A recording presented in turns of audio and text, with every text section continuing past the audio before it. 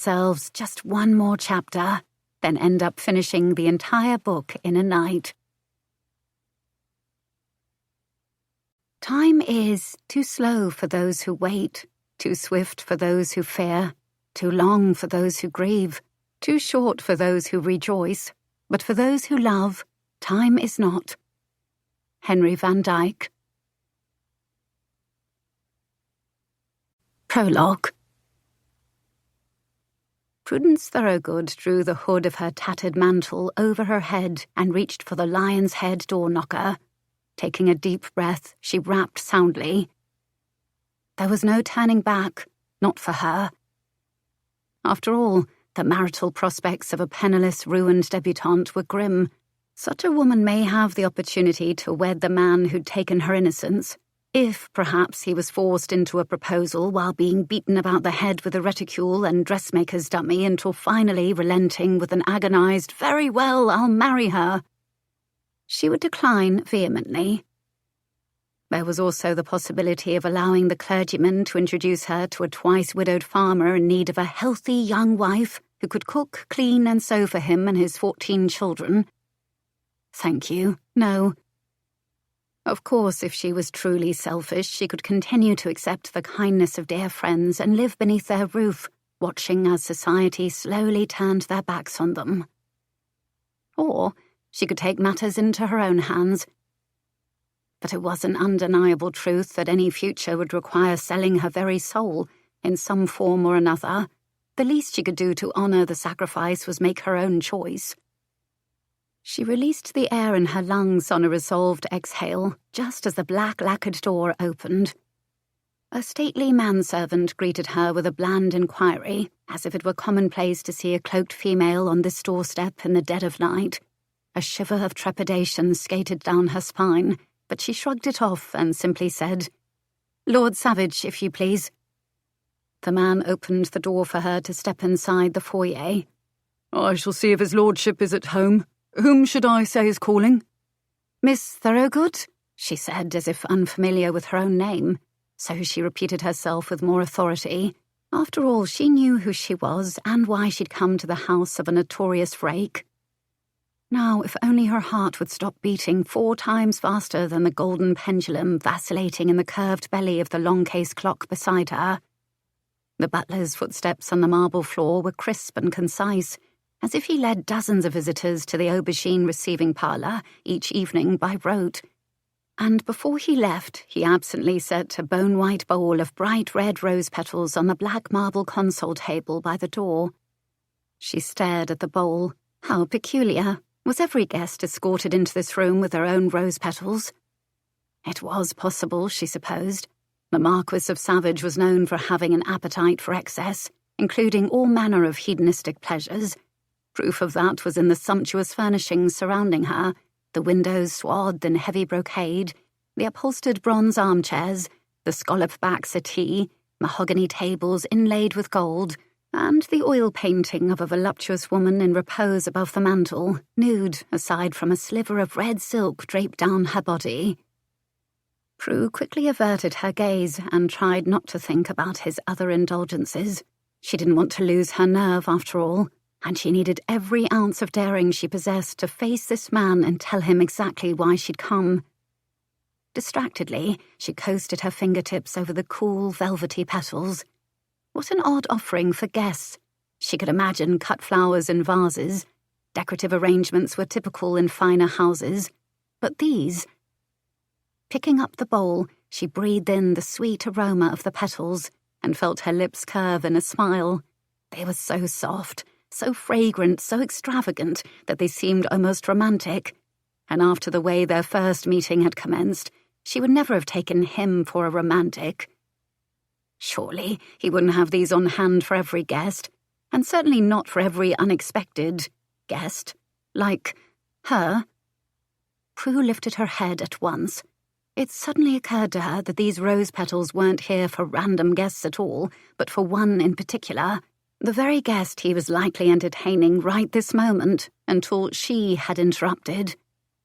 A surge of dismay strangled her throat. She swallowed it down and began to pace, clutching the bowl to her chest. Why hadn't she thought of this before? Of course he was with another woman, and they were engaged in whatever activities one normally did in the evening hours, like reading a book, watching the flames in the hearth, resting after a long day and... Oh, who was she trying to fool? He was a scoundrel. He was doubtless upstairs right this instant, otherwise engaged in something that he couldn't tear himself away from, something that involved two people, heavy breathing, perspiring, grunting, lots of grunting. And now, with her interruption, he would have to put his clothes on and... The parlour door opened suddenly. Prue startled like a rabbit caught in the garden with half a cabbage in her grasp. The dish went flying, petals rained down everywhere, and gravity brought the spinning creamware down directly toward her head. She squeezed her eyes shut, preparing for it to hit, hard. And yet, it didn't. When she opened her eyes again, she saw the staid butler holding the bowl in his grasp. Apparently, he was much quicker than he looked. Then, as if this type of thing happened all the time, he merely set it down on the table and said, "Right this way, Miss Thorogood."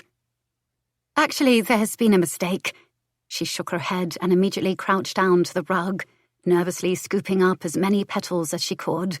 The bowl may not have struck her on the noodle, but she had some sense knocked into her nonetheless. "I should never have come." "His lordship is waiting, ma'am. There's no need to fret over the petals." He gently but firmly took her elbow to assist her in standing. Awkwardly, she transferred her handful into his. "Right. Well, be that as it may, I really must go before I disturb his lordship from whatever it is that I'm... disturbing." The butler followed her hasty retreat into the foyer. "Would you care to leave a card or a message?" "I think not." Reaching the door, her nervous hand fumbled with the latch, and just before she could finally manage to open it, she heard a familiar drawl behind her. "Leaving so soon, Miss Thorogood? Is that any way to greet an old friend?" Chapter 1. A month earlier. If the carriage went any slower, they'd be travelling back in time. Leo Ramsgate, Marquess of Savage, muttered a curse beneath his breath and snapped his pocket watch closed before he tapped on the hood. "What appears to be the problem, Rogers?" "Sheep, my lord." Ah, that explained it, he thought with a glance through the rain-dappled window toward the rolling hills of the verdant Wiltshire countryside. He wondered, and not for the first time, why he'd agreed to escort his former paramour to Bath. Typically, when an affair ended, it was over and done with for good. And yet here he was, waiting for sheep. As they came to a complete stop, a heavy sigh drifted across the carriage. "Will I be so easy to forget, Savage? No, don't answer that. You'll only say something detached and uncaring to make me feel guilty for my part in this premature separation of ours. Yet you never take any blame for pushing me into the arms of another man." Thus far on their journey, Lady Chastain had held fast to two topics of conversation, the weather and their misunderstanding, as she put it.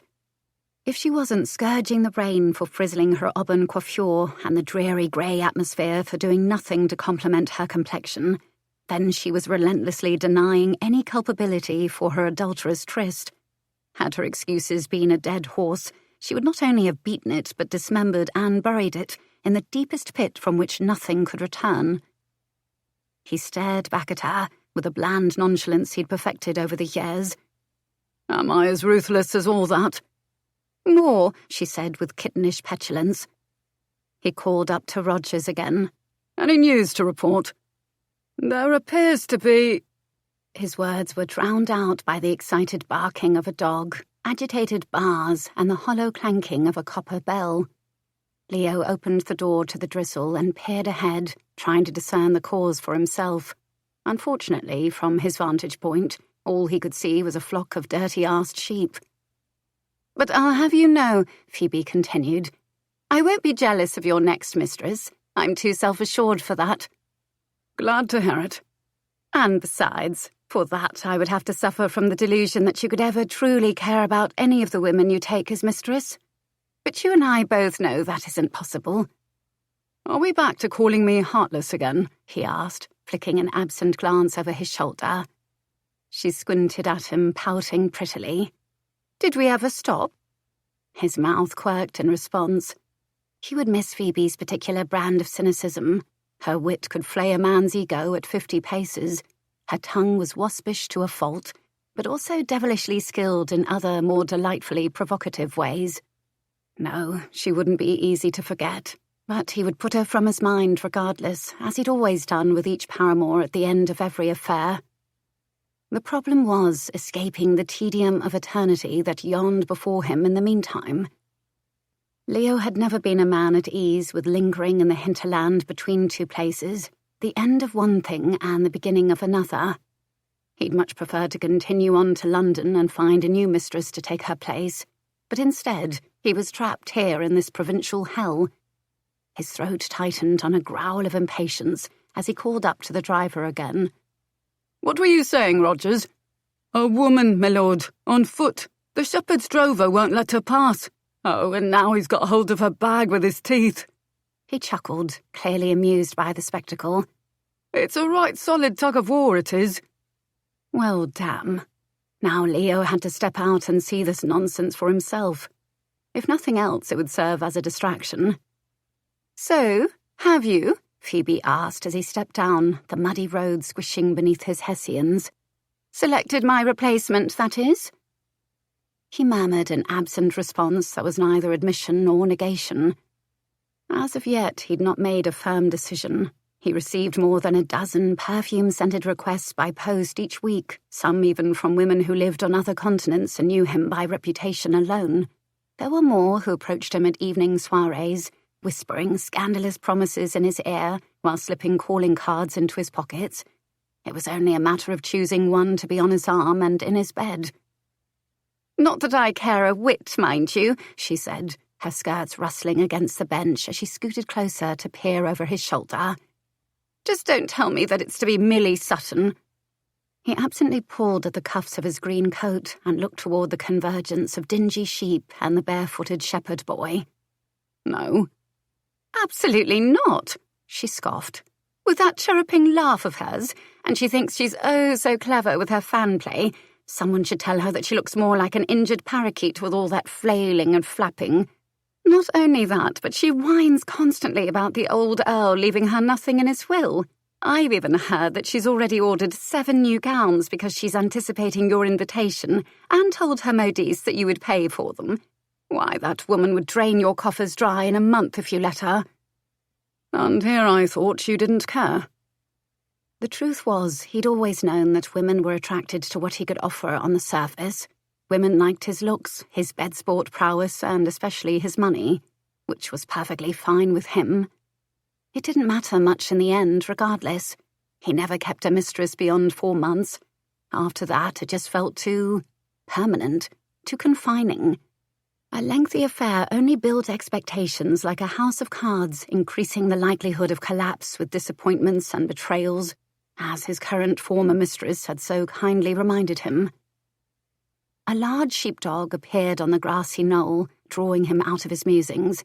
The shaggy canine gambolled by in a ripple of rope-like fur, tinged a sooty black on the ends. A battered leather valise was clenched in his teeth. He stopped to look over his shoulder, one eye peeping through a thick mop of fringe, bobtail wagging as a figure approached. And that was the instant Leo first saw the woman. She dashed into view at a long, graceful lope, a damp grey cloak plastered to her willowy form. In her haste, the hood slipped to her shoulders, revealing an intricately braided twist of hair, the colour of fresh buttermilk. Loose tendrils escaped the confines of tortoiseshell combs and spilled wetly against the curve of her cheek. But she paid them no mind. Her focus was on the dog. Just as she was closing in, the beast playfully darted from one side to the other. The young woman paused, slender hands on hips, and regarded the thief with marked determination. After a moment's consideration, she bent to pat the tops of her thighs. Then she pursed a pair of deep, pink Cupid's bow lips and kissed the air to call the animal. Leo felt himself take a step. The motion must have drawn her attention. Her head turned at once, and a pair of stormy blue eyes alighted on him. Framed with lashes the colour of dark sand, they were set inside a heart-shaped face, bejewelled by beads of dew that shimmered like diamonds in the bleary, rain-soaked light. Leo couldn't look away. A legion of trimmed, tawny hairs lifted on his nape, his flesh tightening beneath layers of fine lawn and tailored wool. And when she straightened, his appreciative gaze drifted down the lithe form that the clever rain saw fit to reveal in subtle curves and shallow nooks where the dark cloak clung. When his gaze returned to hers, there was a definite degree of coldness there, a warning to keep his distance. And since he couldn't fathom why he'd moved in the first place, when he was the last man on earth to come to the aid of a damsel in distress no matter how fair, he merely inclined his head and anchored his boots to the earth. "Even she would be a far sight better for you than Millie Sutton," Phoebe said. "A wayward country waif? I think not." "Oh, but she's one of us," she said, surprising him. "I'm acquainted with her stepmother, Lady Whitcomb. The Viscountess and I were finished together." "How delightfully Suffolk, my dear. I do hope you both enjoyed yourselves." Phoebe ignored the naughty remark. "If rumours are to be believed, and you know the delicious ones always are, this stepdaughter was caught in a rather compromising position at one of the soirees last year. Don't know the particulars, but the gentleman involved obviously chose not to marry her. Poor girl. Quite ruined, of course.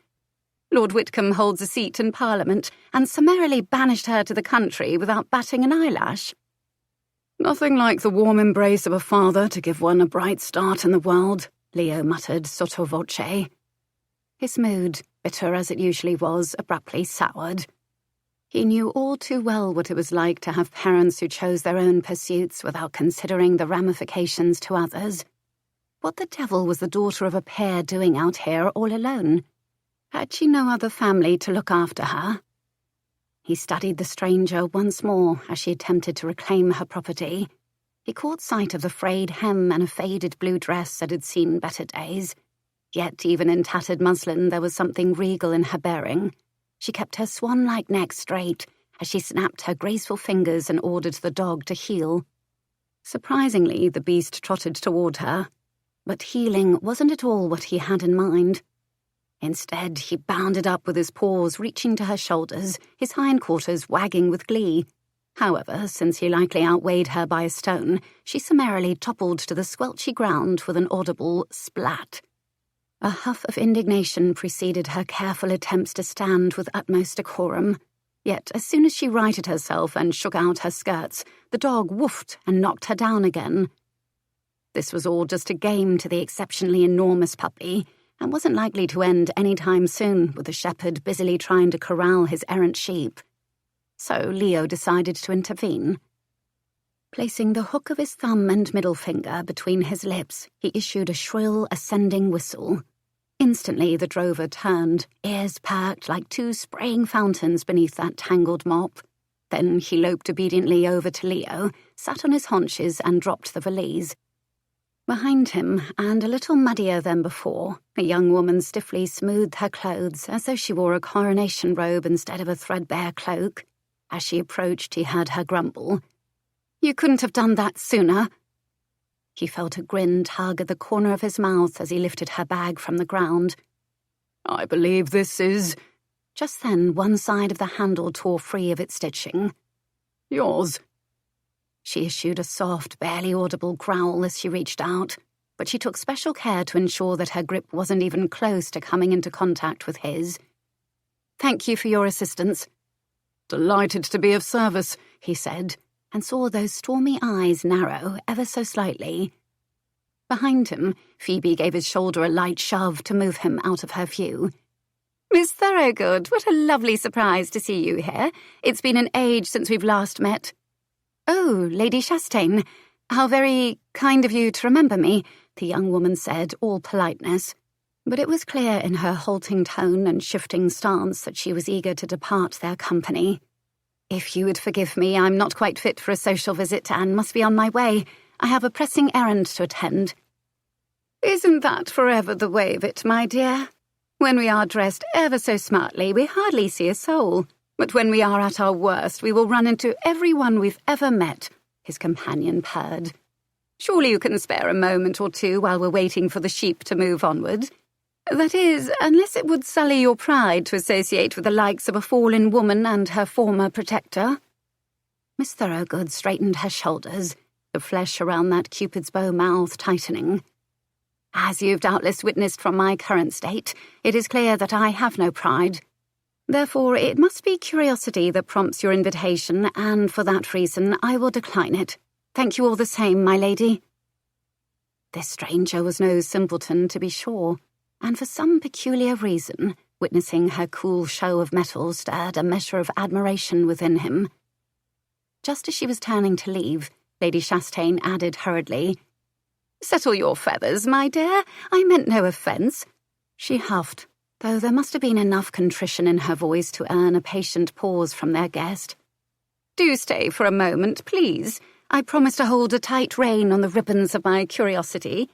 Your presence would be most welcome, necessary, in fact, as Savage and I have exhausted our attempts at playing nice. Of course you've met the Marquess, haven't you?" "No." "Well, you have now." "Lord Savage?" Miss Thorogood offered a dignified curtsy. She did not blush or simper, as most young women did when introduced to him, but met his gaze squarely, like an old crone who had lived 1,000 lifetimes and had yet to be impressed by anything. The irredeemable scoundrel in Leo was half tempted to take her hand and bring it to his lips, just to see what she might do, but he tamped down the wayward impulse and merely inclined his head. "A pleasure." "There, now that all of the niceties have commenced, I insist that you allow us to assist you in any way we can," Lady Chastain said, with the tenacity he'd once found charming.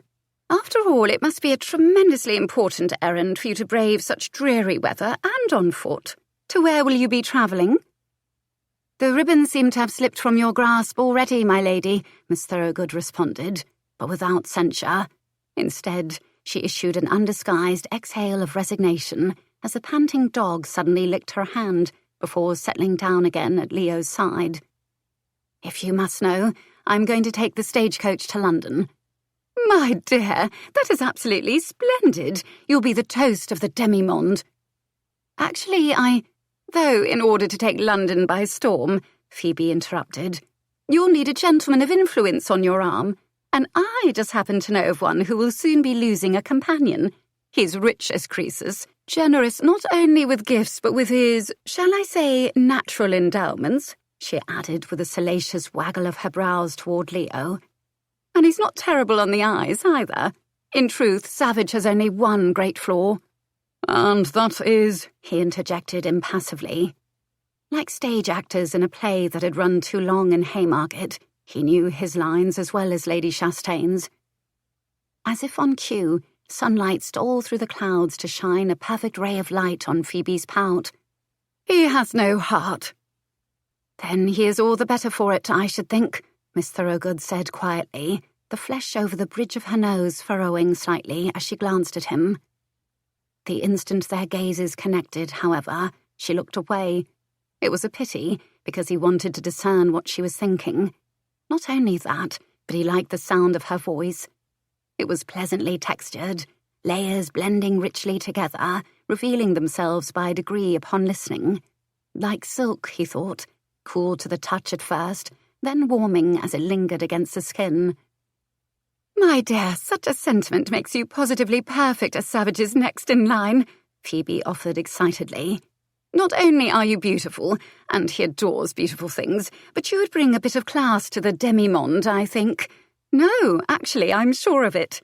She lifted her arm through the open doorway and held out her hand. "Come with us. We'll talk more in the carriage. Savage will drive me to Bath first, then you and he will journey to town." The dog woofed as if in agreement, and even though this was no plan of his own, Leo found himself waiting for Miss Thorogood's response. The noises of the wayward sheep and shepherd's bell faded, and his entire focus centred on her. But as 1 second ticked by, 2, 3, he thought he glimpsed something lurking beneath the surface. It was in the lowering of her lashes, the delicate movement of her throat above the tarnished clasp of her cloak as she swallowed. Something vulnerable and innocent. In his experience, innocence usually paired with fragility, and he'd learned to keep far afield from fragile women. He preferred a certain type, jaded, cynical, and self-absorbed. After all, the last thing he ever wanted was to be embroiled in another complicated affair. So he was glad when she withdrew a step and said, "I have no intention of taking London by storm or otherwise." "I do not understand, then," Phoebe groused. "What other reason could you have for returning after such a ruinous scandal?"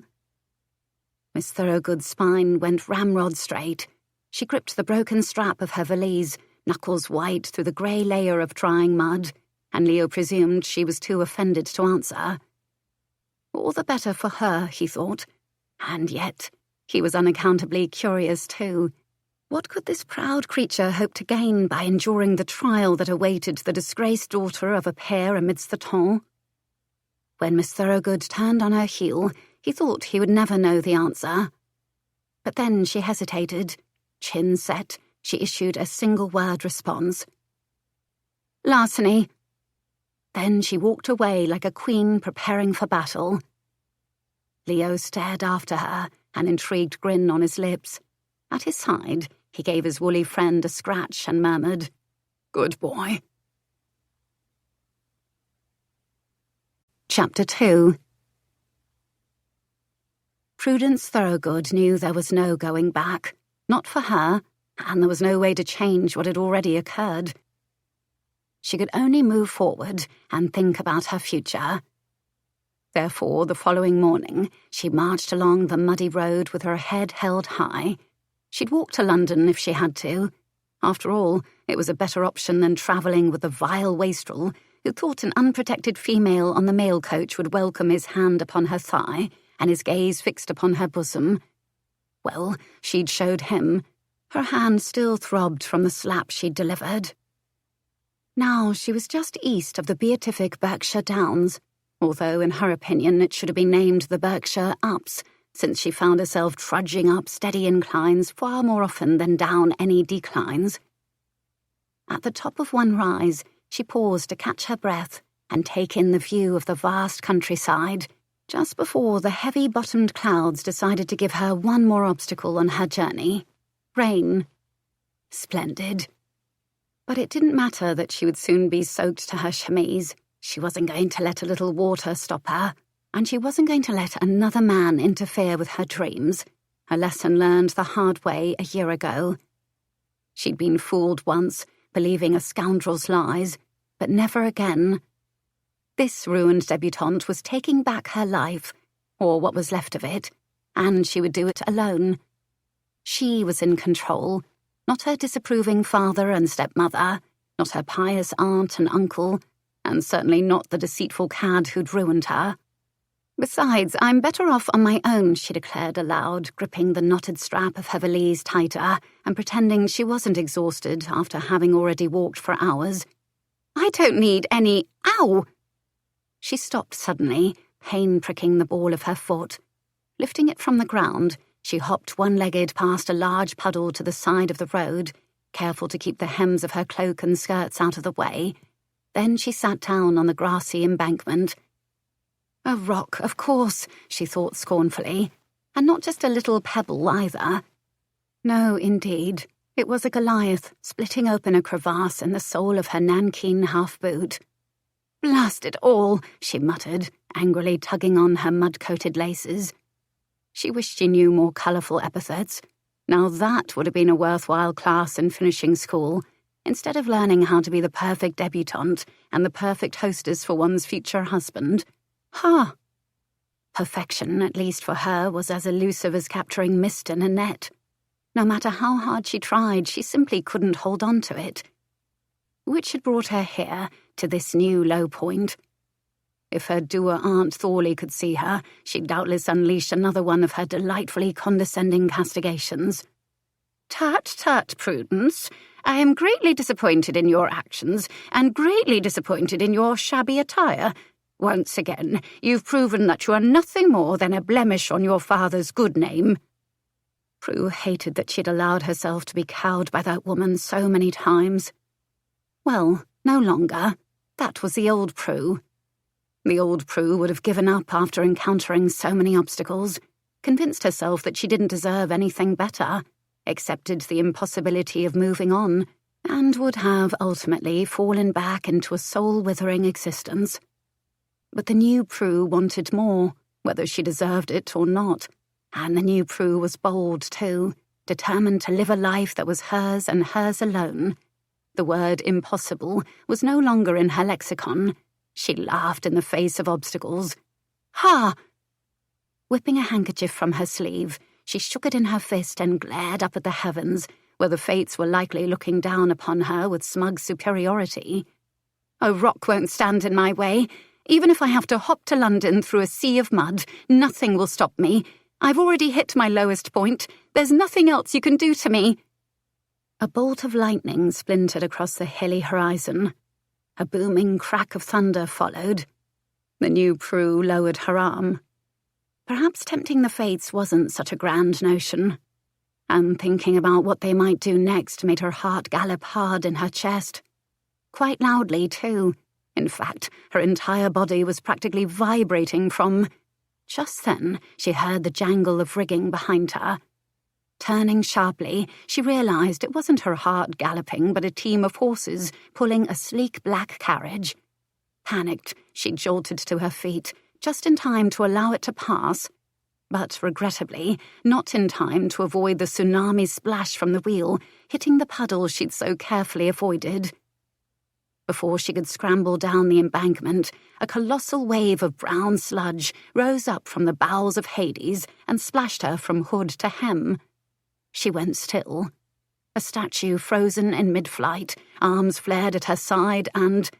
Dear heavens, what was that awful smell? Her nose wrinkled as the unescapable answer seeped into her clothes. Honestly, the only way this day could get any worse would be to have someone she knew witness her humiliation. Behind her, she heard the gruff voice of the driver call out a command to the horses. Shortly following, the thunderous plodding of hooves went still. Warily, she turned to glance over her shoulder. The door flew open, and the instant the occupant emerged, she knew that the fates were, indeed, having a jolly time toying with her. It was Lord Savage. Splendid, just splendid. The Marquess bounded out of the carriage. He paid no heed to the drizzle or mud, but strode toward her with his polished hessians dispersing puddles and sprays. Every hard-footed step accentuated thickly muscled thighs encased by buckskin breeches. His coat parted to reveal his powerful build and lean torso beneath a fitted russet waistcoat. And even though he wore no hat, his appearance did not suffer for it. The slow saturation of water turned his golden mane a darker shade, the tarnished bronze colour only intensifying the emerald green of his irises. He looked as though he were emerging fresh from his tailor's shop or a portrait sitting.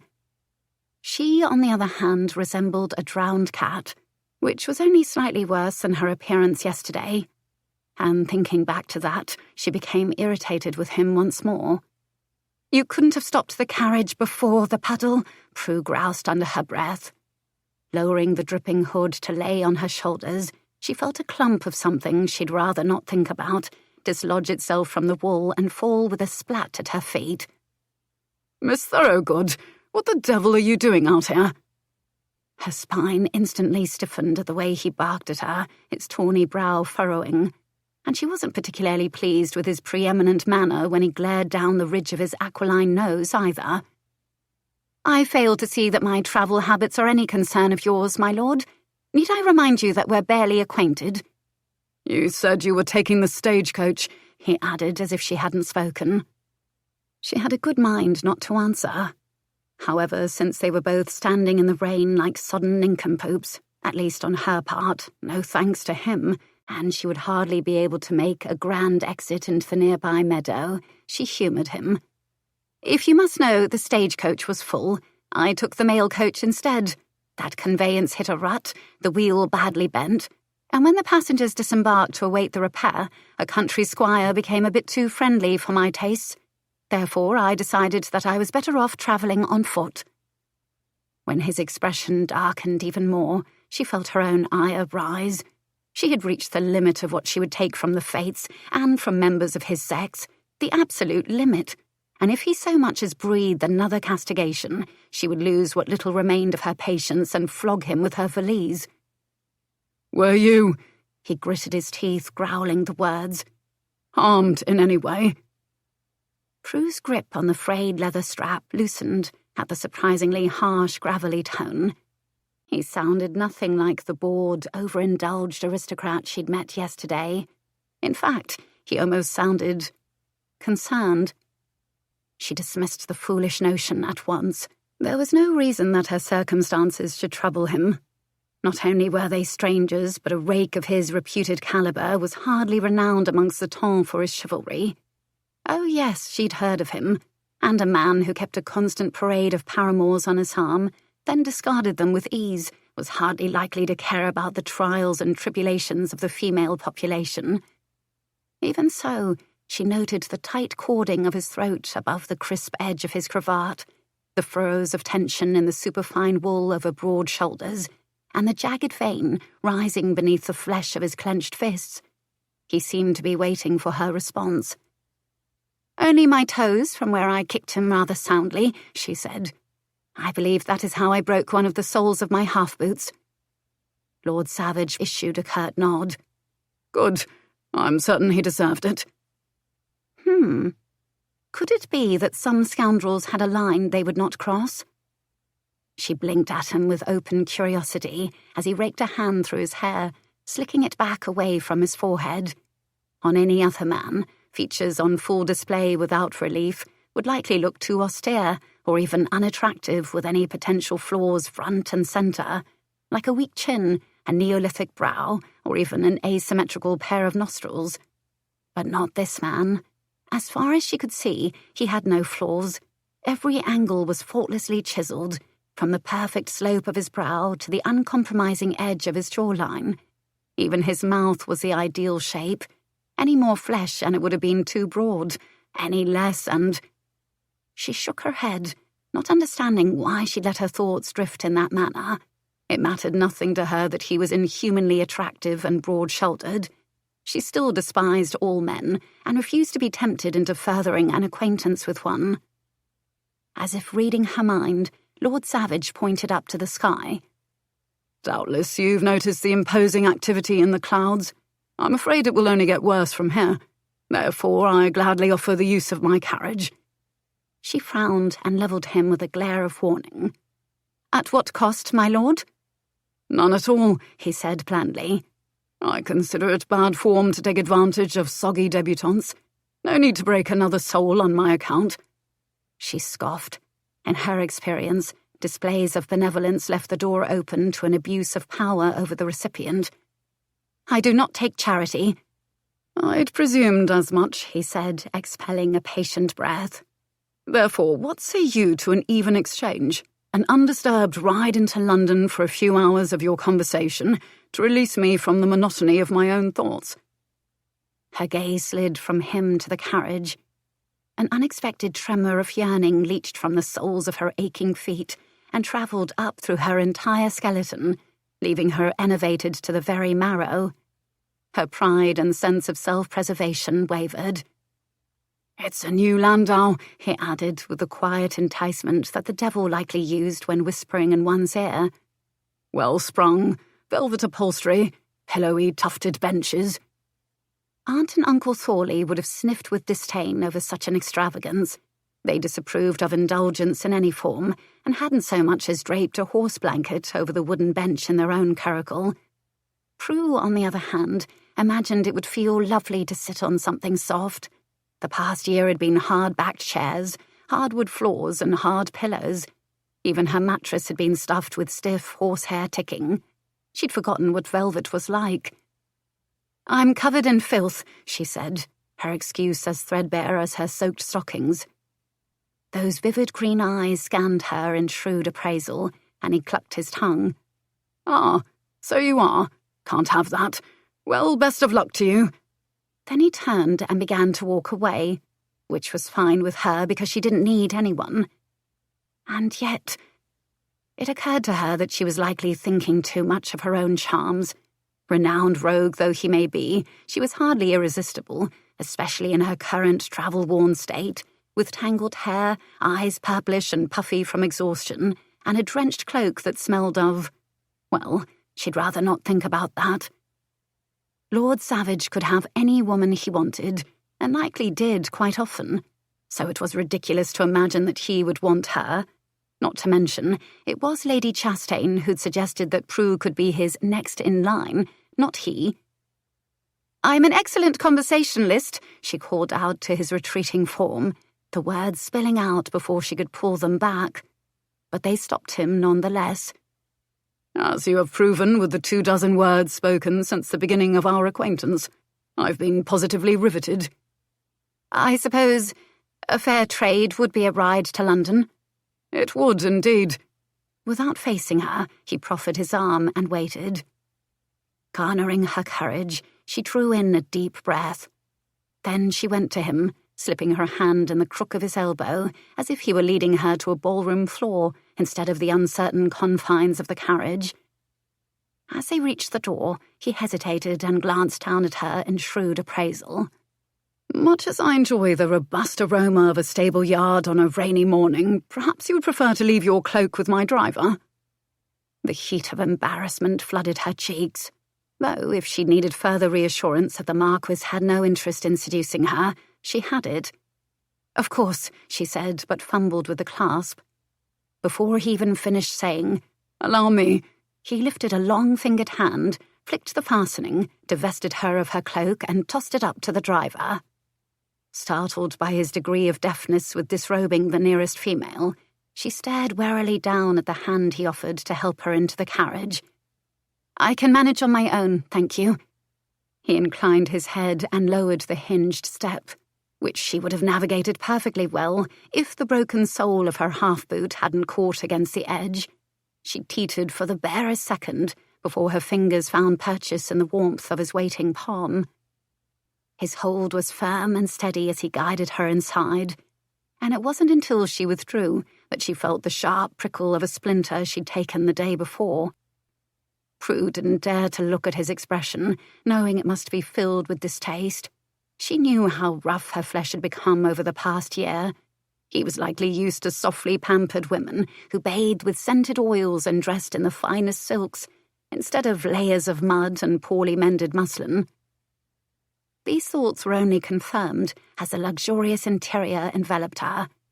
He was most definitely used to the finer things. She balked at the rich surroundings. It seemed more like a bedchamber than a carriage, imbued with the subtle fragrances of new upholstery, sandalwood and amber, and a pleasant spice of some sort. Her fingertips sank into the plush pile of brushed velvet as she sat on the edge of a bench that was softer than any sofa she'd ever encountered and adorned with rolled bolster pillows on either side. Shimmering black silk lined the hood, running in fanned pleats that gathered in the centre, and the surrounding windows were swathed in tie-back brocade curtains trimmed in silver fringe. "Tut, tut, Prudence, your admiration of such frippery is sinful." Aunt Thorley's voice in her head was likely correct, but Prue couldn't help it.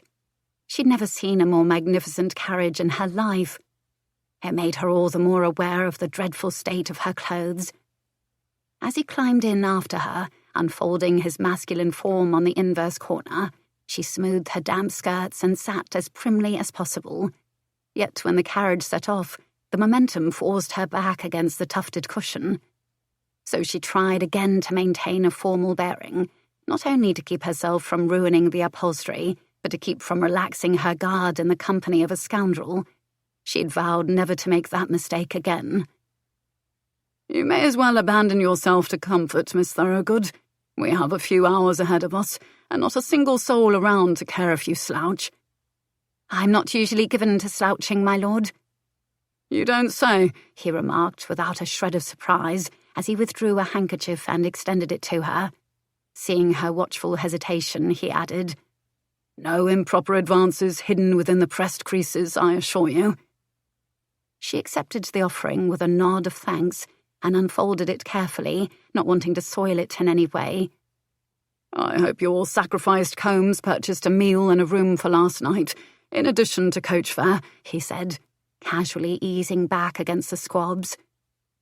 The hand daintily blotting the droplets of dew from her face paused. How did he know? Yes, it was true. She had sold them. But surely he couldn't have recalled such an insignificant detail in her appearance from their brief encounter yesterday. "They did, for the most part," she answered. Although the landlady was in a delicate condition, and her time had come, and since the cook was also the local midwife, they adjourned to the room upstairs. This left the kitchen without a servant, so I offered my services, such as they are, tidying up, boiling water, and readying the linens for a makeshift bassinet. "You offered to—" He broke off abruptly, his features revealing bald surprise, before he carefully resumed a mask of nonchalance. "How industrious." "I know engaging in such labour is hardly common practice for young women in society. Since living with my aunt and uncle for the past year, however, I've become well accustomed to earning my keep through daily household tasks, and it was no trouble at all to lend a hand when needed." Returning the handkerchief, she saw his gaze drift to her chapped hands, and she hastily hid them in the folds of her skirts. "Your aunt and uncle are absolute models of economy," he quipped, scrubbing the same handkerchief over his own face and through the layers of his wavy hair. "I myself wanted to turn all my relations into indentured servants, but sadly I don't have any. None legitimate, at any rate." She squared her shoulders. "I do not want your pity." "I have naught to give. In fact, I was asking for yours. Not only do I lack a nephew to enslave, but there isn't even a single cousin to fight over his place in my will, or to secretly plot my murder. Terrible shame, isn't it?" She didn't answer, but studied him quizzically in the shifting grey light. Was he truly that self-absorbed, or was he merely attempting to put her at ease? Not that it mattered to her either way. As soon as the carriage stopped in London, their acquaintance would come to an end. Besides, she was feeling too grateful for being off her feet to want to delve beneath his surface. She would hate to discover something to like about him. Across from her, he lifted his sculpted brows as if commencing his own speculations. Then he proved this theory correct when next he said, "So, larceny, I must give you marks for originality on your choice of professions." "I don't mean to make a career out of it. In fact, I doubt it will take me longer than a fortnight to reclaim what was stolen from me."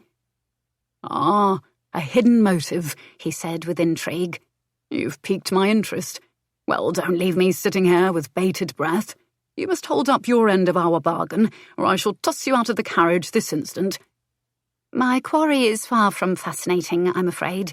Simply my inheritance, a collection of various objects passed down on my mother's side for generations. Or, at least, it had been until recently." At the painful reminder, she glanced out the window toward the broad-leaved woodland that lined the path. The echoing rumble of the carriage beneath the canopy of oak and ash compelled her to enunciate clearly, helping her to push past the knot gathering in her throat. "But a few days ago, I received a letter from my father informing that he had decided to allow my stepmother to dispose of those items as she saw fit." Then he concluded his note, written with utter formality to Miss Thorogood, requesting I cease all further attempts at communication and reconciliation, and find a situation better suited to a woman of no family, and that is all there is to know.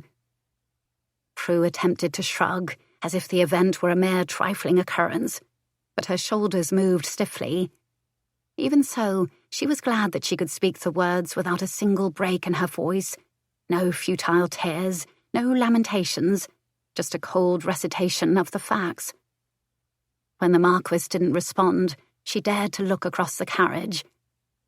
His face was turned toward the window, shadows flickering over his profile. His jaw was razor-edged and so tight that a muscle flicked beneath the shaven surface. She realized her error at once. "Apologies, my lord. I've been a complete bore and not the diverting conversationalist for which you bargained." "On the contrary," he said smoothly.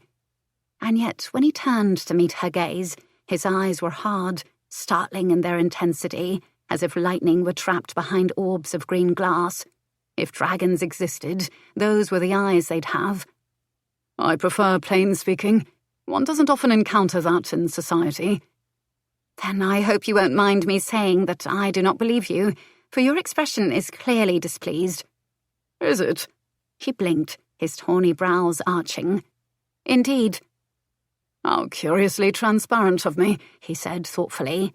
Then his lips curled in something just short of a smile, and his features regained a semblance of their usual mask. However, your skillful observation was just a shade off. The displeasure was not directed at you, but at the unjustified treatment toward you. A swell of guilt churned in her empty stomach, and she looked down at the roughened, knitted fingers in her lap. Your judgment is far too kind. I fear I have neglected to confess the whole of my own crimes that served as the impetus for all the events to follow. She had no desire to speak her sins aloud and to be judged for them. But there was something in the ensuing silence, something in her own conscience, that demanded her to continue. Or perhaps it was simply something in her that begged to be unburdened. Either way, she knew this stranger did not truly care what she said, as long as she provided him a moment's entertainment. Afterward, they would part, and she would be forgotten soon enough, and she felt a sense of safety in that knowledge. Even so, it was difficult to relay to Lord Savage that, on a warm spring evening little more than a year ago, she'd been swept away in a moment of fancy. And worse, guilty of allowing the advances of the very gentleman that her dearest friend had once wanted to marry. I let him kiss me in the gardens at Sutherfield Terrace, she confessed with quiet regret. My father bore witness to this and sent me away shortly thereafter, and rightfully so. Why do you say that? She looked up at him in confusion. Because I deserve to be punished for betraying my friend. Betrayal to any degree is inexcusable. I myself have uttered those words on numerous occasions, he said on a rueful puff of amusement. And yet, in this circumstance, I find that I cannot agree. Banishment was rather severe for a stolen kiss. But I gave it to him. I am not a simpleton. I knew what I was doing. And besides, would you not have banished one of your companions for such an act? His irreverent mouth pursed slightly in consideration. Something to that effect. However, there is a difference of intent. A woman well versed in the art of seduction cannot claim to be taken unawares by it, then expect forgiveness.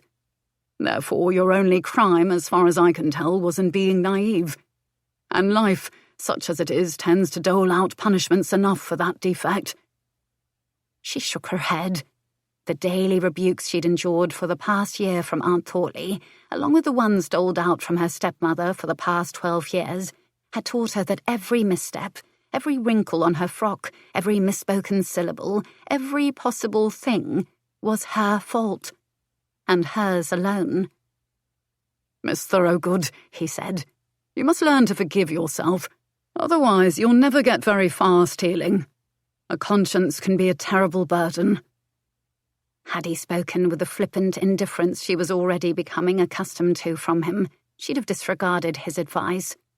But it was his sincerity, both in his tone and in the gaze that held hers, that gave her pause, and she, as the new Prue, knew he was right. You are very wise, my lord. Merely a scholar of human nature, he said, his arm stretching out along the upper curl of the bench, his fingertips absently combing through a gather of silver fringe. So tell me, Miss Thorogood, was that single kiss all that has cast the label of ruined upon your head? An instant rise of unwelcome heat climbed to her cheeks, even as an icy shiver sluiced through her. She wasn't going to answer him at all, and yet the subject seemed like an enormous grey elephant riding in the landau with them. There was simply no avoiding it. No, she said, swallowing down the sour taste of bile at the back of her throat. Then, to ensure that would be an end to this particular topic, she crisply added, But I shall never endure that dreadful ordeal again. He paused for a moment, scrutinizing her from his relaxed pose in the opposite corner, a calculating gleam in his eyes. You seem to have a solid plan in mind for your future. In a fortnight you'll have all you desire. That is, presuming you know where to find the objects of your inheritance." "Unfortunately, I do not," she said. "All I know is that my stepmother has a penchant for gambling and for buying her so-called friends with expensive gifts. I'm certain that a few discreet inquiries will tell me all I need. Until then, I shall cling to the only thing left of my mother, which is the miniature my father sent with his last letter." "Ah, I'd wondered if there was something." "What do you mean?" "You are braving the unknown to embark on this journey," he said. "That determination must come from somewhere. In fact, I'd hazard a guess your decision to leave for London, come hell or high water, likely had something to do with seeing that miniature." Prue felt her jaw drop. "But how could you possibly have known?" "Mothers have a powerful hold on us, even from beyond the grave."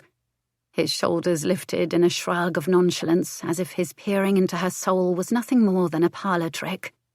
He looked down at the valise on the seat beside her. "May I see it?" She might have asked him how he knew she'd carried it with her, but that seemed like a pointless question. Of course, he knew she wouldn't have left something so important behind. With care, she reached inside the worn leather and unwrapped the wax-coated paper that protected the miniature from the elements. Then she handed it to him, and she was glad to see that he was gentle, as if sensing how precious it was to her. "Beautiful," he said after studying the portrait, then returned it with the same care. She truly was. There has never been anyone like her. Her smile was pure sunlight, and her laugh— She shook her head, embarrassed as she covered the portrait once more. "Apologies, my lord. I do not mean to drone on and on." "Nonsense. I bartered for your conversation without stipulations. Therefore, you must tuck that apology away and don't waste it on something so trivial. Save it for when we part company." Her head tilted in perplexity. "And why do you imagine I'll have need of it when we part company?" "Oh, I have an inkling that you'll unknowingly deliver a deafening blow to my amour-propre," he said with that almost smile. "But before that occurrence, I should like you to continue. Tell me what her laugh was like." Leo relaxed during the last hours of their journey. Easing back into the corner of the bench, he closed his eyes and listened intently to stories of Miss Thorogood's childhood in a cottage by a lake in Bedfordshire. The distraction helped him rein in the inexplicable anger welling up inside him toward the father who'd carelessly abandoned her, the aunt and uncle who'd treated her like a servant, and especially to the nameless blackguard who was guilty of casting the label of ruined upon her. Not usually one to concern himself with the plights of debutantes, he was surprised by the desire to see these people drawn and quartered. In his opinion, Miss Thorogood should be turning the ton on its ear, not bargaining with a scoundrel to get out of the rain. When they stopped for the last change of horses before reaching London, he discreetly pressed a few coins into a maid's hand and asked her to assist his companion, but to pretend it was a common courtesy from one woman to another. He knew Miss Thorogood would refuse any show of charity, and he also knew that, if not for their agreement, she would have been too reticent to reveal anything about herself. Now that it was all said and done, however, he wasn't entirely certain if he was better off knowing more about her or worse. But before he could unearth an acceptable answer, she found him waiting at a table in the inn's common room. She was dressed in a fresh gown of faded jonquil muslin, her face scrubbed clean and pink. She'd repaired her hair too, every pale rope tucked away in a clever twist and secured by unseen pins. He lifted his brows in appreciation, and she almost smiled back at him. Almost, but not quite. Yet, while he was struck again by her loveliness, she only had eyes for the steaming currant scone and brown pot of tea set before him. Never having to compete with food for attention before, he couldn't suppress a wry smirk. "Would you care for some, Miss Thorogood?" "I couldn't accept." She shook her head firmly, even as she stared fixedly at the rich mahogany brew that he poured into the waiting cup. He'd known that would be her answer, but that didn't mean he was above a little deception. She didn't need to know that he'd ordered it for her and her alone. So he furthered temptation by stirring in a splash of milk and a nip of dark sugar. and she swallowed audibly. Smiling to himself, he set down the spoon, pushed away from the table, and stood. "Well then, if you are ready to disembark, then so am I." "But aren't you going to—" She glanced with undisguised longing to the cup. "Finish?" "Actually, I'd better not.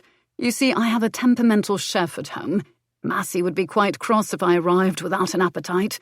But it does seem a shame for it to go to waste, doesn't it? By all means, you are welcome." He even handed her the cup, but when she did not drink and said nothing for a moment, he added, "Surely you aren't one of those lemon purists that are always sniffing with pinched disdain over the small indulgence of milk and sugar?"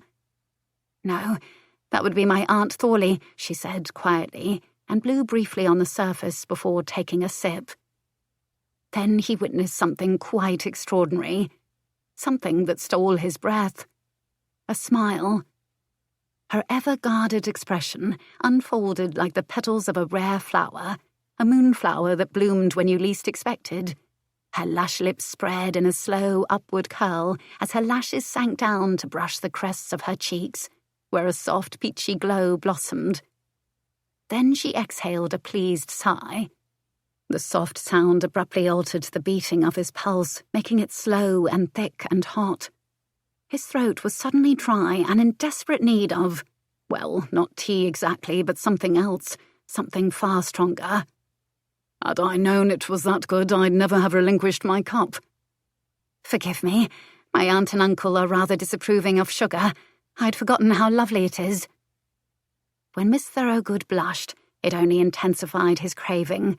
He wanted to sink into those tantalizing lips, taste the flavors on her tongue, swallow down her sighs and pleasure her body until every inch was covered in the warm glow of her blush. In that moment, Leo Ramsgate knew he had to have her. He needed no time to deliberate, no time to consider other women or any possible pitfalls. He just wanted her. "Come home with me," he said, his voice rough and low, hungry. "I'll help you steal back your inheritance, all of it. Just come home with me, and by the time our contract is concluded, you'll be set in a new life of your own making. You'll never need to care about the people who turned their backs on you ever again." She stared at him, unblinking. And, damn it all, those stormy sea-blue eyes gave away none of her thoughts. He felt an uncharacteristic rise of impatience begin to simmer in his veins as he waited for her answer. She set down the cup. Then, reaching out, she presented her closed fist and waited for him to extend his open hand. "For you." "What's this?" he asked as her fingertips brushed his palm in the barest tingling caress before she withdrew. His hand closed reflexively. "The apology that you had me tuck away before." Leo expelled a breath. "Still some pride left, I see." "You've helped me to find it, if that counts for anything," she added kindly. Bloody hell. He'd always hated unforeseen consequences. But it was for the best, he supposed, as he proffered his arm. She accepted and returned with him to the carriage. His driver reached her friend's home on Upper Wimpole Street far sooner than Leo expected. And as he watched her peer through the window glass, with trepidation and uncertainty, he found himself fighting the impulse to repeat his offer. Yet, for the sake of his own pride, a man of his age and renowned prowess should never have to beg after all. He did not give in to temptation. He did, however, reach inside his pocket and withdraw a slim silver case, opening the clasp. "Take my card." When her wary gaze alighted on the crisp black lettering, he added, "At least allow me the illusion that you might change your mind." A soft smile brushed her lips, and there was something almost tender in her gaze. "My dear Lord Savage, I can honestly say that I am glad to have made your acquaintance, and I am grateful for your generosity. But I do not believe that either of us is good at pretending. You know that I will not call on you, and I know that you will have forgotten about me and decided on another companion by the time you reach your townhouse." She said nothing more. In fact, she didn't even permit him to hand her down from the carriage. She slipped away without a backward glance. And as his driver headed toward Mayfair, Leo tucked his card away, knowing she was right. Chapter 3. A month later. Leave it to a yipping lapdog to spoil a perfectly good heist, Prue thought, as she dashed out of Lady Entwistle's bedchamber. Clearly, disguising herself as a maid wasn't such a stellar plan after all. Until a moment ago, she'd been ready to give herself a pat on the back the instant she'd found her great-grandmother's Roman coin diadem in the Viscountess's dressing chamber. But then the furry object on the floor, which she'd mistaken for a discarded muff, opened its eyes and began to growl. Then the little snub-nosed beast sounded the alarm. Yip, yip, yip, yip, yip, yip, yip, yip, yip, yip. Now Prue was running from a dour-faced housekeeper, scrambling down the narrow back stairs. Thankfully, the orchestra playing in the ballroom drowned out the shouts of, "Call the guard! Call the guard!" Reaching the doorway at the bottom, Prue dashed across the corridor to make her escape. But the kitchen was in mid-party chaos, a line of tray-toting footmen waiting near the door, and she collided with the first one. "Oh, apologies," she said hurriedly, then cringed as she saw him bobble his dish and stumble backward into the next in line, who in turn bumped the man behind him, and from there it was like dominoes of doom. The blustering housekeeper charged into the room, shaking her fist. "Did you simpletons hear me? I said to call the—" She didn't finish, because an artfully garnished haddock slid off the platter and slapped her across the face. Before she could recover from shock, a mountainous moulded gelatin bounced atop her grizzled coiffure, knocking her cap askew. Then a tureen of turtle soup teetered and everyone held their breath. The contents sloshed back and forth, rising higher and higher. But the footman held steady. He breathed a sigh of relief, until he took a backward step and slipped on aspic. The tray suddenly jerked. A curling tidal wave of steaming broth surged over the creamware lip, hovering for a fraction of a second, then splashed down over the housekeeper's disapproving head. And Prue stole through the door, leaving pandemonium in her wake. Darting down the mews between rows of walled gardens and carriage houses, she slipped around the corner. Only then did she stop to catch her breath. All she had to show for her efforts were perspiration, a hammering heart, a stitch in her side, and 2 empty hands. "Pekingese," she grumbled with the contempt of an expletive. The word might as well be used as a curse, considering how it seemed to encapsulate all her disappointments, frustrations, and setbacks in one angry little ball of fur. Larceny was turning out to be far more difficult than she imagined. After all, this wasn't her first failure. No, indeed. That began with her accidental attendance at a funeral for a fish named Algernon. She'd thought stealing in through the back gate of Lady Mumphrey's garden early in the morning before the servants went about their duties was the perfect plan. Instead, she'd found a slightly senile older lady stooped over a small mound of freshly turned earth, gripping a bouquet of calla lilies in her gnarled hands. And when Lady Mumphrey saw her, she smiled, believing that she'd found a fellow mourner who'd been touched by the short life of the happy little goldfish with a fondness for eating shiny things, such as Prue's great-great-aunt's amethyst ring, which was how he died, apparently. In the end, after she'd fabricated a few words of remembrance, laid flowers over the grave and helped Lady Mumphrey inside, Prue hadn't had the heart or the stomach to dig up the grave. "And that makes 2 failures now," she said on a heavy sigh, leaning against a tall wrought-iron fence. Her breath misted in the gilded lamplight as she looked up into the bleak darkness of the heavens. The night air was cool and damp, tinged with the charred fragrance of chimney smoke and autumn leaves. Had she honestly thought it would only take a fortnight to retrieve her inheritance and reclaim her life? It had been 4 weeks now. 4.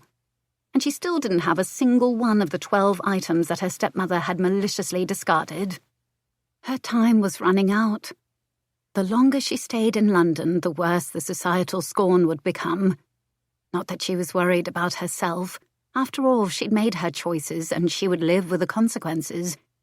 But she hadn't counted on her friends suffering because of her, or even imagined that they would have forgiven her after what she'd done. On the day Prue had arrived in London to confess her unforgivable actions to the friend she'd betrayed, She never anticipated forgiveness. A slap, perhaps. Immediate expulsion from the house, of course. Tears and condemnation at the very least. Instead, Elodie Parish had welcomed her wholeheartedly. Ellie had not blamed her for being duped by George, because he had fooled her as well for most of her life. Apparently her blinders had fallen away after she'd met Brandon Stredwick, Marquess of Holworth, and had fallen head over heels in love with an honourable man. Shortly following this unexpectedly merciful reception, Prue was also reunited with Wyn and Jane, who, along with Ellie, had stayed by her side from the beginning of this entire ordeal, and she even found a new friend in Brandon's younger sister, Meg. During the past month, the five of them spent their time chatting, laughing, and planning Ellie's wedding as if they'd never been separated. Prue had not encountered much constancy in her life until she'd met Ellie, Jane, and Wyn in finishing school, and their friendship meant more to her than they would ever know. Which was the precise reason she couldn't go on like this. They were enduring societal scorn because of her. It had begun innocuously enough, just little snubs here and there. For Ellie, it was in the scant number of callers she'd had during her at-home hours. For Wyn, it was a dressmaker who turned up her nose when they were shopping together. For Jane, it was a sudden cancellation from dinner guests when Prue was to attend. And for Meg, it was the whispering matrons in the park who speculated over her chances of marrying well if she kept such undesirable company. In the grand scheme of things, these were small slights, but it would only worsen over time, as it had done for her. Because of that, she knew she had to separate herself from them before their reputations suffered by association. It was time to leave her friends and forge the new life she'd planned the day she walked out of Wiltshire. Heavy-hearted, she pushed away from the fence and began her walk back to Upper Wimpole Street, where she'd been staying with Ellie and her aunts, Maeve and Myrtle Parish. Beside her, sleek carriages passed by the dozen, filled with merrymakers in fancy dress and feathered hats, bound for balls, dinners, and parties. It was a world she'd only inhabited for the barest blink of an eye.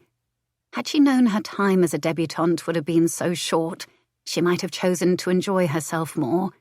Instead, she'd been constantly worried about doing or saying something to incur her father and stepmother's disapproval. And of course she had done just that, time and time again, without even trying. Pausing on the edge of the street, she gave her head a rueful shake as she waited for a black curricle and a yellow hackney to streak by. Those memories were part of her old life, she reminded herself. Her new life didn't require enjoyment, only careful footing, much like the way she had to cross this busy intersection, a fine drizzle making the cobblestone slick underfoot. All she needed was her inheritance, and the deed to the cottage that had been in her mother's family. Prue would find fulfillment in that. She didn't need society looking down their noses at her, or the guilt of having friends who supported her and risked their own reputations in the process. In fact, she didn't need anyone. The instant that thought swept through her mind, it began to rain in earnest, slanting sideways on a sudden gust of wind. She cast a rueful glance skyward, recalling a similar atmospheric response when she'd first made the same declaration on the muddy road to London. If she were of a superstitious nature, she might wonder if the heavens were privy to her thoughts and sought to intimidate her into recanting by means of drowning. But she was resolved to keep her current course. Quickening her step, she leapt over the gutter and landed on the pavement, the soles of her shoes sliding to a graceless stop. And that was when she saw Lord Savage. A shiver coasted over her skin. For a brief moment she simply stared, watching as a footman in blue livery rushed from the white stone steps of a grand house to his side with an open umbrella. But the Marquess paid no attention to the servant, because he was looking at Prue. He'd just emerged from his own carriage, the lacquered door still in his grasp, and his gaze was locked on hers. She didn't know why her breath caught at this mere look or why a sudden warmth rushed to her cheeks. They were nothing to each other, barely acquainted. And yet, with seconds ticking by and a long stretch of pavement between them, she felt a peculiar sense of intimacy with this virtual stranger. It was as if they were back inside the secluded confines of his carriage, just the two of them, and as she listened to the hollow patter on the carriage hood, her mind drifted back to one of their meaningless conversations. "I like the sound of rain, don't you?" she asked. A bank of low-lying clouds darkened the interior, and the only light seemed to come from his watchful green eyes as his hand passed impatiently through his golden mane. "Not particularly, but tell me why you do." Only then did she notice the stiffness of his shoulders, the tension in his jaw, and for reasons she couldn't explain, she wanted to soothe those roughened edges. "The way it hits the roof, tapping intermittently, reminds me of the August fowling parties my parents would hold at our lake cottage when I was little. The softly echoing sound, like the distant report of flintlocks firing toward a nigh of flushed pheasants, is a happy one for me." "That explains it, then. My own recollections of gunfire at dawn aren't nearly as idyllic." A shadow crossed his gaze, a glimpse of something lurking beneath the surface, and she found herself inexplicably curious about this man. She wanted him to continue, but he fell silent again, so she prodded. "Care to share the memory with me?" "Afraid not, my dear," he said with that rueful half-grin returning, his facade of boredom back in its proper place. "I keep all those locked in the attic behind old trunks, cobwebs and three-legged chairs." As they stood in the rain now, with the ruffled edge of her borrowed maid's cap plastered limply to her forehead, Prue found herself wondering about those memories again, wondering about the man who kept them locked away, the man who'd said, "Come home with me," with such earnestness that it had seemed like something more than an indecent proposal. Through the misty silver curtain, she saw him take a step toward her. Something inside her jolted to life, startled like a bird flushed from tall grasses. Her heartbeat rushed faster. Tingles of gooseflesh skittered over her skin beneath the drag of her hands along the sleeves of her borrowed dress. She held her breath, arrested by anticipation, as if they were in the middle of an unfinished conversation, each awaiting a response. But before he took another step, a coquettish voice from within the carriage asked, "Savage, are you going to keep me waiting all night?" At once, the peculiar spell was broken. Of course, he would have a woman with him. He likely never went a day without female companionship. The only woman who could matter to a man like him was the next one, and she'd known that all along, so it was foolish for her to linger. Turning on her heel, she walked away without looking back. She had a new plan to forge, after all, and it wouldn't have anything to do with Lord Savage or his offer. Later that evening, Leo withdrew his pocket watch and turned the face toward the carriage lanterns. Then he closed it with a firm click, without having paid attention to the time. "You never said a word about my new gown," Lady Sutton said from beside him, as she primped her dark coiffure, then smoothed her gloved hands down over the plump swells rising above the bejewelled edge of her low-cut crimson bodice. Knowing he would be charged for this gown in the near future, he allowed his gaze to linger in admiration. It didn't matter that she'd been so assured of his choice that she'd ordered the frock more than a month ago. She wasn't the first to have done so. She wouldn't be the last. He smiled. "You look ravishing, my dear." "And I hope to be ravished very soon," she tittered, and laid her hand on his thigh. When he merely arched his brow, she inched closer and pressed her lips to his, enveloping him in a cloying cloud of gardenia perfume and dusting powder. His hands went to her waist as he angled her, delving deeper, and felt the silken slide of her hand rise higher. She murmured hungrily as she skillfully massaged his cock into semi-arousal. Yes, indeed. I'd hoped this rumour was true, but I wasn't certain until now. Oh, Savage, you must take me. Take all of me in this wicked black velvet coach of yours. I know you want to. You cannot pretend with me." Her statement had the opposite intended effect, because the instant she spoke, he heard the memory of another voice saying, "I do not believe that either of us is good at pretending." And just like that, a vision splashed across his mind of a pair of stormy blue eyes beneath a wealth of buttermilk hair, and Miss Thorogood sitting primly across from him in this very carriage, the same eyes he'd seen earlier this evening, beneath the ruffled edge of a housemaid's cap. Though he'd tried to put the near encounter out of his mind at dinner and cards, it had lingered, festered like a thorn beneath his skin all evening. Had she actually chosen a life in service rather than consider his offer? Perhaps he hadn't made himself clear. He could have given her everything, not just her inheritance, but gowns and jewels and... Damn it all, why was he wasting a single moment wondering about it? He didn't care a whit about the choices made by some random woman he'd known for a few hours of his time. Not a single whit. But now his mood turned sour. Stilling Lady Sutton's hand, he gently pried her away. As enticing as your invitation is, I would prefer to build our anticipation. And I think anticipation is highly overrated. She licked her red lips, her breast heaving as she draped herself over him and nibbled on his chin. Nevertheless, I'm certain we both desire far more than a quick swive in my carriage. She huffed in annoyance and moved apart from him, arranging her skirts in jerky movements. You've left me waiting so long, I'd almost think you were keeping company with another woman. At this, he went still. Have you heard rumour of another woman? Well, no. However, it has been a month since you broke with Lady Chastain after all, she said petulantly. Surely your renowned appetite requires a little sustenance.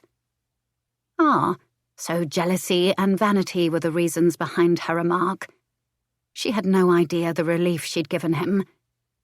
For the past month, he'd been wondering if his carriage had been recognised as the one to deliver Miss Thorogood to her friend, and if he'd been linked to her, she would have been labelled as his mistress regardless of her refusal. Then he would have had no choice but to renew his offer. He'd waited 4 long weeks for any gossip to reach him, though apparently he needn't have worried for her sake, not that he'd spent much time doing so. In fact, he nearly put her out of his mind altogether. Until this evening in the rain, when he saw her looking at him as if she hadn't quite put him out of her mind completely either. He shifted, plagued by the damnable sense of restlessness that had been gnawing at him of late. As I have mentioned to you before, the reason for my delay was due to matters of business I had to attend. Let us wait until the contracts are signed, and then I will take you again and again, until you're so exhausted from pleasure that you'll beg me to stop. Mollified, she tittered and coyly said, What if I'm the one who makes you beg? He did not answer, but lifted her hand to press a kiss to her wrist. Then he eased back against the squabs and stared at the vacant bench across from him. Chapter 4. The following afternoon, Prue sat at the writing desk in the parlour at Upper Wimpole Street, a square of gilded light falling on her paltry list of houses to pilfer. Through rumours and discreet inquiries, she'd managed to discover only 3 names thus far. The first 2, Lady Mumphrey and her dead goldfish, Lady Entwistle and her yapping Pekingese, had been utter failures, which left only 1 name on her list, Viscount Holliday. She was contemplating whether or not to try the maid's disguise again, when Maeve and Myrtle Parish bustled into the colourful room past the red Kafoi settee. Of Ellie's aunts, Maeve was the elder and more reserved of the 2. She never had an iron-grey hair out of place or a wrinkle in her sedate attire, and even though she appeared rather austere on the outside, she had a dry wit that could startle a laugh out of anyone and a fiercely devoted heart to all she held dear. Myrtle was bright and cheerful, her nature matching her dandelion fluff hair and plump porcelain cheeks. She was quick to smile and tease, and always smelled like freshly baked biscuits. We've just come from the sweets shop with a pilfered recipe for the best Turkish delight in town. Now our Elodie's wedding breakfast on Wednesday will truly be the talk of the town. For Ellie's sake, Prue hoped that only good things were said about her wedding day.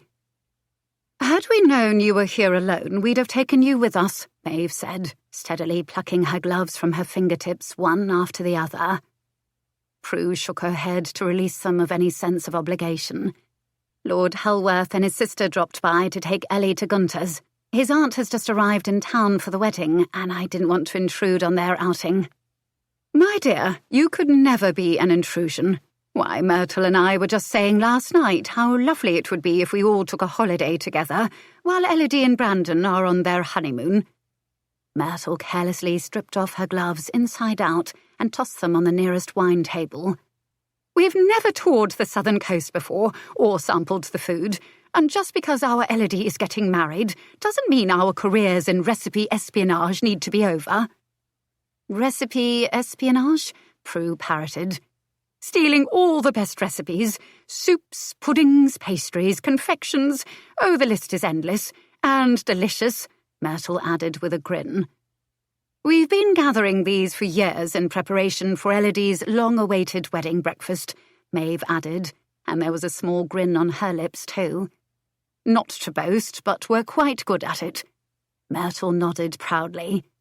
I doubt many realise that there is an art to subterfuge. Indeed, her sister said.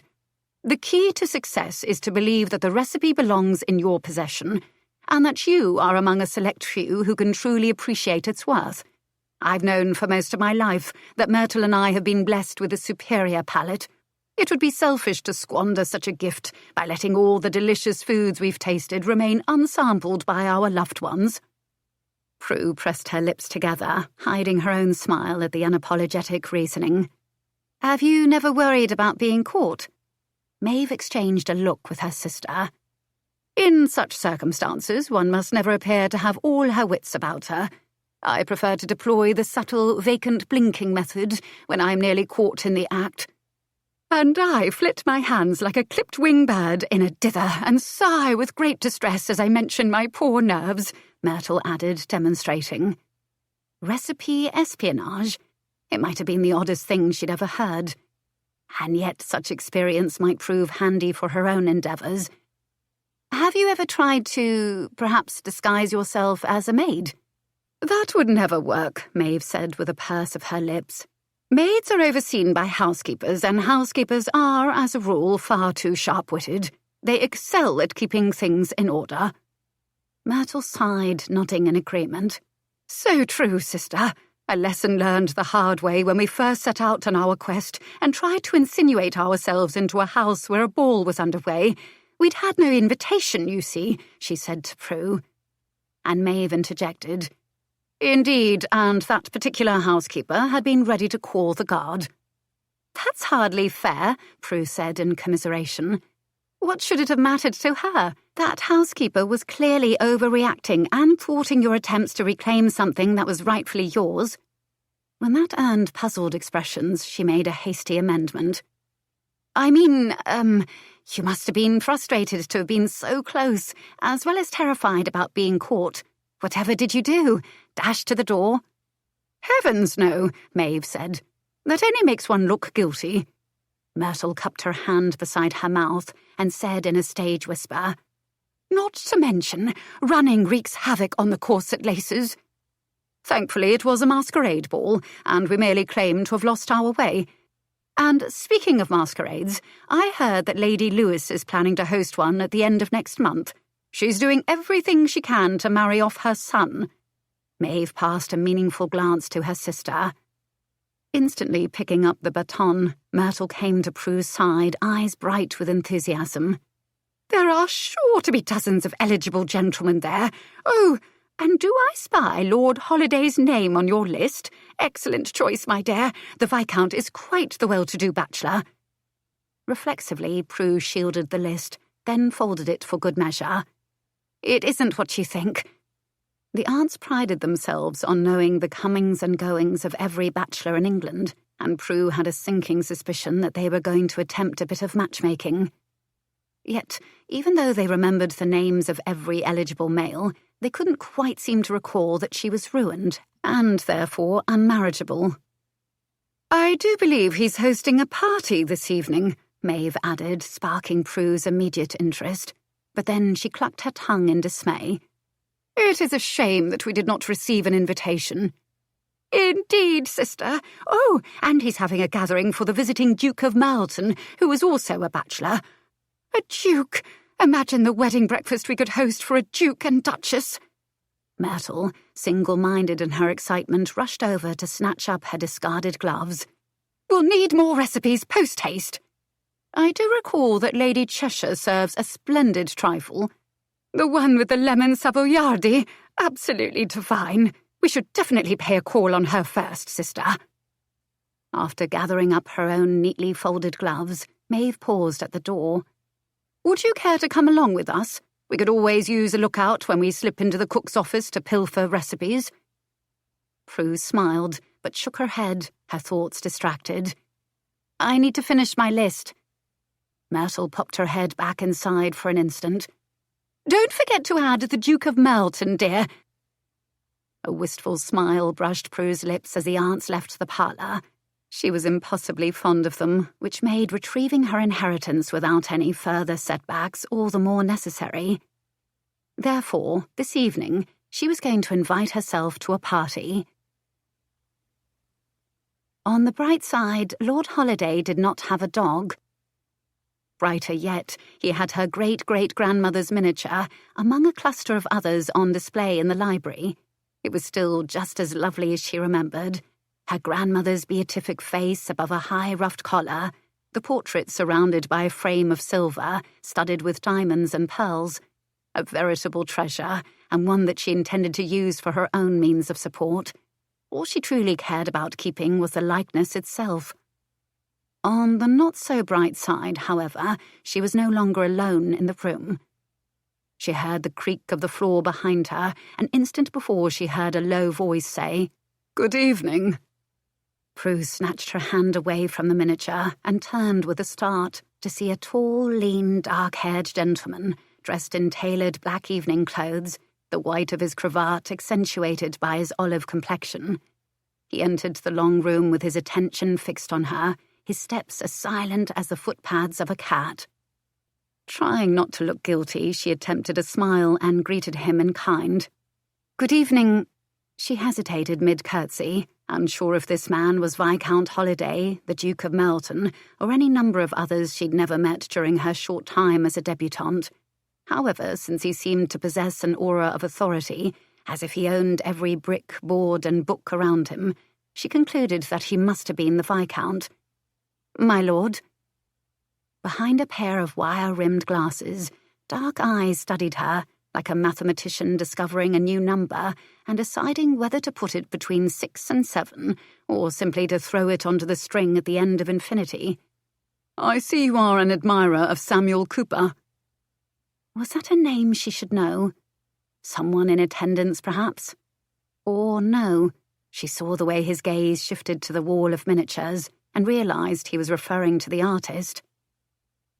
She murmured with a scholarly nod as she turned to study them. Only then did she see that her grandmother's miniature was hanging at an odd angle. Her heart lurched to her throat. "I, particularly like the way he captures the essence of his subject." He came to stand beside her, and she did her best to hold still and not shift nervously. "Then perhaps that is the reason for Lord Holiday's collection."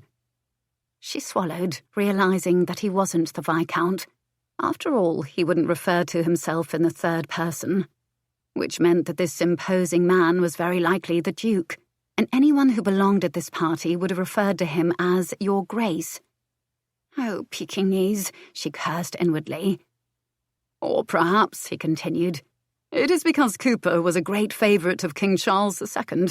There are even some who believe he was a spy for the crown and used to paint secret messages in these miniatures. They travel quite easily, you know. There are few who would ever suspect subterfuge if caught with such an object." As he spoke, she started to feel like a spy. Her hands felt slick and clammy beneath her borrowed gloves. Perspiration collected along her hairline. Inside her mind, she was already waving a white flag, confessing everything. "It's me. I am guilty. Guilty of subterfuge, of slipping in through the terrace doors, of intending to steal that crooked portrait. I'm even guilty of borrowing Ellie's primrose gown and slippers without asking." Keeping her attention fixed on the miniatures, she felt his stare burning into her profile, and she wondered how an innocent person would respond. "Fascinating," she croaked, and slowly took one step to the side. "Oh, but look at the time. I really must be getting back." "Back to where, precisely?" Well, to the party, of course. My escort will wonder where I've gone. I'm afraid that isn't possible. If you had been escorted here, I would have seen you in the room. Not necessarily. You see, I have an unassuming presence. I'm quite easy to overlook, she said with the absolute certainty acquired from many balls where not a single gentleman had asked her to dance. His dark brows lowered into a flat line. I think not. No, truly. I've often escaped the notice of— The reason I am certain, he interrupted, his voice low and direct with indisputable authority, is because this is a gentleman's-only party, and therefore I must insist that you explain what you are actually doing here. Pekingese. Leave it to her to crash the one party with no women in attendance. Remembering Maeve and Myrtle's advice, Prue blinked as if she were lost and fluttered her hands as she sighed dramatically. What an embarrassing blunder. I must be at the wrong soiree. No wonder I feel quite out of place. Like you, I wear spectacles, but I left them at home this evening. I'm sure you can understand. But with her perfect vision, she could clearly see that he wasn't fooled for an instant. He took a step toward her. Who are you? She's with me. A familiar deep voice drawled from the doorway. As Prue turned her head, she could have wept with relief at the sight of Lord Savage. He moved into the room with prowling grace to stand by her side.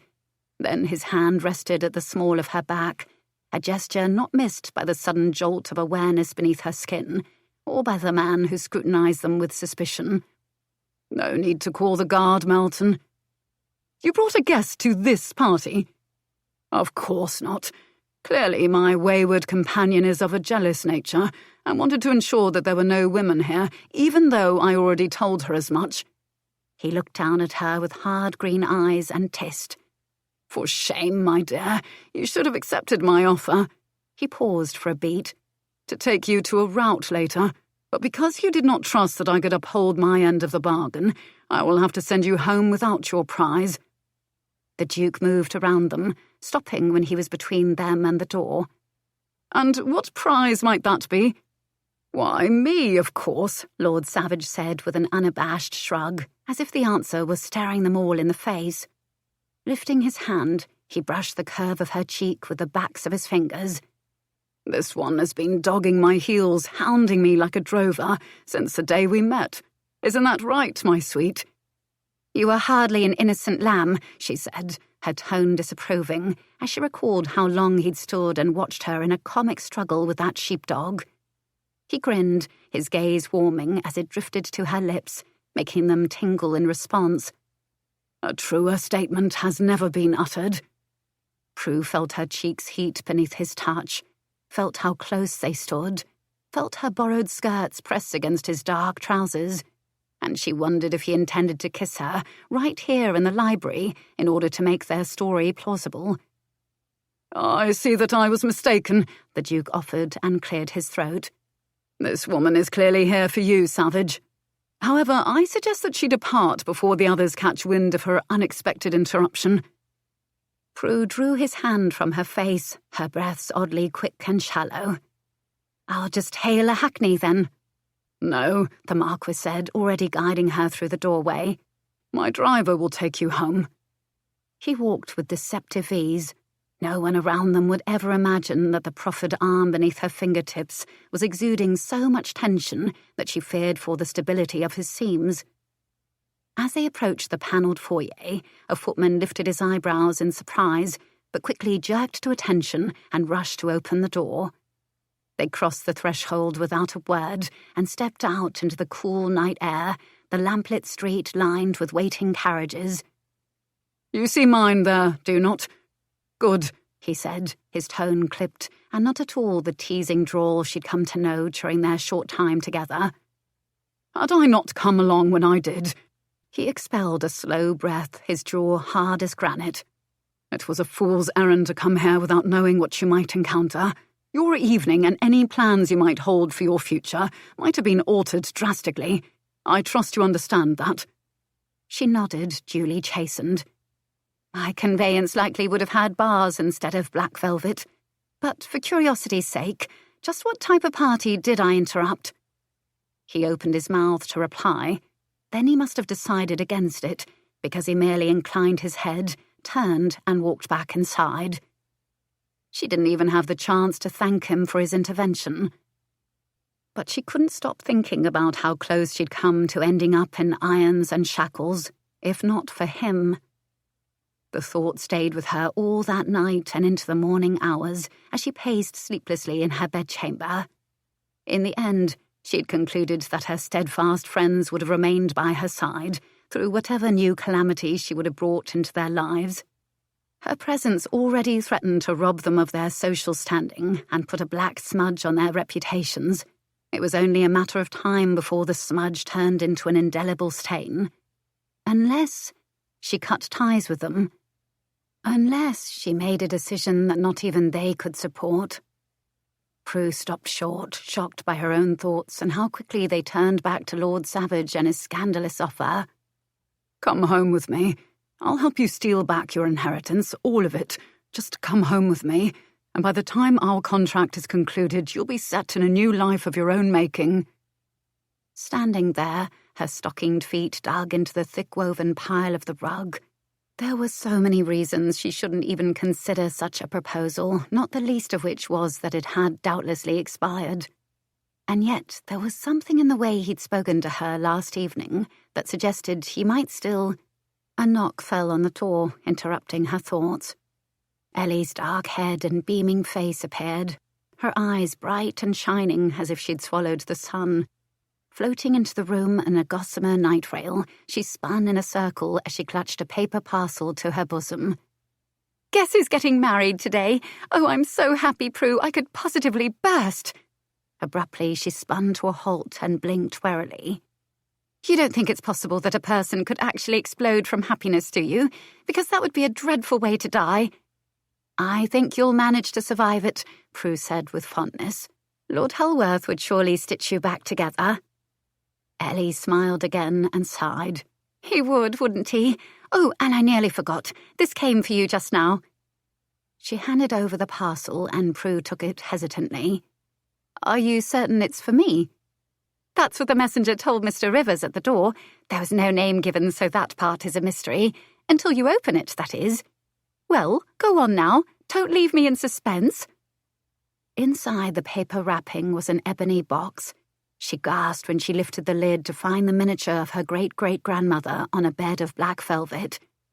Beneath it was a card that read, "The artist who painted this was a lucky man indeed.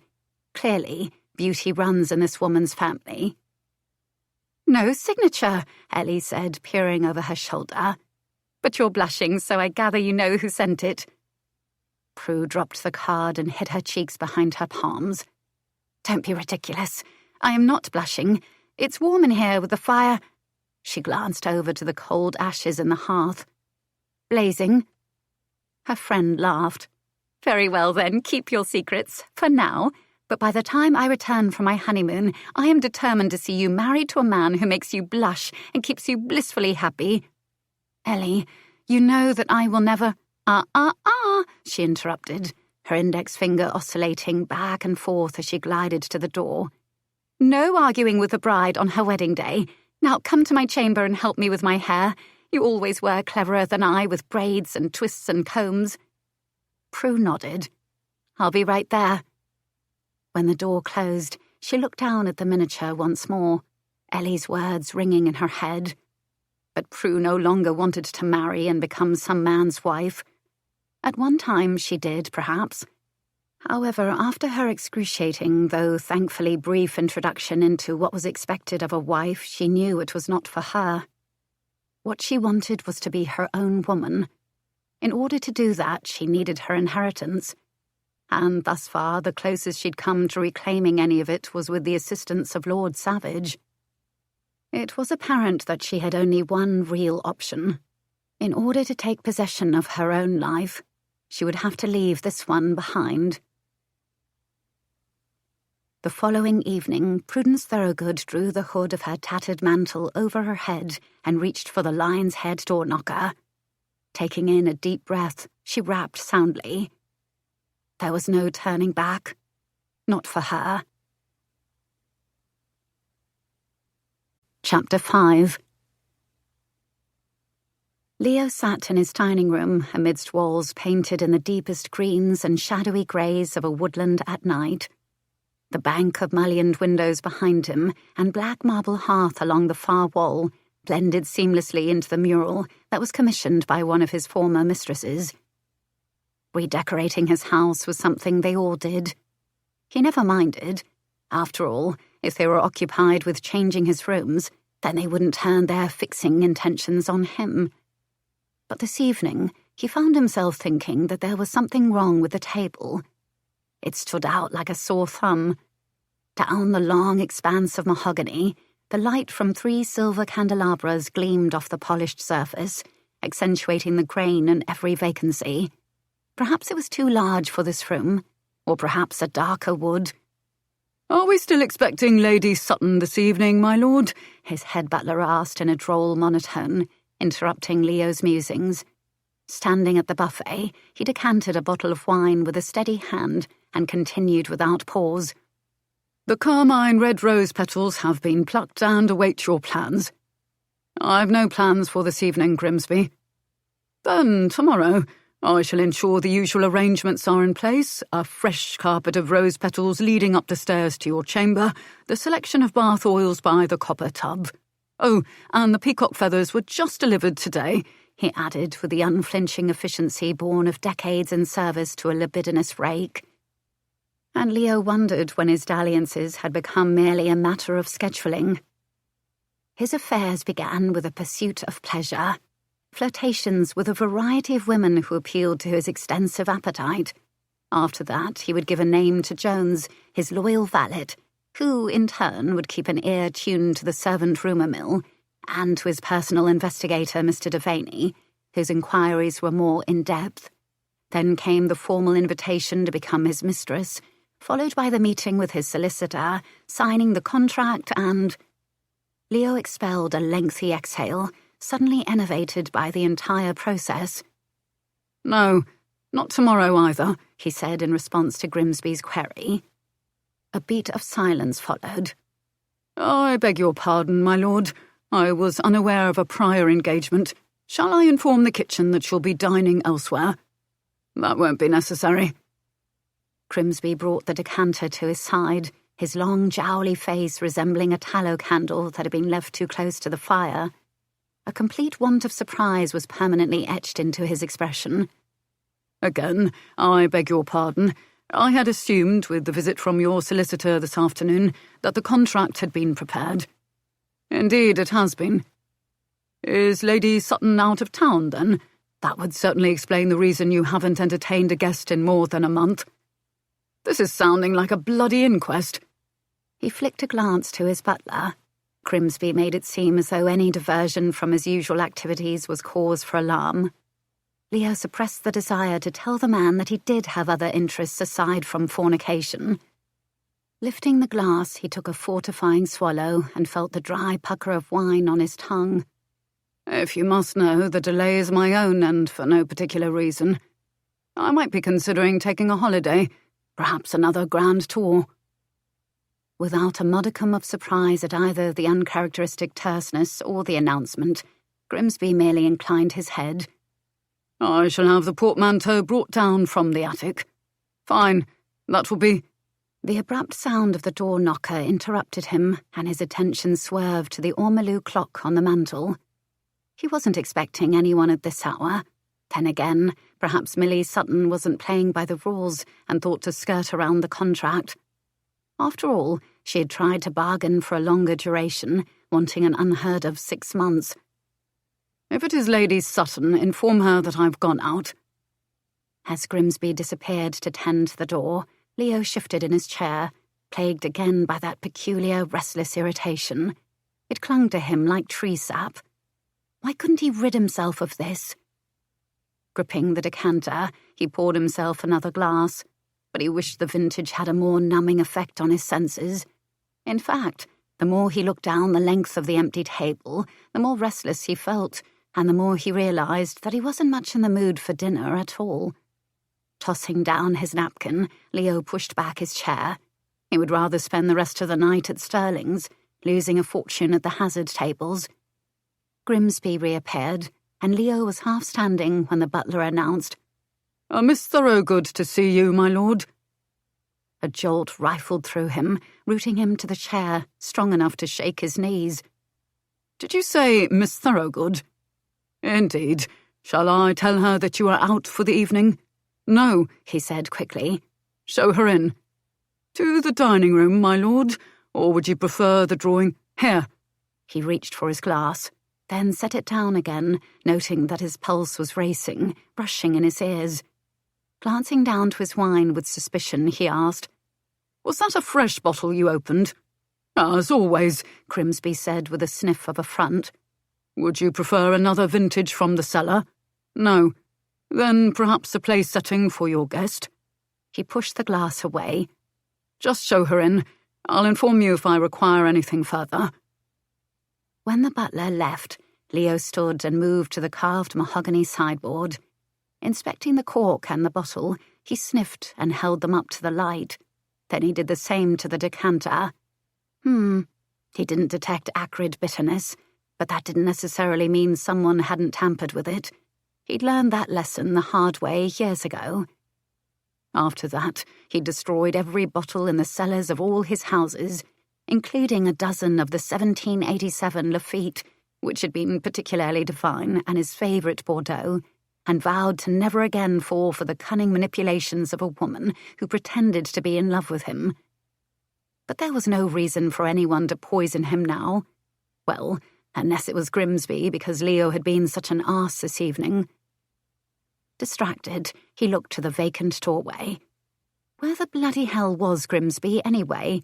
Surely it shouldn't take this long to escort a guest to the dining room. Not unless... The guest in question was someone who tended to suddenly appear out of the blue and disappear just as quickly. Bloody hell. She was bolting. He just knew it. Leo strode through the doorway, determination in every long stride. He wasn't about to let her slip through his fingers this time. He just reached the foyer when he saw the willowy figure with her back to him and her hand on the door latch.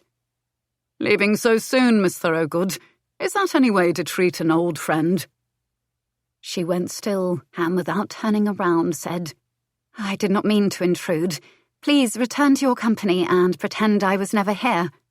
"You're not intruding." As he stepped closer, he watched as she straightened her proud shoulders and regally lowered the hood of her cloak. "Come, I was just about to have dinner. There's plenty enough for—" He paused, a grin tugging at his lips. "Why are you covered in rose petals? Not that I mind, of course.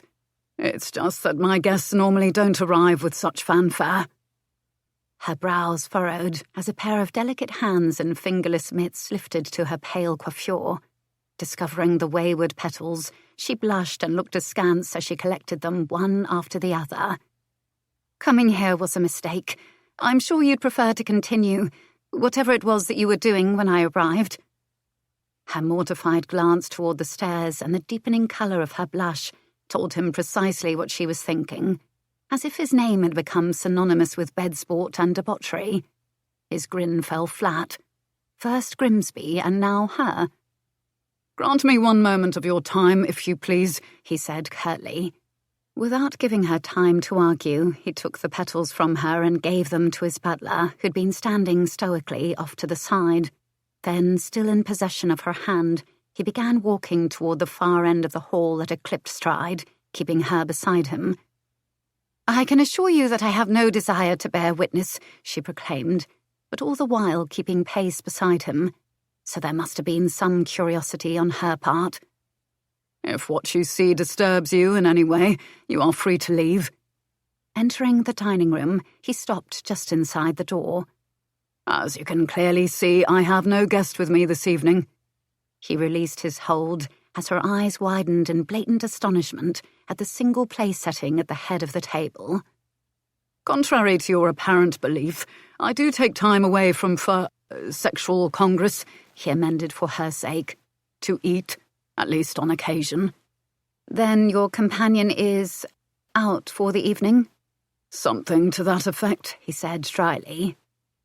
Standing beside her, his empty hand tingled uncomfortably as if in want of occupation, so he moved toward the sideboard to flex his fingers around a fresh glass of wine.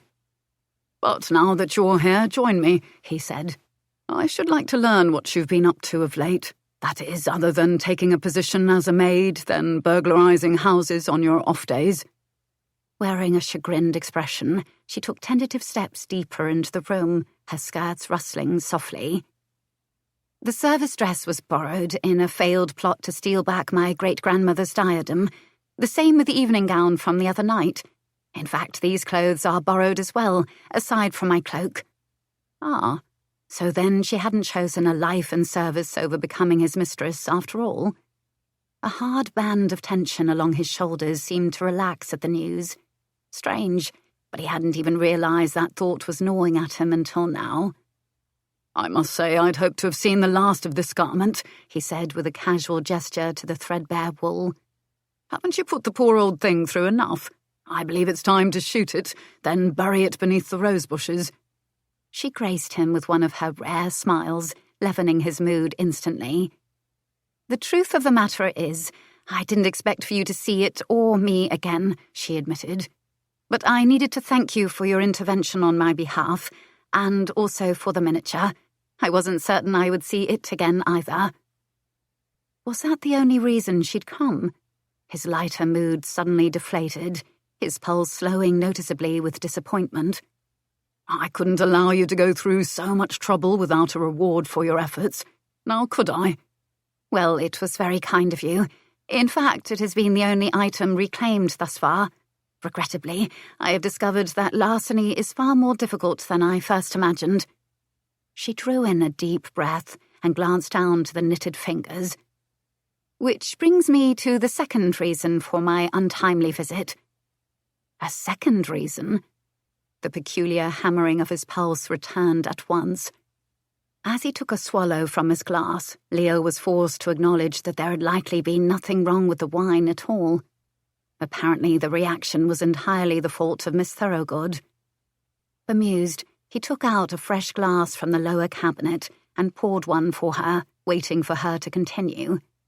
As the seconds ticked by, and still no utterance erupted from his unplanned visitor, he went to her. "Bad as all that, is it? Here, a little liquid courage."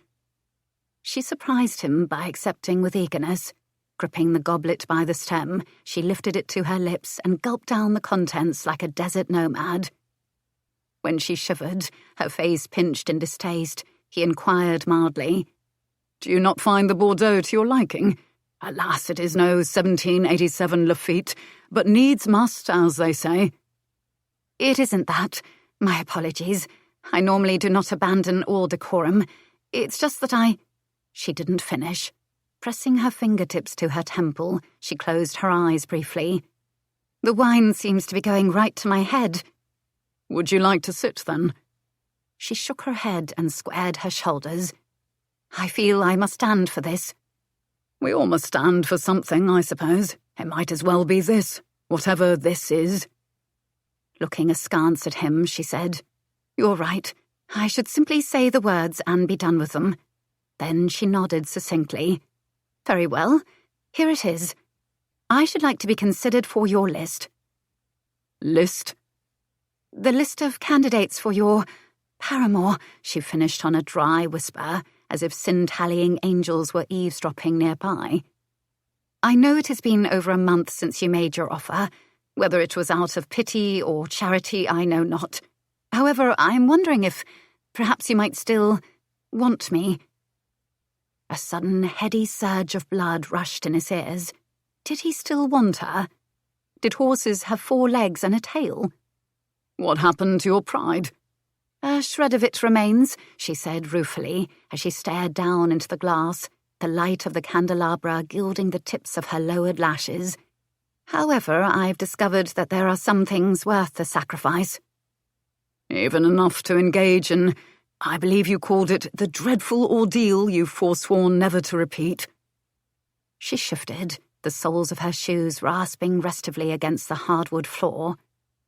"That actually brings me to my proposal. What say you to a continuation of our previous bargain? My conversation in exchange for your assistance.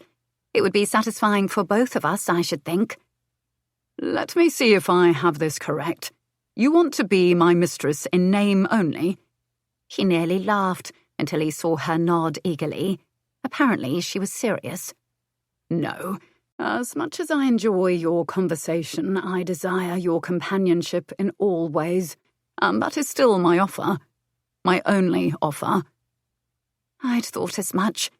She issued a resolved exhale, looking very much like a martyr tied to a pyre and staring at the torchbearer. Very well, then. I accept. However, if all goes to plan, we should only have to suffer through it for a fortnight. Oh, how you flatter me, child. He returned to the sideboard to pour his wounded ego a drink. I intended no insult. In fact, given your reputation, I'm certain you are adept at what it is that you do. She swallowed audibly. I speak only of my own failings and inadequacies. Over the rim of his glass, he glimpsed that innocence he'd seen before, lurking beneath the surface of her carefully reserved countenance. It was abruptly clear to him that her prior experiences had not left her with a favourable outlook on future intimacies, and while he normally remained far afield from anything that reeked of naivete, he found himself oddly drawn to hers. In fact, it only made him determined to amend her opinion. And yet he sensed that it would not be a simple matter of verbal reassurance. No, indeed, he would need to bring her own desires to the surface, much like the way he'd offered her a cup of tea that day in the coaching inn. She never would have taken a sip otherwise. I shouldn't be concerned in that regard, he said in an easy drawl as he came back to her. Besides, I've always found pleasure to be rather basic. One simply does what feels natural in the moment, like drawing in a breath and letting it go.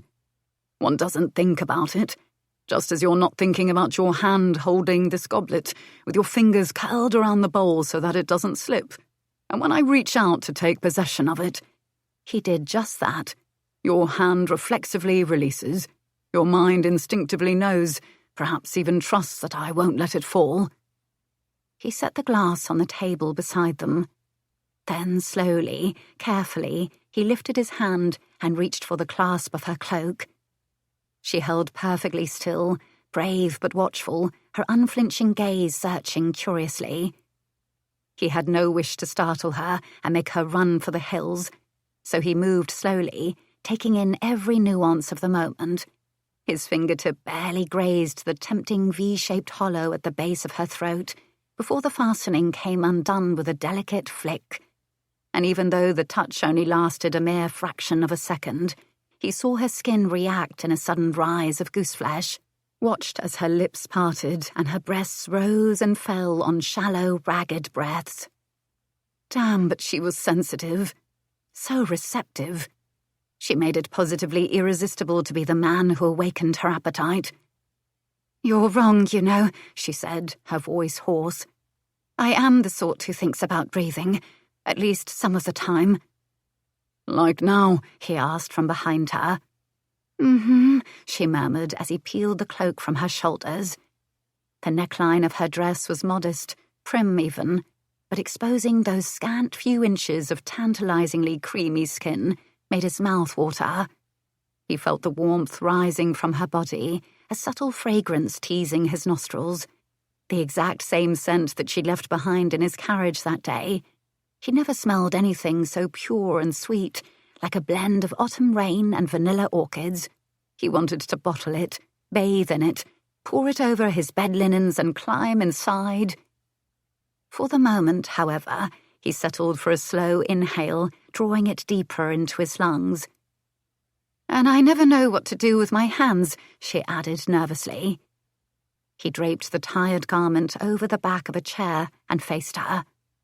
"Then simply give them to me." Her brow furrowed as she looked skeptically at his waiting palms. "What do you intend to do with them?" "Merely take you." "Here," she balked. "Now." "To the study," he concluded with a slow grin. "However, if you'd prefer to put this table to better use—" "No. Well then, perhaps we shall discuss the details of our contract in more comfortable environs." Our contract. Does that mean you're adding my name to your list? There is no list.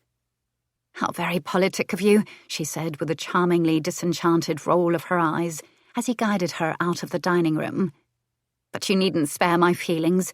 I know perfectly well that I'm not the first woman to cross your threshold, and I certainly won't be the last. Walking by his side down the corridor, she glanced at the chiming long-case clock. Nevertheless, I cannot linger too long. My friends do not know where I am, and I shouldn't wish them to worry. Are they shredding the carpet underfoot with all their pacing as we speak? No, she said with a small laugh, the sound raspy like the pages of a new book that needed a thorough reading. Actually, after the grand production of the wedding breakfast, then bidding Ellie and Lord Hulworth bon voyage on their honeymoon, they will all likely sleep for days. She looked up at him. Are you acquainted with Lord Hulworth? Old school chums, as a matter of fact. I seem to recall having received an invitation from him recently. Must have been the wedding you mentioned. However, I left instructions with Grimsby long ago to set fire to anything that reeks of nuptial bliss the instant it crosses the threshold. He intended her to laugh again because he liked the sound of it. But she did not.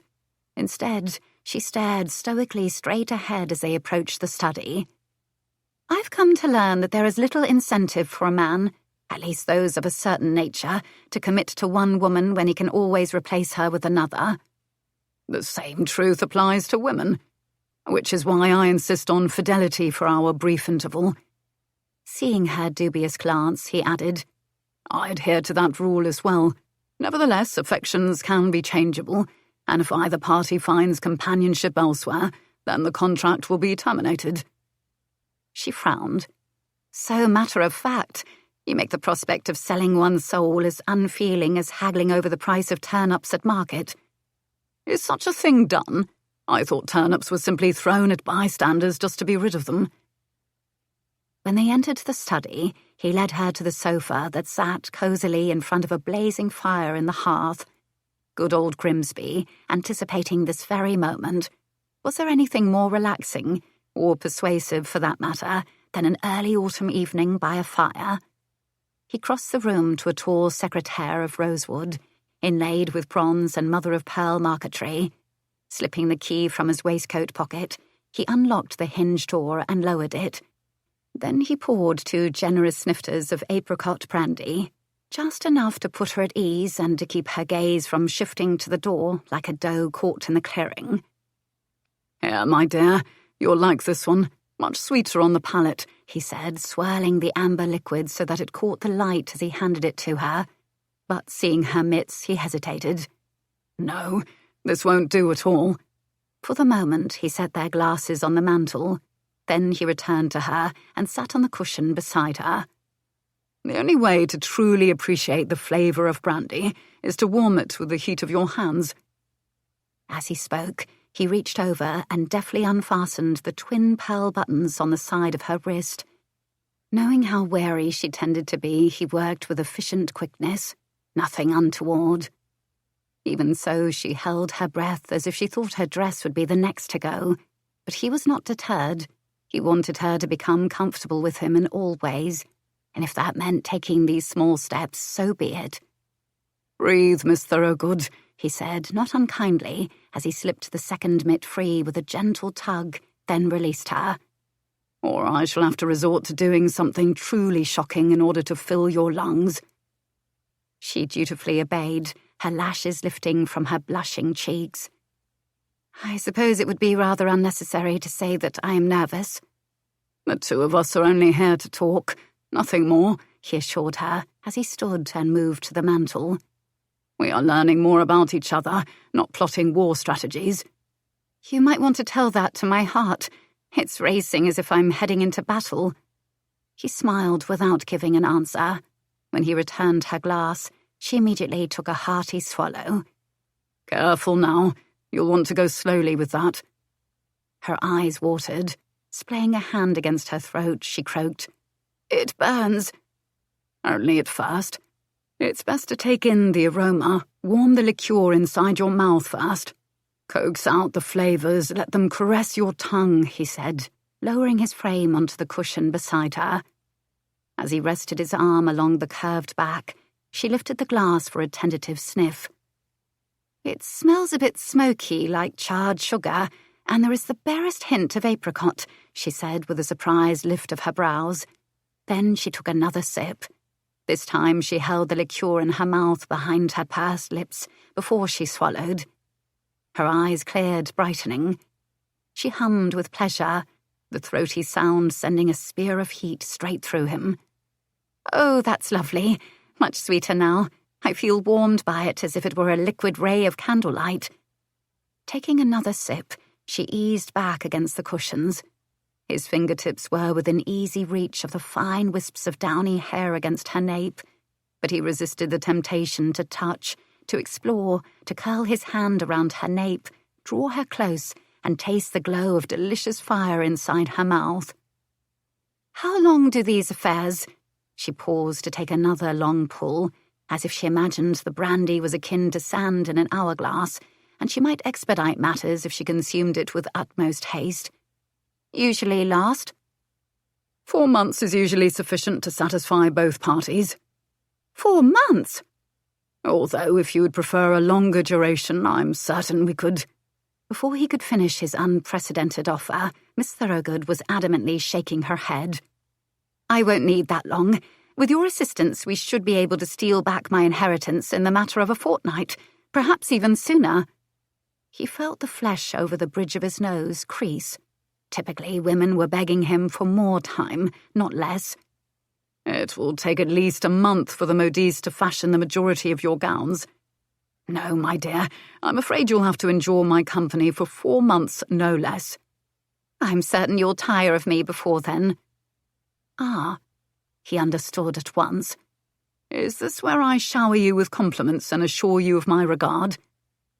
"I wouldn't believe you if you did," she said, the words sharp, her chin notching higher, as if daring him to refute her claim. When he didn't, her gaze shifted to the fire, the flames reflecting in her eyes. "I'm just eager to start over. You likely don't remember what you said to me in the coaching inn a month ago, but ever since, your words have been spinning inside my mind like scattered leaves caught in a whirlwind. A new life of my own making. You made it seem so simple, so liberating. I want that life.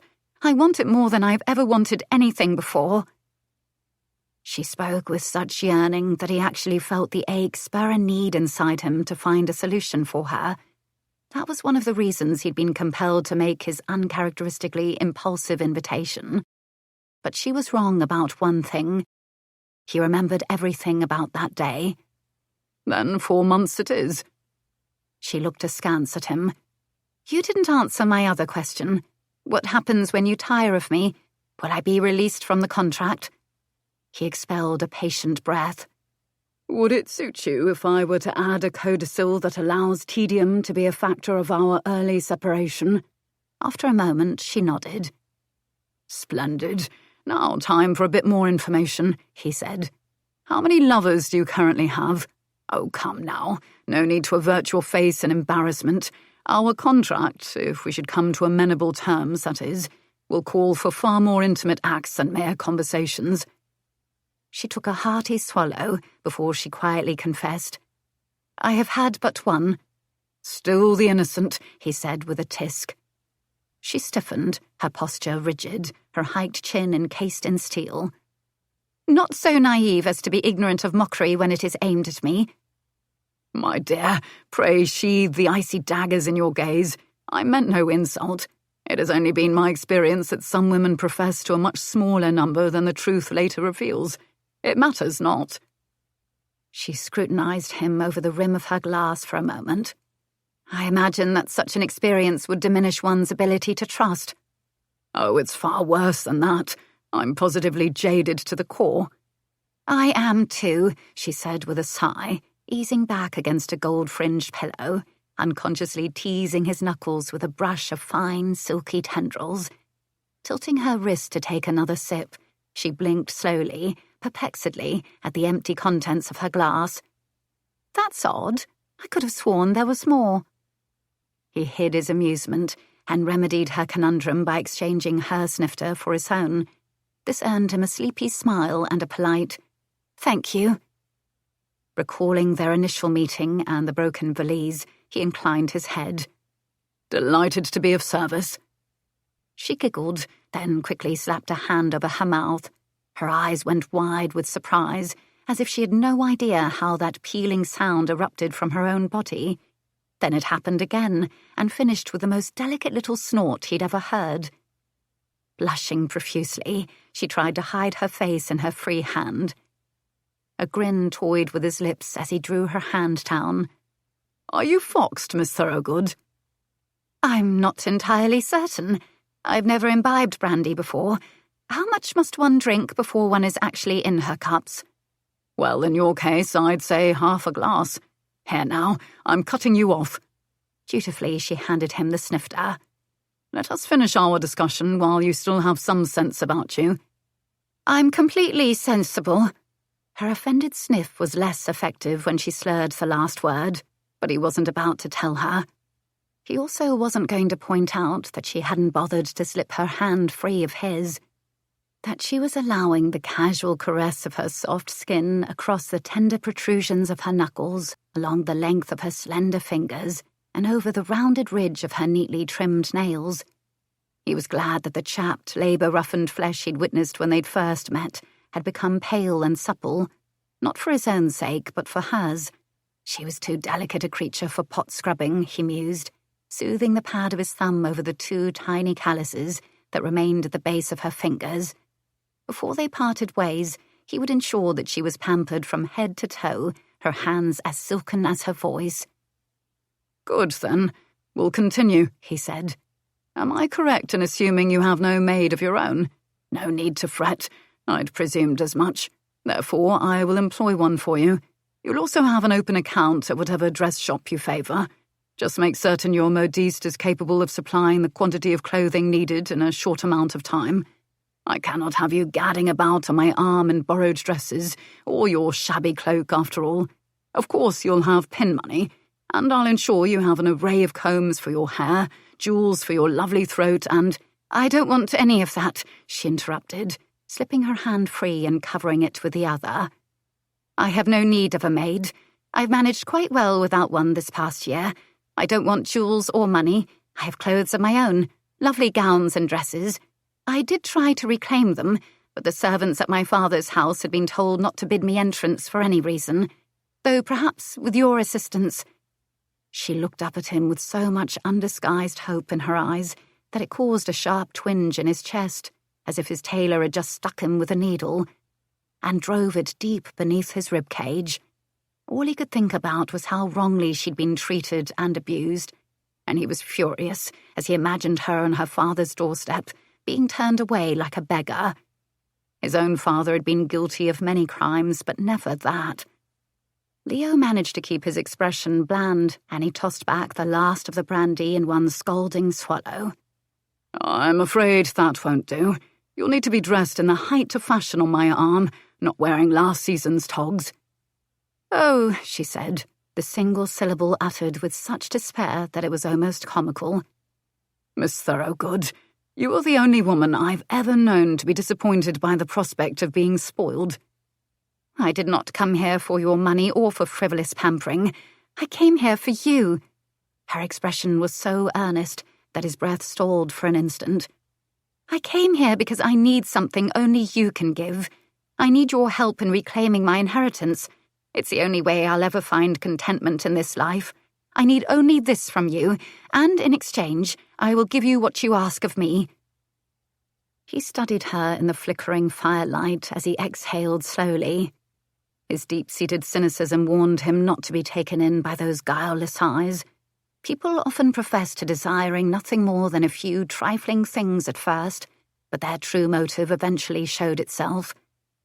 Miss Thorogood's pretty speech didn't persuade him to believe otherwise. Not in the least.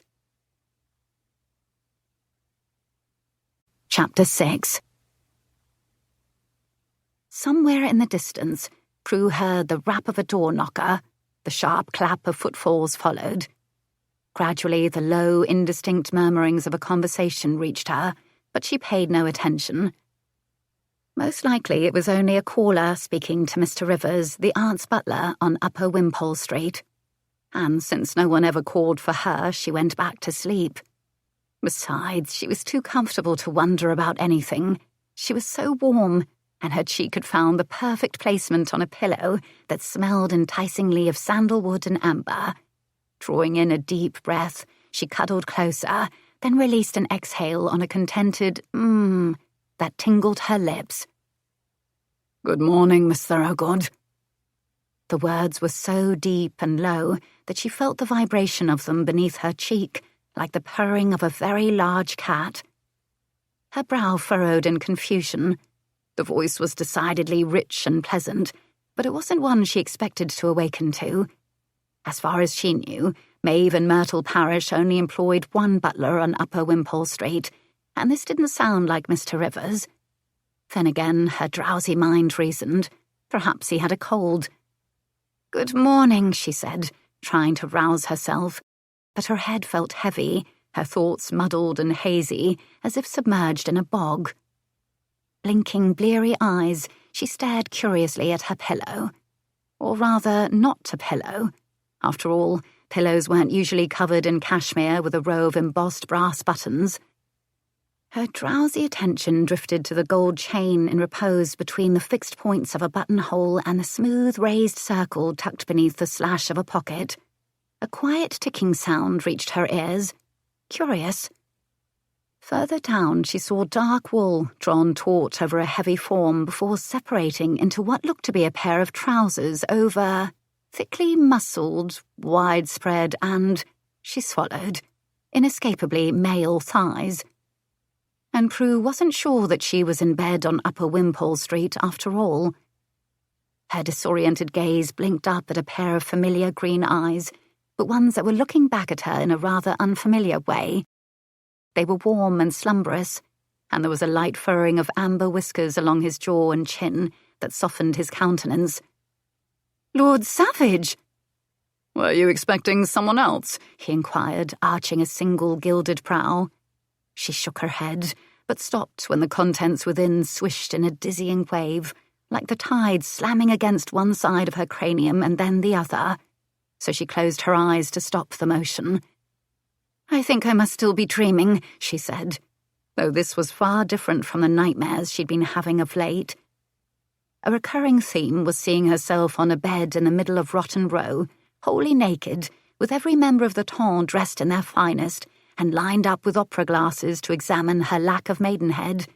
And Aunt Thorley usually made an appearance on a golden chariot, whipping her horse as she drove around the bed in circles and shouting, "Tut, tut, Prudence! Tut, tut!" Of course, she preferred this current dream, even if it left her rather muddle-headed. "You are quite a sound sleeper," Lord Savage drawled. "Affectionate, too." Only then did she become aware of his hand, caressing her back in gentle passes, up and down her spine, the warmth of his lips coasting over her brow in soothing sweeps from temple to temple, and the faint scrape of his whiskers.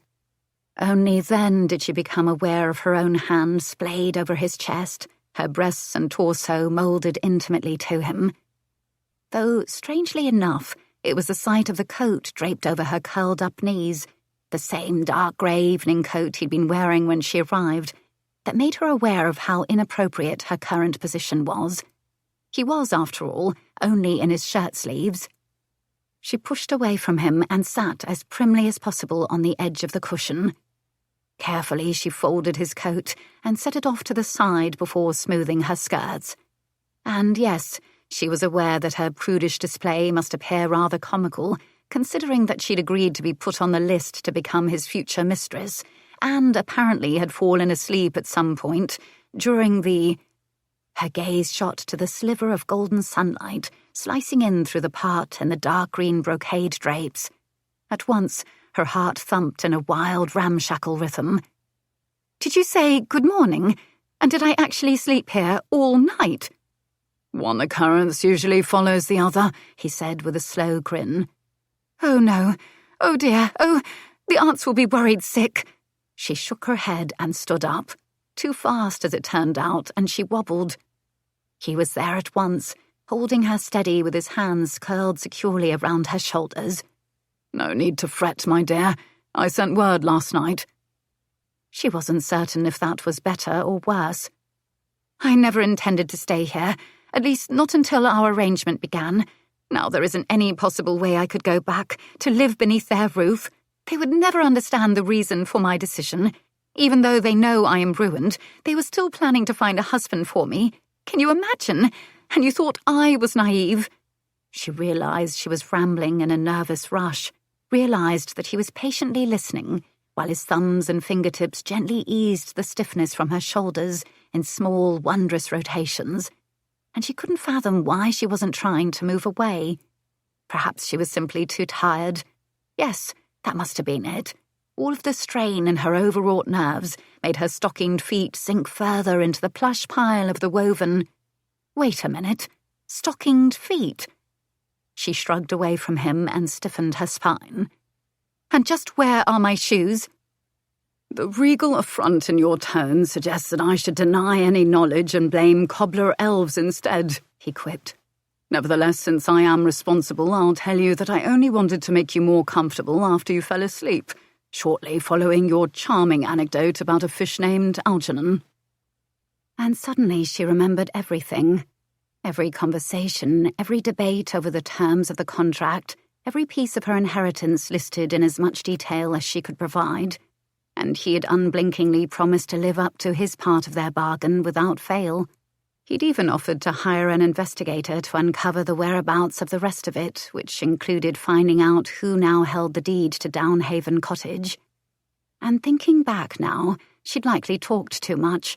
She did that on occasion when she was nervous or trying to avoid thinking about something else, like agreeing to become a man's mistress. Oh, Pekingese.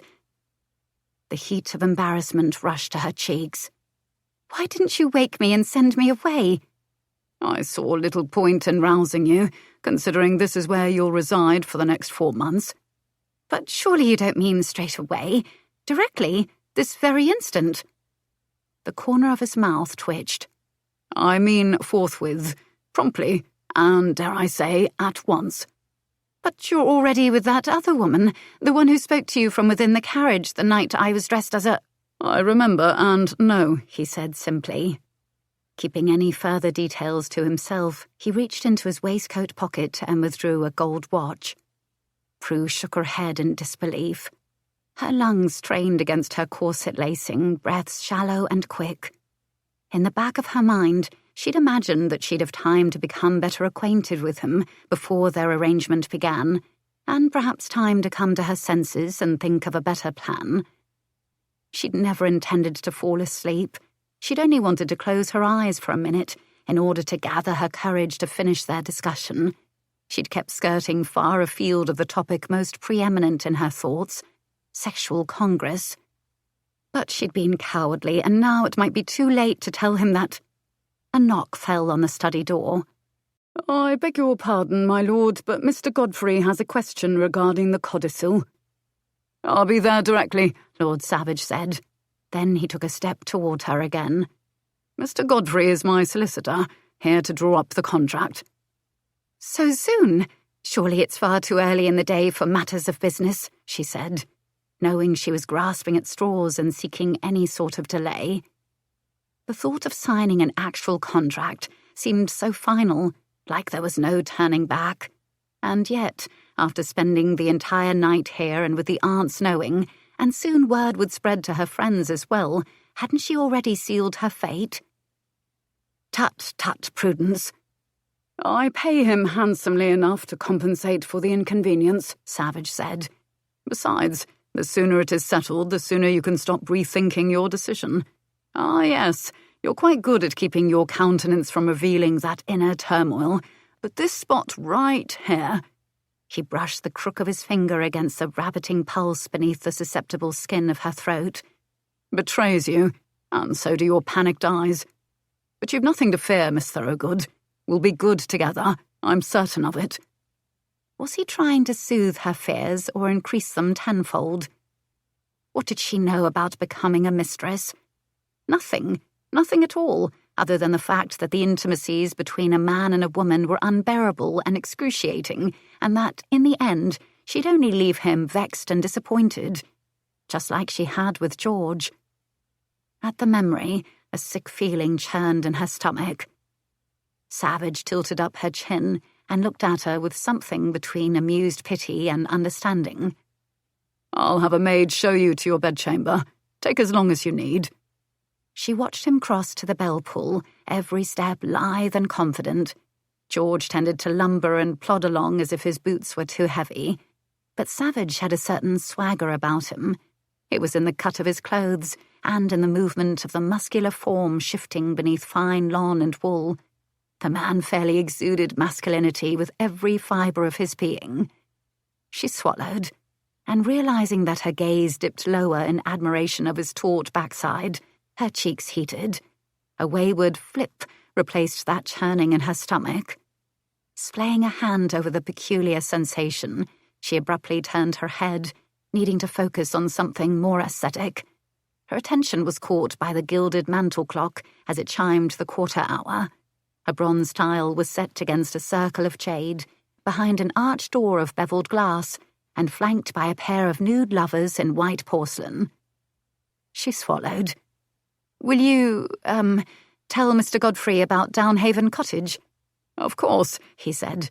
"You'll have your cottage before our contract expires. I'm always generous with my parting gifts." She wanted to trust that he would keep his word about everything, but trust was hard for her to give. Everything depended on Downhaven Cottage. It was where she planned to live the rest of her days. Without it, she would have nothing, no future and no possibility of living a reasonably contented life. Another knock fell on the door an instant before a cheerful housemaid appeared. Numbly, Prue turned away from the ticking clock, but before she reached the door, Lord Savage spoke. "Oh, and Miss Thorogood," he said, and she looked over her shoulder to see him crossing the room toward her, carrying her shoes. "You wouldn't want to forget these. However, I'm tempted to hold on to them to keep you from slipping away again." A stilted, nervous laugh erupted in her throat, betraying her guilt. The notion had crossed her mind once or twice, or 100 times in the last minute. He eyed her perceptively.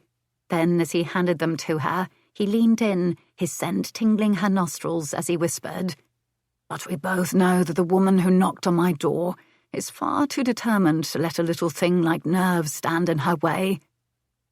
He left the room, leaving her to contemplate her fate. She exhaled and considered his argument. He was right. She had made the choice to come here last night, and it was time she reminded herself that she was no longer the old Prue. "I'll take those, Miss Thorogood," said a young woman with a pixie-like smile and brown hair tucked beneath a white mob cap. Plucking the shoes out of her grasp with alacrity, she bobbed a curtsy, then led Prue across the hall and up the stairs. "I'm Dotty, by the way. I can't tell you how happy I was when the housekeeper called upon me to assist you. After all, it isn't often one of his lordship's companions arrives without a maid of her own. In fact, one lady had 3 maids. It was fair crowded in the attic for those months, I can tell you." Dotty continued to chat away as she escorted Prue up the stairs. The next floor opened to a long carmelite brown gallery, trimmed in white plaster and rich in adornments. Polished tables, marble urns and moulded mirrors, priceless vases and oil paintings that one usually only saw hanging in the London Gallery. After spending a year secluded with her aunt and uncle in a Spartan country house, her current surroundings left her more than a bit gobsmacked. She was most definitely not in Wiltshire anymore. She did her best not to appear slack-jawed as they walked through an archway at the far end toward a corridor that split off in 2 directions. Peering down the path to the left, she saw a pair of white-glazed French doors adorned with intricate scrollwork along the hinges and gleaming brass doorknobs. "The ballroom," she was told before Dotty led her in the opposite direction, up another set of stairs. This next corridor was wide and bedecked in panels of rich, glossy wood that seemed to harness the golden light sifting in through the broad, mullioned windows at the far end without any need to light the crystal wall sconces. They passed a series of recessed doorways before reaching the last, and there, Dotty escorted her into a lavish bedchamber that stole Prue's breath. She'd never seen anything like it. Decorated in the deepest pinks and violets, silks and velvets, with a plush-piled rug so soft it left an impression underfoot, the chamber enfolded her in feminine luxury. Even the furniture was gently rounded and warm-hued. It was a sensual room, and yet at the same time it was soothing, a balm for the senses. Unlike the other rooms she'd seen thus far, it possessed fewer embellishments, a carved walnut dressing screen and washstand in one corner, a peculiar arrangement of 3 standing mirrors in another, as if the one who decorated it had simply decided it was enough. Then again, perhaps the decorator in question had simply been too tired, Prue thought, when her gaze fell on the massive canopied bed. The mattress was large enough for a family of 4, or, she gulped, just one ardent marquis and his latest courtesan. She turned her head. Better not think about that now. As she was being unbuttoned and served some gossip pertaining to the previous inhabitants of the house, Prue began to feel somewhat surer of her decision. After all, high-born women did this sort of thing all the time, right? They had to make bargains with men in order to secure their own futures. In some instances, that meant marriage. In others, becoming a man's mistress. One gave a person respect among her peers, the other provided more independence. So it really came down to a matter of duration, with one lasting until either party died, and the other just a blessedly short interval in her life. And from her prior experience, she was most definitely in favour of the latter. Besides, after having spent last night with him, her options were even more limited than before. She had nowhere else to turn. 4 months. Surely she could manage that. She gave a sideways glance to the 4-poster behemoth in the room. 4 months, unless he tired of her, and he most definitely would tire of her the instant he discovered her secret. Therefore, they must reclaim as many pieces of her inheritance before he did. In the meantime, perhaps she could distract him or stall his pursuit by pretending an ailment. But the instant the thought crossed her mind, her conscience niggled at her. As much as she had convinced herself that stealing back what belonged to her was perfectly within reason, she couldn't abide lies or deceptions. A fine time for your scruples to make an appearance, she thought ruefully. And was it really fair of her to enter into this arrangement without confessing her terrible truth?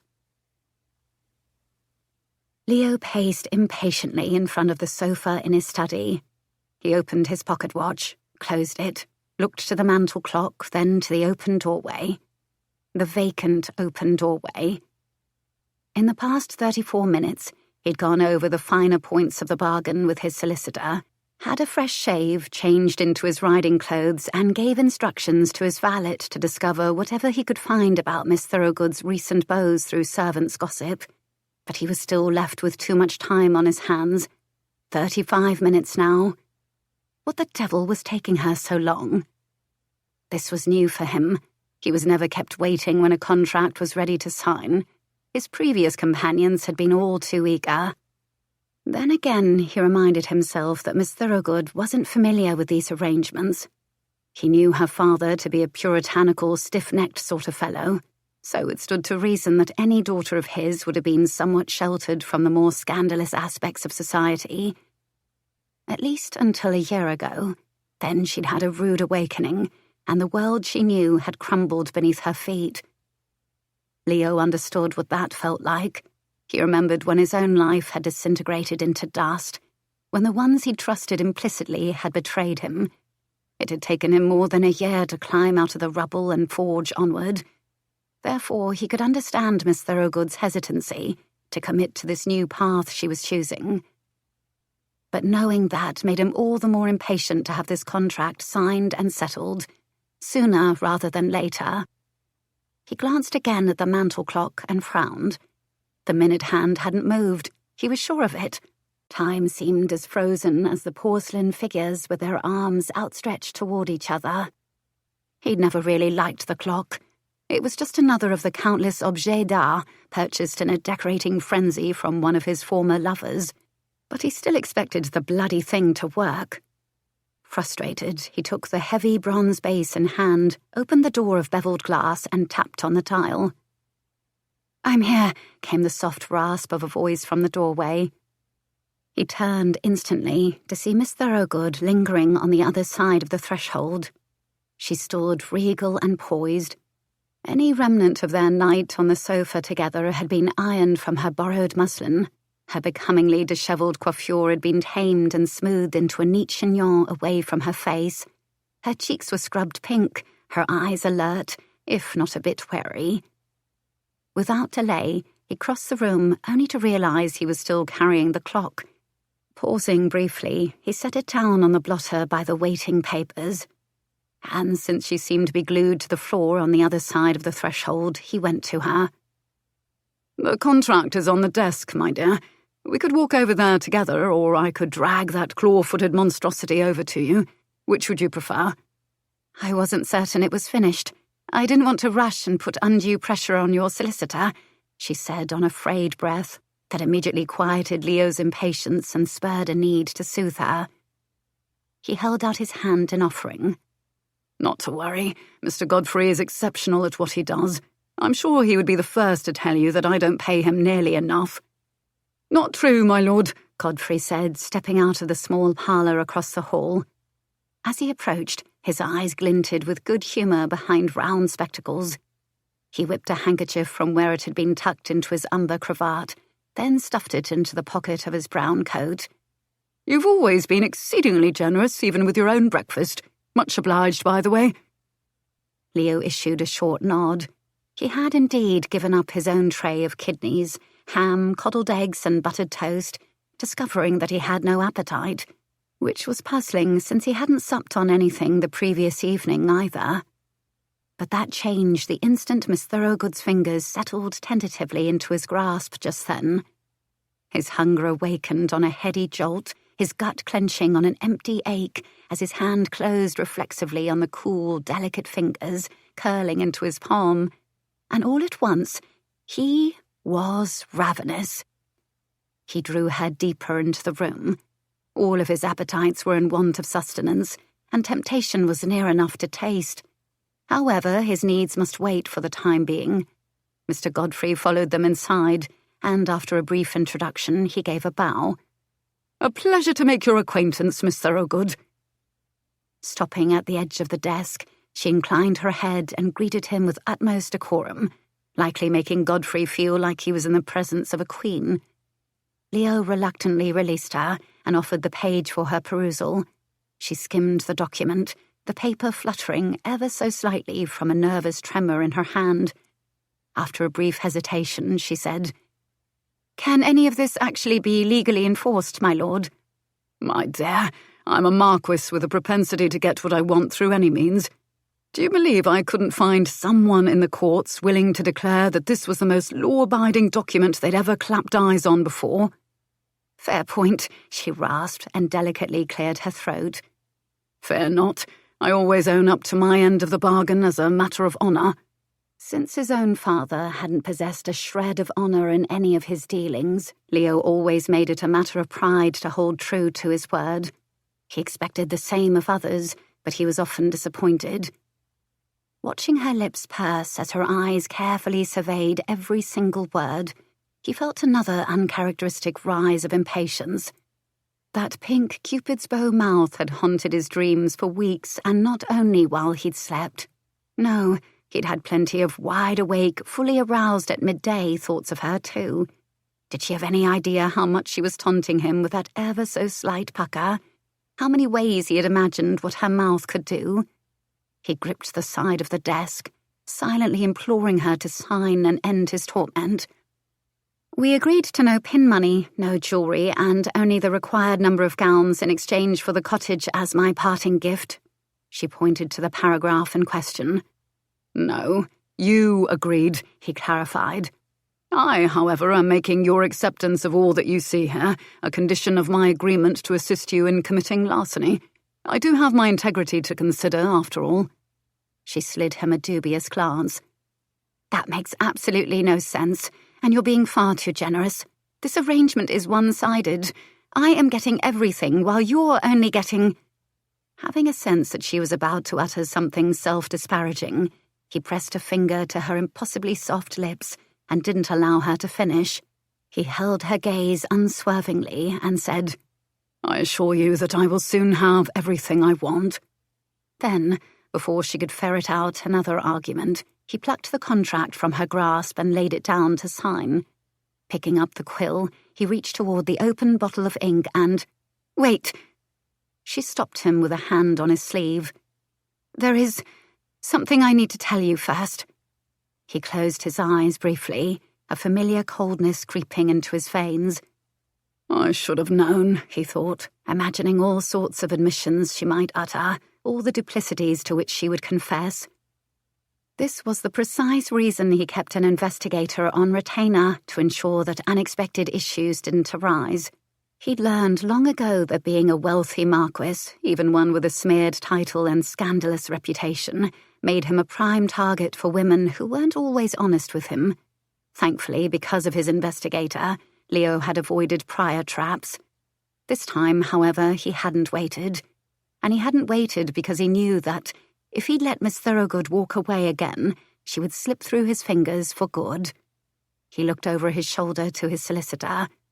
"Leave us." Godfrey inclined his head and left without a word, shutting the door quietly behind him. Leo set down the pen and, in as patient a voice as possible, said, "And what's all this about?" "Before we continue, I have a confession to make." "I'd gathered as much." "My lord, I've been keeping a secret from you, and it would be unfair if I did not reveal the truth about myself." "Go on, then," he said, hearing the crunch of his molars grinding together. "Very well. It is only right that I tell you—" She drew in a deep breath and met his gaze. "That I do not possess a passionate nature. I am quite reserved and disinclined toward displays of affection of any sort. In fact, they make me rather uncomfortable." "And—" She pressed her lips together, as if to shield them before she continued in a nervous rush. "And the reason I'm telling you this is because I have no idea how to become your mistress. Absolutely none at all. You are likely used to women who are born with certain appetites that are absent in me. My attempts at pleasing a man were labelled as awkward and inept. I cannot even list all the things that I unknowingly did incorrectly, and because of that I am guaranteed to be a disappointment, especially to a man with your reputation." Her shoulders sagged from exhaustion, as if she'd purged the contents of her soul. "There, I've said it, and I must apologize for misleading you by my display of assuredness and worldliness last evening. Of course, I completely understand if this ends our agreement." He felt his jaw slacken as he stared at her. It wasn't often a woman surprised a jaded cynic like him, but she just had. As he absorbed her confession, a rush of relief swept through him, but also irritation. Apparently, some complete cad, who ought to be shot in his opinion, had been most unthinking in his words to her, and because of an idiot, this lovely creature was unsure of herself. Well, Leo needed to put a stop to that immediately. "Allow me to address your concerns from last to first, and begin by saying that I have no wish to end our agreement. Secondly, you needn't apologize for any part of last night. Not for boldly knocking on my door, and especially not for dusting yourself in rose petals." "Those petals were completely your fault. You shouldn't leave bowls of them lying about in unexpected places," she chided on a whisper, averting her gaze. He grinned at the way she blushed when she was flustered. "Regardless, I rather liked that part." "You're incorrigible." "Undoubtedly," he said, and continued. "Thirdly, there is only one thing that ever disappoints me: betrayal." That snared her attention. In her astute gaze, he glimpsed the pain of past betrayals of parents, friends, and lovers. It stretched between them like fibres of a threadbare garment in need of mending, connecting them. Then she nodded, and so did he. "And finally, if you are still harbouring any ludicrous uncertainty about whether or not you will please me, here is one sure way to find out," he said. "Come here, Miss Thorogood." When he slowly reached out, her eyes went wide as Wedgwood saucers. "What do you intend to do?" "Nothing untoward," he said, his tone soothing as he gently grasped her fingers. "Just draw you a bit closer. There, that's about right." She shuffled to a stop. "I will only disappoint you." "Nonsense," he crooned and settled his hands on the narrow span of her waist. She sucked in a breath. Beneath the thumbs resting against the firmness of her belly, he felt her tense, her body coiled like a spring, and yet she didn't bolt or shy away. He rewarded her bravery with a kiss to her temple. As he lingered, she took in another breath, slower this time, gradually becoming used to this close proximity. He was doing the same. The women he was accustomed to were pampered and softer, gently rounded and cushioned, perfect for gripping and sinking into. But she was willowy, and Leo, as a sturdily built, athletic man, felt as though he might break this fragile waif if he unleashed all his passions. So he held her with care, his lips grazing the tender shell of her ear to nuzzle the fragrant skin beneath the petal-soft lobe. He felt her responding quiver. It tumbled through him as keenly as if it had been his own, and when her spine bowed toward him, ever so slightly, it was impossible to resist flexing his fingers into the supple cushion of her hips, bringing her an inch closer. He continued his exploration of the milk-white column, nibbling softly against the harried pulse. He knew her skin would taste divine, cream and honey on his tongue. She shivered, a sensual ripple that made her throat arch and her breath come out on a slow shudder as she gripped the fine wool of his sleeves. "I do not know what to do." "Whatever pleases you." "Rushing to the door, then?" "Anything but that," he said, his lips coasting higher, smiling against her cheek as he drew her slender form against him. The instant their bodies fell into seamless alignment, she emitted a startled gasp. I've been told that I'm rather wooden." "Not every fire is quick to ignite. Some need to be coaxed." Lifting her hands to drape around his neck, he felt the enticing weight of her high, firm breasts, the gradual yield of her soft curves and slender valleys as he pulled her closer into the shelter of his embrace, his legs bracketing hers. His breath left him in a rush. Holy hell, but she felt good, better than he'd imagined. "And that I'm cold and unresponsive as well." She may have been stiff and uncertain at first. He expected no less from someone so proud, but now she was unfolding slowly for him, her hands tentatively gliding over his broad shoulders. His lips coasted over her brow and temple, her heart thundering against his own. Unresponsive? Hardly. "We must suffer fools gladly." "I've never understood that phrase. Why should we be glad to suffer at all, but especially fools?" she asked distractedly, as her delicate fingertips shyly skimmed higher above his cravat, teasing the short layers of hair at his nape. He closed his eyes on the pleasure of her touch, his nose skirting along the length of hers. "Because we know what they cannot fathom." "And that is?" "This, my lovely moonflower," he said, and finally, eased his mouth over hers. Chapter 7. The instant Savage's lips found hers, Prue went completely still. Well, at least on the outside. Inside was an entirely different matter. It was chaos in there. Every nerve ending ignited at once in a sudden explosion of heat. Her heart flung itself repeatedly against the cage of her ribs, like a wild creature trying to escape. Her mind raced, frantically searching the stored archives on decorum for the proper method of procedure. But she couldn't think. She could only feel. And was it any wonder? He held her so intimately against the firm length of his body as his mouth coasted aimlessly over hers, she was surprised she didn't catch fire. But she did melt. Oh, yes, indeed. With every searching pass, she felt her blood burn, dissolving her inner workings into a hot, syrupy liquid. She wasn't entirely sure what was happening to her. Thankfully, her last shred of rational thought reminded her that this was a test. Only a test. It wasn't really a kiss. Certainly not the way George had shown her.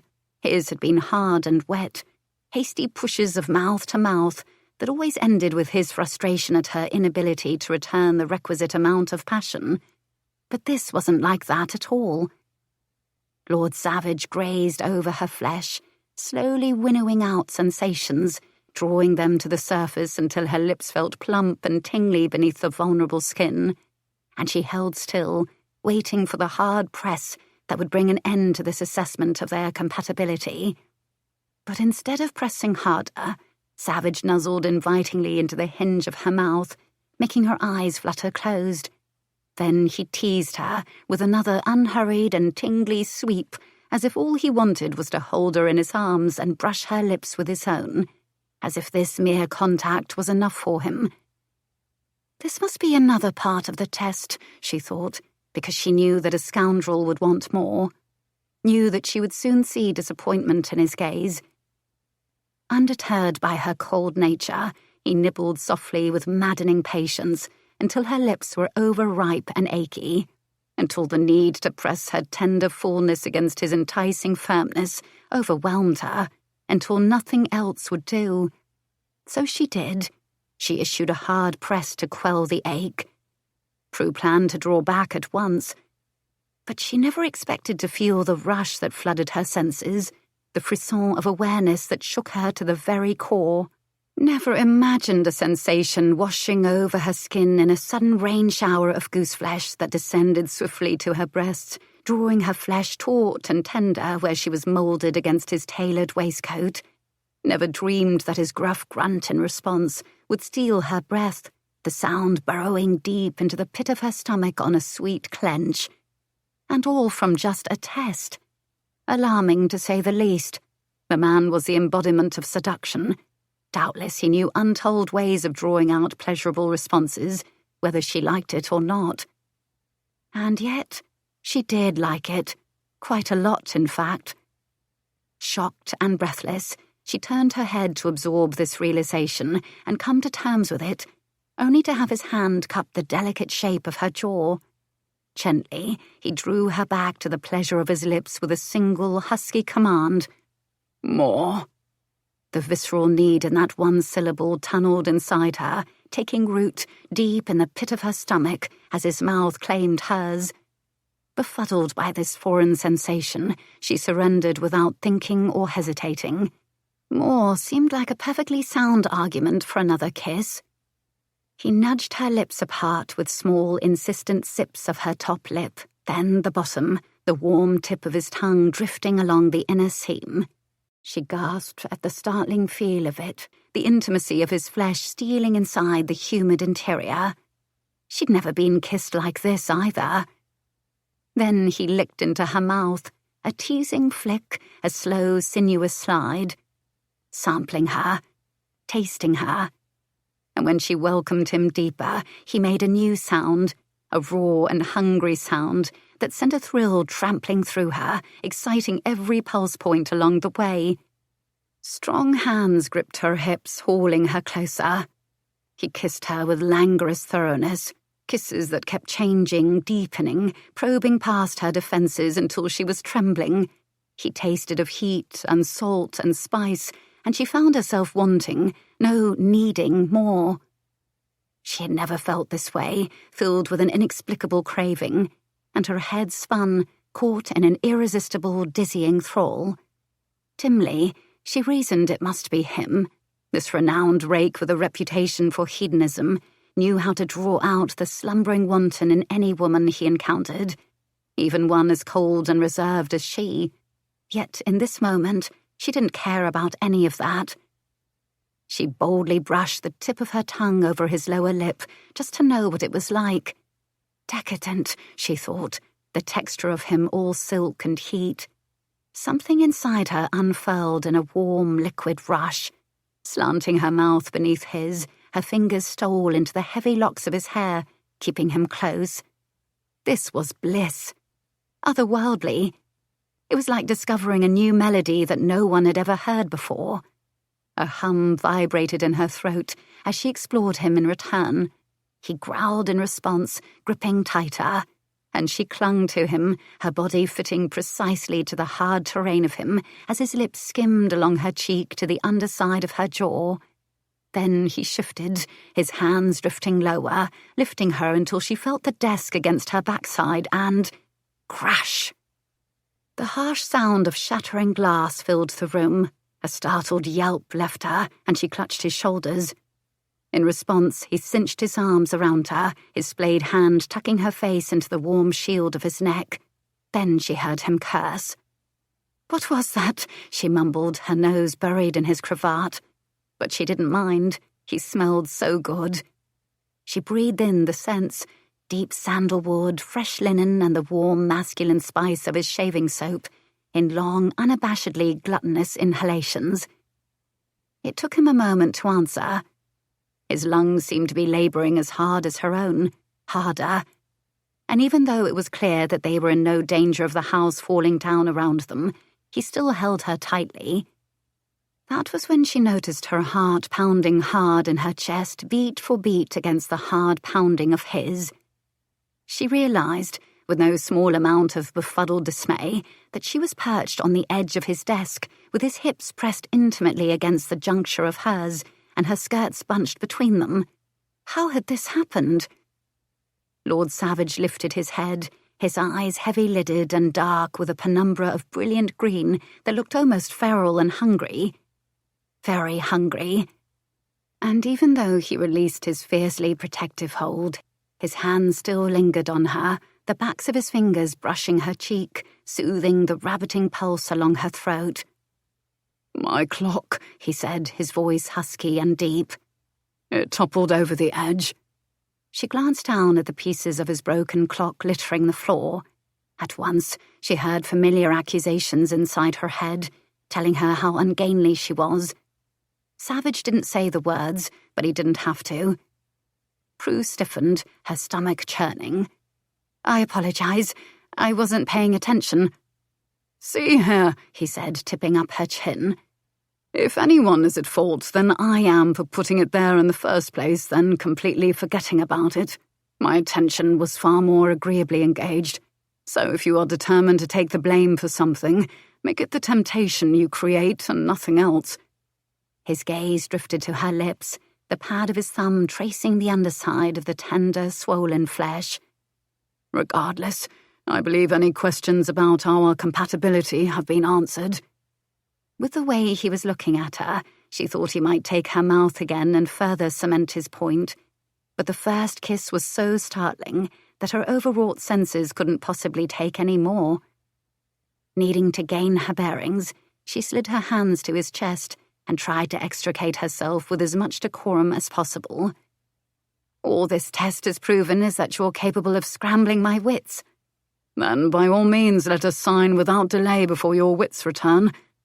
Besides," he paused to help her down and waited until she was steady on her feet, "I have many errands to attend, as to you." "Me?" Her hand stilled in the process of smoothing her skirts. He nodded absently as he dipped the quill in the ink and scratched his name and title onto the bottom of the page. "Indeed. My housekeeper will take you on a tour of the house after you've breakfasted. Additionally, I've already sent for your modiste to begin your trousseau." Prue blinked at him and then at the quill he was offering. The flesh of her brow puckered. Everything was happening so fast, she hardly knew which end was up. Coming here last night, she'd only expected to leave her name and ask to be put on his list. Instead, she'd fallen asleep, awakened in the arms of a scoundrel, gained a maid and a new bedchamber, was kissed utterly senseless, and all before she'd even had her morning tea. "I see you need further convincing," he said, and slid his hand to her nape, his intention clear. Her gaze darted to his lips, and her traitorous pulse leapt with excitement. But before she allowed him to kiss her again, she hastily turned away, took up the quill and scrawled her signature below his. "There, it's done," she said on a rush of breath. Her hand was shaking as if the feather weighed 10 stone, and he gently took the quill from her, setting it aside before sanding the ink to dry. "In 4 months, or likely less, I'll begin my new life." For 4 months, 4 full months, he said pointedly, you'll be mine. She shook her head and squared her shoulders, matching his certain expression with one of her own. I shall still be my own woman. This is a choice I have made, not one made for me. It wasn't until his lips curved in a satisfied grin that she realized he'd wanted her to make such a declaration. As if he knew she needed the reminder in order to feel in control again. And it worked, too, the sly devil. Picking up the contract, he let the dusting sand fall and headed to the door. Then he stopped and looked over his shoulder, a glint in his eyes. By the by, Miss Thorogood, I haven't even begun to scramble your wits. But I will enjoy every single moment of doing precisely that. Just when she thought her heart would stop racing, he sent it galloping again. Chapter 8. As soon as the contract was signed, Leo left the irresistible lips of Miss Thorogood while he still could. In his current ravenous state, he knew she was better off in the capable hands of his housekeeper, Mrs. Crumb. Additionally, he had a number of errands to attend, not the least of which was speaking to Lady Sutton about the sudden alteration of their arrangement. The moment he arrived at her flat, he was escorted to her dressing chamber. She received him with a warm embrace garbed in a gauzy peignoir that hid nothing from view. Discerning that she misunderstood the purpose of his visit, he delicately pried her away and explained the situation, giving a brief summary of events. In short, he continued, I had unthinkingly presented an offer to another party weeks ago. Because of this, I felt honour bound to keep my word to her. So you see, my hands are quite tied. And yet you never once mentioned a word of this other party to me. She sniffed and deliquesced artfully in a puddle of silk and feminine curves to the chaise longue.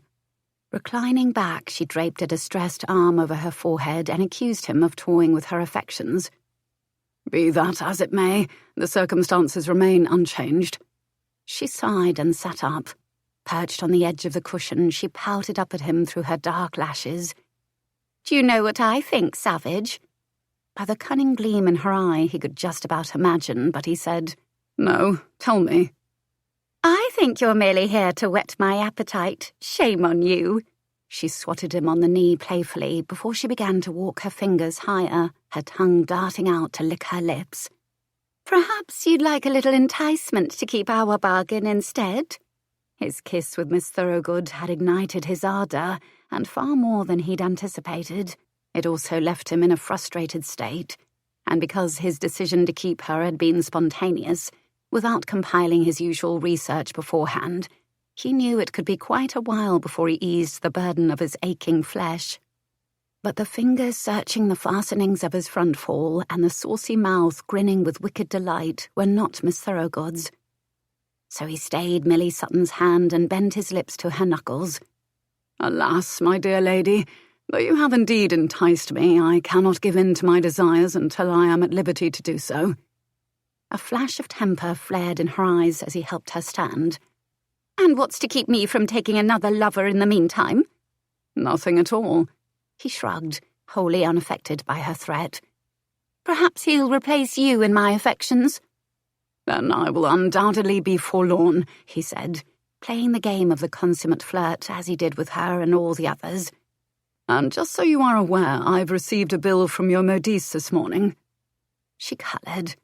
As you know, my husband left me penniless, and I'd presumed that by now you and I would, well... Think nothing of it, he interrupted smoothly.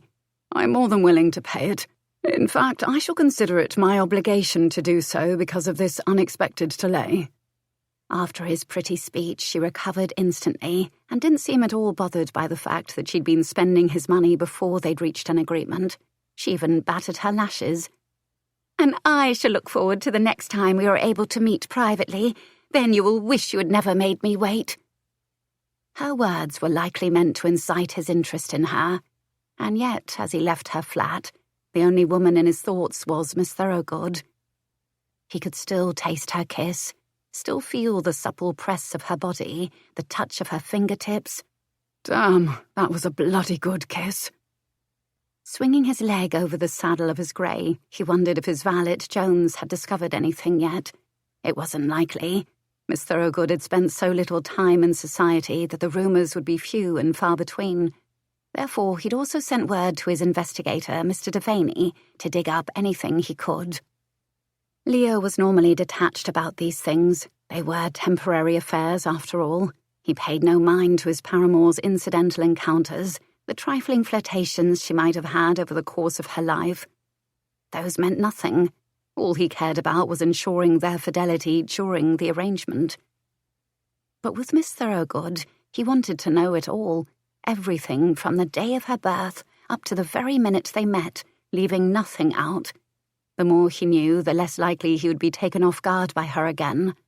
He felt as though she'd been doing just that from the very instant he'd seen her, and he did not like surprises.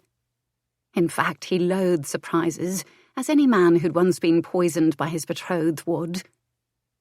In the meantime, he had more errands to attend, and rode directly from Lady Sutton's to the jeweller. He gave the shopkeeper carte blanche to put together a selection of earbobs, bracelets, brooches, and necklaces, and ordered them delivered to his townhouse. It would cost an exorbitant sum, a veritable king's ransom. But it didn't matter. All Leo could think about was Miss Thorogood's delight when she opened each box. If a mere sip of sugar in her tea could bring a smile to her lips, he wondered what radiance he would behold with these trinkets. As he left the shop, a feminine voice called out, "How dare you, Savage!"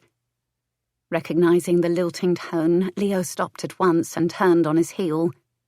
"Have I offended you, ma'am?" he asked, his right brow arched in inquiry as his gaze rested on Helene Marchand, Countess Babcock. Her wizened hazel eyes glinted beneath the brim of a hat situated at a jaunty angle over her grizzled coiffure, and, try as she might to appear disapproving, her creased grin gave her away. "My dear boy, you strode right by me without even a blink. Either it has been far too long since you visited and you've forgotten me." "I was just in your parlour the day before yesterday," he interjected, nearly rolling his eyes because she'd been uttering this same complaint for most of his life. "Or you have something so pressing on your mind that it has made you insensible to your surroundings," she hissed with affection. Taking 2 steps to reach him, she proffered her cheek. He kissed the soft vellum skin dutifully, her familiar powdery lilac fragrance lingering in the air. The scent was reminiscent of his boyhood when she'd lived openly as his father's mistress in the years following his own mother's abandonment. And even though his late father's mistresses had been treated with the same callous disregard, Lady Babcock had never deserted Leo. For that, and countless other reasons, she would always have a fixed place in his affections. "I do have a small matter on my mind," he admitted, "but nothing I cannot conquer." She eyed him shrewdly. "Is that Millie Sutton beleaguering you already? I knew you shouldn't have taken her. There's just something about her that is a little... I cannot put my finger on it. But I'm not certain I like her. In fact, if she's put you in this state, then I'm certain I don't." "It is not Lady Sutton," he said. "I've actually taken a different mistress for the time being, and before you can chide me for not mentioning this during our last visit, I'll say that it came about rather unexpectedly." "That is unlike you." "Of that I am well aware," he said with rueful chagrin. "Nevertheless, I still intend to have Lady Sutton in the future, so make your peace with whatever it is that you cannot put your finger on." She sighed and offered a nod, slipping her arm into his. As he walked her back to her waiting carriage, he gave her a truncated summary of events that led to his decision, ending with the same excuse he'd given Lady Sutton, that he was honour bound to uphold his original offer to Miss Thorogood. Helene scoffed. "Rather bold of her. Obviously, after refusing your offer, she soon discovered that it far surpassed anything she could expect from any other man of means. Greedy, like all the others. I already hate her." Leo was typically inclined to agree with the opinion. It was true that his paramours tended to use their wiles to manipulate as much out of him as they could. And yet, there was part of him that wondered if Miss Thorogood was capable of such deception. There was something altogether guileless in her that he didn't usually encounter in his circles. I did not come here for your money or for frivolous pampering. I came here for you." At first he had believed her simple declaration, even though such faith in a virtual stranger was laughable, not to mention wholly unlike him. For some inexplicable reason, his inner cynic was subdued around her, or at least it had been until this morning. But after experiencing the pleasure of her kiss, it was all too clear that she wasn't the cold creature she'd professed to be. No, indeed. Beneath the cautious layers of her armour simmered a passion so alluring that it had made him forget himself. Hell, had their kiss continued much longer, he'd have taken her on his desk. And that realization had sent alarm sluicing icily through him. She was either the craftiest and most cunning of all the women he'd ever encountered, or she was as unsure and innocent as she seemed. But he didn't know for certain, not yet. "Don't hate her," he said to Helene. "You taught me to look after my own interests, and my only interest is in having her, no matter what her motives might be." She inclined her head in negligent acquiescence. "Very well. Just make sure she isn't with child and expecting to label you as the father. Believe me, I know all the tricks." "And you've taught me well. Fear not, I already have my men on it and will surely discover something by the end of the day." "What do you mean you found nothing?" Leo asked his valet that evening as he dressed for dinner. Normally Jones was quick as a flash at ferreting out rumours in the servant mill. His investigator, Mr. Viviene, on the other hand, was more methodical, taking longer with his reports. But Savage wanted to know more now, not later.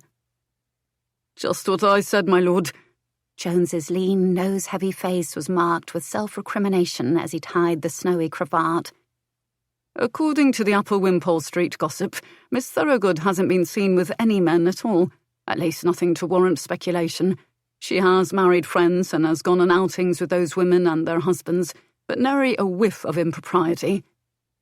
Leo had learned the same from Lady Babcock when he'd received a summons from her to drop by her townhouse a short while ago. He should have known that the Countess would have had her own spies diligently checking into the past of the woman keeping company with her boy, as she affectionately called him. "The servants at the parish household are annoyingly loyal and tight-lipped," Helene had said with a huff. "And they don't send out their laundry either, so there is no laundress to bribe for the information on whether or not Miss Thorogood has had her courses since returning to London. My spies did hear of a brief mention at one of the confectionery shops Maeve and Myrtle Parish frequent, however, and according to the clerk, the ladies were recently chatting about finding a good match for their charge in the hopes of hosting another wedding breakfast. Though, considering the girl's sullied reputation, their false hope fairly reeks of a marriage plot, if you ask me. My boys, stay on your guard. She may very well be with child." The news had been unnerving. It wasn't definitive proof of duplicity on Miss Thorogood's part, of course, nor did it alter his plans. She would remain his companion. However, until he knew what ulterior motives she might have, the palpable desire that he'd felt for her from the beginning, and that had nearly consumed him during their kiss, would not be assuaged. Bollocks. A glower stared back at him in the standing mirror as he shrugged into his superfine coat. The black seemed fitting for his current mood. Leaving Jones, Leo went down to the drawing room. At the very least, he would enjoy a fine dinner with his companion. But she wasn't there. When he'd first returned more than an hour ago, he'd been informed that she was dressing for dinner. So why the devil wasn't she downstairs yet? Having no desire to be kept waiting again, he rang the bell. An instant later, the butler appeared in the wide doorway, his jowly countenance as expressive as a corpse. "Grimsby, would you send someone up to inquire after Miss Thorogood?" "No need, my lord. I have just had word from her maid declaring that Miss Thorogood sends her regrets and will be unable to join your lordship for dinner this evening." "Unable?" That sounded rather ominous. His irritation was stifled beneath a wave of concern. "Is she unwell?" "I believe her reasons have something to do with her attire for the evening." "Her attire?" Leo shook his head. He was starting to sound like a sodding mockingbird. And now that he knew it wasn't illness, but something altogether trifling that kept her away, his accumulating frustration swiftly gathered in tight bands around his neck. But he refused to lose his temper. He was not, after all, his father. So he calmly addressed his butler with a gritted smile. I was informed that Madame Leblanc discovered a gown in her shop that would suit Miss Thorogood for this evening. Not only that, but there were a slew of seamstresses working on this trousseau. The timing was rather fortunate. Since it wasn't the height of the standard season, Miss Thorogood would have her entire armoire stuffed to the hinges within a fortnight. Indeed, my lord. He waited for his butler to elaborate, but Grimsby merely blinked slowly, as if all the words in his lexicon had been bled from his aging body and were now pooling at his feet.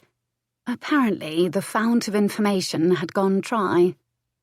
Left without another choice, Leo went upstairs. Chapter 9. Prue knew what was expected of her when she'd signed the contract. She'd resigned herself to enduring that dreadful ordeal for the next 4 months, or whenever Lord Savage tired of her, in exchange for his help. But she wasn't about to go down to dinner looking like this. Even desperate women had to draw the line somewhere. She took one final baleful glance in the mirror, or mirrors rather, then turned away and wondered how difficult it would be to smother oneself with a pillow. There were mountains of them on the bed, after all.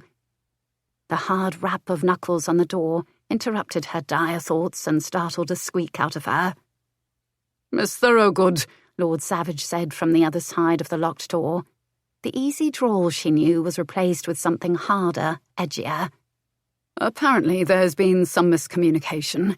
You see, when a gentleman chooses a companion, it is generally understood that he desires to spend time in her company. The same might even be said of the companion in question. Shocking, I know. Prue nearly smiled at his surly quip until she remembered how much she hated him. You left me with that horrible woman. I know my housekeeper can be rather abrupt at times, but Mrs. Crumb is a good sort. Not Mrs. Crumb, Madame Leblanc. She's positively diabolical, and you hired her. The modiste had tutted and chastised her for hours on end, accusing her of being a street urchin after seeing the threadbare state of her underpinnings. If that wasn't bad enough, Prue had been scrubbed raw, slathered with oil, brutally manicured, measured to within an inch of her life, and, she cringed at the memory, rouged. Though why on earth Madame Leblanc would put rouge on her nipples of all places, she would never know. Or rather, it was something Prue wished not to know. Just thinking of it, she crossed her arms over her breasts, which, as it happened, made them nearly spill out of her low-cut bodice. Am I to assume you don't like your dress? He asked dryly. This is not a dress, not even remotely. What is it then? A handkerchief? If that is the case, then I command you to open the door at once. No, absolutely not. She looked down at herself and shuddered. The cream satin underdress was a shade that perfectly matched her skin tone. It was topped with a fine, shimmery netting of pale primrose, a lovely creation, until she looked in the mirror and realized it gave her the appearance of being completely nude beneath the lustrous fall of her own hair. I'm told Madame Leblanc is the best in London, so I'm sure it isn't that dreadful. Your valet's eyes nearly fell out of their sockets and tumbled into his gaping mouth when he glimpsed me through the door earlier. The fact that Jones made no mention of this to me suggests that you are being ridiculous. Do you truly think that anything you might be wearing, or not wearing as I dearly hope, could ever shock someone like me? He asked. Try to remember the brave young woman who came to my townhouse and boldly set all this into motion. Drat it all, he was right. Hiding in here until she had decent clothes to wear wasn't the answer. And perhaps the dress wasn't as revealing as she thought. Very well, Prue sighed. With each step she took across the room, she reminded herself that this was merely a means to an end, a plan to take control of her own life. Hiding wouldn't help her in the long run. She opened the door. Through the crack, she saw the twitch of a muscle at the hinge of Savage's jaw as he expelled an impatient breath, and she stiffened at the sight of his sour apple-green glare. How dare he look at her that way after all she'd been through? "At last she makes her grand appearance," he said dryly. "I do hope I will not be required to coax you out of your bedchamber for every—" She flung open the door and stood before him with her shoulders squared and her hands on her hips. His mouth fell slack. Then he closed it and swallowed, his gaze warming considerably as it raked down her form. "I stand corrected," he said, his voice hoarse. "My apologies, Miss Thorogood. You were quite right. Grimsby would have had a heart seizure had he seen you walking down the stairs to dinner. I'm feeling rather faint myself. Is this—" He cleared his throat, his hand gripping the door. "The only gown Madame Leblanc left you?" "Would I be wearing it otherwise?"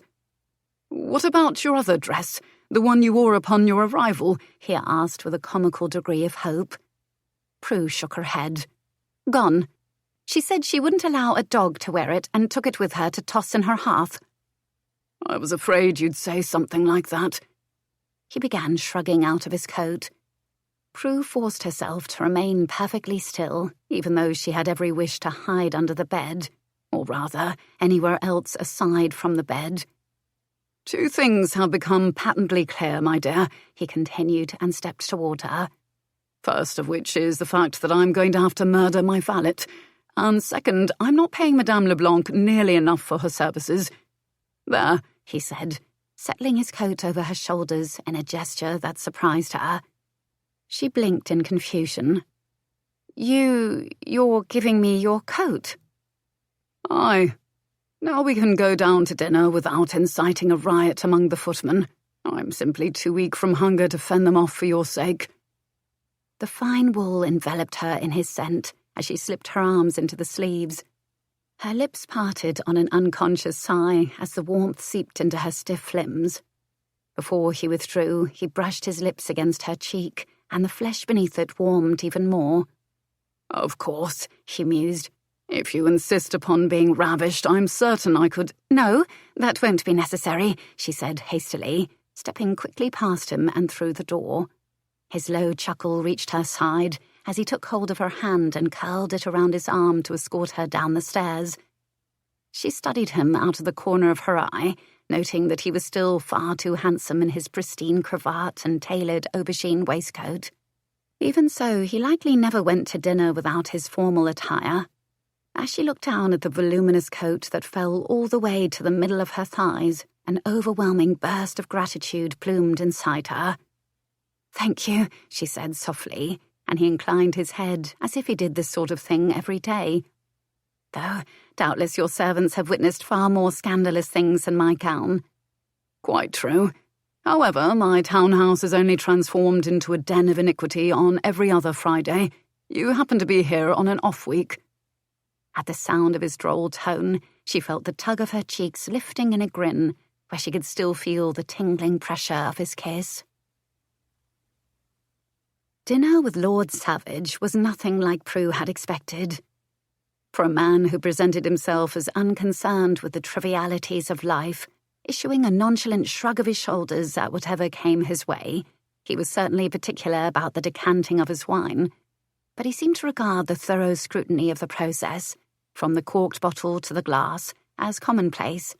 Therefore she dismissed it as an idiosyncrasy and didn't think any more of it. As the first course arrived and they were left alone, she thought he would turn the conversation to matters of carnal pleasure.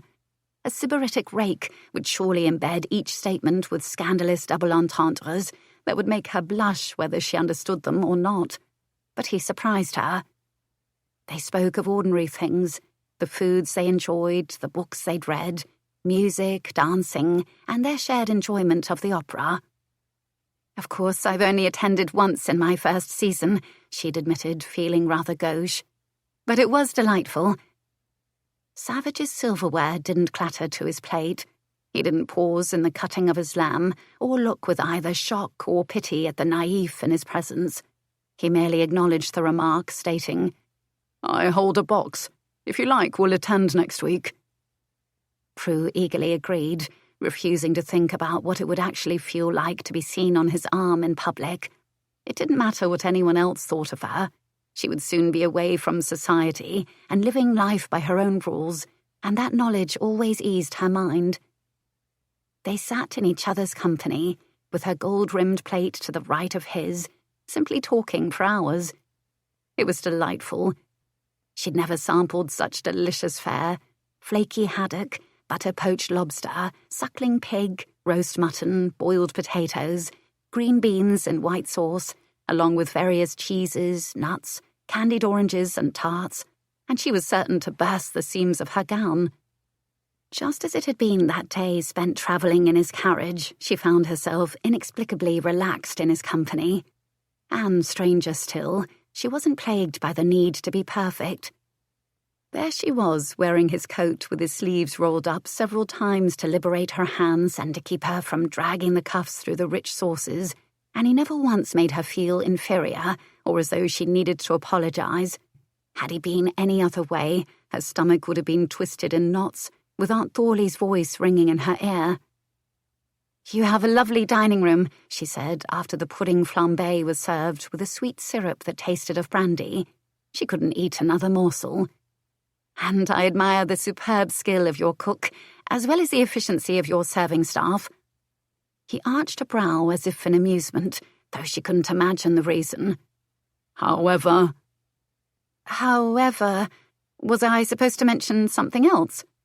This is where you offer little suggestions of ways in which all that you admire so greatly might be improved upon with your feminine touch. She understood at once. "Ah, you must have had mistresses vying for a more permanent position. Rest assured, I have absolutely no designs on you, your house, or your servants," she added with a laugh. "You are safe from my clutches, Lord Savage." He considered her for a moment, easing back against a heavy mahogany armchair, his large hand holding the bowl of the wine goblet with incongruous delicacy. There was something thoughtful, or perhaps amused in his expression, but she could not discern what it was without knowing him better. After a moment, he took a drink, then asked with his usual indifference, "You don't find the table too big?" As if it were a genuine inquiry, and her input was actually desired, she humoured him and stared down the length of glorious dark wood, polished to a mirror shine beneath the flicker of candlelight. "It is impressive. 8 chairs on either side could easily become 16 for a party. Are there leaves as well?" she asked, and he hummed a wordless sound of acknowledgement, leaving her to speculate as to the additional length. "I gather it is quite extensive when turned out for a grand affair. However—" "At last, the however has arrived." She ignored that remark. "For a man like you, who routinely changes out one companion for another, I imagine it could seem quite tedious, sitting in that particular chair night after night. There are likely evenings when you look to your right and can hardly recall the name of your paramour de jour." She pointed to herself. "Miss Thorogood, by the way." "Ah, I knew you looked familiar." He snapped his fingers, but then narrowed his eyes in reproof. "I am hardly that callous. Your future mistresses will greatly appreciate that." She, on the other hand, didn't believe it for a moment. The only woman who could possibly hold his interest would be the next one, and the next one after that. "Then what is your cure for tedium?" he asked, as if he'd been reading her mind and was ready to move on. She shrugged. "For you, I'm sure I do not know, but when I was young and had nightmares about monsters lurking under the table skirt, my mother started to make a game of visiting the dining room. At tea time, there would be a silver dome over each place setting. Then she would hum a tune as we both walked around the table, and when she stopped, that was where we would sit. Whatever was beneath the dome was our special treat, and I eventually forgot about the monsters." "Let me see if I have this correct," he mused. "In order to forget how tedious my table is, I'll need a dome over the delicacy I most want to sample. By the by, just how tall are you?" She tilted her head in perplexity for an instant, until she saw the devilish glint in his eyes, as if he were imagining a Prue-sized dome. As the image of herself lying on a platter in this dress, or completely nude since they were nearly the same, flashed in her mind's eye, her cheeks turned hot. She averted her face, so he could not see how easily he affected her. Such a pity, she hissed. You were doing so well until just now. Truly, there is no need to play the part of the libidinous rake for me. Then what role am I to play? The kind-hearted gentleman who has sympathy for his guest and allows her to retire early. He seemed to consider this as he stood and slowly walked around to the back of her chair. As he bent down, his hot breath fanned against her skin in a shivery caress when he said, Then by all means, let's go to bed. Chapter 10. Leo felt the change in her instantly, the stiffness in her limbs, the wary sharpness in her eyes, as he led her over the threshold of his bedchamber. She was back to being skittish, leaving him to wonder once more if this was a role she'd perfected, or if she was really a ruined debutante with only one lover. This room is lovely too, she said politely, but her gulp was audible, throat working in a tight constriction. It reminds me of your carriage, all silk and black velvet. The only things missing are my soggy cloak and muddy boots. I will have them brought in straight away if they will help you relax. Truly, there's no need to cross your arms over yourself as if I'm a lecher, Miss Thorogood. Here, let me take that coat. As he did, he looked her over with renewed appreciation. Don't let me forget to murder my valet in the morning. She gasped and snatched the coat from his grasp, holding it in front of her. In the morning? Am I to sleep here all night, then? You'll be here nearly every night. Nearly? She asked with comical hopefulness. Not when your courses come, of course. And incidentally, when might that be? Oh, come now, none of that blushing over mere words, or you're likely to turn aubergine by the time we get to the rest of it. Besides, I thought you preferred frank speaking. I do. I just wasn't expecting it to be so very frank. She paused for a moment, her brow knitting as she lowered her voice to a whisper. They are due within a se'nnight. He accepted the information with a nod, gently took the coat and draped it over the arm of a leather wingback chair that was angled near the fire. And otherwise we will be... She swallowed and glanced despondently at the bed. Together each night? Every night, he said, and at her look of utter horror, he couldn't help it, he chuckled. You might actually come to enjoy... He saw her shake her head before he even finished. What a very strange play they were in. He hardly knew his next line. Walking to the sideboard, he improvised. Believe it or not, people do this sort of thing all the time because it feels good. Even, I presume, your very own friends. Brandy, my sweet. Thank you, she said as he unlocked the cabinet door and began pouring 2 glasses. But there is a difference. My friends love their husbands, and, I imagine, it is because of their affection that they endure the pain. Come now, a virgin's pain only happens once and briefly. Surely even a young woman who professed to having only one lover would know that. What I endured was not fleeting in the least, she scoffed, then muttered quietly. I was unable to sit without supreme discomfort for days, and the bruises lasted much longer. Bruises? He turned so sharply that liquor sloshed over the rims and dripped onto his fingers. What the devil did the blackguard do to you? Standing by the hearth, she was pink-cheeked with embarrassment. Exactly what you planned to do to me. As he crossed the room, he saw that telltale wariness in her eyes and did not believe any of it was pretense. Darling, he said when he reached her side. Trust me when I tell you that bruises are not normally left behind. Taking the glass he offered, she gazed down at the amber liquid thoughtfully. Then it's true. I was doing something wrong. He kept telling me that over and over. I tried to correct my error, but my skirts were tangled around my legs, along with the tall grasses, and I couldn't... He forced himself on you in a field? No. He just explained that he'd taken a house for the 2 of us, and I thought that meant we would be married soon, so why not? Her shrug of indifference wasn't fooling anyone. Leo was livid, horrified, ready to commit murder. Whether the blackguard was merely inept or blatantly cruel, it mattered not. He wanted to wipe the earth clean of his presence. Just imagining what she'd gone through made him want to. It was still my choice, she continued, having no idea of the medieval tortures he was devising for this faceless man. I just wanted everything settled, decided. I could endure anything once I knew what to expect. Endure. There was that word again. She'd used it last night when agreeing to his proposal, which meant that she was willing to endure bruises in order to have the freedom her inheritance would bring. It suddenly became clear to him that she was more determined and even braver than he'd given her credit for. Any concerns he'd had earlier about her motives were gone, obliterated. All that mattered now was her. She deserved far better, and he would ensure she had it.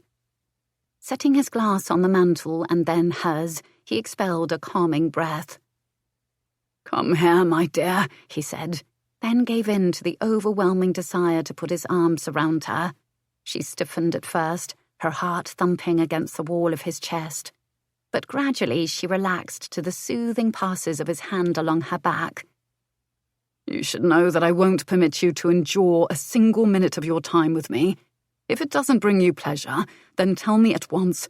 I shall do the same. Agreed?" She looked up at him questioningly, skeptically, but nodded. "Good." Leo cemented this pact with a kiss to her forehead. "During our time together, you will come to know me as I you, and I hope you will feel more at ease in my arms. In fact, I'll prove it to you.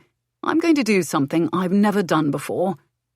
"And what could that possibly be?" "I'm going to sleep with you."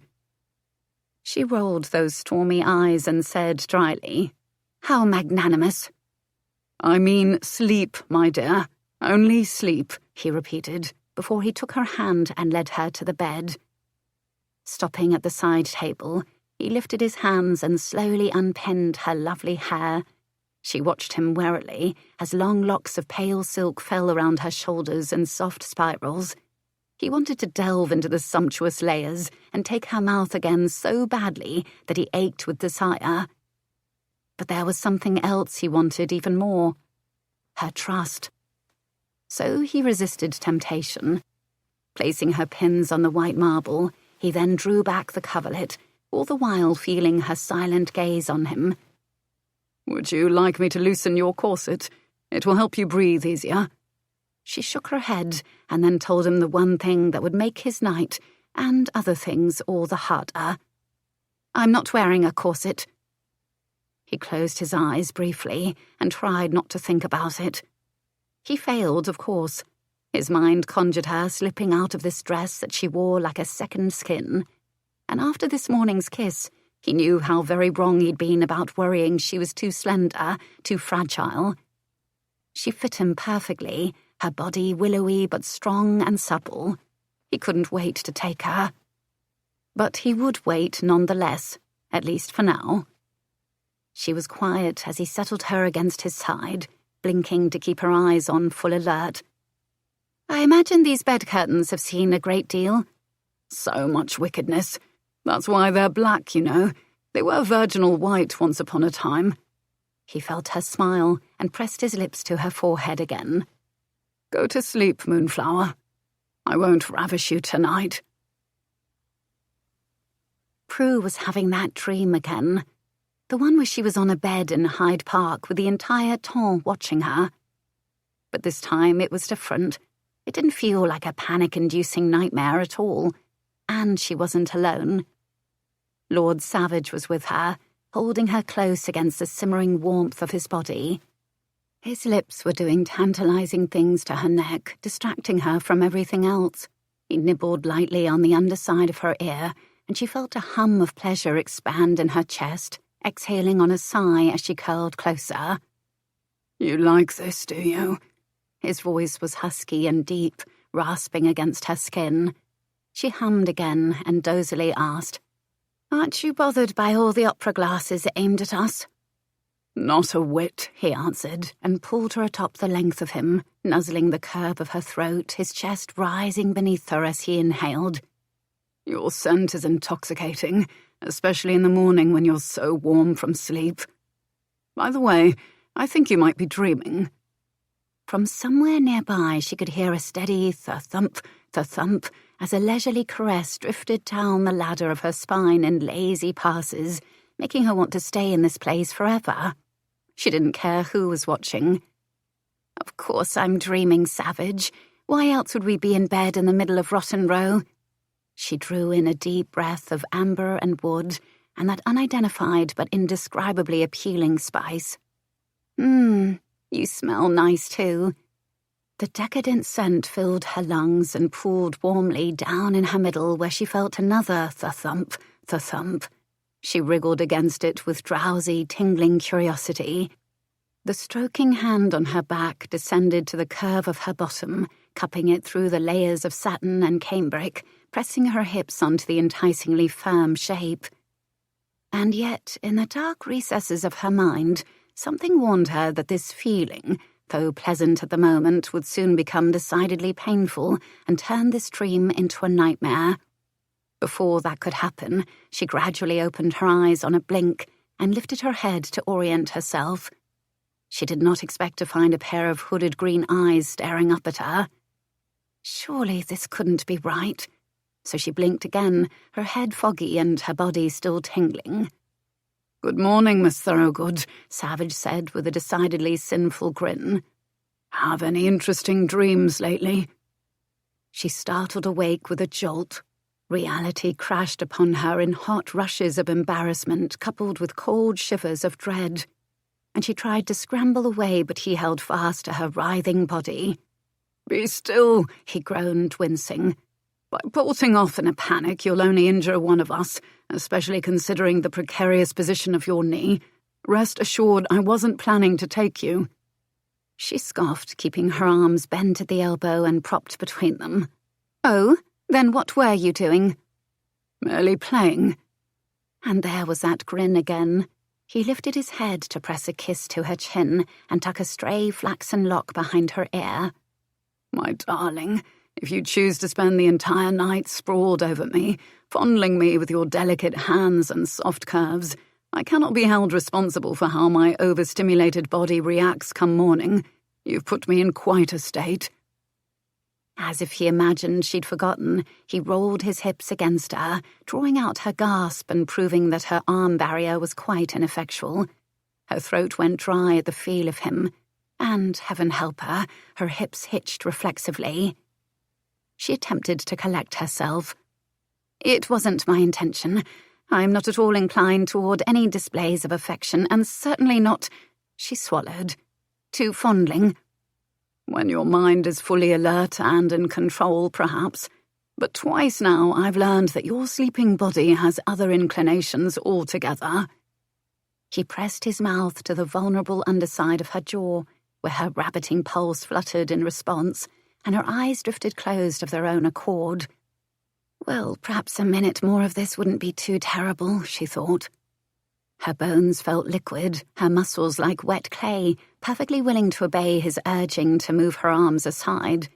Then he held her flush against him and turned them to their sides, sliding against her with exquisite friction. A satisfied purred in her throat, her fingers sifting greedily through the warm locks of his hair as his lips dragged down her throat in scorching kisses. He smelled delicious. Every deep inhalation of his scent made her stomach clench, and his mouth and tongue were doing wondrously sinful things as he bent his head, his splayed hand drifting higher over the cage of her ribs to the underside of her. A knock sounded on the bedchamber door, jolting her out of this fugue state. Her pulse was pounding, limbs tangled, and there was a hand on her breast. His hand, to be precise. "Beg pardon, my lord," her voice muttered from the corridor. "Not now, Jones," Savage growled, the soft scrape of his whiskers just above the line of her bodice. Through the satin, his thumb coasted over the crest of her nipple, spurring it to a tender peak, and a mule of distress left her as she arched into his touch. A tumult of undeniably enthralling tingles spiraled through her, looping inside her stomach in a hot, liquid rush. She didn't know what was happening to her. Shouldn't she be pushing him away, shielding herself? Apparently, her pleasure-drugged body didn't agree, because she held him closer, sliding against him, and, oh yes, that felt good. really good. This man was a spellcaster, a sorcerer, a veritable devil, and try as she might, she couldn't resist him. Though, to be perfectly honest, she wasn't trying that hard. The knocking came again, and this time she was the one who growled, "Not now, Jones." The instant the words were out, she clapped a hand over her mouth. Wide-eyed, she stared at Savage's raised brows, mirth glinting in his eyes. She didn't know what had come over her. "There's a visitor to see Miss Thorogood," the apologetic voice said in a brush. "And she's rather insistent, too. The young woman claims that she will storm up here herself to collect her friend out of your depraved clutches." Savage rolled to his back on a vexed grunt and cursed. "Who is it, Jones?" "Miss Margaret Stredwick, my lord." Prue sat bolt upright. "Meg!" Chapter 11. Prue scrambled out of Savage's bed with all the grace of a drunkard from an alehouse. But to be fair to herself, it was all his fault. He was the one who turned her knees to jelly. Leaving him beneath a mound of rumpled linens, she staggered stocking-footed out the door. Then she dashed down the hall to her own chamber and yanked on the bell pull at once. Hurrying toward the washstand in the corner, she caught sight of her reflections in the trio of standing mirrors and jerked to a sudden stop, poised like a caricature sketch in a print shop window. A stranger stared at her from the looking-glass, a woman with a tousled tumble of pale hair, bright eyes and flushed cheeks. The flesh along her throat was slightly pinkened from the soft scrape of his whiskers and sensitive to the bewildered brush of her fingertips. It was difficult to reconcile the vision of this wanton with everything that prim and proper Prudence Thorogood knew of herself. She couldn't recall ever being a particularly passionate person. While she'd been a rather rambunctious child, she'd learned through the criticisms of her father and stepmother to subdue any wildness from her nature. The same had been true with George. She had thought their kisses were pleasant enough. However, after he'd complained about her perfunctory responses nearly every moment they'd spent together, she'd become distracted by concerns for her own improvement. But in Savage's study yesterday morning, she hadn't thought once about her performance, which direction to tilt her head, how much to purse her lips, or when to take a breath. In fact, she hadn't thought at all. She'd only felt. And it had felt good. So very good that she wouldn't have minded if he'd have kissed her again this morning, too. In fact, she likely would have welcomed it, eagerly. It was all quite alarming, to say the least. He seemed to be drawing out aspects of her nature that she'd never known existed before, and it wasn't just the passion she'd experienced this morning, but the way he made her feel comfortable with him, as if she could say anything, do anything without censure or judgment. Mystified by all this, she stared at her own reflection, feeling as though she was slipping into a new skin. The abhorrent gown that Madame Leblanc had left her wasn't quite as abhorrent as before. Oh, it was still scandalous in cut and colour, but after the surprising night she'd shared with Savage, she almost felt fondness for the garment. Even so, she wasn't about to wear this to greet Meg, and when Dottie arrived to help her out of it, she begged to borrow a change of clothes. Then, shortly after splashing water on her face, hastily fixing her hair and dressing in her maid's spare service dress, she hurried down the stairs.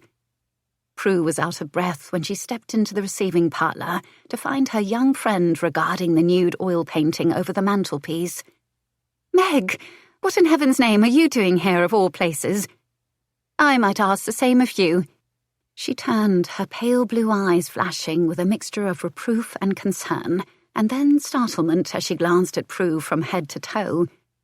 "Does he have you working as a maid in addition to—" She flitted her hands in a muddled gesture. "Everything else, whatever that entails?" Before Prue could answer, Savage strolled in as if he didn't have a care in the world. He was dressed in a blue morning coat and camel trousers.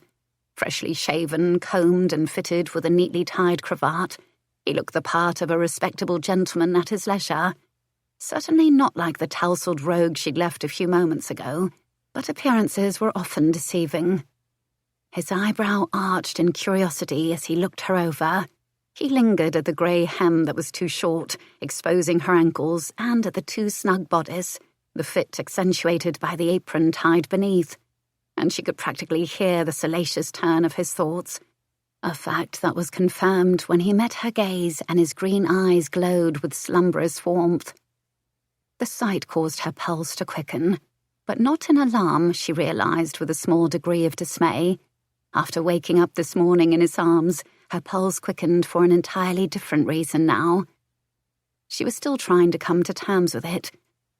"What do you have to say for yourself, Lord Savage?" Meg demanded, hands on hips.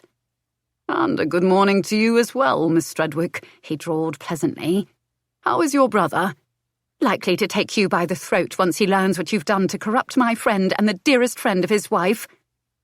Even though Meg was an accomplished woman of 21, the roundness of her face gave her the look of someone far younger. At the moment, she resembled a dark-haired and furious cherub. Prue felt a wash of guilt that her own actions had brought such a lamb to the sinful lion's den. She should be with the aunts, where she was staying until Ellie and Brandon returned from their honeymoon. "I must apologise, Meg," she said in earnest. "Truly, you needn't have come. Shouldn't have come, as a matter of fact. What if someone were to have seen you? Your reputation would be in tatters." "Shall I have Grimsby paint the words 'House of Ill Repute' above the door, do you think?" Savage asked dryly. "I came in through the servants' entrance," Meg said to her, then directed a scathing remark to him. "And I'm sure no such marking is necessary. Everyone knows what you're about." Unconcerned, he eased into an upholstered armchair and extended his long legs, crossing them at the ankle, his hands clasped casually over his flat stomach. "And to think I used to give you pony rides when I came home with your brother on holiday from university. You were much more agreeable at that age." "So were you, before your heart turned black. Then, afterward, you stopped caring about anyone other than yourself." Afterward? After what? Prue wondered. And how had he been different before? Apparently, something had brought about a change in him. Was it the same thing that made him a man who only desired 4-month affairs instead of any permanent attachment? She gazed at him, hoping to find an answer to these questions. He did not look at her, however. He merely smiled pleasantly at Meg. There was no sardonic rejoinder or even a nonchalant quip, which was unlike him, at least as far as Prue knew. Then again, what did she truly know of him? Not much at all. And yet she wanted to know more. She blinked, startled by the realization. Why should she wonder about a man she'd never see again after their temporary bargain ended? It would be far better if she subdued any wayward curiosity about him. Giving in to the desire to find answers would only lead to more questions, and, before she knew it, they'd become friends. But she did not want that. Forming any kind of attachment with him would only bring pain when they went their separate ways. She'd experienced enough torment from being separated from those she cared about, and she didn't wish to add another person to the list. Therefore, she decided in that very instant that, whatever her body might experience during their temporary bargain, because she clearly had no control over that, she would not allow it to affect her heart. Turning back to Meg, she was sympathetic to the concern that brought her here. "How are the aunts?" "Oblivious," Meg said. "Thank goodness. I intercepted Savage's missive. I was waiting up for you and worrying my thumbnail to the nub, I might add." She held out said thumb as proof. "When I heard the knock on the door, I peered through the window and recognized the groom's black and silver livery, so I answered the door before Mr. Rivers was roused from bed and saw a familiar seal pressed into the wax." Prue blinked in surprise. "Do you mean they don't know?" "No one knows. Not Ellie, Jane, Wynne, or the aunts. I spun a tale that you had to stay with your grandmother because she was ill.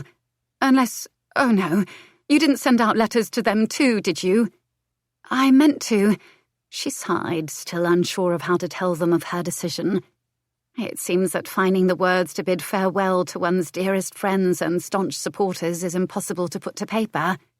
"Well, now there's no need. We'll return to Upper Wimpole Street together and no one will be the wiser."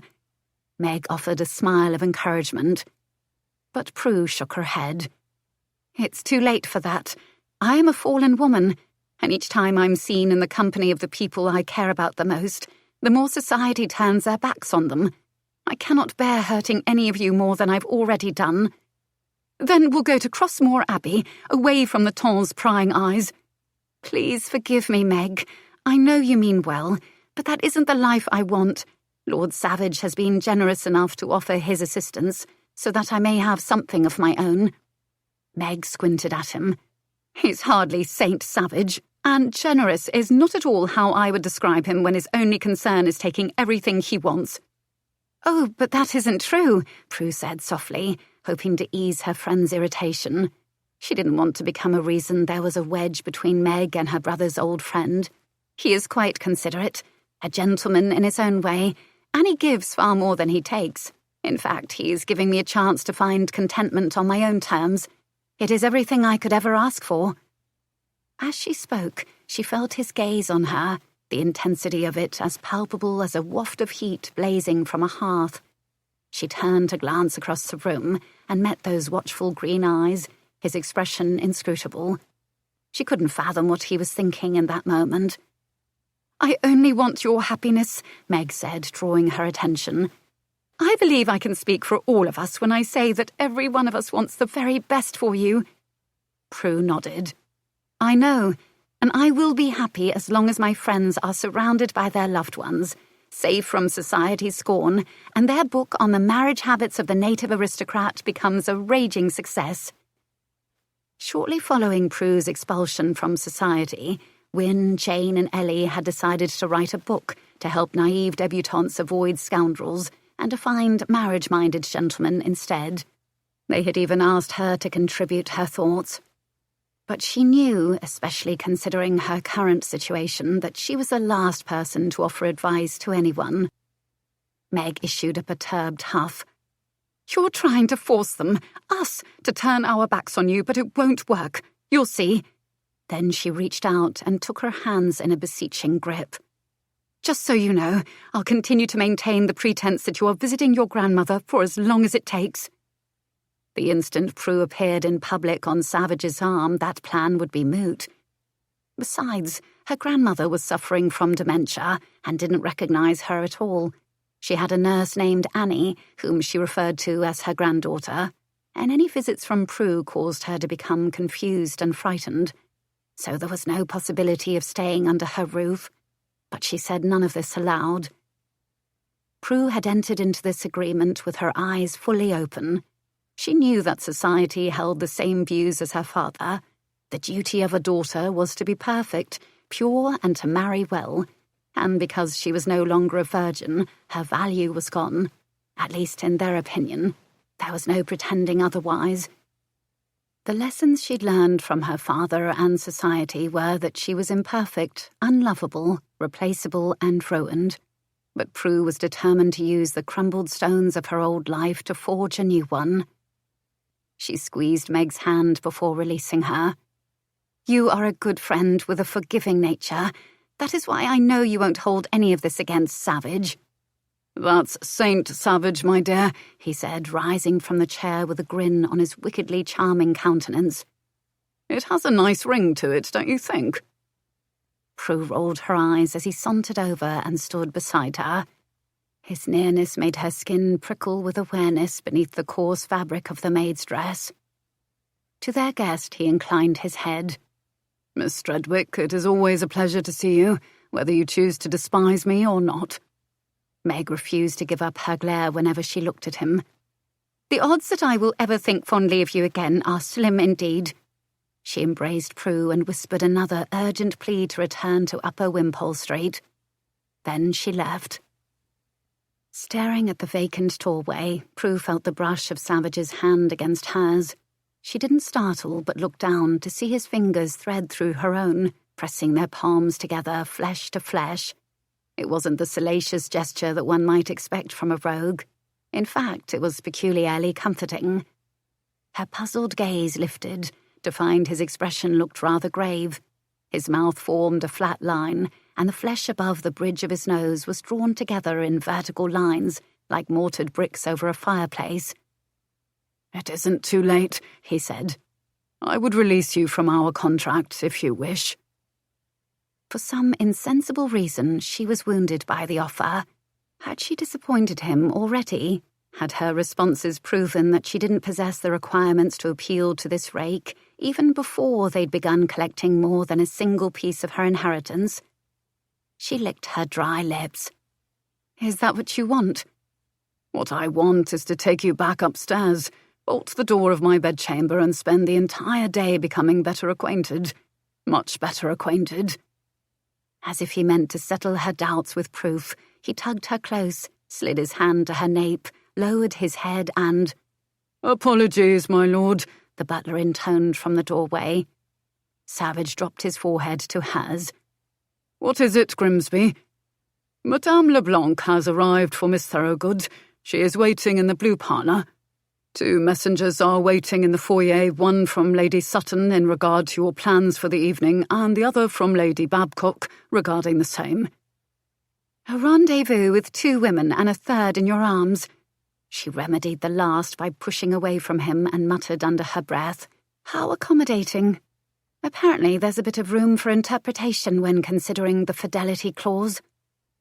He gave her a curious look, and without breaking eye contact said, "Grimsby, send Lady Sutton's messenger away without a response, a confirmation to Lady Babcock, and a tea tray to the blue parlour."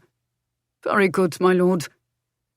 As the door closed behind the butler, Savage took one step toward her, and Prue's heart began to beat in a disorderly rhythm, her lungs cinching tight, skin tingling in anticipation. Yet, after hearing how easily his attention could shift from one woman to the next, she became frustrated by these uncontrolled responses, and angry at herself for forgetting, even for a single second, that a man like him could easily replace a woman like her. They were nothing to each other, a means to an end. She only wished her body would remember that. She squared her shoulders and coolly held his unswerving gaze.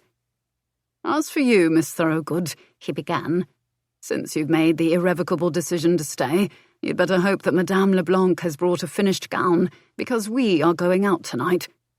And as for your peevish display of jealousy just now—" She scoffed. "An absurd accusation." "While I find it somewhat amusing, there is no cause for it." He lifted his hand and took her chin between his thumb and the crook of his forefinger. "Because there is absolutely no room for interpretation in the fidelity clause. For either of us. I hope I've made myself clear."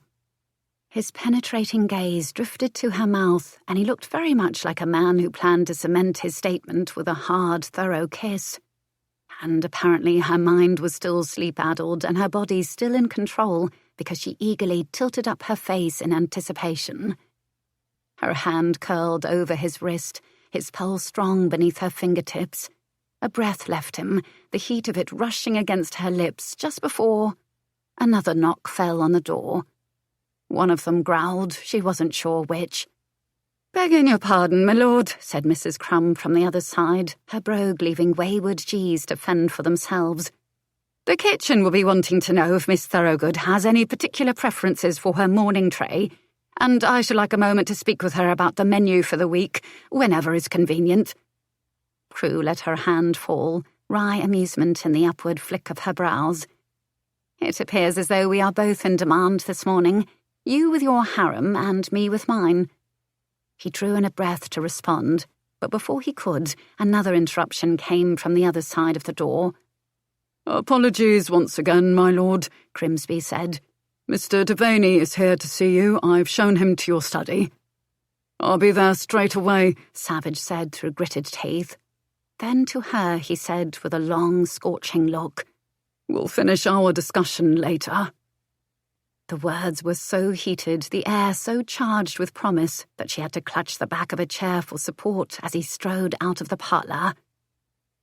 And this, she reminded herself, was only the second day.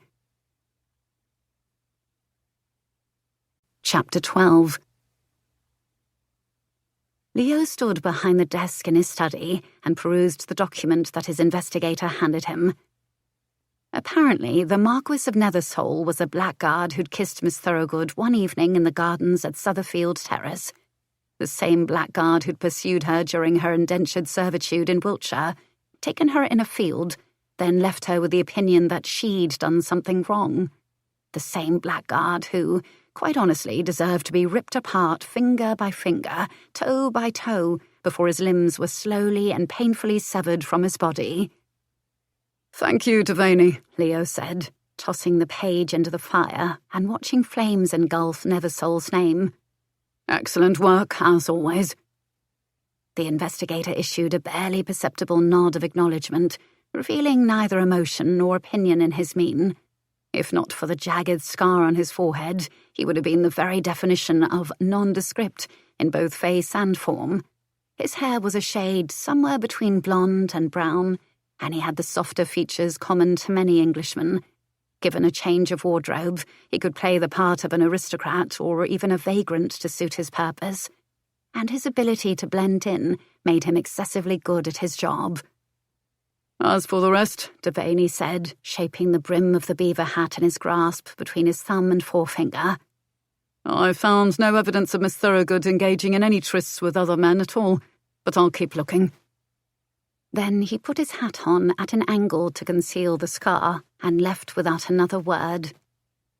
The news should have settled some of the questions in Leo's mind, but that damnable restlessness returned, that sense of lingering between two places. He hated this feeling, and he'd presumed it would have stayed away after the contract was signed. But it had returned a short while ago, right around the time of Miss Stredwick's untimely visit. He'd always liked Meg. She was affable, intelligent and pretty, in a little sister sort of fashion, but he never took her for a meddler. In his opinion, she'd gone a step too far in trying to lure Miss Thorogood away. That cheeky girl had quite a bit of nerve concealing Miss Thorogood's actual whereabouts from the others, plotting to give her friend the opportunity to return to her other life, such as it was. But really, what kind of life was that? Miss Thorogood had said it herself. She was a fallen woman, and there was no place for her in polite society. Even so, he'd heard the strain in her voice when she'd spoken the words, and it had been that ever so slight tremor, that hint of vulnerability in an otherwise determined woman, that had compelled him to make an unprecedented offer to cancel their contract. It hadn't been easy for him. He believed that when one entered into a binding agreement, one held it to the highest standard. It was a matter of honour. And after having been raised by a man who didn't possess a shred of honour, these contracts meant something to Leo. So he was relieved when she refused to renege. But he would feel more at ease once she appeared on his arm tonight. That simple act would remove any doubt and ensure that all of society knew she was with him, that she was his. Leo prowled at the base of the stairs, impatient for the evening to begin. He just fished his pocket watch from his waistcoat for the 10th time when he heard the soft rustle of silk against silk and felt the downy hairs on his nape stand at attention. At last, he thought. However, not wanting to reveal any of the restlessness teeming through him, he presented his usual aloof manner. Without looking up, he closed his watch with a snap and tucked it away. "And here I thought you'd have been far more eager to attend Lord Tilford's soirée after I told you that my investigator discovered that the Viscount is in possession of that sword on your list." "Of course I am. The sword belonged to my grandfather. It was presented to him after his heroism in the Royal Navy, when he—" As she spoke, Leo swept a casual glance up the stairs, and then time stopped. Every breath in his body, every beat of his heart paused at the sight of her, poised at the top with her slender gloved arm extended along the polished railing. She was a vision in shimmering deep green. The creamy white perfection of her shoulders and throat lay bare. The cut of the décolleté flirted with modesty, but seduced in the way it embraced the perfection of her form. And just below the narrow span of her waist, her skirts flared, full and lush and long, with the barest flash of gold lace at the hem, only enough to draw his eye from head to toe and back up again. Worth the wait, he thought, his heart starting up with a heavy, hammering beat. She held his gaze as she descended, and his skin felt strangely sunburned and tight, his lungs labouring beneath his shirt and tailored waistcoat. He hadn't been this intensely attracted to a woman in, well, he wasn't sure when. As she neared, an uncertain pucker rumpled her brow. "I've never worn such a bold colour before. It is a far cry from a debutante's palette of pale shades, and I'm not sure—" "It suits you," he said with unquestionable authority, his voice husky. His nostrils flared on her sweet scent, the pure essence undiluted by cloying perfume, and he was unable to resist the urge to lean in, to take a deeper breath, to fill his lungs with her. Her breath hitched. "Surely you're not going to kiss me in front of the servants?" "Merely admiring," he said, trailing a fingertip along the curve of her neck, her tiny pulse fluttering against the pad of his thumb. "Of course, I wouldn't have access to all this lovely skin if you were wearing the jewellery that I sent up earlier. It was part of our agreement that you accept my gifts, after all." Her cheeks were flushed as she drew his hand away and met the challenge in his gaze with one of her own. "And I told you that I did not want any jewels, nor do I want to be paraded about town wearing that emerald collar. I was certain it came with a leash." Ah, so this was an act of rebellion on her part. He fought a grin. "And the earbobs?" They pinched. The stubborn little minx. But he wasn't willing to give in either. You do have plump little lobes, perfect for sinking my teeth into." He leaned in again, as if he intended to do just that. She gasped, her hands drifting to his satin lapels to put up a blockade. "Don't you dare!" "No?" he asked, all innocence. "My nerves are on tenterhooks as it is." "Well then, perhaps you should wear the jewels, for I will surely behave better if one of us were wearing the collar, and I'm afraid my neck is too large." She notched her chin higher, refusing to concede. "I'm not given to ostentatious displays." He arched a brow and looked pointedly at her hair. "Then all these lovely twists and plaits tucked into an elaborate coiffure is your notion of modesty, I take it?" Her pretty white teeth sank into her bottom lip as she tried not to grin. "Very well, I suppose I've become a bit ostentatious in that regard, although when I was young, I felt out of place for being so pale and washed out, as my stepmother so kindly reminded me every day.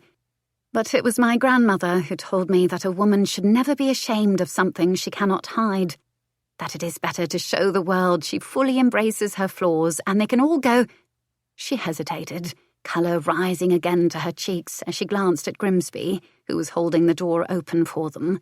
So she whispered, "Well, she would say they can all go hang." "She's quite right. Let them all hang. But more to the point, I don't want you to ever think of yourself as pale and washed out again." When she averted her face as if refusing to hear him, he stopped and lifted his hand to cup the delicate line of her jaw. "You are lovely, and your hair gives you an ethereal, untouchable quality that has beguiled me from the instant I saw you." He heard her breath catch as she stared up at him with those unfathomable, guileless eyes, and he had the distinct impression that she was not used to such compliments. After knowing his fair share of vain women, and some who merely pretended to be modest, this was altogether foreign to him. It still boggled his mind that she hadn't been touted as a raving beauty, a diamond of the first water during her season, that those poor marriage-minded sods simply let her slip through their fingers.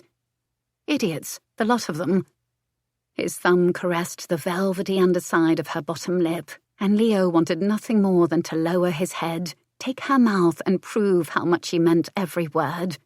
However, if he did that, they'd never make it out the door. So instead, he took her across the threshold and headed toward the carriage. "I meant what I said about the jewellery," he said as he settled his form next to hers on the black velvet bench. "It is important that you wear it, otherwise it will be seen as a slight, as though I haven't provided you with any because I am displeased with you." Of the two of us, I should have thought I would be the one more concerned with society's opinions this evening. Had I known your amour-propre was in such a fragile state, I would have showered you with compliments the instant I saw you waiting at the bottom of the stairs. And what would you have said? She lifted her shoulders in a graceful shrug. The moment has passed. Now we'll never know. Mirth tugged at his lips as they set off. He was already looking forward to their future debates. It was strange how much he enjoyed talking with her, even when on opposing sides of an argument. He wasn't certain if it was the quality of her voice, the candour of her thoughts, or something else altogether, but he felt an inordinate amount of pleasure in their conversations. So much so that he was disappointed when they arrived at Viscount Tilford's estate, because now he would have to share her. Leo exited the carriage first and extended his hand. "Are you ready, Miss Thorogood?" "I've come this far, haven't I?" she said, the words slightly frayed around the edges. Then she cleared her throat and set her fingers into his palm. Only a coward would turn back now. This woman had more courage than some military men he'd known, and she was facing her own battle, after all. Admiration was not something he gave lightly, but she had his. "Fear not, my dear. I shall be by your side, offering my full support. Think of me as your corset for this evening." A glint of humour replaced the wariness in her eyes as they mounted the stairs toward the column-lined portico. "Cinched and suffocating?" "Sturdy and whaleboned," he countered. "Given your tone, that was doubtless meant as some sort of rakish comment, but it sounds dreadfully uncomfortable and something better off left in the armoire." A cough of laughter took Leo by surprise. He did his best to hold it in, but his shoulders were shaking when he heard someone hail him as they stepped past the liveried footman on either side of the wide French doors. Then Lady Babcock appeared. She cast an appraising glance over him, her head tilted in speculation. "Surely that isn't a smile, my dear boy? I don't think I've seen one of those on your countenance since you were in nappies. Ah, and there is the glower I know and love." She tapped his cheek with her closed fan and blew him a kiss from her rouged lips. "I've been awaiting your carriage for an age. Now I demand to meet the creature who has surprised us all with her sudden appearance in your life." He expelled a breath through his teeth, but decided not to remind her how much he abhorred it when she brought up his childhood, especially in front of others. "Ma'am, I should like to introduce you to Miss Thorogood. And Miss Thorogood, I give you Countess Babcock." "Lady Babcock?" His companion curtsied by rote. Then her eyes widened in sudden awareness, as if recalling the name from Grimsby's announcement this morning. "My lady, it is a pleasure to make your acquaintance. I believe I'm beginning to understand Leo's uncharacteristic haste. You are quite lovely, my girl," she said, passing an appraising eye over her. Then she slid Leo a disapproving glance. "But did you have to be in such a hurry that you couldn't have purchased a few baubles for her to wear? You know very well her lack of jewels will be the first thing on everyone's lips come morning, and the second will be speculation that she's already earned your disfavour." He looked down at Miss Thorogood, his brow arching with challenge. But the instant he saw the uncertainty in her expression, his first impulse was to soothe her. He covered the dainty hand that was on his sleeve. "She has done nothing to displease me. Quite the contrary. Then again—" He cleared his throat, unable to resist pointing out that this could have been avoided. "I would have preferred her to wear the emeralds I gave her, but she refused them." "Refused jewels?" Helene gasped. "My dear, are you unwell? Pray do not inflict such a sickness upon me." "In my own defence, they were too large." "I feel rather faint," Lady Babcock interjected, fanning herself dramatically. "And far too numerous to be worn comfortably," she said with stiff resolve. But when the Countess issued a plaintive groan, the hand on his sleeve relaxed its grip. There was a hint of a grin on her lips when she said, "It is his lordship's own fault. From the beginning I've told him that I did not want such extravagance." "Well, every woman says that, but we never mean it." "Miss Thorogood has been rather stubbornly insistent that all she desires from our acquaintance is my assistance in a certain matter, followed closely thereafter by my absence from her life." Lady Babcock's brows inched toward her grizzled hairline. "Quite singular. That boot is usually on the other foot. Tell me, Miss Thorogood, what is this certain matter that has such an apparently irresistible appeal?" "Well, I really could not say." "Larceny," Leo answered at the same time. His companion gasped and withdrew her hand to swat his arm. "You shouldn't have mentioned it aloud." "And why ever not? After all, that was the exact word you left ringing in the air like a gong when you walked away from our first meeting. I'll never forget it." He looked to Helene to share the story, but found her gazing at him with an oddly bemused expression he'd never seen before. But before he could discern the cause, she shook her head and turned her attention back to Miss Thorogood. "My darling girl, should you ever suffer any future qualms over jewels, emeralds, sapphires, diamonds, what have you, please do send them to me. And if you require a partner in crime," she whispered behind her fan as they entered the ballroom, "just know that I've always been willing to try anything once. I'm famous for that, actually. Remind me to tell you about a wager for 500 guineas involving a hot air balloon and Lord—" Thankfully, her words trailed off as their host approached. Leo was sure that Miss Thorogood wasn't prepared to hear the scandalous end of that particular story. Tilford clapped him on the shoulder and shook his hand. "A little bird told me that you were bringing someone new to our little soirée, and I must know at once who this stunning creature is." When the Viscount raked an appreciative gaze over Miss Thorogood, Leo settled a proprietary hand at the small of her back as he made the introductions. He wasn't threatened, of course. Even so, he would have preferred it if she were wearing his jewels, something that would tell everyone in attendance that she was his and fully embraced her place at his side.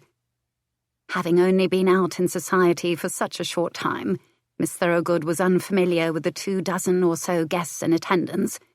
As the evening went on, he discovered that this fortunate happenstance allowed her to loosen the firm clutch she kept on her guard.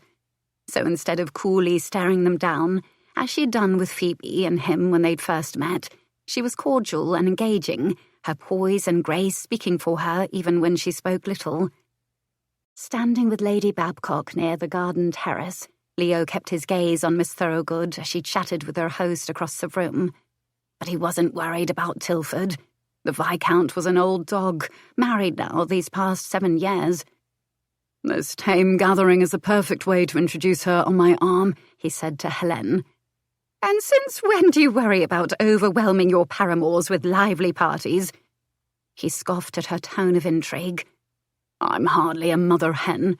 As you know, I only think of myself, and it would be a right solid bore to suffer through her clinging to my side for the remainder of the evening." "Such a relief," Helene said, opening her fan with a flick of her wrist. "At least I know you'll forgive me." "Forgive you? Whatever for?"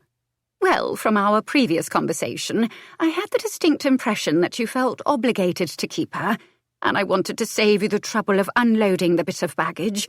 When you mentioned you were coming here, I recalled hearing a rumour that Tilford intends to take a mistress, since his wife is in the country for her confinement. So I might have mentioned it to him in passing, of course, when I first arrived." She fanned herself casually, apparently oblivious to the swift alteration in his mood and the dark cloud gathering inside him. "But then I saw the two of you together, getting on quite exceptionally well, and I almost felt guilty for my small interference. As you know, I'm never one to interfere."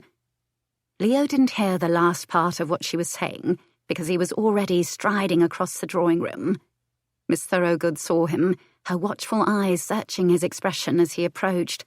He made an effort to adopt a smirk of boredom, but that only made her brow furrow in perplexity. "Ah, there's my good man, Savage," the Viscount said affably as Leo stopped beside his companion.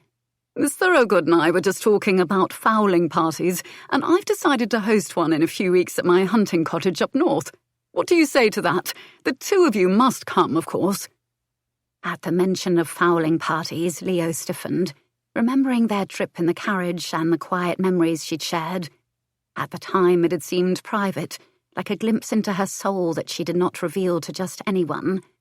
Apparently, he was wrong. Clearly, Miss Thorogood spoke on that very topic when first acquainted with any gentleman.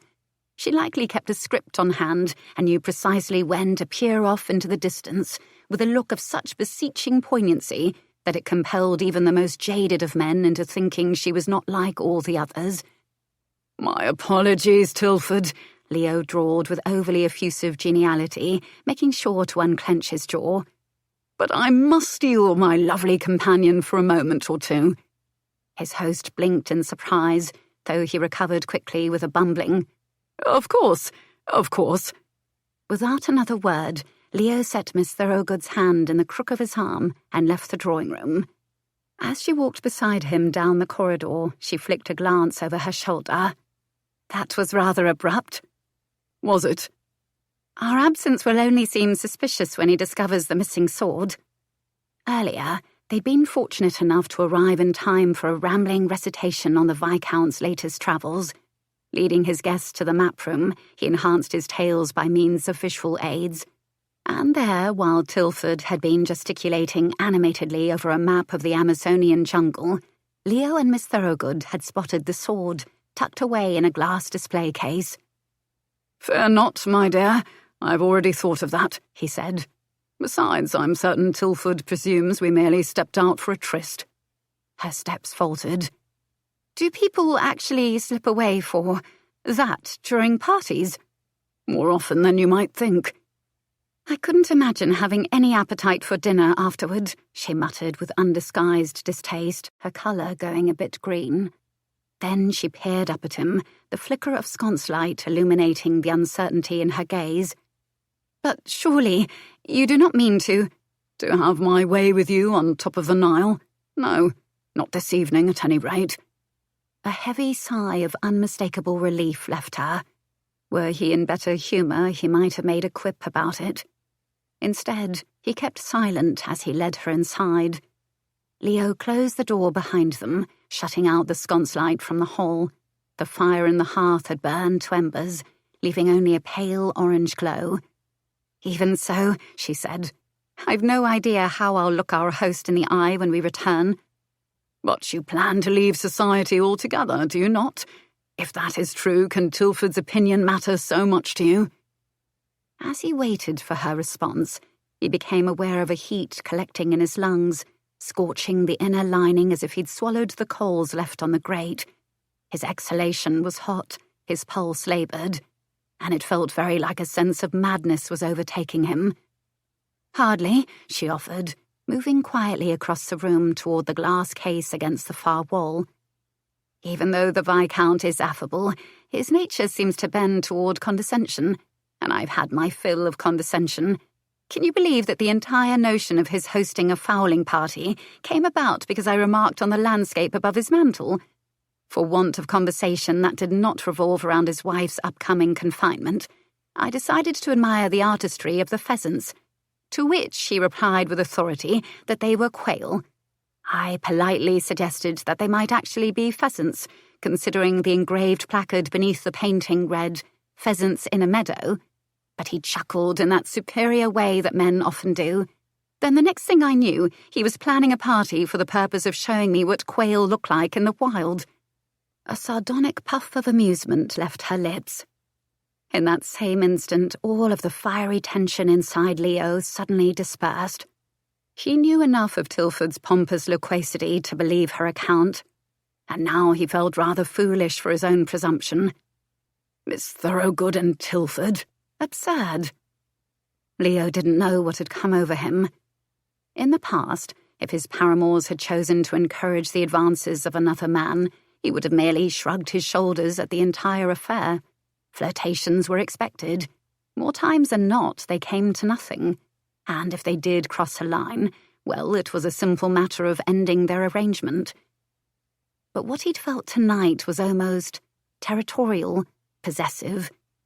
At one point, he'd even had a rather primitive urge to toss her over his shoulder and snarl at anyone who dared look at her.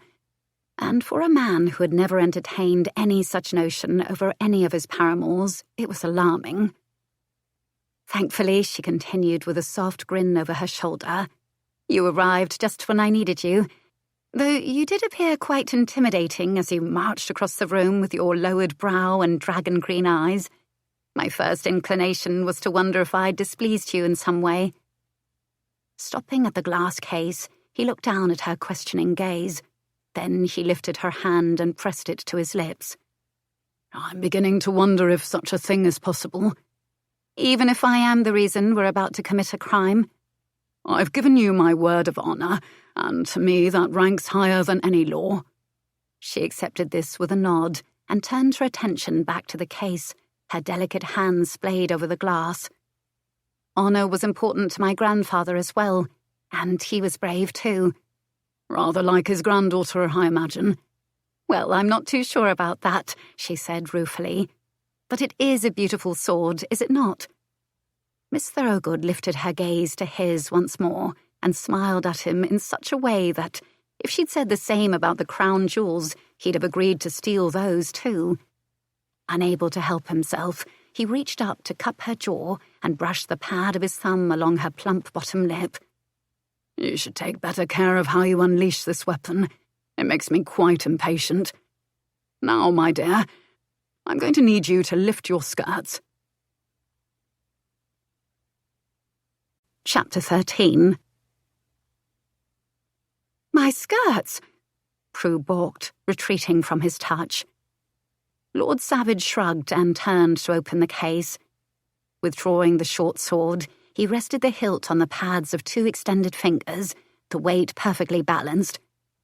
"How else did you imagine we would sneak this past the footman without being detected?" "I'm not certain," she said, trying to think. "Beneath your coat, perhaps?" "I never thought I'd utter these words in my entire life, but this is too large for me to manage." He issued a sigh of mock dismay, but there was a rakish grin tucked into the corner of his mouth. Then he kneeled down and tugged on her gold hem. "I won't even look. Well, not too much. Or, if you'd rather, I could simply feel my way underneath. "No," she said at once. "I'll do it." Holding her breath, she gripped the silk as primly as possible and slowly, haltingly lifted her skirts until he began a randy commentary on every inch she exposed.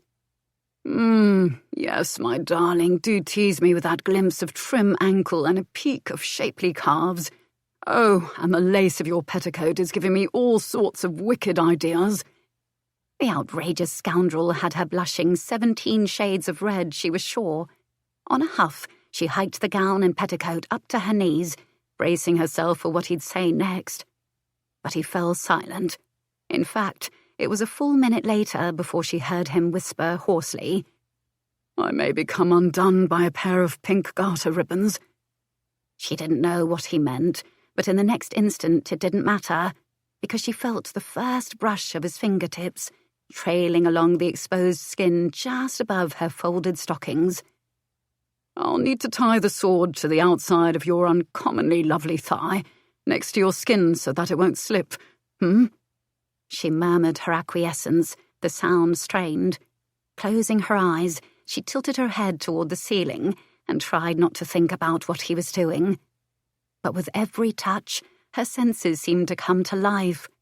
She felt the cold press of the enamelled hilt, the rasp of the linen handkerchief against her skin, the hot drift of his breath searing through the lacy hem of her drawers, and when his hand encircled the bare skin above her stocking as he tied the knot, pulling it tight with his teeth, she felt the gentle tugs ascend higher, as if they were happening deep in her middle. Her hands clenched around her silken skirts. Heat pooled between her thighs, flames licking the inner seam of her drawers. By the time he was through, she was giddy, her head spinning. Then he lowered her skirts and rose, steadying her with his hands on her hips. Prue looked up at him, her breaths coming in shallow and quick. "What are we going to do about the empty place?" He asked, his eyes warm and drowsy.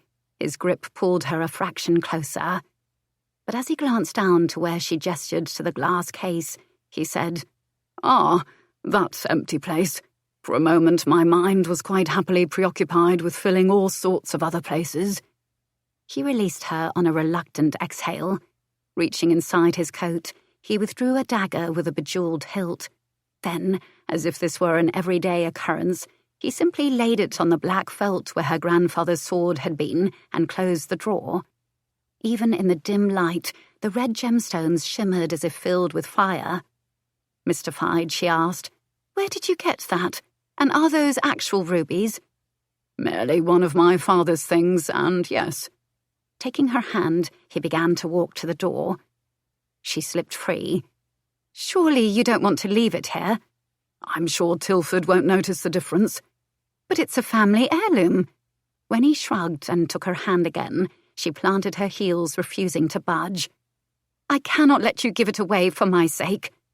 "It is mine to give." Though his tone was cavalier, his jaw was tight. She caught a glimpse of something haunted in the gaze that had been so warm a moment ago, but now turned so cold. "If you must know, my father used to flail that blade around when he was in one of his rants. He delighted in tormenting the serving staff. I'm happy to be rid of it." As she stared at his closed-off expression, she wondered if his father had tormented the people who lived and worked in his house, then what might such a man have done to his own son? But before she could ask, Savage tugged her out the door, leaving the topic firmly behind them. When they were just outside the drawing room and about to rejoin the party, he paused and shook his head. "This won't do at all.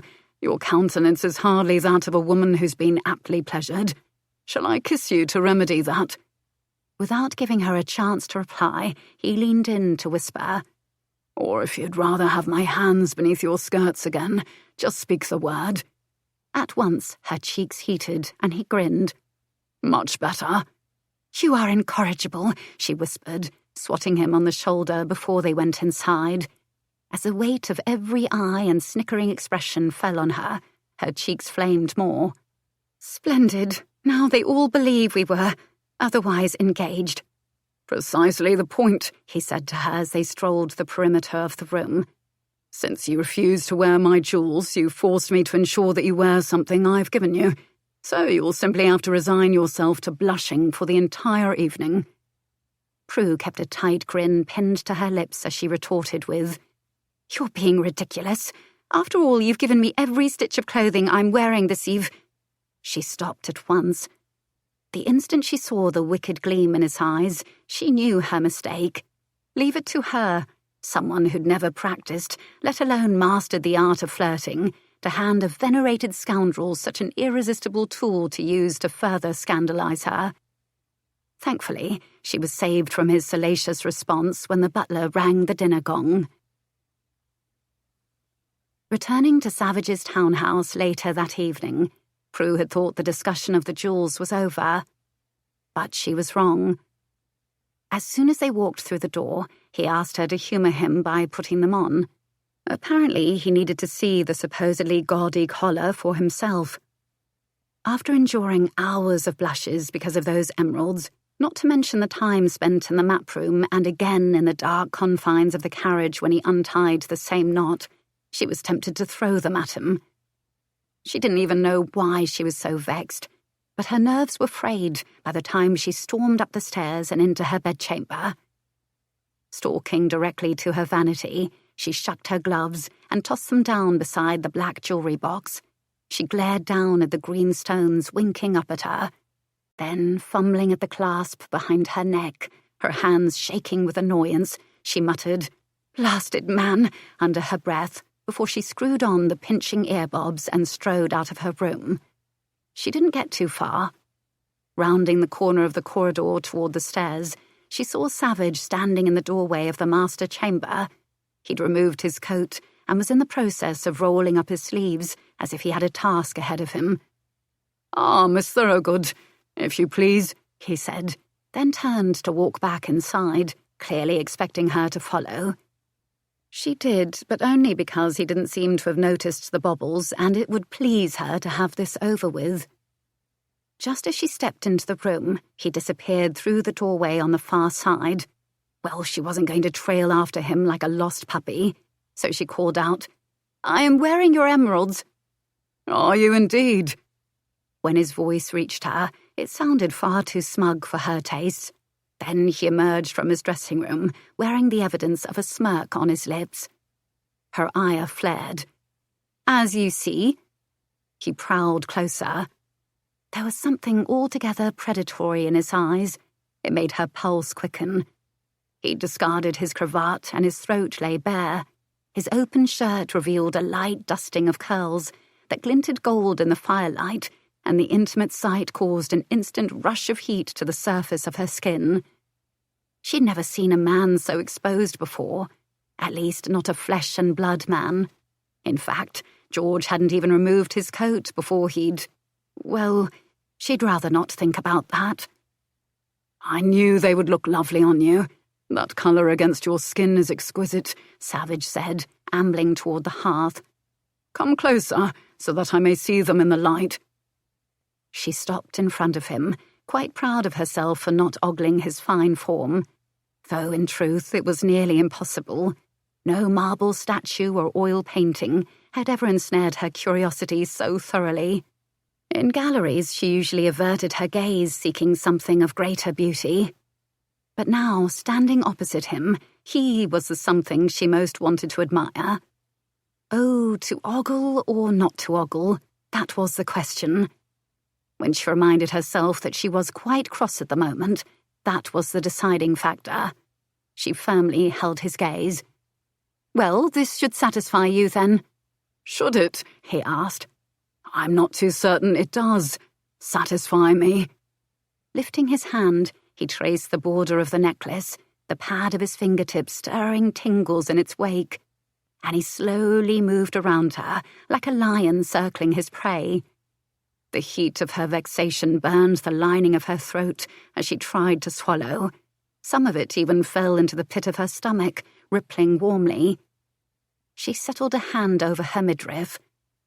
If your primary concern is that others will believe I've earned your disfavour by not wearing the jewels, I'll tell you that their opinions matter nothing to me, and I certainly don't wish to be paraded around draped with expensive baubles like all your other women.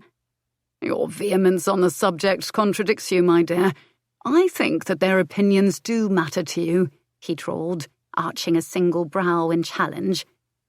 She huffed, her temper so close to the surface she could almost taste it. Did you even choose this jewellery yourself? Or did you simply have a clerk box up whatever looked expensive and impressive? Reading the nonchalance in his expression as a sign of guilt, she pointed.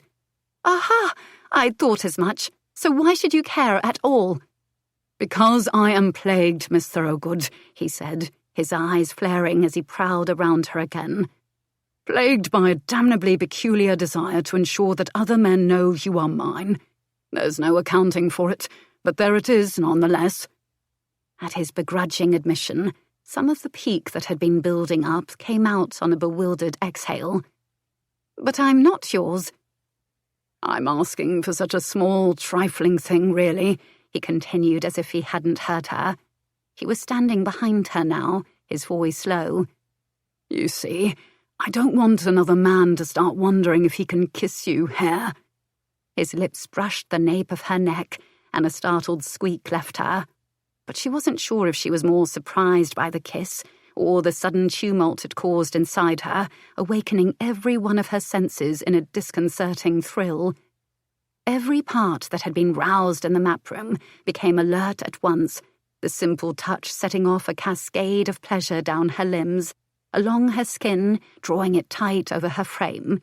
It was like a sudden rain shower.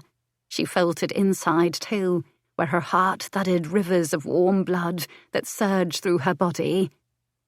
I would never give another man leave to do so, she said on a strained breath. He nibbled lightly over her bare shoulders, all the way to the beribboned edge of the sleeve perched on the crest. Oh, but he will think about it. With all this creamy skin to tempt him, how could he resist? I'm wearing the necklace now, and it doesn't seem to be deterring you, so I'm hardly to blame for the things he does. She felt him smile against her skin, and it caused her stomach to flip. As if he knew this, his large hand stole around her waist and splayed across her midriff. He cannot help himself when you taste so sweet. Clearly, something ought to be done about this man and his wicked ways. You think this is wicked? Oh, my dear Miss Thorogood, he hasn't even begun. He chuckled, the low sound sending a shiver of gooseflesh over her skin, and as the heat of his tongue touched her, a mule rose in her throat. The next thing she knew, she was turned in his arms, his gaze like molten jade, his hand at her nape as he sealed his mouth over hers. She yielded instantly. Blindly, she reached for him, gripping a fistful of his linen shirt. And in that moment, she was forced to acknowledge that she'd been thinking about kissing him all day long, ever since she'd awakened in his arms, ever since he didn't kiss her in the parlour, or on the stairs this evening, or in Lord Tilford's map room. The frayed nerves, her irritation, it all made sense to her now. She'd been craving this. But how was it possible? Where was the worry, the fretting over how to tilt her head? Was kissing supposed to feel like this, so elemental, so agreeable? This doesn't seem too terribly wicked.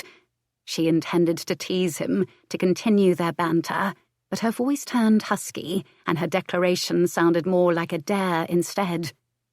"No?" he asked, dragging his lips over the most exquisitely sensitive place at the curve of her neck, just above the emeralds. "In his mind, he's imagining all the ways he could pleasure you." "Ha! Take his own pleasure, you mean?" I do enjoy your challenges.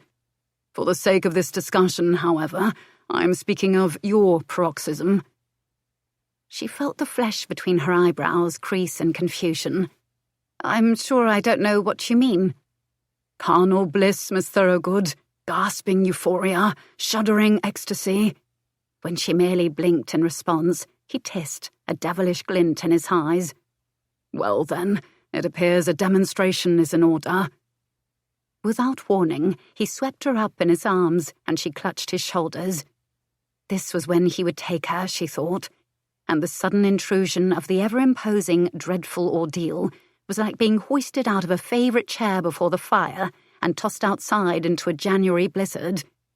"Wait, I don't know if I'm—" She broke off, her mind and body awash in confusion, the instant she found herself sitting on his lap in the black chair, her legs dangling over the worn, smooth, supple leather arm. "I thought you were taking me to, bed." "As pleased as I am by your eager invitation," he drawled sardonically. "This location better suits my current plans." "So then you're not going to?" He shook his head. "Not tonight, sweet." When a whoosh of relief escaped her, he chuckled. "My poor wounded ego." She smiled despite her embarrassment, and she could only feel this way because, in the short time of their acquaintance, she already knew that he was a man of his word. So when he kissed her again, she welcomed him. His mouth nibbled lightly against hers, coaxing her to follow every angle and tilt like a ravenous nestling, keeping her needing just one more taste and then another. It was diabolical. He was making her crave the firm pressure, the consuming intensity that she'd only sampled in his study. She knew what he was capable of giving her, but he was holding back. She wanted to taste the heat of him, to feel the sensuous glide of his tongue. Oh, this scoundrel was dangerous to kiss. The more she surrendered to his tender assault on her senses, to these languid sips, the more she wanted, well, more. So she held his face and took what she needed. She drew his flesh into her mouth with gentle suction, then feasted on his gruff grunt of surprise. And something deep inside her shifted at the sound, clenching sweetly. Savage held the back of her nape and made her forget all the reasons she might have been reluctant to be in his arms. Tentatively, she explored the open neck of his shirt. The warmth of his skin and dusting of crisp curls beneath her fingertips fascinated her. She'd never been so bold. But her pulse accelerated at the low purr of contentment he emitted. Then, as if to show her how lovely it was simply to touch, skin to skin, his hand stroked aimlessly, lazily along her back, and the bare length of her arm in tingling passes that drew her flesh taut and aching beneath the fine weave of her cambric chemise. He seemed to sense the subtle alterations in her body and moved to soothe her, his hand sliding to her corseted waist, rising up her ribs to pause beneath the heavy swell of her breast. Her heart quickened as his thumb drifted up along the satin of her gown, passing lightly over the centre. Her flesh puckered instantly. A spear of sensation shot down to her groin, forcing her awareness on the pulse that laboured there as he caressed and kneaded and aroused her flesh. She shifted restlessly on his lap. As he spread an intoxicating path of open-mouthed kisses down the column of her throat, she was barely aware of her dress slackening, the tug of her sleeve slipping from her shoulder, the gentle rasp of his fingertips caressing the vulnerable skin that spilled over the beribboned edge of her neckline.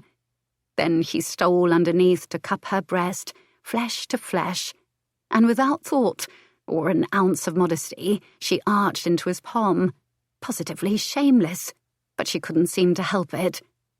"You're so charmingly receptive, my dear," he said, his breath hot against her skin. His hand plumped the milky swell, bearing the pale globe to the glow of firelight. "Let's see how you react to this." She gasped as his mouth lowered over her.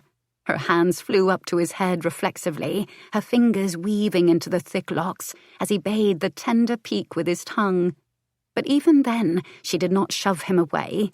Instead, she held him closer, her back bowing as he traced the ruched centre with a tantalizing swell and then a flick over the taut bud. Confused by her response, she let a strained sound erupt from her throat as he began to draw on her flesh with gentle tugs, murmuring his approval. Apparently, she was pleasing him, and she didn't even know how she was doing it. All she knew was that she didn't want him to stop. He whispered endearments against the dampened peak, saying that she was lovely and perfect, and he wanted her to bloom for him. His hand coasted over her waist and hips, drifting down her legs in a leisurely caress, and her slippers fell to the floor, one after the other in a muffled thud. Then the pad of his thumb rubbed circles into the arches of each foot, sensations climbing warmly up along the inside of her limbs. She squirmed in his lap, pressing her knees together, breathless, as he shifted to her other breast to lave her flesh with the same thorough attentiveness, his fingers touching and teasing a path along her stockings and pink garter ribbons. And she wondered if all their kisses would end like this. Until he cupped her. There. Prue startled, jolting beneath him. She pulled his head away, dislodging his mouth from her breast. Stiffening, she squeezed her legs shut tight as she took hold of his wrist. "Why ever would you—" She couldn't finish. She was too confused, gasping and confused as his hand moved in a slow rotation. "Because you're so warm and soft, especially right here." He made a point of undulating his hand against the tender throb, and she made a choked sound. "Surely your gentleman touched you here, did he not?" She shook her head. The only time that George had been near that part of her, he'd been rutting over her with bruising force. "The cad," he growled. "It's barbaric for a man to take his pleasure without seeing to yours. At the very least, he should have ensured your readiness. I will always do so. You have my solemn vow." "If it involves this, then I will never be ready." She blushed crimson, possibly purple at the sight of the strong forearm, dusted with golden hair enveloped in the green silk of her dress, and the large hand between her thighs. "But surely, in the darkness of your bedchamber at night, you've put your own—" "Certainly not," she rasped indignantly, her cheeks aflame with mortification. Well, not entirely with mortification. There was something else, too. Something that felt good. Scandalously good. He grinned against her burning cheek, as if he knew her thoughts.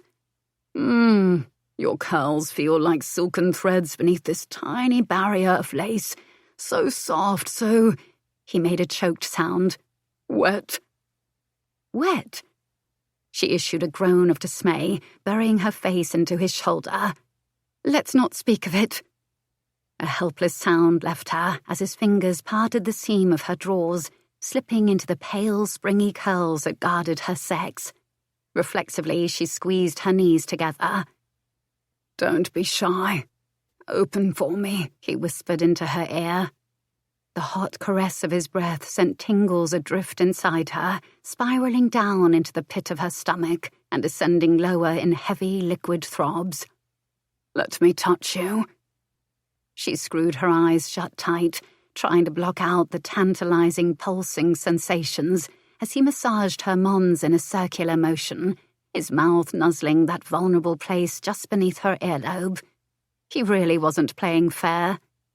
Think of this bedchamber, he whispered, as a haven where you can say anything, try whatever whim takes your fancy, whisper your secret desires. You should never be embarrassed by the things you do, the words you cry out, or the promises you might make at the height of passion.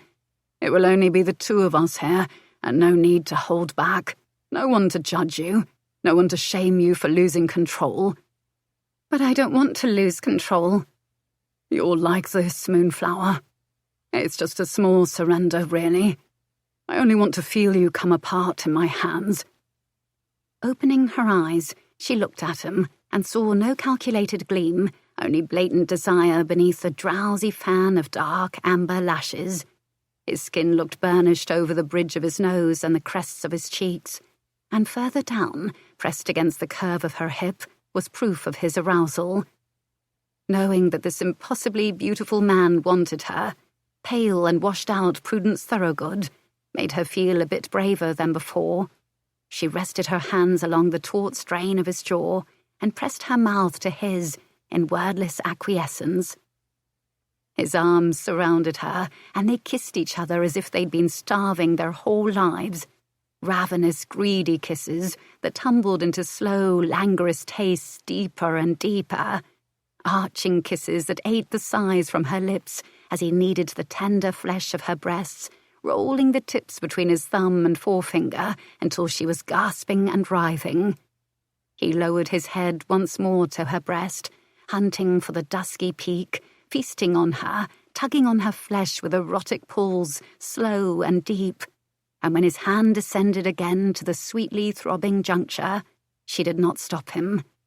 She never imagined that surrendering could be like this, that closing her eyes and giving herself over to a scoundrel could allow her the freedom to simply feel the enticing touch of his hand, the thrill of him delving through the curls of her sex, the teasing glide along the swollen seam, the drag of a single finger into the dewy heat. Still, she gasped at the invasion, acutely aware of the slickness that had not been there before.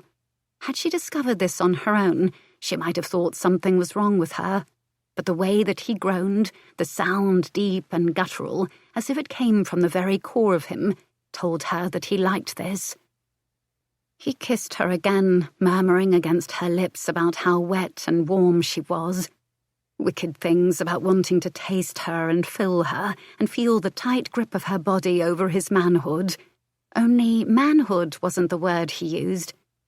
The actual word was too scandalous even to think, especially when she couldn't think at all, as the tip of his finger slowly entered her. His breath fractured, broken and hot against her cheek. She felt the collection of perspiration on the forehead pressed to her temple, felt the hardness of him pressed to the curve of her hip, the shallow, burning thrust of his fingertip, the glide of his thumb around an excruciatingly sensitive bundle of nerves tucked beneath her hooded flesh, and her breath fractured too. She curled toward him, instinctively needing to be closer, to join her mouth to his as he tenderly caressed and probed that snug, aching place. Sensations she'd never felt before gathered in liquid surges and methodical pulses that seemed to match a rhythm of his own creation. She was being sculpted from clay, designed by his fingers for pleasure and pleasure alone. For all she knew, he held the entire universe in his hands, and he was filling her with stars and shooting sparks that spiraled and clenched deep inside her. She arched into his touch, body bowing, drawn taut, and she was afraid that she was too full of pleasure. Surely she couldn't take much more, or she might burst from her skin. But he continued to fill her with more and more and more, until she tensed, straining against his hand toward an unendurable peak. Then suddenly she shuddered, violently quaking as she cried out. The strangled sound was ripped from her throat as exploding starlight washed through her in rapturous, endless waves that left her gasping in his arms. He crooned softly to her. Kissing her damp skin, he kept his finger inside her, gently drawing out every lingering sensation until she was limp and cradled on his lap with her head resting on his shoulder. And that, my unexpectedly, perhaps even reluctantly passionate moonflower, was rapture. Nuzzling into the warmth of his neck, she expelled a sleepy sigh. I think it would have been far better for me if I'd never known it existed. Ah, yes. After all, it is much easier to resist forbidden fruit if one has never feasted on it before, he murmured sagely, his lips brushing her temple. Once again, he seemed to have a window into her very soul. Savage may only have wanted to give her a taste of pleasure, but what he'd done was worse. He'd made her feel things, wondrous, scandalous, craveable things. And as she drifted to sleep in his arms, she worried that he could make her feel other things too. Chapter 14. Prue awoke on a long, decadent stretch. She couldn't recall ever sleeping so well. But it wasn't until she pushed a fall of bedraggled hair from her face and saw the black canopy above her that she remembered the reason. She sat up with a jolt, cheeks aflame, the bed empty. Thank goodness. She wasn't certain she could face Savage in the light of day after last night. Peering through the bed curtains, she searched the room and found it empty too. Even better. But as her attention fixed on the mantel, the bronze and black marble chariot clock, depicting the figures of the three fates holding the reins of 4 rearing horses, told her that it was far later than she imagined, nearly noon. She never slept this late. In her father's house, as well as her aunt and uncle's, she would have been berated endlessly for this. Scrambling out of the tangle of bedclothes, she dashed across the room, only to look down at herself and, holy Pekingese, she came to a jarring halt at the edge of the rug.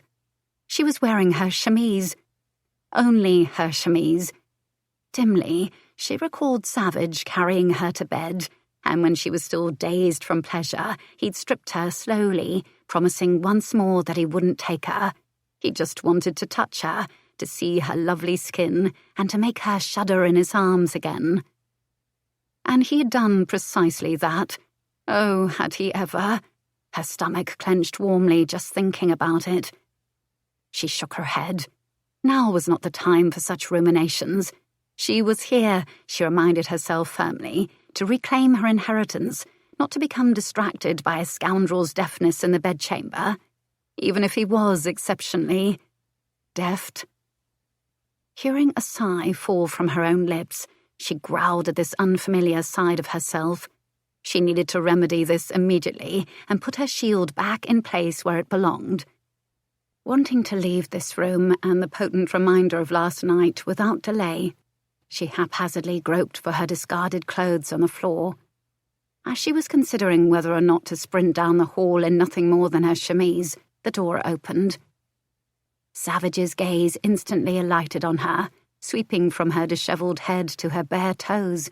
He was in his riding clothes, tailored green coat, camel waistcoat, exceptionally fitted breeches and boots smeared with mud at the toes. Apparently he'd already gone out to exercise his horse this morning and was just now coming back. He grinned wickedly. "You've slept rather late today, Miss Thorogood. Have any interesting dreams?" She blushed scarlet, her body heating from the memory of the things he'd done to her, his tender ministrations bringing her to a cataclysm, not only twice last night, but again in the early morning hours. At some time before dawn, she'd awoken to find herself spooned against his body, wrapped tight as a pillow in his embrace, and the hard length of him pressed against her backside. Still wary of that part of a man's anatomy, she'd tried to ease apart from him. But he'd stirred drowsily. With his face buried in her unbound hair, he inhaled expanding lungfuls of her scent, and when he murmured her name with a pleased groan, the sound of his sleepy, Miss Thorogood, made her clench deep inside. She wasn't sure how simply hearing him utter her name like that could affect her so, but she'd soon found herself welcoming his touch and falling willingly under the thrall of his skillful hands once again. Her third cataclysm had been even more intense than the first two, and swift in coming. Then, completely spent, she'd fallen into a deep and dreamless sleep afterward. The way he looked at her now made her blush even hotter. However, there was a certain degree of smugness that she really shouldn't abide. So she straightened her shoulders and tried to look as dignified as one could while clutching one's clothes against her nearly sheer chemise. "I was just going to my bedchamber." His expression instantly darkened with a frown. "Not like that, you're not." Striding across to his dressing room, he emerged with a paisley banyan clutched in his fist. He settled the cool silk over her shoulders and took her clothes in hand to allow her to slip her arms into the voluminous sleeves. The garment was so large on her that it draped all the way down to the floor. Reaching out to pull the lapels closer, he nodded. "That's better." Again, she wanted to point out that his prudish reaction was rather odd, considering the fact that his servants were likely used to this sort of thing. But, to be honest, she wasn't comfortable with parading around in her chemise either. "Thank you," she said, and without thinking, rose up on her toes and pressed her lips to his smoothly shaven cheek. Startled by this unconscious act of intimacy, she rocked back on her heels. Her fingertips flew to her lips, as if to guard them as she blinked up at him, only to find that he was just as surprised as she. Clearly, this tender gesture was not something either of them expected. So she left without a word, slipping past him and down the hall. Once inside her bedchamber, she stared at the flushed stranger in the looking-glass. Was this what the new Prue looked like, pink-cheeked, tousled, and clad in a man's banyan? It was becoming harder to recognize herself. But it wasn't simply this reflection that was unfamiliar. It was the unguarded feelings blossoming inside her as well. By becoming Savage's mistress, she had prepared herself for pain and discomfort, and for his remoteness and nonchalance. What she was dealing with instead was comfort in his embrace, exquisite pleasure, and a burning desire to know more about him, everything about him. And it was alarming, because she knew she shouldn't feel anything of the sort. This was a temporary affair. He would replace her, and she would leave. That was the only way this would end. Reminding herself of that, she added a mental codicil to the original goal she'd made for herself. She would reclaim her inheritance quickly, before he tired of her, and, more importantly, before she started to grow fond of him. A short while later, Leo rapped on the door of Miss Thorogood's bedchamber. "Come in," she called out instantly.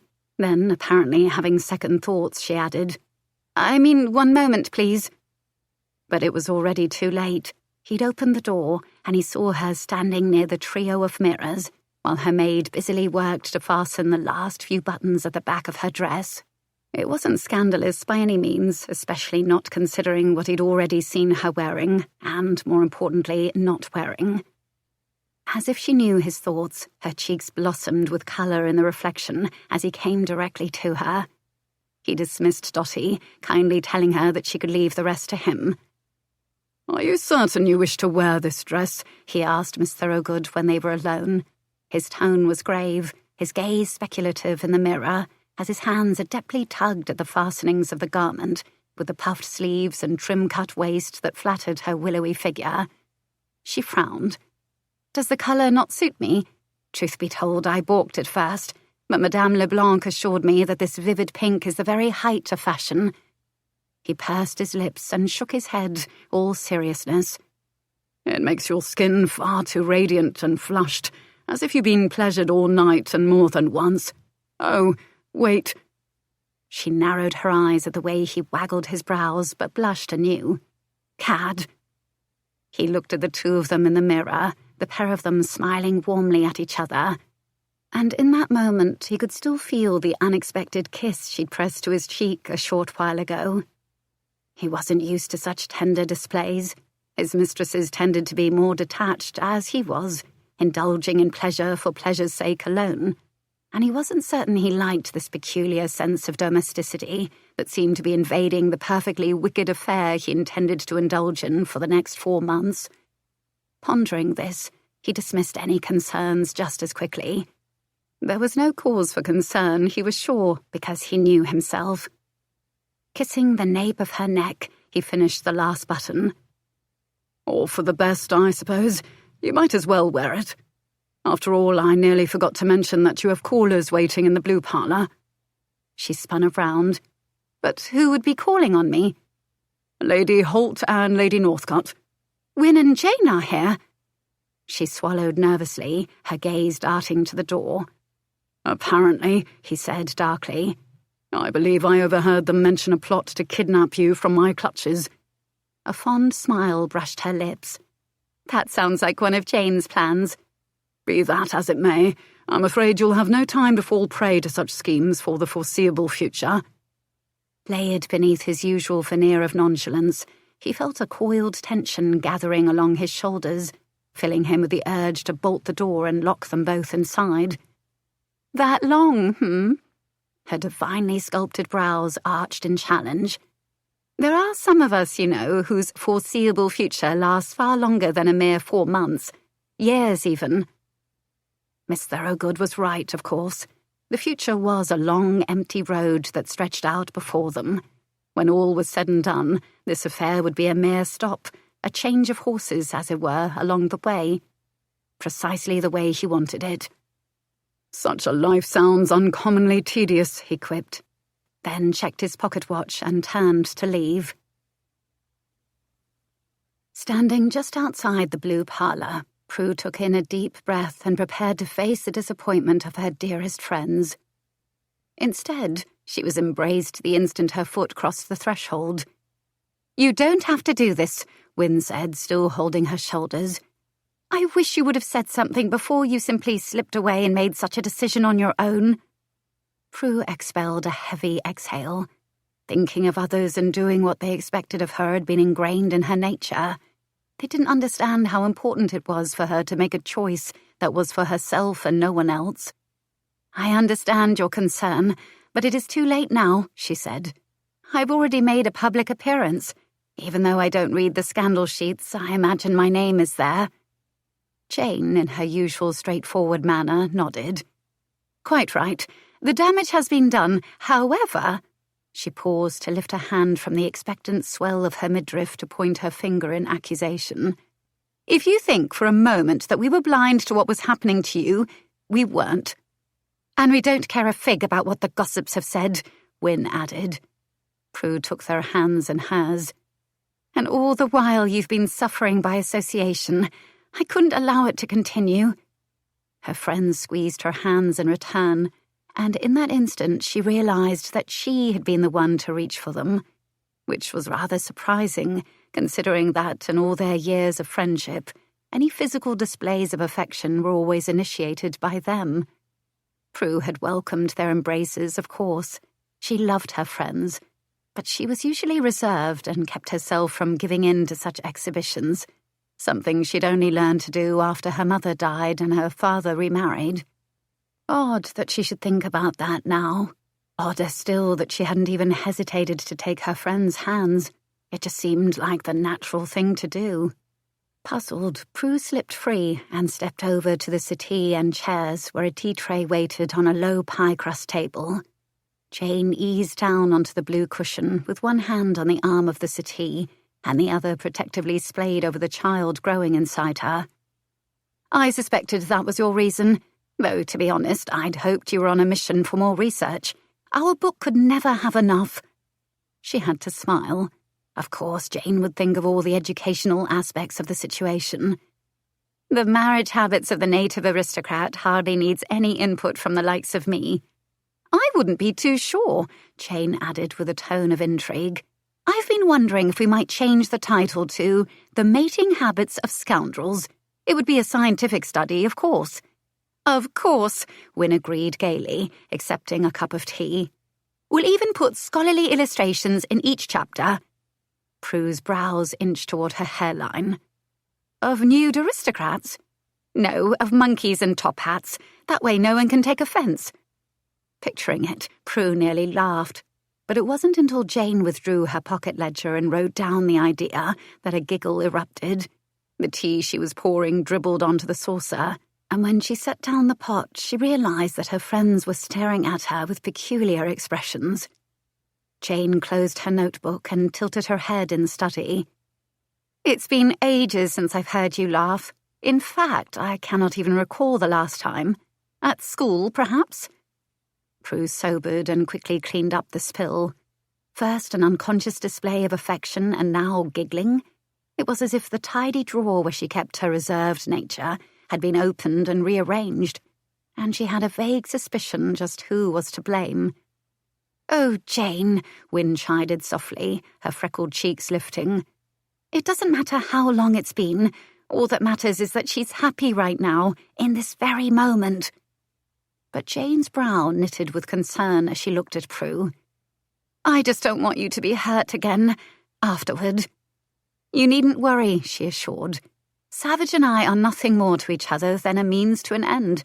I knew what I was doing when I first rapped on his door." The only problem was, she wasn't entirely sure that was true any longer. However, she didn't want to think about that now. She wanted to enjoy this moment, because it would be the last time that she would allow herself the pleasure of their company. In order for her friends to have any success with their book, any social acceptance for themselves or even their children, then their fallen friend would have to stay out of their lives. After today, there would be no more visits, no more dinners or teas, no more walks through the park or shopping excursions. That knowledge brought a painful twinge to her heart. She would miss them tremendously. But it was for their own good. Chapter 15. It wasn't Leo's habit to spend his afternoons in ladies' shops, perusing hats, gloves, slippers, and ribbons. The women of his acquaintance usually needed no encouragement to charge up his accounts. They were happy to take, and to take some more, until the very last day that their contract concluded. Miss Thorogood, however, was not like other women. In fact, more often than not, when she politely shook her head at the shop clerk, he found himself being forced to say, "Yes, we'll take that one as well." Leaving the third shop, she huffed in exasperation as two clerks had to carry out her parcels. "Shopping with you is exhausting. Is there anything you won't purchase?" Standing in the doorway, he paused to look over his shoulder, eyeing the few hats still left in the window display. Then, with a cheeky grin, he pointed to the brass bell above them. "I won't buy this. I simply refuse." "Such a pity," she hissed. "That was the only thing I wanted." So of course he was going to buy that bell. If she was going to make a game of it, then he would play too, and show her how these affairs were supposed to commence. He turned his head, the mustachioed clerk already flashing his back molars in a wide grin. But then Miss Thorogood took Leo by the hand and tugged him through the doorway. The bell offered one last forlorn tinkle as they left the shop. "See here, madam, this is no way to treat a marquis," he teased loudly as they stepped onto the crowded pavement. A few passing matrons and their charges stopped to gasp. Their disapproving gazes whipped down sharply to where Miss Thorogood's glove gripped his in a forbidden public display. Before she could withdraw, he readily curled her fingers around his sleeve and held them there. Then, to the scandalized onlookers, he shrugged. "There I was, minding my own business, when this woman merely pointed and said to the clerk, 'I'll take that one. Bought me for $1. I feel rather cheap.'" "Yes, and there's a Viscount in there going for £0.50 if you make haste," Miss Thorogood said with a straight face, then proudly lifted her head and towed him toward the carriage. He didn't mind at all. This was the first time he'd seen a crack in the brick wall she'd erected around herself since her friends had left after their visit. When they passed the carriage and her determined steps led them onward, past the shops and away from the foot traffic, he eyed her determined profile with curiosity. "If you wish to have me alone, Miss Thorogood, all you need do was ask. Though I must say there is something altogether appealing about being manhandled by you. Nothing a man likes more than a woman bold enough to seize what she wants, whenever she wants it. Oh, very well then, have your way with me." Once they were around the corner, she stopped and slipped free to face him head-on. "What is the purpose of our outing today?" The answer should be clear from the hillock of packages strapped to the carriage. "But I did not ask to go shopping or to spend your money needlessly on things I will likely never have an opportunity to wear when I'm living alone in the country." Her expression was so proud, her gaze so imploring, her words so adamant, that all he wanted to do was take her face in his hands and kiss her. "I know you did not ask to," he said. "Strangely, that makes me all the more determined to coax you into enjoying yourself while doing it." She blinked. "So the purpose of the outing was for my enjoyment?" "Of course, since you clearly need a lesson in that. Why else?"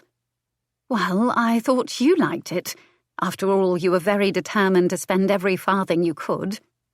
"If I decided to keep my inherited fortune locked in a vault and never spend it, then how would those clerks feed their families, pay for the clothes on their own backs? You, my little miser," he said with a gentle tug on her pink velvet bonnet ribbon, "are not the only person who refuses to live on the charity of others." "Oh, I hadn't thought of it that way." Her cheeks coloured as she glanced down to the pavement. "I suppose we could shop a bit more, perhaps at the bookseller's and the music shop." Even though her acquiescence was a bit reluctant, Leo was relieved. This affair wasn't going at all the way the others had done, and he needed it to follow a certain pattern that he was used to. Setting her hand on his sleeve again, he began walking back to the carriage. "As long as I don't have to balance a piano on top of the driver's perch, you may have anything you wish." "But you already have a lovely instrument. I've been looking forward to playing it." "If I had a shilling for every time a woman has said those words to me," he quipped. When she looked up at him blankly, he shook his head. "Never mind. Where would you like to go after that?" "To collect the rest of my inheritance," she said, as if the answer were obvious. "There are still 10 more pieces out there, not including the deed to Downhaven Cottage, and I'm afraid they'll be lost forever if we don't act with utmost expedience. Do we have any invitations for this evening?" Why did Leo suddenly have a sense that there was a ticking clock hanging overhead? "Not until tomorrow evening. My investigator is gathering the names as quickly as he can, and I, in turn, am procuring invitations, but it may take some time." She nodded, but her mouth was pursed fretfully as he handed her inside the black confines of his landau. "Not too long, I hope." "Fear not, you will have it all in 4 months as promised." "Less than 4 months, you mean? The contract will be concluded in 3 months and 3.5 weeks. His natural response might have been a quip about how it sounded as though she were marking off the days of a prison sentence. But as he settled his form onto the seat beside her, he felt a pressing need to check the time, as if to confirm her findings with the exact hour. He didn't, although when he opened the clasp of his pocket watch, he frowned at finding the hour far later than he'd thought. The minute hand appeared to be moving too quickly as well. Holding the curved crystal face up to his ear, he wondered broodingly if it was broken. "How right you are." Snapping it shut, he was determined to take it to the jeweller on the morrow. "However, since we have no fixed engagement to pilfer the drawers and closets of the temps this evening, is there anything else that might serve as a distraction from your single-minded plans? Preferably something that will take your mind off whatever has been bothering you since your friends left." She blinked in surprise. "How did you know?" "You've erected so many bricks around you that I'm surprised you aren't wearing a crenellated tower for a hat." He didn't like that she'd become so quiet and remote. Therefore, he'd decided to do something about it. Only now he felt as if he'd browbeaten her into shopping. She nodded and looked out the window. "I'm just going to miss my friends, that's all. They don't seem to understand or care that their positions in society will be jeopardized by furthering an acquaintance with someone who has chosen the life I have done. But I do." Leo felt the flesh on his brow furrow, but didn't dispute her claim. Much as he hated to admit it, she was right. Had she been a widow or even a woman estranged from her husband, society would accept her place at his side more readily. As the daughter of a respected peer, there had been expectations of her. But because she'd fallen from the pedestal of purity, she was regarded with disdain. It was easier for most members of the ton to cast judgment. After all, no one liked to be reminded that they were only one slip away from plummeting into disfavour. He took her hand in his. Then what you need is a distraction. No more of this shopping nonsense. You should be ashamed of yourself for even suggesting it. He saw the corner of her mouth twitch and took that as a good sign. So what's it to be, then? Would you fancy a tour of the museum, the London Gallery? Vauxhall, she said, surprising him. I've always wanted to visit. My mother used to speak of it as if it was one of the 7 wonders of the world that she'd experienced during her seasons. Unfortunately, by the time I became a debutante, my father referred to the gardens as tawdry and unseemly, forbidding me to go. When the brim of her hat tilted and she looked at him with those beseeching eyes, he knew in that instant that he would take her anywhere she wished. Vauxhall, Paris, the Amazon. Hell, he'd fly her to the moon in a Montgolfier balloon if he could. We'll go tonight, then, he said, and was rewarded with her blossoming smile, eagerness dancing in her eyes. The brooding mood over his broken watch dissipated at once. For Leo, Vauxhall had lost its charm years ago. However, as they toured the lantern-lit gardens beneath a canopy of hanging flowers, and the wide-eyed Miss Thorogood was delighting in every banality he'd grown to despise about the place over the years, he was now seeing it with fresh eyes, and at her side in the spectators' box he'd actually enjoyed the clumsy rope dances, the tired music, and the pitiful fare. I did not think it possible that someone could rival my Aunt Thorley for stinginess, she said with wry amusement, as she held up a vellum-thin shaving of ham at the end of her fork. There is a long-standing rumour that they've been carving from the same pig for the last 30 years, he added, earning a laugh from her that seemed to brighten every lantern at once. He also introduced her to Vauxhall's famous rack punch. When the first sip of the sweetened rum and lemon juice touched her tongue, she smiled, and he was positively blinded by her radiance. Had he been able to see clearly, he would have noticed the figure in the crowd watching their box, and he would have been prepared for the unwelcome reunion that would soon follow.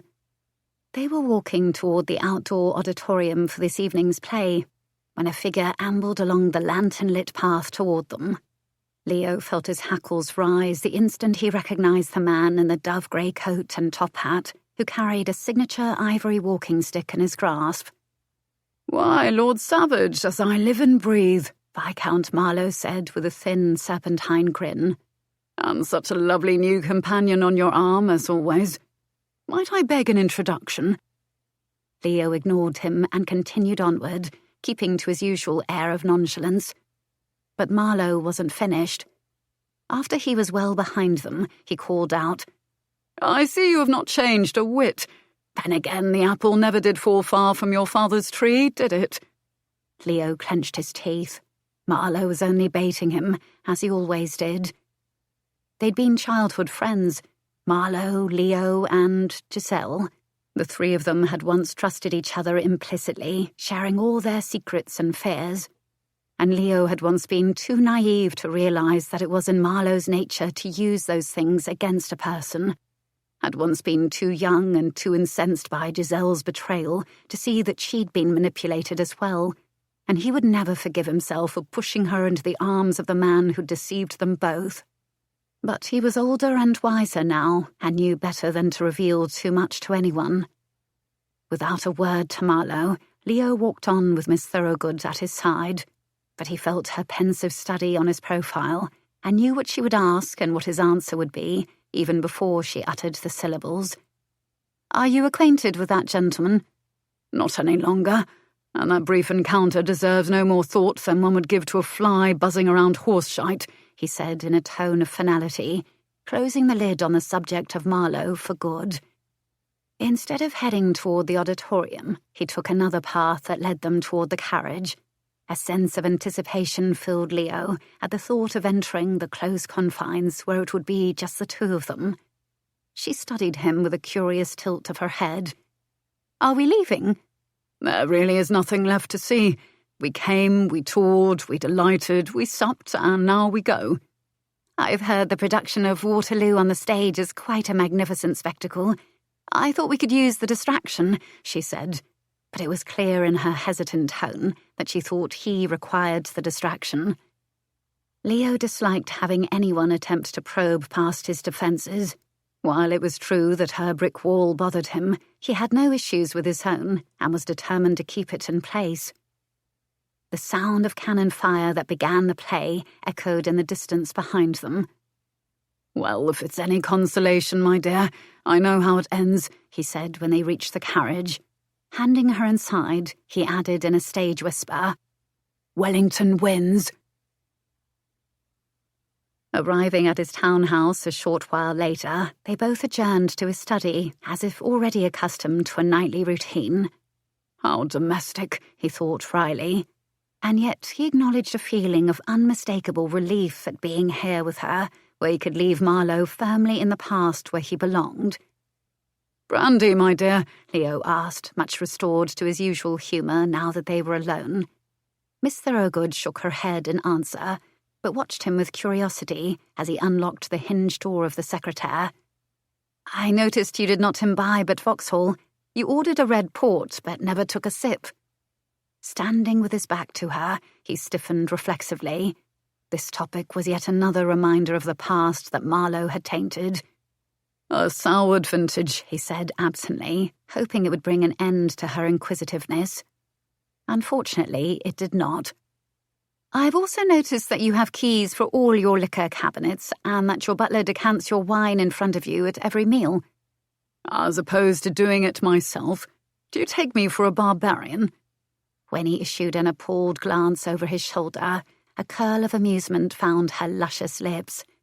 "No, it's just that I've always known wine to be decanted in the kitchen or in the butler's pantry and brought to the dining room in a carafe." "Grimsby is a fascinating specimen to watch in all his activities. You should see him open a door. An absolute marvel of efficiency. A mere turn of the wrist and voila, door open." "In other words, you will give me no reason behind your preferences and leave me knowing nothing more about you than I did before." "All I can say is that it's lonely being an enigma." He heard the sound of her reproachful huff as she wandered about the room. From the corner of his eye, he watched her trail her delicate fingertips over the tables she passed, touching the smooth marble edges, the finial atop a crystal dome over wax flowers. He wanted those inquisitive hands on him.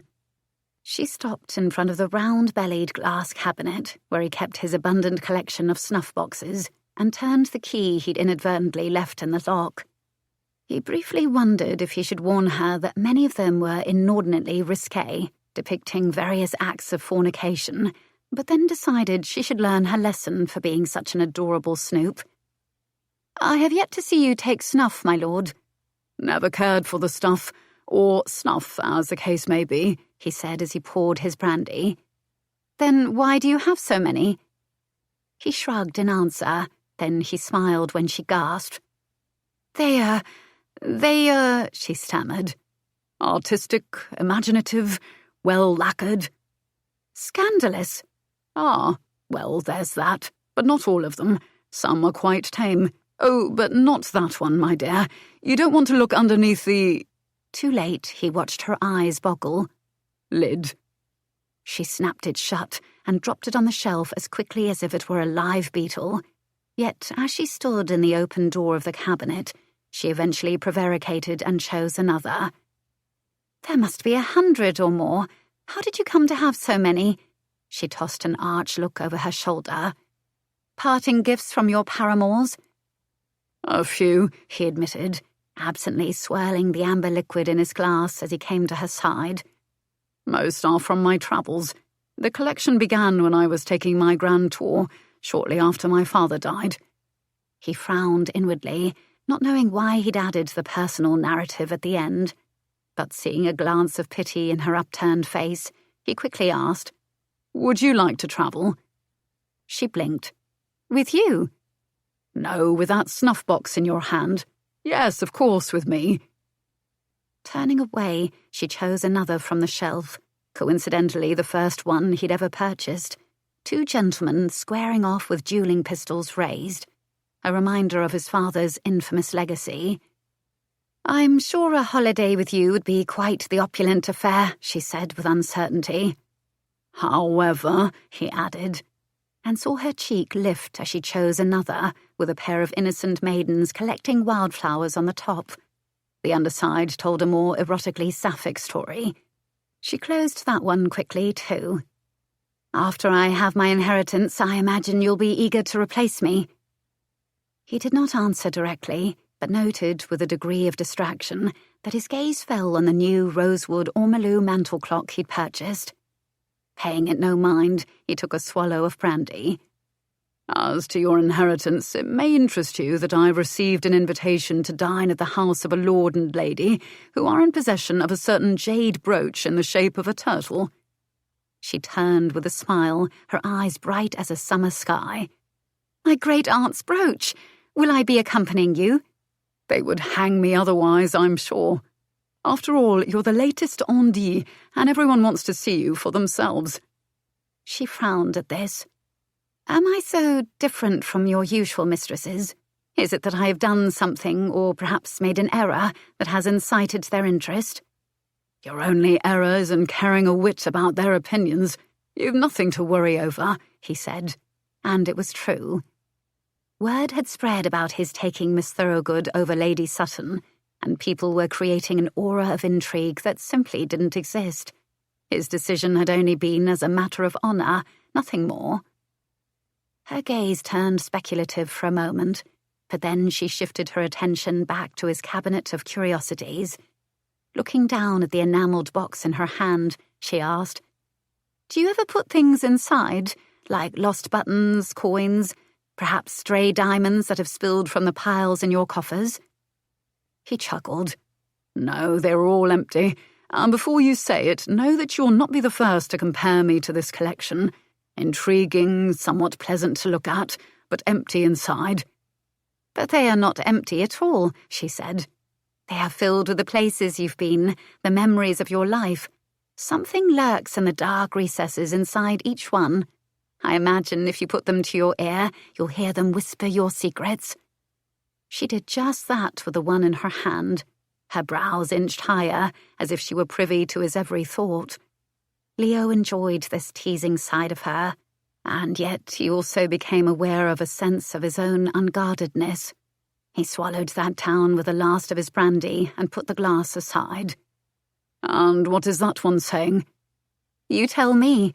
She lifted it to his ear, drawing close enough that he felt the crush of her skirts envelop his legs. His hand settled on the dip of her waist, tugging her closer so that every breath he took was filled with her scent. "Wicked things." He watched her cheeks blossom to the colour of ripe peaches, and his lips brushed the crest of one, then the other. But he wanted to ensure that these tiresome topics were put to bed once and for all. He didn't need a reminder of unpleasant things, and he knew of one sure way to distract her. Oh, the sacrifices he made. Slipping the snuff-box from her hand, he returned it to the cabinet before twisting the key in the lock, and, for good measure, tucked the key in his pocket. "Now leave all those behind and come upstairs," he said. "We have a certain matter to discuss about the jewellery you're not wearing this evening, and all that lovely skin you've left for me to admire." Chapter 16. Prue understood that everyone had secrets they'd rather not reveal. Private matters, in her opinion, were like old festering trunks in the attic, better off unopened unless you really needed what was inside, which was the reason she hadn't prodded Savage into revealing more than he'd wanted to last night. Even though she was still inordinately curious about his locked cabinets, snuff-box collection, and peculiar need to watch his butler decant the wine, she left those matters alone. After all, theirs was only a short affair. There was no reason to become too involved in each other's lives. She only wished she could keep everything that simple. But the following evening, she realised she was going to have to open one of her own trunks and let Savage have a look inside. Peering out the window as the carriage drove down the familiar lamplit pavement of Gloucester Square, her throat went dry beneath the ermine collar of her new pelisse. "Savage, before we go inside, I have something to tell you." This wouldn't be the same something that stole the colour from your cheeks the instant I mentioned where we are going this evening, by chance? She swallowed and slid him a glance. "You're too perceptive." A soothsayer in a former life, he teased, his hand stealing around hers. She squeezed his fingers reflexively, finding comfort in their shared grip. "I gather you are acquainted with Lord and Lady Caldecott, then?" She nodded. "The townhouse directly across the street," she pointed shakily beneath the swag of silver fringe, her words coming out in a rush, "belongs to my father. Lady Caldecott and my stepmother, Dorcas, are bosom companions. She would often come to tea and sit in the parlour, while Dorcas regaled her with the trials she suffered from such a flawed and ungainly stepdaughter. In fact, it was Lady Caldecott who suggested that Dorcas unburden herself from such baggage by sending me to finishing school. For that, I suppose I owe her a debt of gratitude. If not for her, I never would have met my dearest friends." Prue could still remember the day that her father had called her into his study. He'd never done so before, never sought her out or called her down from the nursery to be paraded before him like her half-brother Erwin. She'd felt the heartache of being replaced and discarded as she'd gazed down at them through the stairway banister while he smiled with his new family. The three of them even took trips abroad while she'd stayed behind with her grandmother and governess. But on her 15th birthday, he had wanted to see her. Her! And she'd been so thrilled that she'd rushed out of her chamber and dashed down the stairs in a graceless disorder of arms and legs. Out of breath and tucking loose tendrils of hair behind her ear, she'd stood before his desk and waited endlessly for him to lift his gaze from the ledger. But when he did, he'd frowned at her appearance and commented on how he'd expected more from her. He went on to inform her that she was of an age to understand that her sole purpose as the daughter of a peer was to be accomplished, pure, and to marry well. She was to exhibit poise and grace and at all times be the perfect representative of the family name. Prue had wanted desperately to please him. And just look how swimmingly that had turned out, she thought ruefully. Savage frowned and angled toward her, capturing her other hand and warming them both between his. "Do you imagine that Lord and Lady Whitcomb will be in attendance?" Her stomach had ruminated over that possibility, churning and roiling with scenarios. Yet, in the end, Prue knew that her father preferred to avoid unpleasantness whenever he could. He wasn't the kind to leave an old trunk in the attic. No, he sent it away for good, so that he would never have to look at it or think about it ever again. She shook her head. "By now, they are well aware of my involvement with you, and will distance themselves to avoid further scandal and damage to my father's good name." Even so, she also knew that Dorcas would be watching through the parlour window, criticising her every step of the way inside. "I only mention it to prepare you for a chilly reception." "Fear not, my dear. I've survived my share of those," he said with an almost tender smile. "However, if you would rather—" "Don't you dare let me balk," she interrupted, gripping his hand with both of hers. "I am still determined to reclaim my great-aunt's jade brooch. She paused to draw in a breath, searching for the right words. Then she held his gaze, gathering strength from it. "I suppose I just forgot for a moment that I wasn't going in there alone." "No, you are not alone. And for the record—" He leaned forward and whispered against her lips. "I was only going to offer a brief distraction." Then he did just that. He kissed her so thoroughly that she almost forgot where she was. Almost. By the end of the night, she wished he had succeeded. Prue did not like Lord and Lady Caldecott. They reminded her of Aunt and Uncle Thorley, at least whenever they spoke to her. To Lord Savage and their other guests they were perfectly amenable. In that regard they were similar to the Grecian theatre masks Sock and Buskin, smiling when everyone else was looking but saving their disdainful glowers for her. After dinner, the gentlemen lingered in the dining room over cheroots and port, while the women retired to the parlour. That was when Lady Caldecott cornered her. Prue had just stepped into the garishly bright room with walls and curtains the colour of carrots, trying to decide when to steal away to look for her great-aunt's brooch, when her hostess immediately stopped her at the threshold.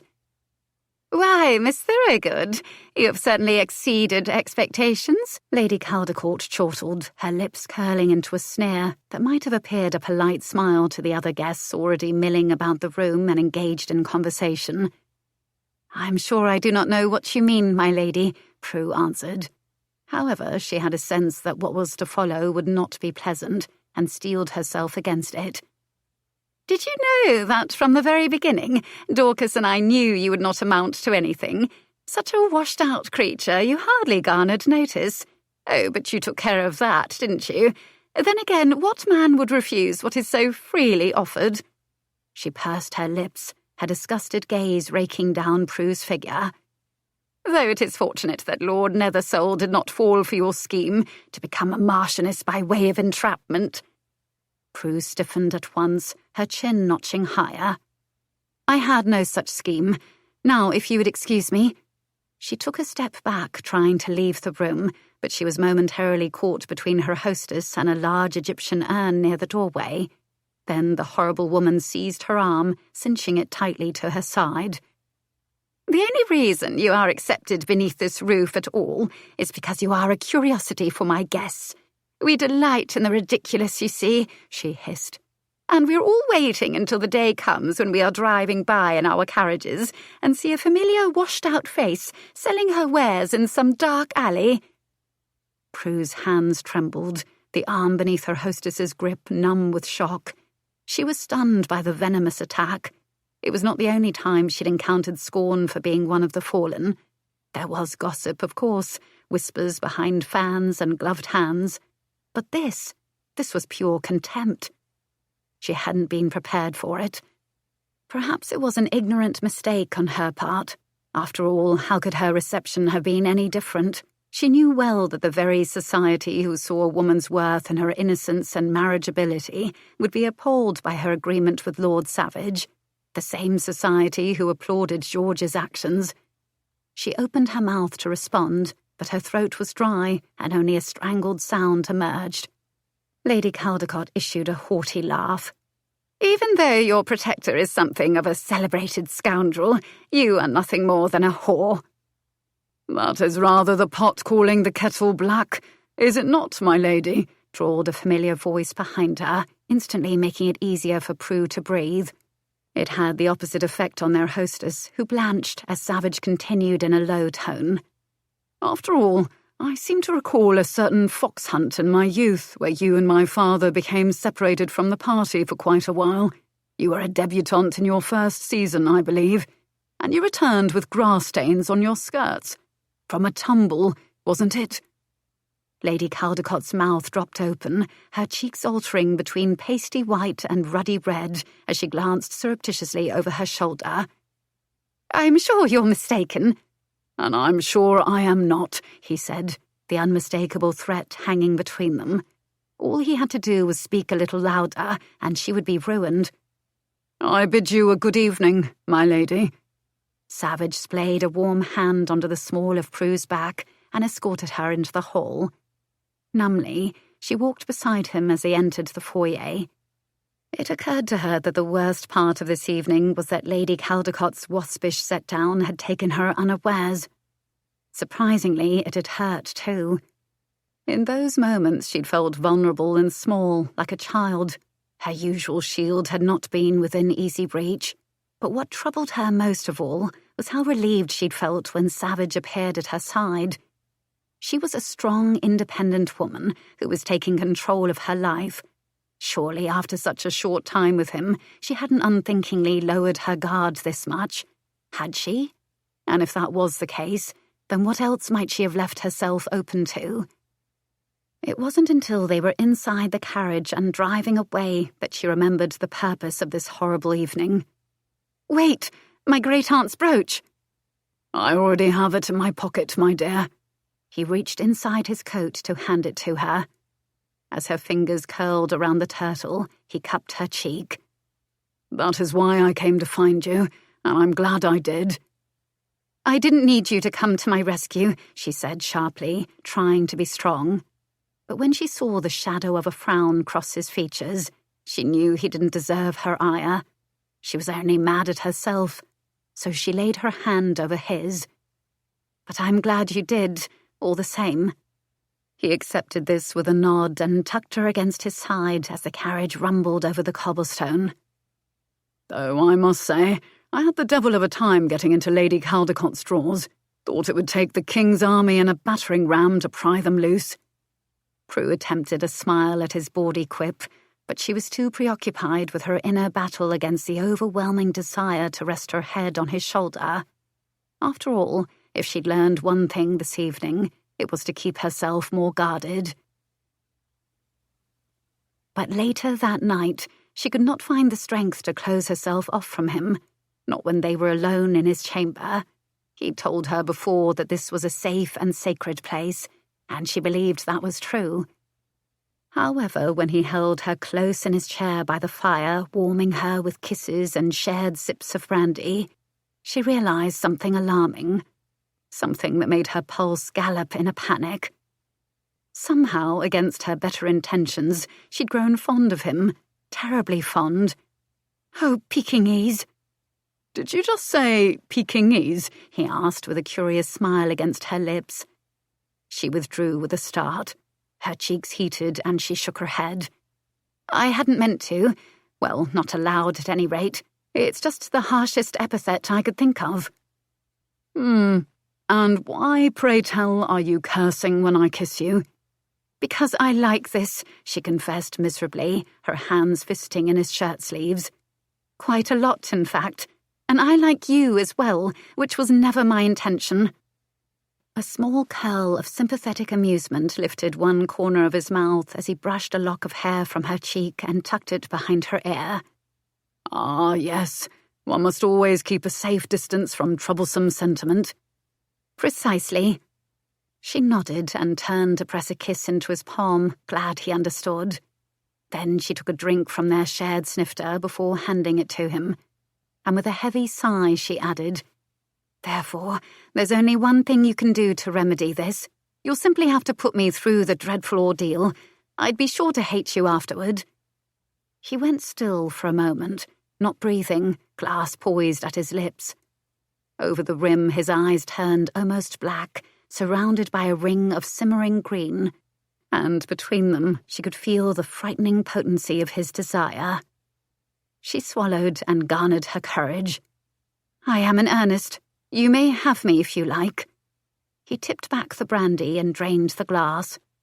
A slow, searing, sweet-scented breath seeped out from his lips. Then he set the empty snifter on the table.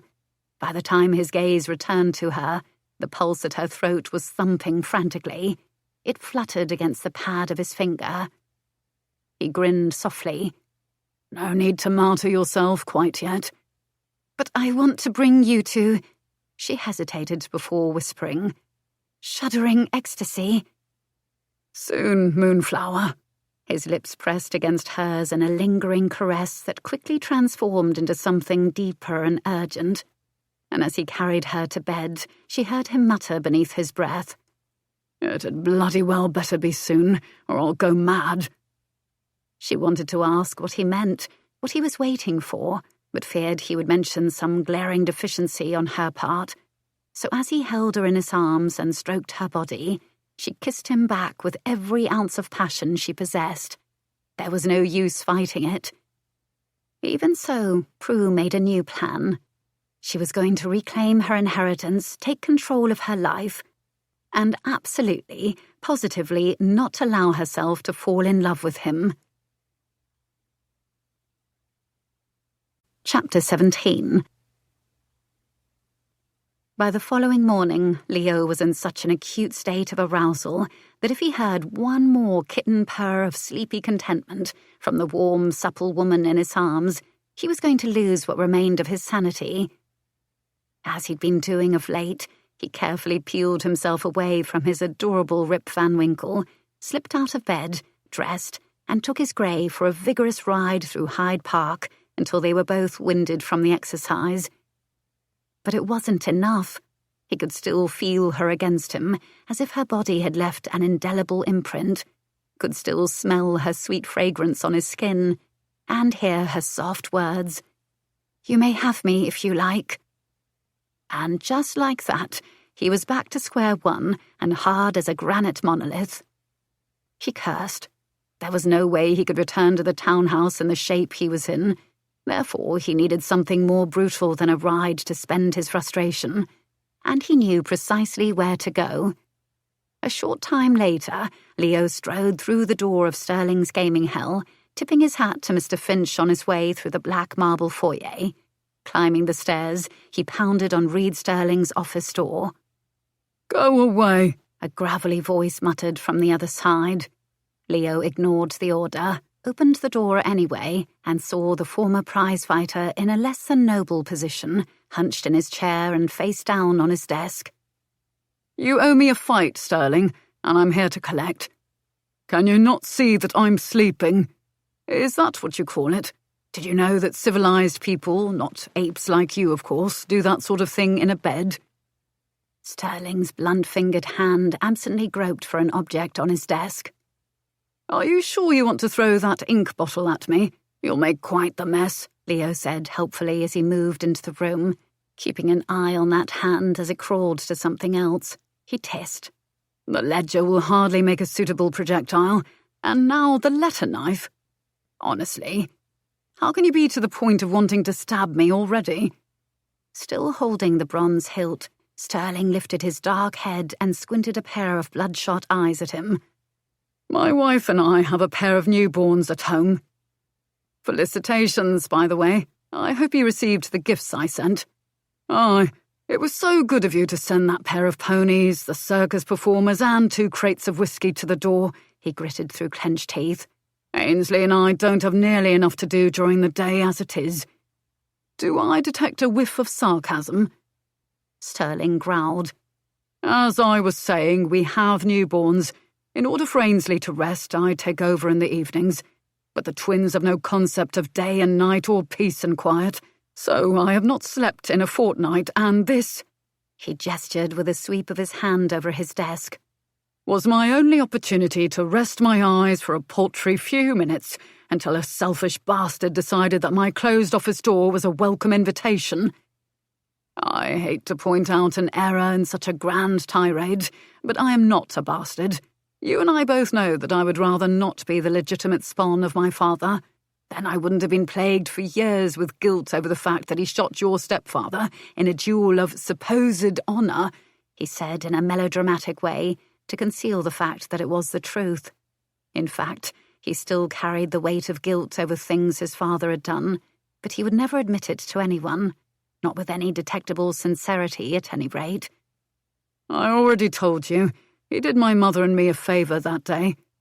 Leo shrugged, as if it didn't matter to him either way. "Perhaps, but I didn't know that." He'd admired Sterling from the very first time they'd met at school. Reed hadn't been born into the aristocracy like most of the students there. Because of that, he'd been ostracised, insulted and pummeled each and every day. And that was before he went home to face his brute of a stepfather. Yet even after enduring all of that, Sterling had never unleashed the rage that had lurked behind his eyes, and in Leo's opinion, that proved he was far more noble than any other man he knew. But Leo wasn't nearly that noble. He certainly wasn't above trying to manipulate the situation in order to get what he needed, because if he didn't do something to expend some of this damnable tension from unspent lust, he was going to take Miss Thorogood hard and fast the instant he walked through his bedchamber door. And after the callous way she'd been treated by her previous lover, he wanted to prove to her that not all men were thoughtless beasts.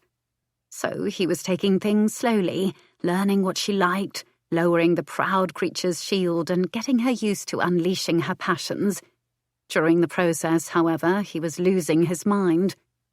Leo dragged Sterling's chair away from his desk, the heavy claw feet scraping across the floor, and continued his dramatic soliloquy. And for years I had that weighing on me, the sins of my father pressing on my weary conscience, and all because you never once enlightened me. Therefore you must fight me today. Right this instant, in fact. It's your only way to make amends for being a rotten friend. Sterling scrubbed his face and growled. We're not friends. We've never been friends. You've been goading me to fight you for years. Merely to settle a debt. You tried to ruin my club. Because I'm an overindulged villainous aristocrat. Surely you didn't expect more from me. His scarred mouth quirked with reluctant amusement. You did save my life, I suppose. Purely by accident, but true nonetheless. So that puts you in my debt. Leo still didn't know what had compelled him to step between a madman's pistol and Sterling. After all, he wasn't the type to do anything remotely heroic. However, that didn't mean he wouldn't use it to his advantage in this particular circumstance. Now, up. Let us be off to your gymnasium. Surely you still recall how to make a fist and swing those primate arms of yours. Abruptly, the fighter rose from his chair, his iron jaw set as he cracked his knuckles. Oh, it's coming back to me. 2 hours later, exhausted, perspiring and bruised, Savage returned to his townhouse. Climbing the stairs to his bedchamber, he rubbed a hand over his smarting jaw. Damn, but Reed had a murderous right hook. Though at least now Leo had hope of surviving another night with Miss Thorogood. As he opened his door, his gaze swept the room, skimming over the trail of discarded clothes leading from the chair to the bed. He paused at the rumpled coverlet and the oval depression in a single pillow, for his head alone, because hers had been resting in the crook of his shoulder all night, and the sight of it tugged a grin to his lips. Even so, he was mildly surprised to find the bed empty. Miss Thorogood usually slept late. In fact, the more he pleasured her, the later she slept, and after last night... No, better not think of last night. What he needed was a cold bath to cool his blood. So he strode toward the mantel and yanked the bell pull for Jones. Then, crossing the room, he began shrugging out of his coat, cravat, and waistcoat. He was just unfastening his breeches when he heard a soft, melodious humming from inside his dressing chamber. Curious, he nudged open the door. Then he went stock still.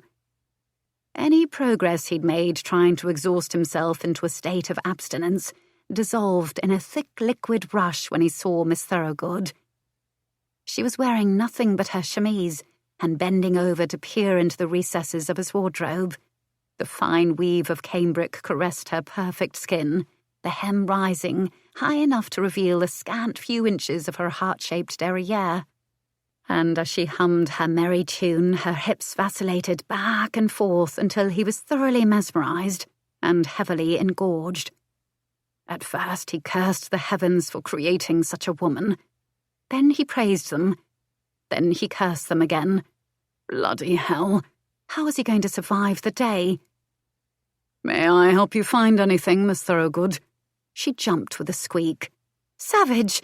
She spun around and summarily fell back into his wardrobe. Batting her way out of the tight row of his hanging clothes, she said, I was just looking for one of your banians, but it appears as though they are all in my bedchamber. He couldn't peel his gaze away from the view of those long, shapely legs, bared all the way up to that little insignificant hem. His hands twitched, fingers flexing, and before he knew what he planned to do, he was reaching inside for her, pulling her to her feet, which might have been considered a gentlemanly action, if not for the fact that he didn't withdraw a step. Did you, have a good ride this morning? She asked. Offering a tremulous smile, face flushed, hair tousled around her shoulders, she ineffectually tried to shield the lovely swells of her full breasts, cupping them until they spilled over her delicate hands, splaying her fingers with her taut nipples, playing an erotic game of peekaboo, then awkwardly crossing her arms. She likely didn't realise that her efforts only inflamed his appetite, or how close she was to being devoured whole. Unable to bear the torment a moment longer, he growled, his hand stealing to the nape of her neck as he lowered his mouth. "Beg pardon, my lord," Jones said, having the worst timing ever. "You rang."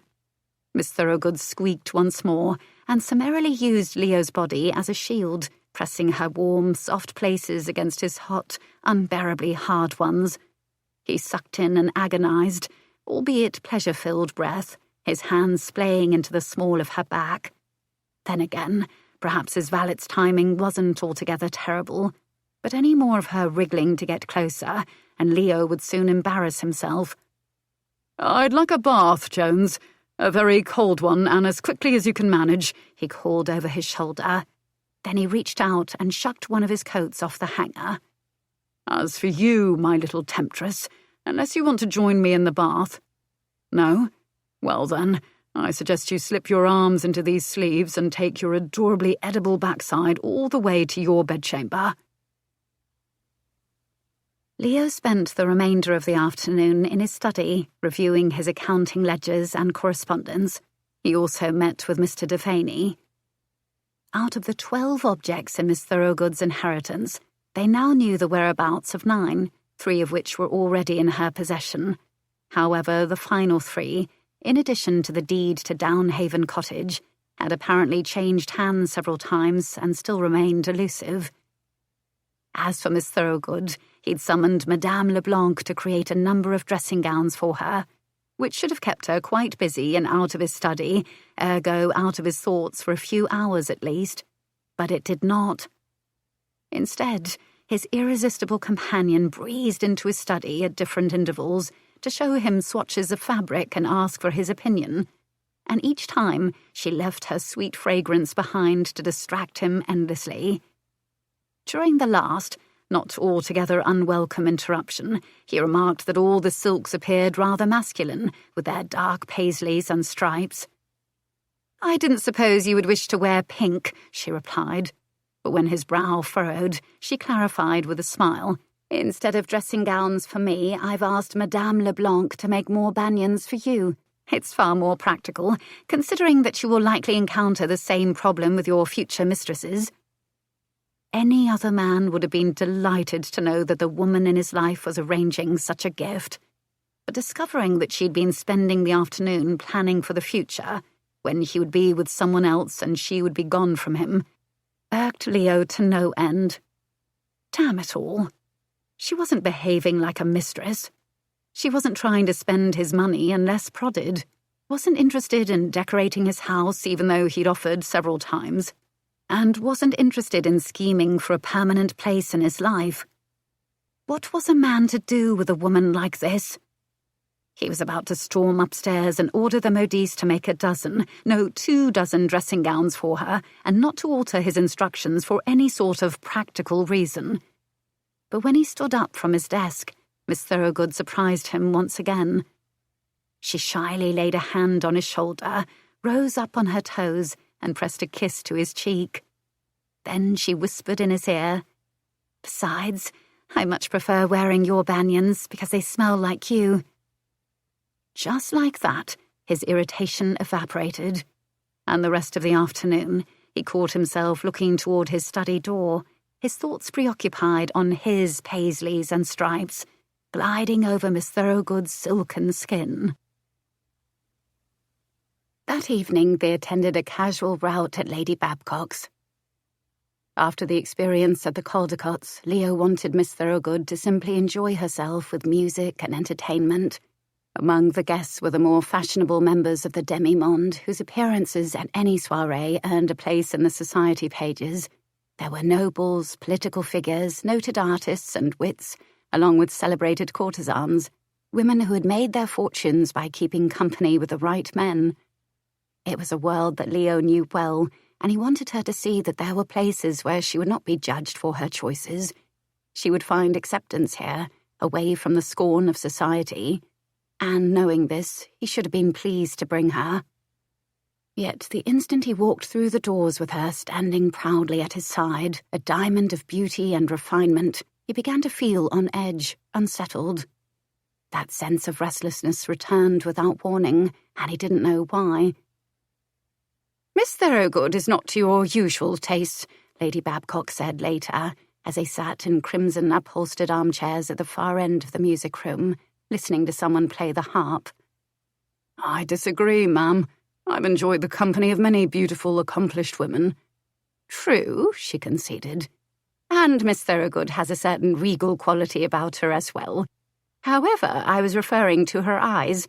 There is something altogether innocent within their depths."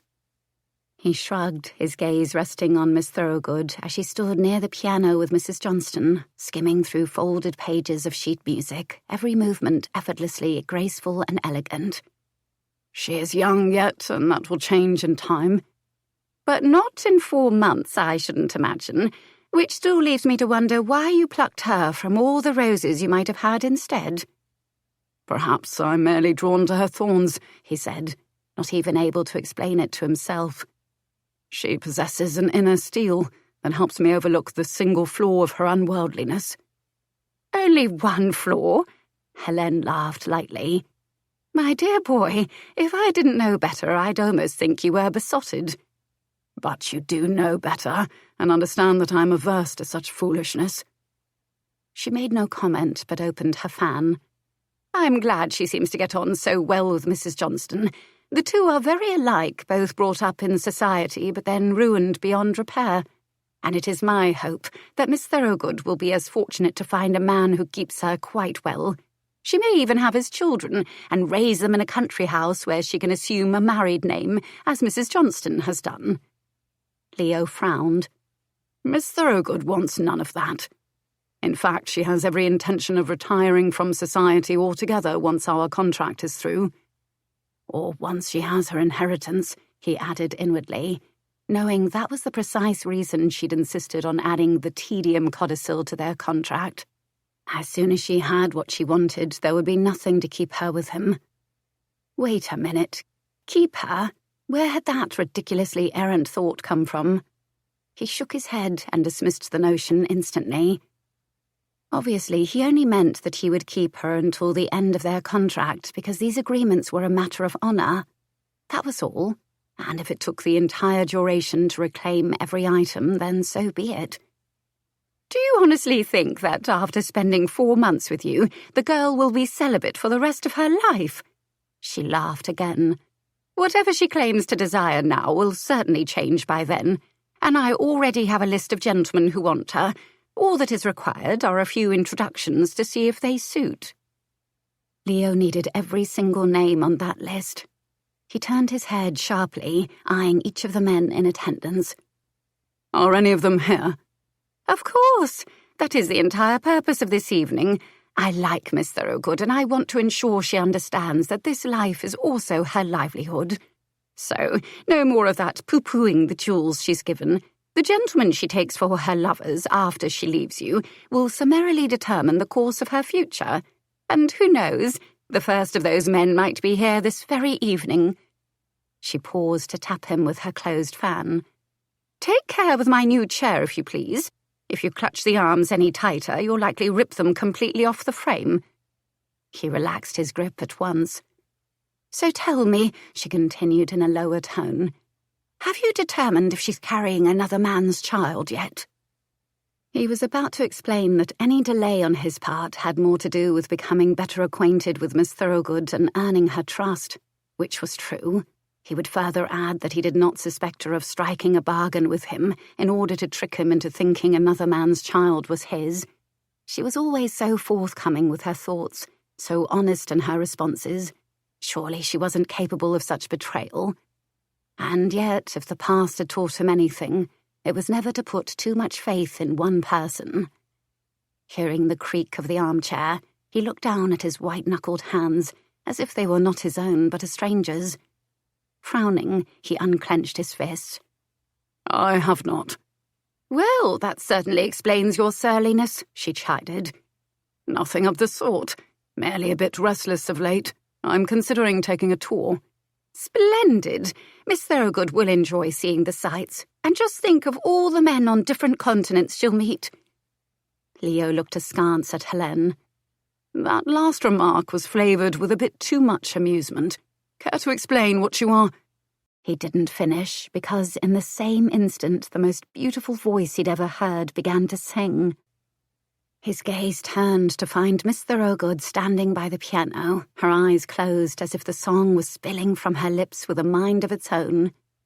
The lyrics told the story of love that had gone, and he could feel the bittersweet ache of every word as if she'd written them herself. "Oh, my dear boy," the Countess whispered in awe. "I am sure the list just increased tenfold. What man in his right mind wouldn't want such a prize on his arm?" She was a glittering diamond among bits of coal, a queen among peasants. She brightened the room with her very essence. "No one," he said, swallowing down the rest of the words on his tongue. "No one else will have her, because she's mine." And the vehemence with which he felt that statement startled him. Chapter 18. After her song, Prue had to escape to the terrace to dry her tears before anyone noticed. It wasn't like her to weep, and certainly not in public, but she'd become strangely overcome by a wealth of emotion, not only the sadness over the poignant lyrics of a love that was lost, never to return, but also of joy over the simple fact that she was singing. It felt wonderful to sing again. It had been ages since she'd been filled with the desire to do so, even though she'd always loved it, and had been told by a number of women at finishing school that she was quite good. After enduring years and years of criticism, she'd lost her confidence in many things, and, as a result, her joy. Tonight, that feeling had returned in a great flood. When she'd heard the applause and shouts of "Brava, brava," she'd felt the sting of incipient tears, and had whispered an excuse to Mrs. Johnston. The kind woman offered a nod and began to play for their audience as Prue stepped into the corridor and slipped out to the terrace without anyone the wiser. She needed a moment to gather her composure. It had been such a long time since she'd felt anything so acutely, and now she didn't know how to contain this wondrous surge within her. Somehow, after losing everything, she'd started to find herself again, and she suspected the reason. Because of Savage, she was learning to be comfortable in her own skin, to trust, to lose herself in rapture. But at what cost? In a few months this feeling would be gone, and so would she, which made this epiphany utterly pointless. A rueful laugh escaped her. Just as she was beginning to truly live and looking forward to each new day, he was inside looking for her replacement. That was the purpose of this party. At least that's what Mrs. Johnston had alluded to in so many words. She said that polite society could often feel cloistered, especially to those of the demi-monde. So at gatherings such as this, they were able to speak more freely about their desires, expectations, and interests. When Prue had absorbed this, she'd felt out of her depth among this set. She didn't belong in this circle of fashionable people. They'd lived far different lives than she had done, filled with exotic travels and fascinating experiences. She'd even been privy to some scintillatingly scandalous conversations between courtesans who seemed to know how to pleasure and enrapture every man they'd ever met. And there she'd sat, completely unsophisticated and incompetent. After all, she'd failed to satisfy the man who'd ruined her, and she was unable to entice a renowned scoundrel even though she was his own mistress. It was now obvious to Prue that Savage had wanted to come here because he realised his mistake and planned to replace her, which shouldn't bother her at all, considering the fact that she never desired to engage in sexual congress ever again in her life. And yet, after the time spent with Savage, she did wonder what the dreadful ordeal would be like with him. Perhaps not so dreadful. She expelled a sigh of utter frustration into the cool night air, glad she was alone with all these confusing thoughts. "Your performance was positively sublime, Miss Thorogood." She turned with a start, just as a man stepped out of the shadows near the far end of the terrace. It was him, the man on the path at Vauxhall the other night. She recognized the widow's peak of dark brown hair, the piercing blue eyes, and the long, angular features. And he was the same man who'd said those curious things. But Savage had made it clear that their meeting hadn't been a welcome one. "We have not been introduced, sir," she said curtly, her gaze darting to the door. "And for that matter, I do not believe you are among the invited guests here this evening, so if you will excuse me." The stranger raised his hands as if in self-defence. "You've caught me, I fear. Viscount Marlowe at your service." He bowed, every movement of his lean form exact, precise, as though he were more comfortable in a military uniform than evening attire.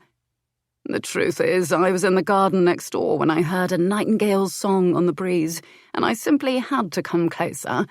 Pray forgive me for any disquiet my appearance may have brought you." He took a careful step toward her and reached into his pocket for a handkerchief, extending it toward her.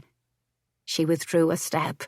However, realizing that her eyes were damp, she slipped her own handkerchief from her sleeve and removed any evidence of emotion. "It appears I'm bungling this entire introduction," he chuckled, his expression chagrined. "My only excuse is that you have thoroughly enchanted me. It is no wonder that Savage had to have you. I even heard a rumour that he threw over Lady Sutton in order to have you, and that is something he has never done for another woman before." Lady Sutton? The name instantly sparked a memory of that first morning when the messenger came and Savage had sent him away without a response. "You are mistaken," she said. "His lordship would never do such a thing. He is a man who values his word. Once given, he would never break it."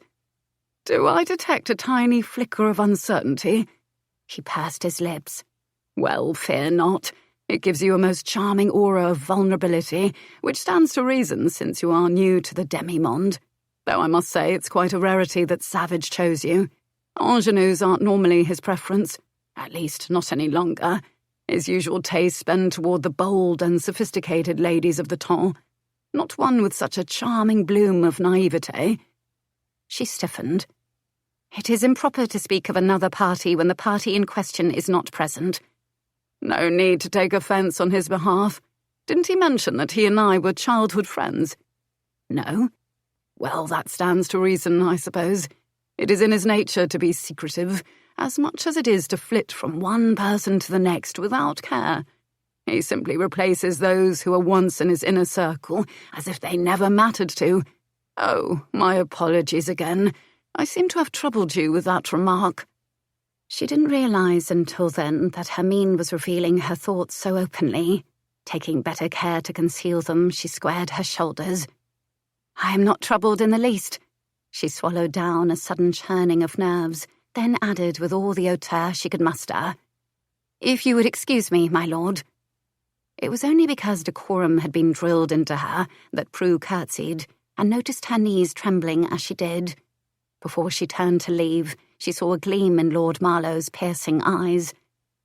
"It was an indescribable pleasure to meet you, Miss Thorogood," he said to her retreating figure. "Should you ever find yourself abandoned by Savage and in need of a shoulder to lean upon, know that I would be by your side at a moment's notice." Paying no heed to this last remark, she stole into the house without a backward glance. But once inside, she couldn't shake an unsettled feeling.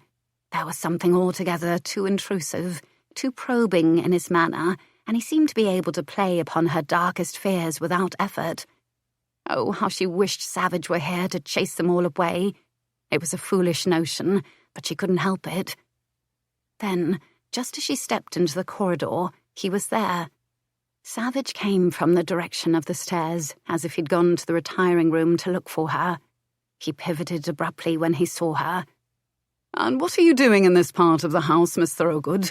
Lose your way?" "No, just hoping to find you," she almost said.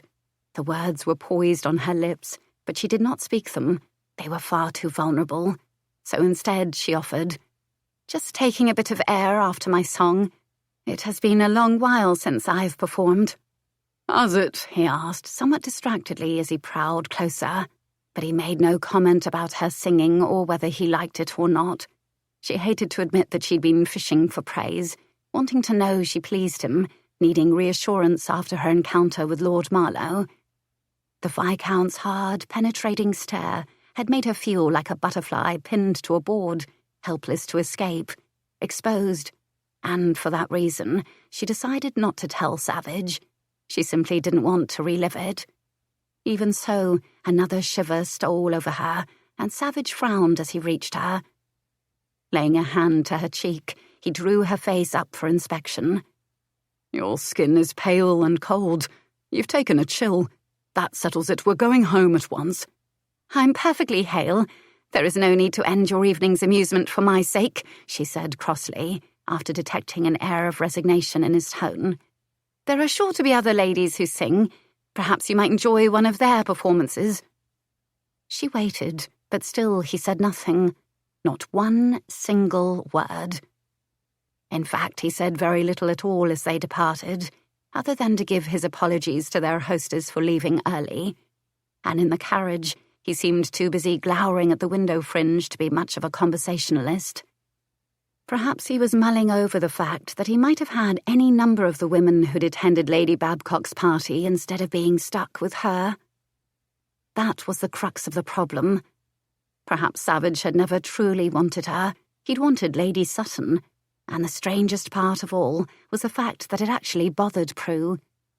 From the bench beside him, she glowered too. Was it possible to have an entire argument with another person without ever uttering a syllable? Apparently so. She should be relieved that he wasn't putting her through the dreadful ordeal, rutting over her, bruising her. But instead, she felt inadequate. Is it true that Lady Sutton was to be your mistress before I arrived on your doorstep? He turned sharply. Oh, then he actually was aware that she was in the carriage. Interesting. And where did you hear that? She flicked an unseen speck from her crimson velvet cloak. I might have heard mention of it this evening when I was on the terrace. From whom? He articulated on a growl. That man we saw at Vauxhall, Viscount Marlowe. He said he'd been listening to me sing from the garden next door. And here she was bringing up her singing again, and still receiving no response other than a muscle ticking on Savage's jaw. And you failed to mention this to me earlier because... Her chin notched higher. She didn't particularly care for his accusatory tone. Because we were not formally introduced. I'd been alone in the garden at the time, and I could not speak openly about such an acquaintance without it reflecting poorly on my character. When he scoffed, she decided to leave out the part about feeling unsettled in the Viscount's presence. Well, is it true about Lady Sutton or not? There was a contract drawn up, yes, he said with a stiff-shouldered shrug. It was not signed, however.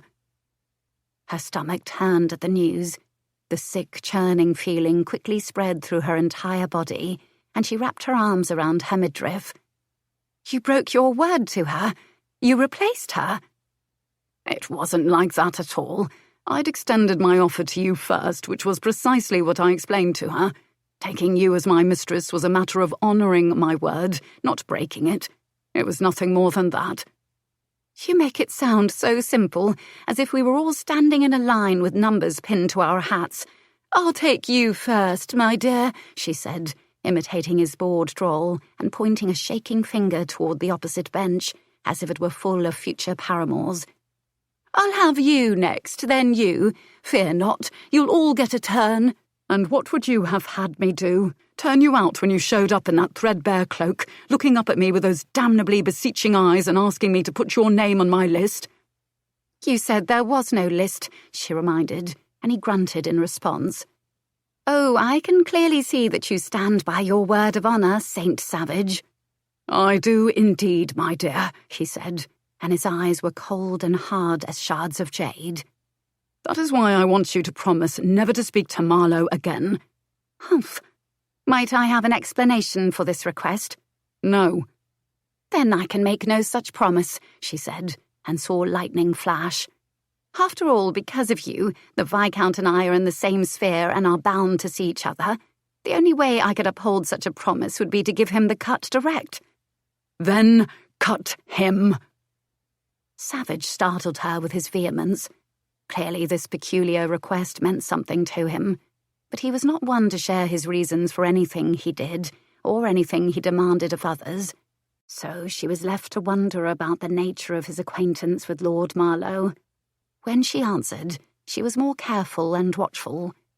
"Considering my position in society, such an act would not reflect favourably on me or, I believe, on you." "Now you're just making excuses. If you're refusing my request, then simply tell me directly. The two of us aren't good at pretending, remember?" he mocked. "It is not an excuse," she said crisply. "Surely you are aware that I'm less than your other paramours, less sophisticated, less knowledgeable, less fascinating." "You're being ridiculous." "And you are choosing to be blind when it is patently clear to society that I'm little more than your—" Prue couldn't speak the word whore aloud. It was too ugly, but she saw the flicker of understanding in his abrupt frown nonetheless. His responding silence, the fact that he never refuted the claim, brought the sting of unwanted tears to her eyes. Mortified and refusing to reveal how much it mattered, she averted her face as the carriage stopped in front of the townhouse. When he handed her down, she made a show of needing to fuss with the way her cloak draped over her skirts. They said nothing more to each other as they climbed the steps and Grimsby greeted them in the foyer. Savage went to his study. She went upstairs to her bedchamber. And it was only when she closed the door that she allowed 2 mawkish tears to escape before she swiped them away. Then she rang the bell for Dotty. She wanted to hate him for his surly manner this evening, but she knew that this was not the Savage she'd come to know. He was usually generous and affectionate, and more than patient, too. What had altered that tonight? His desire for another woman? Her own inadequacy? She didn't know. She didn't like this tension between them. As she undressed and prepared to don her nightclothes, she was thinking of going to his chamber and telling him that. She certainly didn't want discord to be the last thing either of them mulled over at the end of a day. And even though it was a rather alarming thought, she wasn't certain she could sleep without him. She had already accustomed herself to their nightly routine, lying in his arms and hearing the rhythmic thumping of his heart. However, whatever plans she might have had altered the instant she saw the bloodstain on the white cambric of her drawers. "I've already made some rags up, miss, just in case," Dotty said with a matter-of-fact air, and slipped the nightdress over her head. "We'll get you all settled straight away." A short while later, Prue was tucked into her own bed for the first time since her arrival. "Thank you, Dotty. You've been an absolute gem." She grinned and shooed her hand in the air as she stepped back through the doorway. "Think nothing of it, miss. I'll just take these drawers down for a good soak." "Oh!" she yelped in surprise when she saw Savage standing in the corridor. "Beg pardon, my lord. I wasn't looking where I was going." Prue caught sight of his gaze drifting down to the stained bundle in Dotty's arms. Embarrassment flooded her cheeks in a heated rush. How mortifying. Unable to face him, she slid down and covered her face with the bed linens. With any luck, she would suffocate to death in under a minute. When she heard the door click closed, she let out a breath of relief. She was saved from having to face him. But when she peeked one eye out from beneath the coverlet, she was startled to find Savage standing beside the bed. His back was turned to her as he shrugged out of his banyan to reveal that he was only in his shirt-sleeves and trousers. What are you doing?" she stammered. "I should think it obvious by now, Miss Thorogood. I'm sleeping with you." "But I'm indisposed." He turned, and there was something almost tender in the way he looked down at her. "Of that I am aware." "However," she added, and he actually flashed a smile. The surly Marquess she'd known all evening seemed to have suffered a transfiguration, because the man before her now appeared almost pleased. She couldn't imagine why. "However," he said, "I see that as no obstacle to keep me from holding you." He hesitated long enough to search her gaze before grasping the coverlet, and he must have read her own yearning in that one eye peering back at him. Clearly it was the other eye that she should have revealed. It mattered little, because in the end she wanted him beside her. Gathering her close, he situated her head on his shoulder and pressed a lingering kiss into her plaited hair. They both exhaled twin sighs of relief, their bodies conforming to the other. Then he blew out the chamber stick and held her in the darkness. After a few rhythmic heartbeats, and when she was on the precipice of slumber, she heard him say quietly, "There is nothing less about you, Miss Thorogood. You are more, much more." More than what? She wondered sleepily, but drifted off before she could ask. And in her dreams, she was thankful that theirs was only a temporary arrangement. Otherwise, she might very well be in danger of allowing her unexpected fondness for this man to grow into something more, much more. Chapter 19.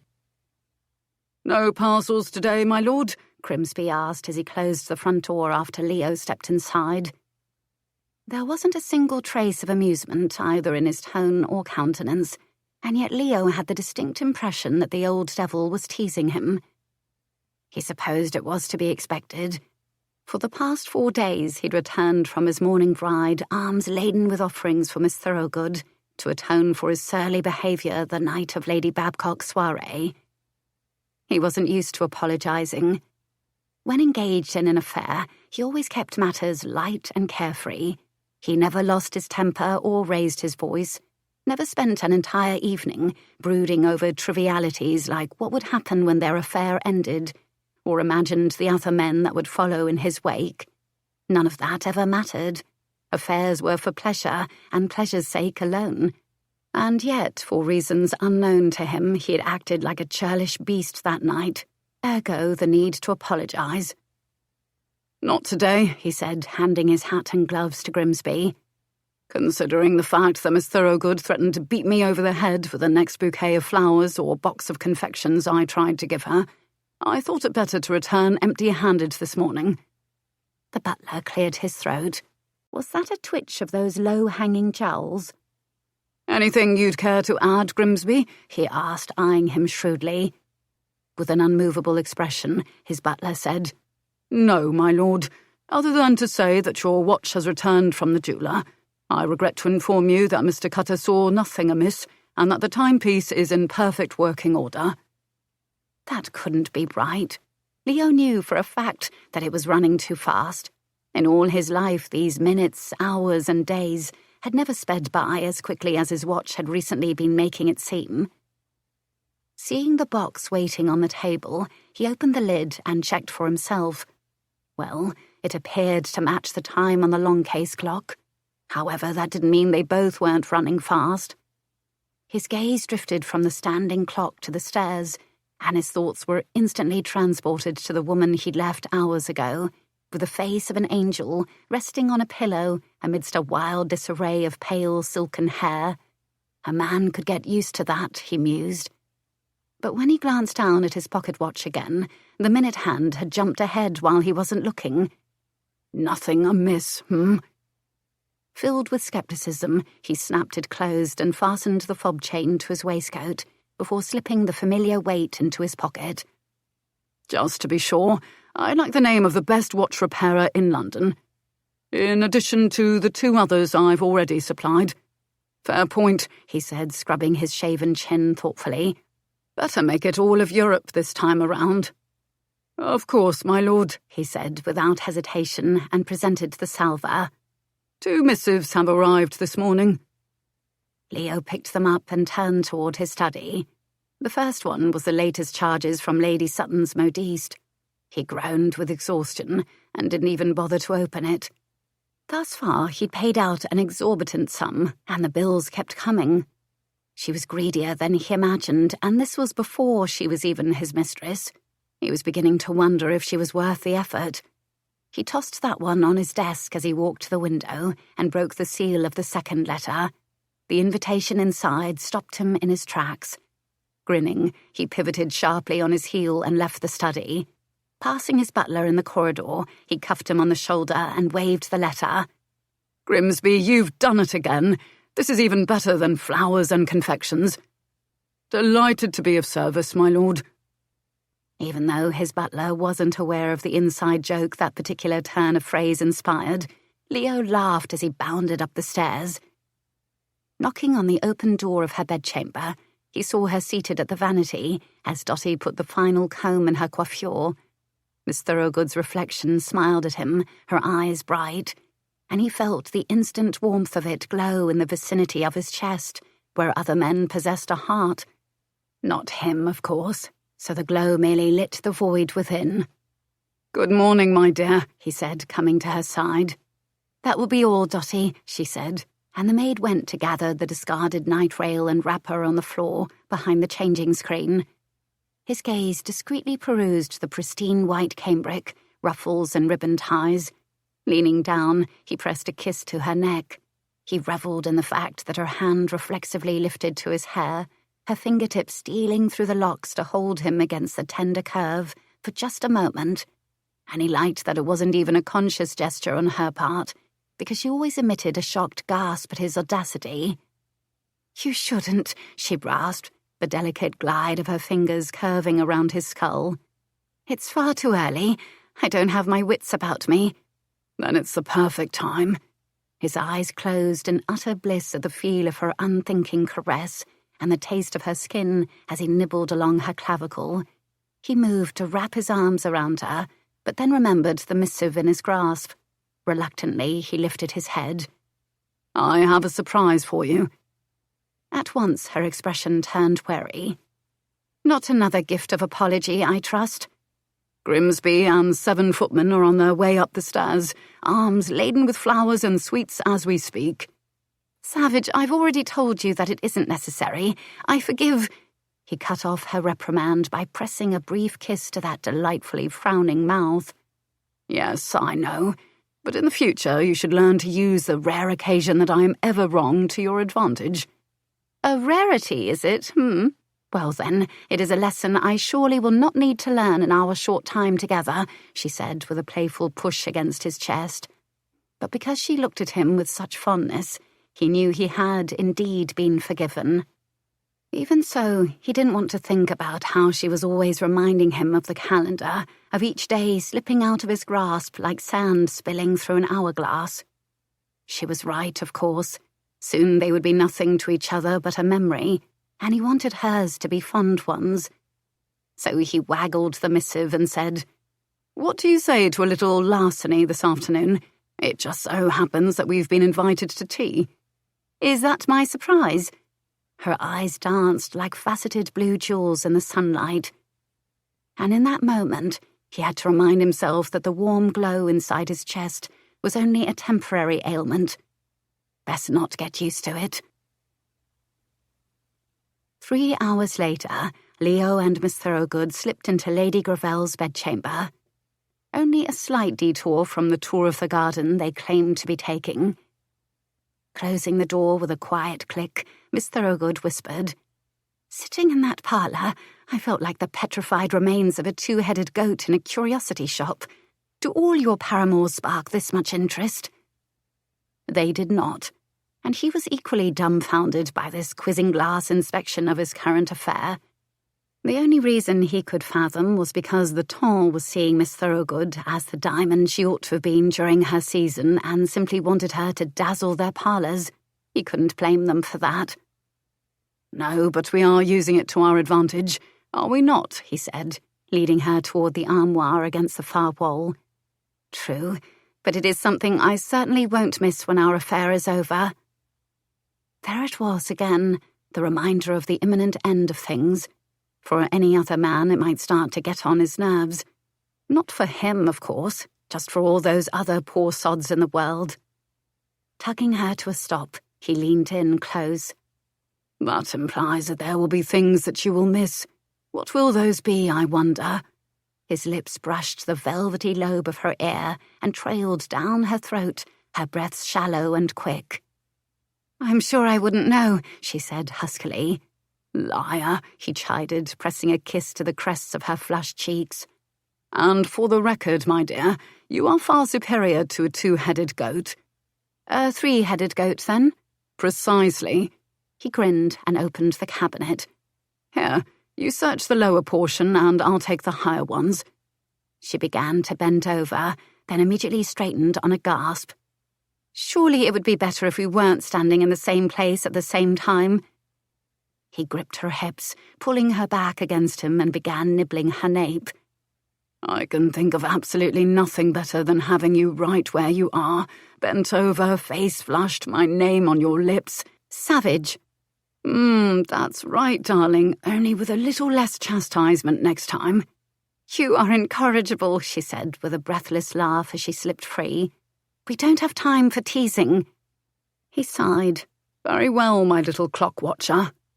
She found the fan among a horde of others in the top drawer of Lady Gravelle's bureau and clutched it to her bosom with a gleeful grin that caused a terrible burning in that void of his.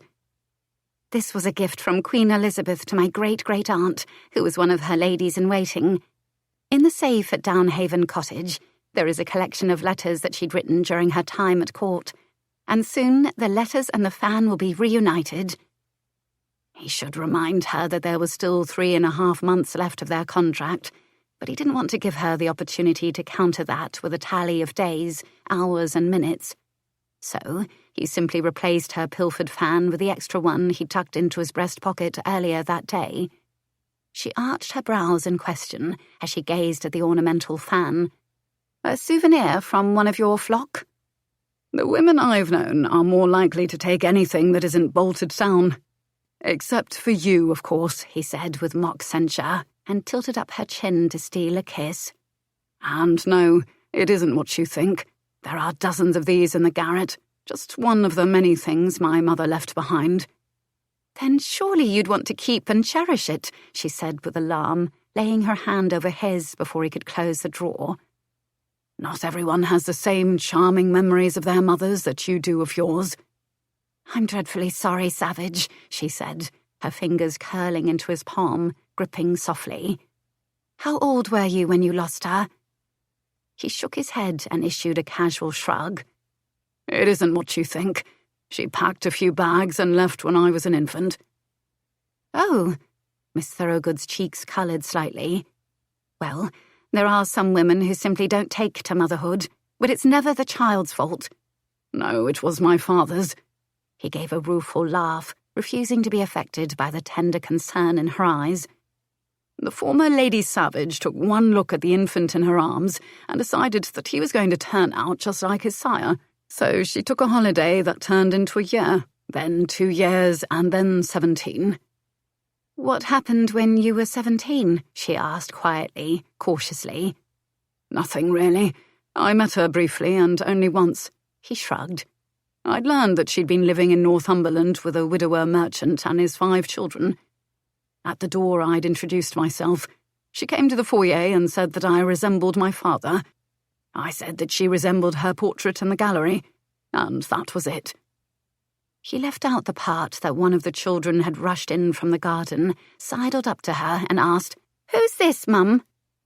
He also left out the part where she'd smoothed the hair away from the little tot's face, wiped a smudge of dirt from his cheek, as any doting mother might have done, and said, "No one you need to concern yourself with. Now run along and wash up, son." Then, without another word, she took one last look at Leo, turned on her heel, and walked away.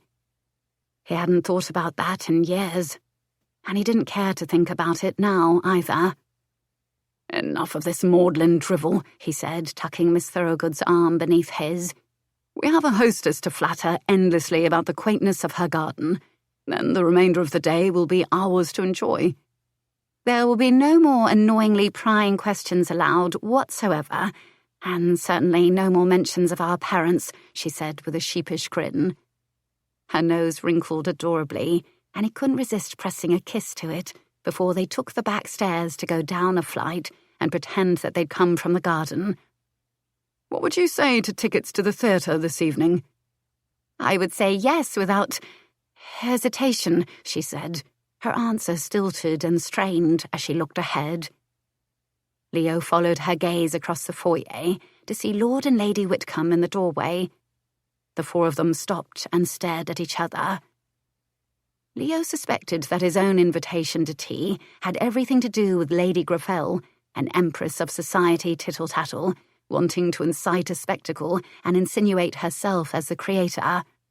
However, there was no scandal to be had that day, because the tall, imperial Lord Whitcomb and his short, scowling wife took one disdainful look at Miss Thorogood, turned, then left. As the butler closed the door behind her father and stepmother, Leo wished there'd been a confrontation. He wanted to tell the Honourable Lord Whitcomb exactly what he thought of him. How dare that despicable excuse of a man look at his own daughter with such disfavour and dismissal? She never would have been in this circumstance if not for his own actions. That peer of the realm had decided that her one small, insignificant act, like giving her first kiss to a man in a secluded garden, was enough to end the life she knew. If he had a modicum of honour, he would have accepted his daughter's apology, because Leo had no doubt she'd begged for her father's forgiveness, then quietly removed her from that garden. He would have protected her, shielded her with his good name. Instead, he'd sent her away, disowned her, disposed of her rightful inheritance, and left her wholly unprotected from the blackguard who'd taken her innocence.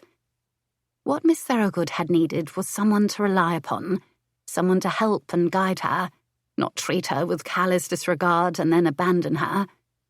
Leo was brimming with a fury that was completely futile. It was palpable, boiling through his veins, tightening in blistering bands along his shoulders and neck. And yes, he realised his reaction was likely more volatile due to the resurfacing of his own memories. But damn it all, Miss Thorogood deserved better. "Do you think Lady Gravel knew?" she started to say, but stopped and expelled a lengthy sigh. Of course she did. Our hostess likely planned for all of us to meet in the parlour, where she would be sitting front and centre for the performance. If she wishes to be at the centre of a scandal, we can be far more creative than this puppet show. She shook her head. There's no need. This meeting was inevitable, after all. I am perfectly fine. And besides, there's no more talk of parents allowed, right? He resisted the urge to haul her into his embrace and kiss her soundly. When he thought of all she'd overcome, he marvelled at her strength. How strange it was that he'd once thought he saw a hint of fragility in her gaze. It must have been a trick of the light. Right, he agreed, lifting her fingers to his lips. She nodded. However, I can honestly say that I wish we'd left a snake in her drawers. Doubtless, it would have been the only snake to enter her drawers for a very long time. Chapter 20. When Prue and Savage returned to his townhouse, he suggested that she relax in a hot bath before they attended the theatre. Suspecting he made the offer out of some misguided notion of her being too upset from the encounter with her father and stepmother, she squared her shoulders and assured him that she required no such pampering. "I am made of sterner stuff," she said proudly. "Besides, it is late afternoon, and I need to decide what to wear." Without a word, he took her by the hand and led her to a door on the other side of his dressing room and revealed a vast marble-tiled bathing chamber. A gleaming copper tub waited with curls of fragrant steam rising from a surface strewn with rose petals. A smile touched her lips as she recalled the first night of her arrival and the petals spilling everywhere. She couldn't resist plucking one from the surface, brushing the softness against her cheek, and thinking about all the things that had changed since then, her fondness for him growing day by day. "Very well," she said. "Perhaps a bath wouldn't be the worst thing to happen today." The corner of his mouth quirked in that teasing grin. "If you're unsure, then I would gladly use this for my own—" "Go, this bath is mine." She gave him a playful shove. But before he could leave, she curled her hands over his lapels, rose up to her toes, and pressed her lips to his. "Thank you, Savage." The door closed with a soft click when he left. She was grateful for the quiet, and for the glass of brandy waiting on the table beside various brown phials. After unfastening the buttons of her spencer and draping it over a fiddle-backed chair, she took warming sips in between removing her bib-front muslin and underpinnings. By the time she slipped into the water, she was heated from the inside out. A sigh left her as she eased back and allowed the rose petals to caress her skin. Absently, she began removing the stoppers and examining the contents of the phials and discovering various fragrances. Drop by drop, she made her own scented concoction, the bath oils turning the water milky and slick on her skin. Taking another deep swallow of sweet apricot brandy, she rested the nape of her neck against the smooth lip of the tub and closed her eyes. For many moments, her thoughts drifted dreamlike, floating like red petals that brushed against her knees and the very tops of her breasts and whispered kisses against her pinkened skin. Then she felt one on the crest of her shoulder, the barest of touches, and the warmth of it brought a smile to her lips. She was so drowsy and relaxed, she paid little attention to the fact that her shoulders weren't even in the water, and therefore no petal could be there. When another kiss touched the side of her neck, she merely hummed with contentment. This was a lovely dream. She gave herself over to the sensations of kisses, sweeping along the curve of her throat, nuzzling beneath her ear, and drawing out another sigh. Her neck arched, her breasts lifted from the water, nipples pebbling in the cooler air. The shifting water brushed against her, gently lapping over the tender crests in a way that made her taut and tingly. She pressed her thighs together, her knees sliding as the undulating warmth of the water seemed to cup her from beneath, plumping her flesh just before she heard a deep, familiar voice murmur, "Beautiful." Her lips parted on a gasp. Her eyes snapped open to see that she wasn't dreaming at all, and she wasn't alone. "Savage," she rasped, breathless as he bent over her and sealed his mouth around the aching bud. Her hands shot out of the water to curve around his head as he laved her flesh to an excruciatingly sensitive peak. Any sensibly modest woman would have pushed him away, then tried to shield herself. But the recently awakened wanton in Prue held him to her breast, her wet fingers tangling in his hair.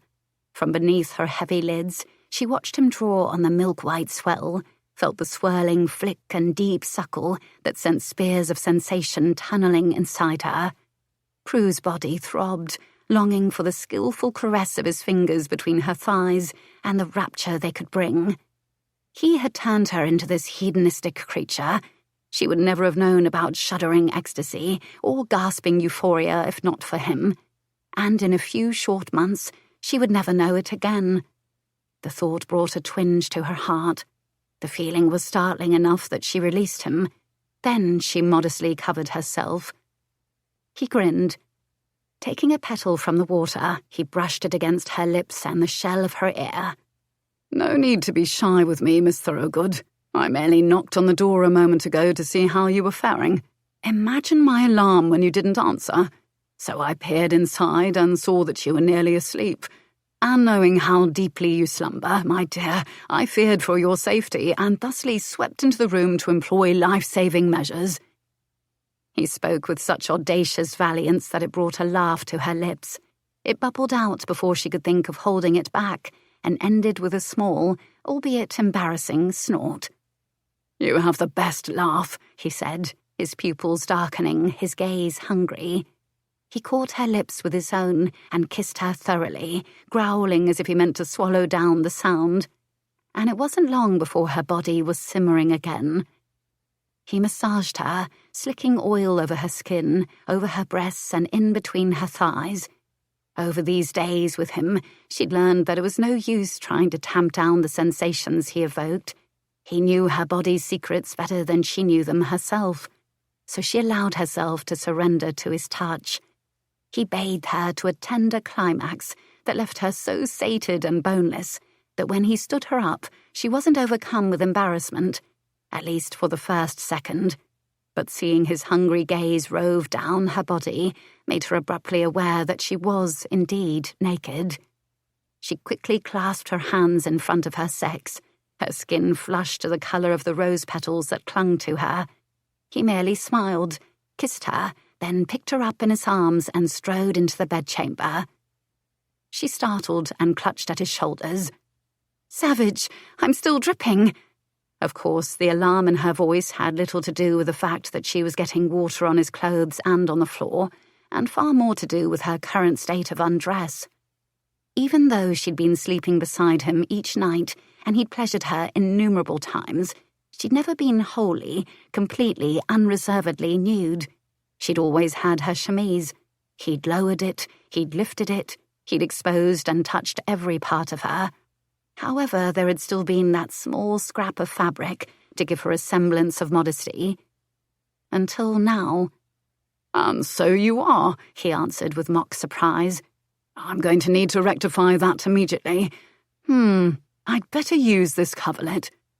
Before she could draw another breath, he lowered her down onto the bed, and by the determined look in his eyes, she had the distinct impression that he had more in mind than merely pleasuring her this time. Her experience of the dreadful ordeal loomed darkly over her, threatening to rob her of any comfort she'd come to feel with Savage. Seeing him unbutton his waistcoat, she swallowed down a rise of nerves and dragged the bed linens over her, lifting them until they were gripped beneath her chin. "Shouldn't I be getting ready for the theatre?" "After a near-fatal drowning in the bath? I think not. You might have taken water into your lungs after all." He peeled away his wet cashmere to reveal that the saturation of water had seeped through to his shirt sleeves. The fine lawn became transparent and clung to his powerful form. "My lungs are in perfect working order." Her statement likely would have been more convincing if her voice hadn't turned husky as her gaze travelled over him. "One can never be too certain."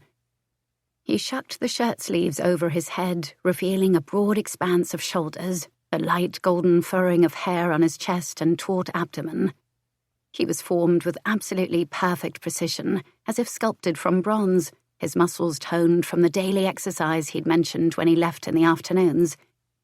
In the evenings, her hands had roved over the sleek skin, but it was something else altogether to see him in the waning daylight, and she was fascinated to find a darker line of hair just beneath his navel, the intriguing trail disappearing into the waist of his trousers, like an arrow pointing to a hidden target.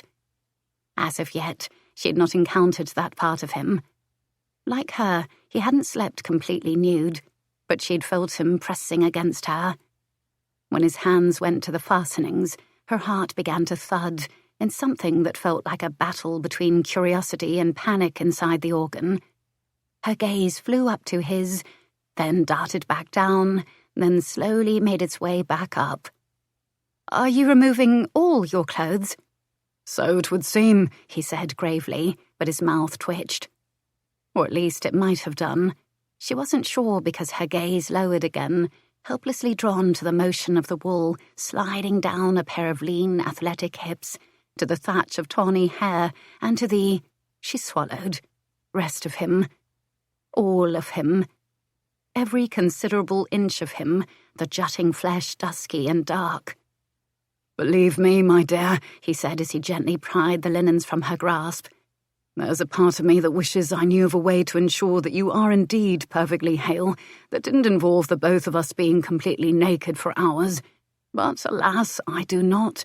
You'll need a thorough examination after all, and someone to watch over you. And since I'm feeling altruistic, I'm willing to volunteer." He slid in beside her, gathering her against his body before she could balk. He was warm and strong, his skin sleek and textured, with crisp hair that slid against her arms, breasts, legs, and hips. She felt the imposing length of him pressed along her stomach, his flesh hard and heated. But no matter how warm he was, she still shivered. Apparently, panic had gained the upper hand. "You've nothing to fear, Moonflower. The pain of losing your maidenhead only happens once. I won't hurt you." He reassured her with a kiss, lingering at her lips until the stiffness gradually left her limbs. The arms she curled protectively against her breasts unwound and wrapped around his neck. Her fingers found their familiar home inside the wavy locks of his hair as he hummed in approval. This wasn't so terrible, she thought. In fact, it wasn't at all terrible. Savage had a way of making her feel that having her body next to his was the most natural thing in the world, naked or not, and she surrendered to the pleasure of his kisses, welcoming his tongue into her mouth with eager suction. The throbbing ache between her thighs and the sweet clench of her womb was familiar now. It was impossible to keep still. She couldn't stop herself from hitching against him, seeking the bliss that she'd come to crave.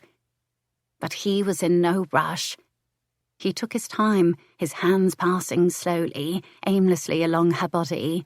He held her closely, getting her used to the feel of him. Kissing her as he removed the pins from her hair and tenderly massaged her scalp, her nape and shoulders.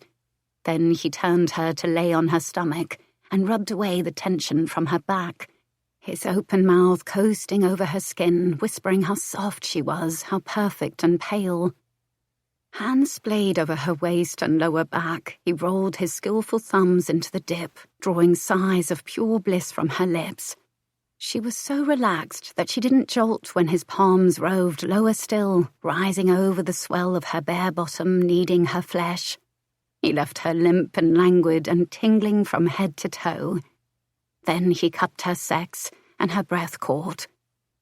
The feeling of his hand insinuated between her thighs from this position was strange and new, but not at all unpleasant. She even gave in to the impulse to lift her hips so that he could. Oh, yes, that was nice. He breathed, as his finger delved through the curls to slide along the swollen seam. You're so very wet, Miss Thorogood. Whatever shall I do about that? She shook her head in answer, unable to form words as he teased her flesh open and slid his finger into the slick channel. Her greedy, wanton body clamped tight around him in anticipation. He lay against her side, kissing the blade of her scapula, the crest of her shoulder, the base of her nape, then the wing of her brow and her lips. All the while his finger thrust rhythmically, commandingly inside her, working her body into a fever pitch, until her hands were curling into the linens and she felt the familiar tightness of rapture's approach. And she was just about to shatter when he suddenly withdrew. "But Savage!" A mule of protest left her as he turned her unfulfilled body onto her back. He stalled her argument with a kiss, his powerful form pressing down on her. "This time I want to feel you come apart." His words were hoarse, and there was no mistaking his meaning when she felt the hard heat of him poised at the vulnerable nook of her body. Braced on his elbows, he settled over her. This did not feel at all like it had with Lord Nethersole. For that she should be thankful, she supposed.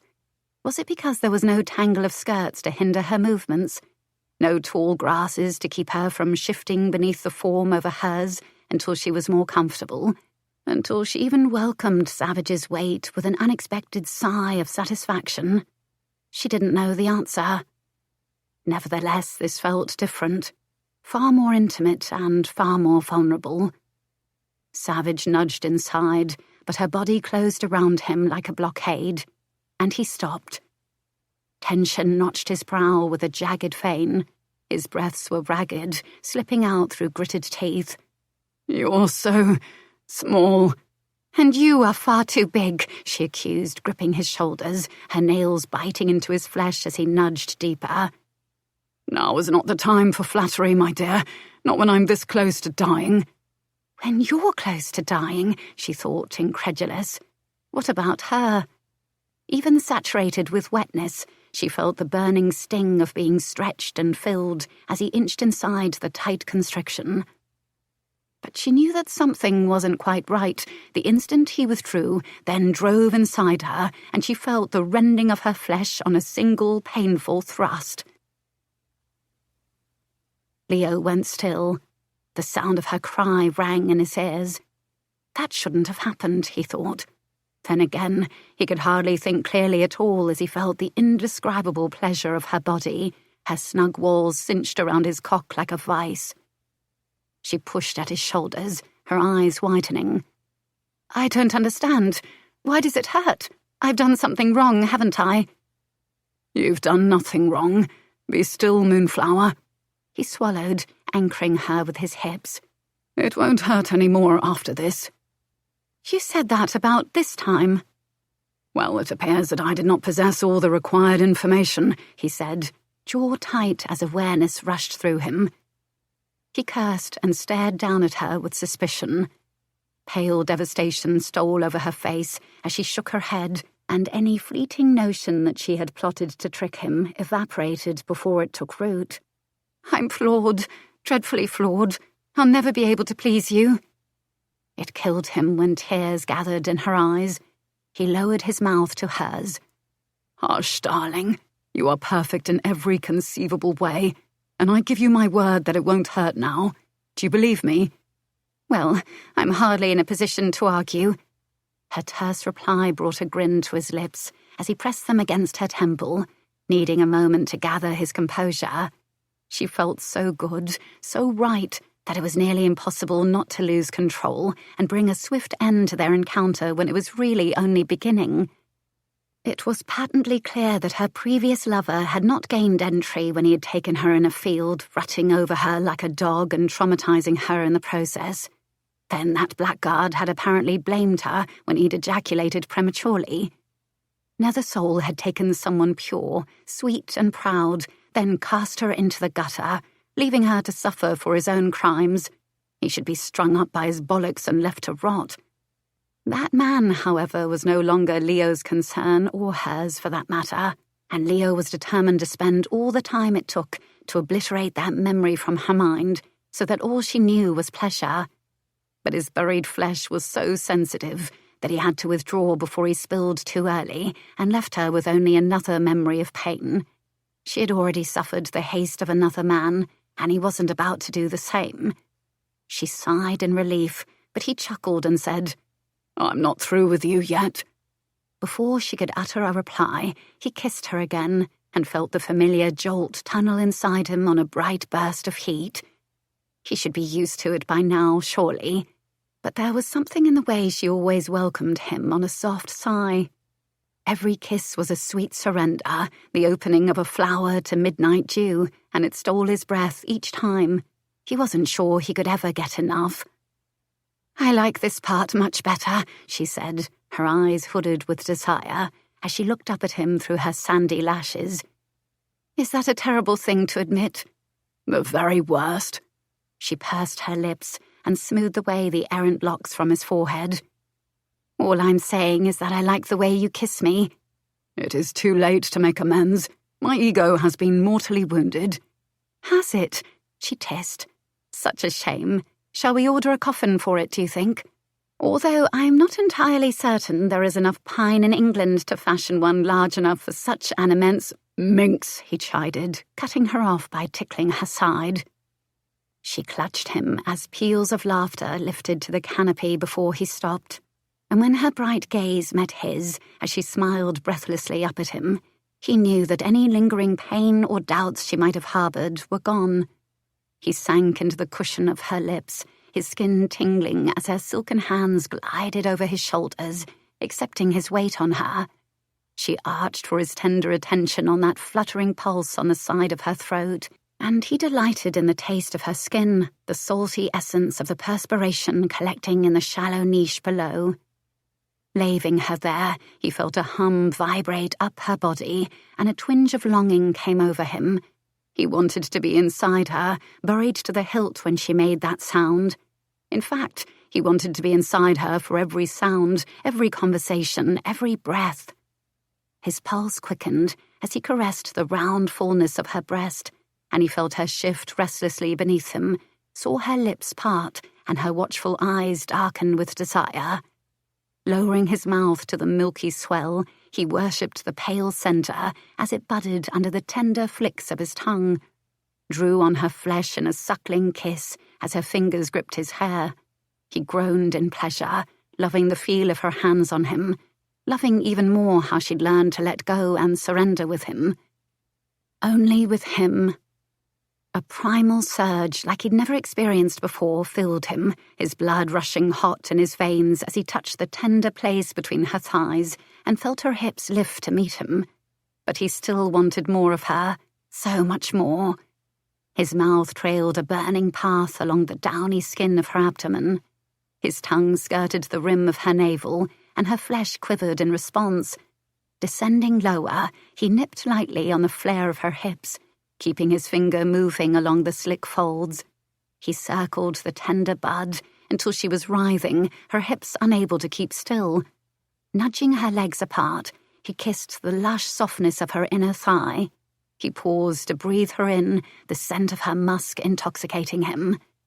She lifted her head from the pillow, cheeks flushed as she gazed down at him in confusion. "Savage?" "I'm afraid I have some dreadful news, Miss Thorogood," he whispered against her curls.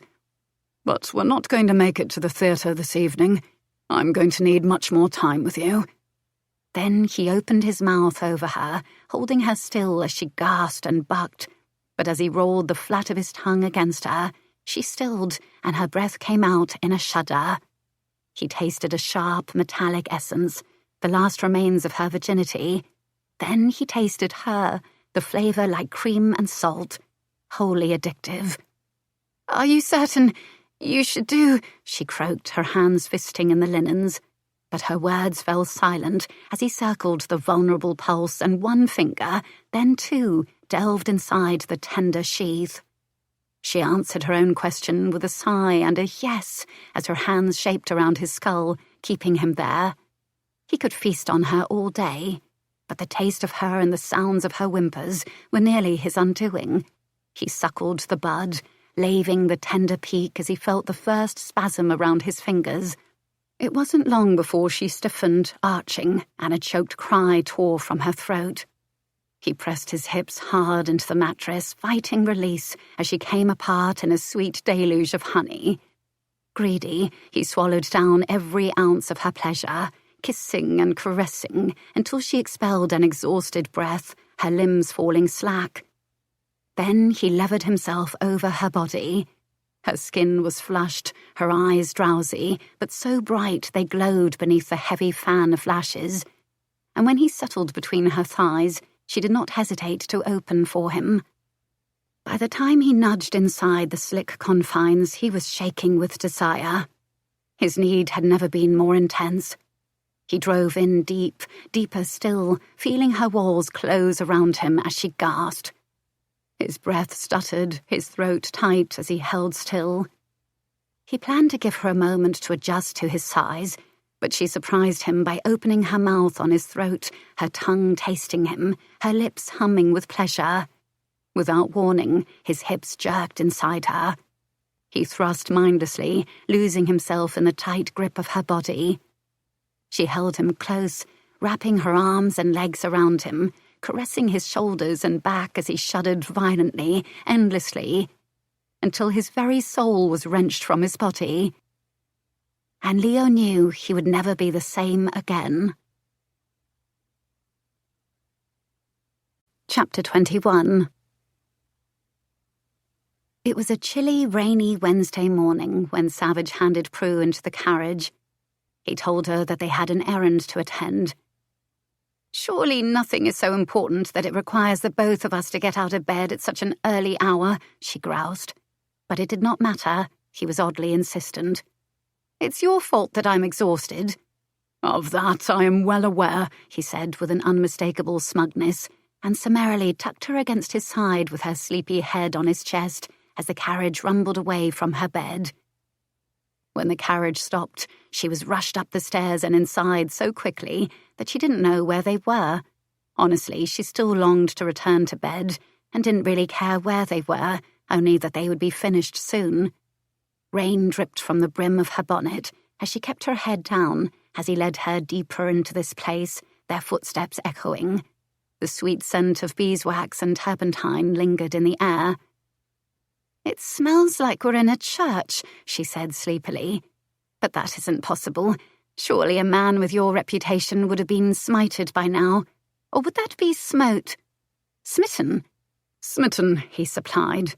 "And clearly I must have some redeeming qualities because we are indeed in a church." She was still so dazed from a night of hedonistic pleasures and distracted by watching the last raindrop cling to her bonnet brim, as if its very life depended on it, that she didn't believe she heard him correctly. "Did you just say we're in a—" The words dried up on her tongue as she looked up and saw the 2 rows of pews on either side. She blinked. Her gaze snapped up to Savage, who stared stoically straight ahead, and to the long-faced minister in the cassock, and then to her right where she saw a burly, dark-haired gentleman with bloodshot eyes and a murderous glower, looking as though he hadn't slept in years. And still it didn't quite register at all until her eyes rested on the aunts and Meg, who were all tearful and smiling. Prue felt suddenly dizzy. This was one of her peculiar dreams. It had to be. Any moment now Aunt Thorley would make an appearance. "And why are we in a church?" she asked, her voice threadbare and faint. "Because you are marrying me." She squeezed her eyes shut and opened them, hoping to wake up. Oh, where was Aunt Thorley on her chariot when she needed her? Beside her, she heard Savage expel a long, suffering sigh. "Breathe, Miss Thorogood." "I cannot." She shook her head. The surrounding church grew fuzzy and dark. Perhaps her lungs were still asleep and she'd left them behind, tucked beneath the coverlet. Oh, how she wished she was there with them. She felt his hand at her waist, securing her to his side as he strode purposefully toward the vestry as if he owned the place.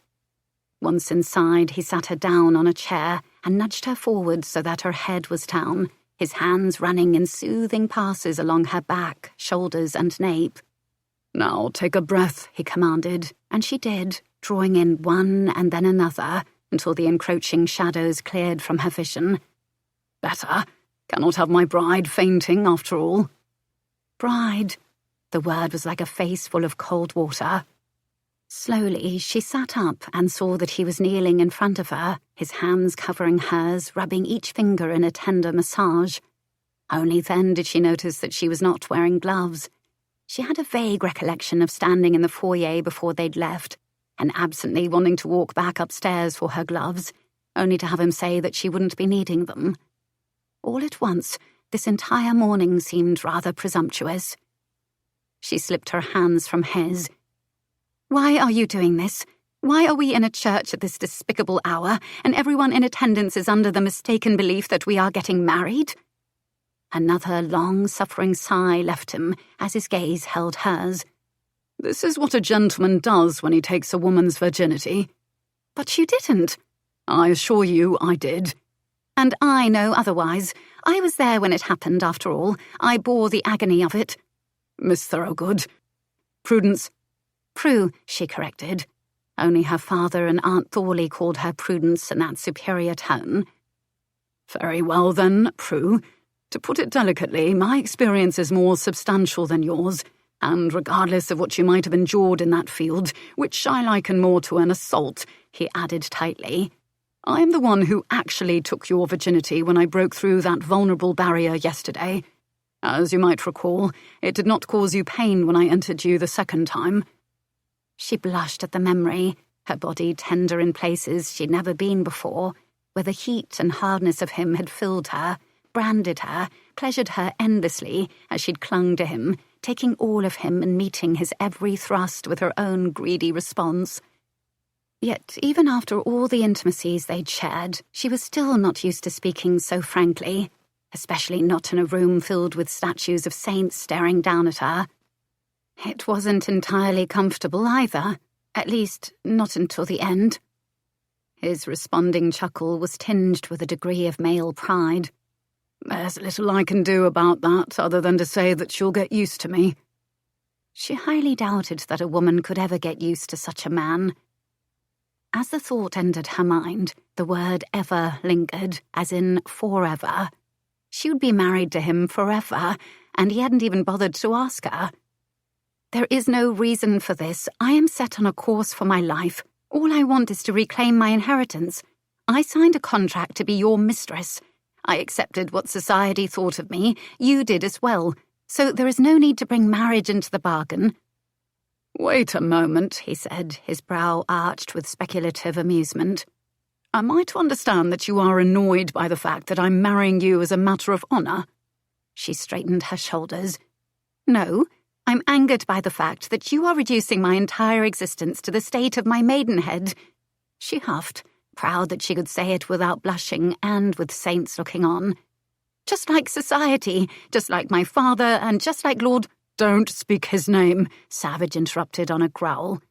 Don't ever speak his name again. His hard gaze was dragon green, his jaw tight with a ticking muscle at the hinge. Clearly, Savage wanted no reminder of the man who'd unknowingly set this series of events into motion. She didn't either. However, my reputation has been ruined regardless. You could have simply kept to the contract and no one would have been the wiser. After all, it has been obvious that you haven't wanted me. And what could possibly have given you that idea? I've been living beneath your roof, sleeping beside you for a fortnight, and you never... Her words trailed off as she looked at his arched brow, and it suddenly occurred to her that he'd waited until her courses had come and gone. I've been such a simpleton. All this time I thought you were being kind and patient, but you were only making certain I wasn't with child. Which, in hindsight, was rather foolish of me, he said with a rueful grin. But she wasn't laughing. The very fact that you believe me capable of such a deception only proves how little we know of each other. He didn't answer for a moment, but when he did, his voice expressed a quiet solemnity that she hadn't heard from him before. Trust is not a commodity that either of us hold in great measure. The difference between you and I is that you possess far more courage. I admire that, as well as the countless other superior qualities residing in you. Prue felt her lungs cinch and her throat tighten. Savage took her breath away with that forthright statement. Any anger or frustration she might have had evaporated. He lifted his hand and gently cupped her cheek, his eyes turning the soft colour of unpolished jade, and it did terrible things to her heart. You gave me quite the surprise. If I had known, I never would have... Her voice cracked, and she didn't finish. She couldn't. A sudden and unexpected surge of tenderness threatened to overwhelm her. He rose up to press his lips to hers. I know. It wasn't much, but with those two words she felt a stirring of hope. Then we can simply keep our contract in place. Is that truly what you desire? She nodded. It is. I need to have a life of my own making, control of my own decisions, and a home that can never be taken away by anyone. Those are the things a wife never has. I thought that would be your answer, which is why I had my solicitor draw this up. He reached into his inner breast pocket to withdraw a folded packet of papers and presented it to her. She scanned the document with a pucker of confusion. Another contract? As you see, it is nearly a mirror of the original, but with a minor amendment of our marriage included. She scoffed. You equate marriage to a mere triviality. He stood and offered an absent shrug, the tenderness she'd glimpsed in his gaze replaced by his usual shuttered cynicism. Marriages of convenience happen all the time. The parties involved take what they want and after a time go their separate ways. It was the same with my parents. Even though he spoke in his usual unconcerned drawl, she detected a hint of rawness, perhaps even vulnerability beneath the surface. The only other time she'd heard this was when he'd spoken of his mother's abandonment and all the things she'd left behind that he still kept in the garret. In that moment, her heart went out to the motherless boy he'd been, and she felt that kindred connection with him once more. He gave her an alert glance and seemed to know her thoughts because he cleared his throat and continued. The document states clearly that you will have everything you've asked for, your inheritance, your cottage, and your freedom in 4 months. And when the contract is concluded, we'll both have everything we could want from each other, without any unnecessary complications. We're alike, Miss Thorogood. We both prefer to know what to expect for our foreseeable future. Unless we tire of each other before the 4 months conclude, she said, reading that the tedium codicil was still there as well. Precisely. Our nuptials are simply a matter of honour. The only difference from our original agreement is that you will also carry the title of the Marquess of Savage.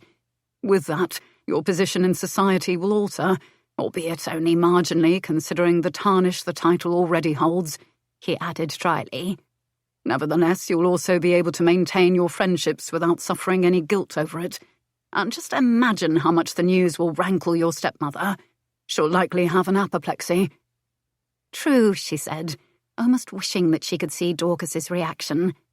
and it would help Prue visit with Wyn, Jane, Ellie and Meg without tainting them by association. But did that mean she was actually considering this most unexpected and peculiar marriage proposal? Apparently so. She looked up at him with uncertainty. But even after the contract is terminated, we'll still be married. Are you so sure that you won't want to marry anyone else one day? I cannot think of a single reason I ever would, he said, with such utter conviction that it was impossible not to believe him. He searched her gaze. Of course, you may feel differently. Perhaps one day you'll meet a man who can give you everything you ever wanted. She laughed at the very notion. Savage was already offering her more than she'd ever dared to dream. No, that will never happen, I'm sure. Then it appears we are perfect for each other, he said, and held out his hand. The ink was still wet on the contract, and there was a stain on the tip of her finger as Prue and Savage stood at the front of the church. And she could hardly hear the reverend through the pounding of her heart. Was this really happening? Dearly beloved, we are gathered here in the sight of... It didn't seem possible. But reverently, discreetly, advisedly. Then again, perhaps she was still dreaming. Leopold Edmund Truman Ramsgate, 4th Marquess of Savage, wilt thou have this woman? Her gaze lifted to Savage, and she took hold of his hand for reassurance. His responding grip felt real to her, certain. I will, he answered, his gaze tender. She could get used to that look, she thought. It wouldn't be a hardship. The only problem was, how would she keep herself from falling in love with him and being utterly bereft when they went their separate ways? And you, Prudence Wilhelmina Thorogood, wilt thou have this man? Savage looked down at her expectantly, and his brow knitted. But he must have read the panic in her expression, because he expelled a patient breath and gently prodded. Just say, I will, and it will all be over soon enough. She nodded and swallowed to wet her dry throat. I will. Then the Reverend asked, Who giveth this woman to be married to this man? I do, a voice answered from far behind her. At once, the familiar tone, layered with coldness and disapproval, let her know that she wasn't dreaming at all. All the blood drained from Prue's body as she glanced over her shoulder to see her father exit the pew, then stride down the aisle toward the back of the church. The heavy wood door opened briefly to a flash of pale grey light and the sound of rain, and it closed again with a hollow slam. Then he was gone. The remainder of the ceremony was a blur, the ring sliding onto her fourth finger, vows spoken with hushed reverence as if they actually intended to keep them, tearful congratulations and embraces, an introduction to the man named Reed Sterling, their signatures in the registry. And then they were in the carriage. Her head was resting on his shoulder as he held her hand in his. And just to be absolutely certain, she asked, Has this morning been a dream, Savage? A low rumble of amusement answered her. Chapter 22. When the carriage stopped in front of the townhouse, one glance out the window told Leo that the news of his nuptials would likely spread faster than the pox at an orgy. Beside him, he heard an exhausted sigh. Please tell me that your servants line up on the stairs every morning and this has nothing to do with what happened at the church. I think I should take offence to your tone, he drawled. You make our wedding sound as though a bolt of lightning tore through the steeple and smote someone. So you told your servants of your plans, but not your oblivious betrothed? Leo knew Prue enough to understand that she did not trust the things that weren't in her control and tended to shy away from them. That was the reason he'd chosen not to tell her where they were going this morning. After all, she might have decided to flee, even on foot, as she'd done in Wiltshire, and he hadn't wanted to take that chance. I had to tell Grimsby, he said with a shrug. Shock a man at that age with such news, and he's likely to drop dead at my feet. And yet, even when Leo had returned from seeing the Archbishop of Canterbury in the middle of the night, the butler hadn't exhibited the faintest flicker of surprise at the news that the Marquess of Savage, sworn bachelor and scoundrel, had procured a special license. he'd merely said. "Very good, my lord. I'll have Mrs. Crumb prepare the Marchioness's rooms." He wondered what it would take to truly astonish him. Stepping out of the carriage, Leo extended his hand. "Are you ready, Lady Savage?" "If I say no, does that mean we can drive around in the carriage until this starts to make sense?" A less assured man might begin to take umbrage at her reluctance to embrace a life at his side. Any other woman would already be mentally replacing all the draperies and furnishings in his house, ordering dozens of new gowns with jewellery to match, planning grand parties and the like. But she wanted nothing of the sort. Because Prue wasn't like any other woman. "Courage, Moonflower," he said softly, and was rewarded by the feel of her hand slipping into his. He held her wary gaze as he kissed her chilled fingers, then lowered her to the pavement. Together, they endured curtsies and bows and well wishes enough that it felt like they'd climbed 100 stairs instead of 5. Grimsby waited beside the open door, jowls unmoving. He bowed to each in turn. "My lord, my lady, allow me to extend my congratulations and best wishes for your future contentment." "Thank you, Mr. Grimsby," Prue said, and turned to step inside, but Leo stayed her. He didn't know what possessed him, whether he was bitten by the devil's own mischief or he had to finally see some expression flicker across his unresponsive butler's face, but Leo swept her into his arms and carried her over the threshold. Once inside, he glanced back to Grimsby but received nothing, not even a blink. The woman in his arms, however, gave him an earful. "Savage!" she gasped. "Put me down. I've suffered enough upsets for one day." "Oh, how you flatter me, my dear," he said dryly, and lowered her to her feet. She had the courtesy to look abashed. "I didn't mean it that way." "Yes, you did," he said with a knowing grin as he tilted her face up to his. "Remember, there's no need to pretend with me, and while I'm thinking of it, you should probably accustom yourself to using my given name, especially when you scold me." An impish glint lit her eyes. "That would likely be an overuse of Leopold." "Leo," he corrected, tempted to kiss that smirking mouth right there in the foyer, with his servants pretending not to watch them as they scuttled past to attend their duties. They were likely under the misconception that this was a love match, but better that than having the bloodstains on the bed linens lead them all to believe she'd entrapped him, he supposed. No matter how this entire fiasco had come about, he wouldn't want them to think ill of her. So he gave in to temptation and stole one brief kiss. Well, 2, 3 kisses that ended up leaving them both a bit winded. Lifting his head, he was gratified to see that she was indeed a blushing bride. His bride, to be exact. The realization of that fact left him a bit gobsmacked. Doubtless the news would throw the entire ton on their ears and was likely buzzing from house to house even as he stood there. "I must leave you now in order to tell Lady Babcock the news. If she reads it in the society column first, she'll never forgive me." Prue reached for his hand, her grip cold and uncertain. "How long will you be gone?"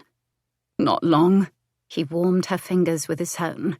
"Why? Are you going to miss me terribly?" His teasing brought a soft smile to her lips, even as she rolled her eyes and slipped free. "Terribly." Lady Babcock sat in the overstuffed chair in her solar and regarded him over the rim of a teacup as he told her the news. "It was simply a matter of honour," he concluded, and wondered when she would gasp, stare agape at him with her eyes wide from shock, or when she would accuse Miss Thorogood, Mrs. Ramsgate now, of deceiving him for her own gains. But she did none of those. Instead, she casually lowered her cup to the saucer and blinked slowly. It was almost as if she and Grimsby had been cut from the same cloth. "For a self-proclaimed scoundrel, you certainly have a low threshold for dishonour. Though you needn't have married her. A generous settlement would have sufficed, I'm sure." "Not if there's a chance that she might be carrying my child." At this, her brows lifted. "Forgot yourself, did you?" "Merely taken off guard," he admitted with chagrin. And yet it had been more than that. He'd never felt such an overwhelming surge, A mixture of primal need and something altogether unworldly rushed through him, and the ensuing rapture had been beyond anything he'd ever experienced before. It was alarming to think about how intensely he'd been lost in those moments. She murmured. Those who are most guarded are never quite prepared enough, are they? Lesson learned. But at what price? She asked. You have made her your wife, but married or not, society will hardly welcome her with open arms. They will see her as a fallen woman who unfairly snared a prime catch. There's enough tarnish on my title that few will be surprised by this, and those who are can go to the devil for all I care. If anyone dares to speak a word against her, then they will have me to deal with. The statement held more force than he'd intended. Even his fists were clenched, which was laughable because he was hardly one to rush to anyone's rescue. The Countess smiled at him. So you like her, then? He shrugged. Well enough. Sometimes that is all we need, she said with a fond gleam of reminiscence in her eyes. After taking another sip from her cup, she set it down and proffered her cheek. Give us a kiss. I have a good deal of work ahead of me if I'm going to ensure that my dear boy doesn't hang for murdering someone who might speak ill of her. Fortunately, I still have friends in high places. Dutifully, he bussed her cheek. Thank you, ma'am. Just do me one favour, she said before he could leave. Stay at home for the next few days and simply enjoy each other. It will help her standing in society if everyone believes this is a love match. It isn't, he said with utter certainty, as he felt the weight of the contract pressed against his heart. She flitted her fingers in the air. People tend to make up their own minds about whatever they want the truth to be. Now go. Get back to that lovely girl before she begins to question why she bothered to marry someone so impoverished and unattractive. Prue stood in the centre of the Marchioness's bedchamber, her bedchamber, and tried to wrap her thoughts around everything that had happened. But her wits were still shredded, her composure hanging on by a thread. Honestly, none of this could actually be real, could it? The room was decorated in a shade of pale blue that was slightly yellowed with age, giving it a greenish cast.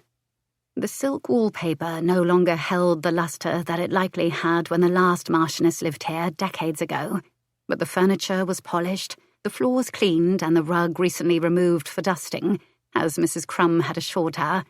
The brocade drapes were sun-bleached in places, and the tasselled tie-backs slightly frayed, but they were still lovely.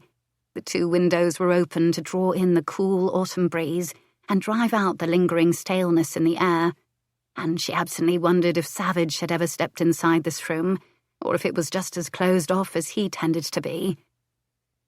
It's just so romantic. I could positively swoon, Dotty said as she filled the armoire with the remaining few gowns that had, quite recently, resided in the mistress's bedchamber.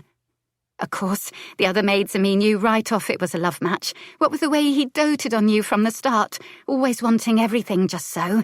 Went down to the kitchens at least 3 times to make sure the tea tray had sugar and milk and not a single lemon in sight. Standing at the window, Prue was only listening with half an ear to the maid's wishful thinking. But the last statement was so startling she could hardly ignore it. She looked over her shoulder quizzically. He did that.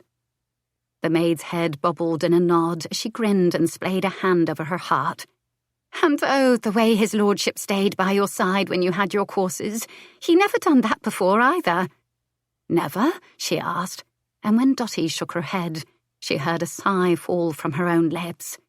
The tender, hopeful yearning to be loved and cherished, the same yearning she thought had died years ago, fluttered to life. No one had loved her since her mother had died. Could it be possible that he might? Or that he cared for her? No, her mind answered definitively. It wasn't.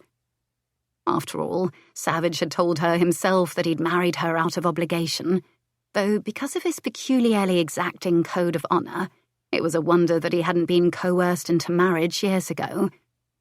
That'll be all, Dotty, Savage said from the connecting doorway. Prue startled, her heart quickening as her gaze met his, and as he prowled into the room, she faintly heard the outer door close and knew that they were alone. Just the thought caused a blush to creep to her cheeks. This is all so new and unexpected. I'm not sure how to act. Believe me, I know, he said with a wry grin as he stopped in front of her. What do you think of your bedchamber? I think you never expected to open the door.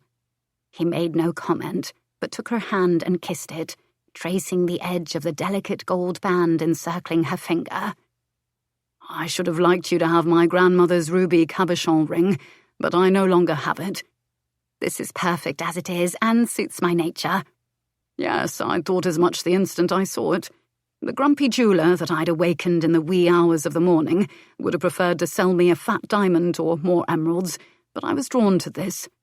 Slender, elegant and straightforward, like you, he said simply, as if he hadn't just made her heart stutter, stop, then start up again. He had selected this, instead of simply ordering a clerk to fetch him a ring. However, he continued, I did manage to pacify the man when I saw this behind the glass. He withdrew a slender gold chain from his inner breast pocket, and dangling from the centre was an oval stone with swirls of blue and cloudy grey. She couldn't resist reaching out to rest it against her palm and examine it in the light. It's lovely. I think so too.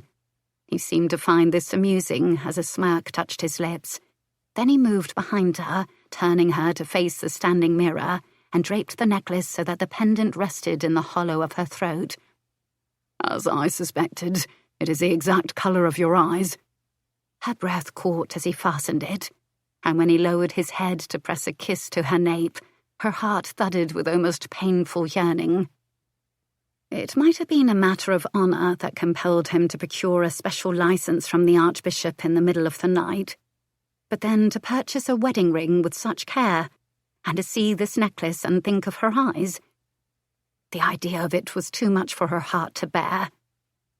The maids believe that ours is a love match, she said quietly, barely breathing as she watched his lips coast along her bare shoulder.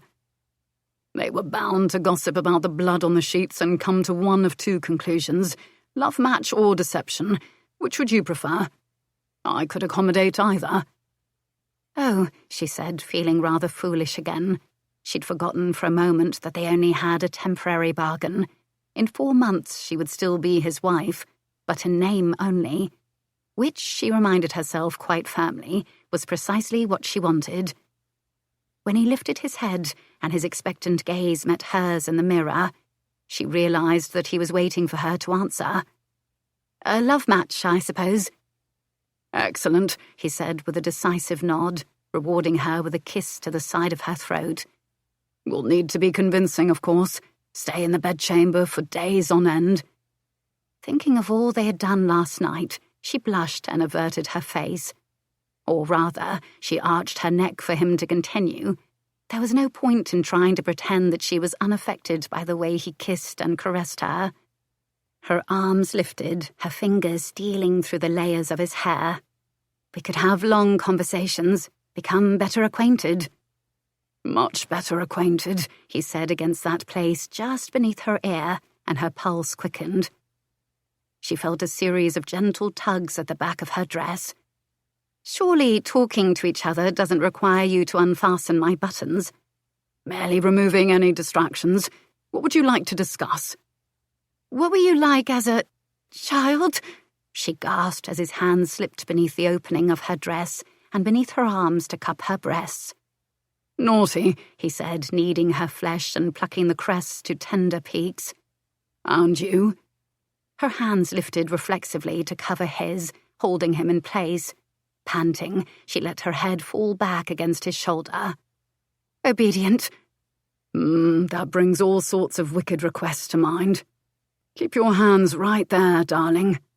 Oh, I like it when you obey me. And to be fair, I shall abide your requests as well, he said, his splayed fingers drifting along her torso to take hold of her hips in a firm grip and draw her back against the thick evidence of his arousal. Then he stole down her centre until his right hand moulded over the cambric and lace of her drawers against the already damp curls guarding her sex, and her breath hitched. For example, would you like me to touch you here? He paused to rotate. With my fingers or with my tongue?" A garbled response left her as he slipped a finger through the lace. She was helpless to resist his erotic touch. Her body clenched in the sweetest of aches as he slid in sublime circles, and the supple weight of her breast grew taut and tender in her own hands. He brought her swiftly to the brink, only to lift away from her, leaving her panting. "Let me see if I interpreted that correctly," he said as he began to shuck the clothing from her in short order. "I believe that your answer was both." Her head was still spinning, all the blood in her body throbbing low and liquid as he stepped around her and sank to his knees. Then he lifted those simmering green eyes and gave her one last command. "You're so beautiful, Moonflower, so pale and delicate. I want you to watch yourself bloom in the mirror." Then he opened his mouth over her, kissing and laving her thoroughly as his finger teased through the tender cleft. And in the reflection she saw a flushed, bare-breasted and wanton creature shamelessly delve her hands through his hair and hold him there. She closed her eyes, unable to believe that could be her, but that forced all her focus on what he was doing to her body, every sensation acutely heightened. He devoured her, relentlessly giving her pleasure, his tongue swirling around that throbbing pulse in time with the skillful thrust of his fingers, until she was powerless against the plaintive mewls leaving her lips, the tingling spirals that left her trembling. And the instant her eyes fluttered open and caught a glimpse of blue jade against her blooming skin, the wanton in the mirror fractured on a cry as he gripped her hips and held her tightly against his ardent kiss until she was boneless. He stood and crushed her into his hard embrace, his eyes wild and hungry. Then his hand stole to the nape of her neck and he rasped, "Taste what heaven is like," before he sealed his mouth over hers. The intimate slide of his tongue against hers tasted faintly of salt and whey, and the sweet tinged scent of her musk lingered on his skin. She was sure that this was a flavour she should never know. It was wicked and decadent, inciting another hunger. She became suddenly aware of an emptiness inside her, a hollow ache, a longing to be filled as he had before. "I need more," she heard, and was shocked that that whimpered entreaty had fallen from her own lips. She clung to him with something akin to desperation. "What do you need, my sweet?" "You," she answered without hesitation, and heard the catch in his breath as her lips peppered his chin, jaw, and neck with frantic kisses. His grip on her tightened. "Show me."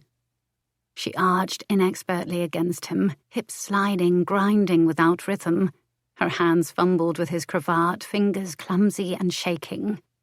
After a minute, a frustrated growl tore from her throat, and all she could do was wrap her arms tightly around him, trying to squeeze as close as she could. "Leo, please." He kissed her hard, lifting her against him, and in 2 long strides he lowered her to the bed.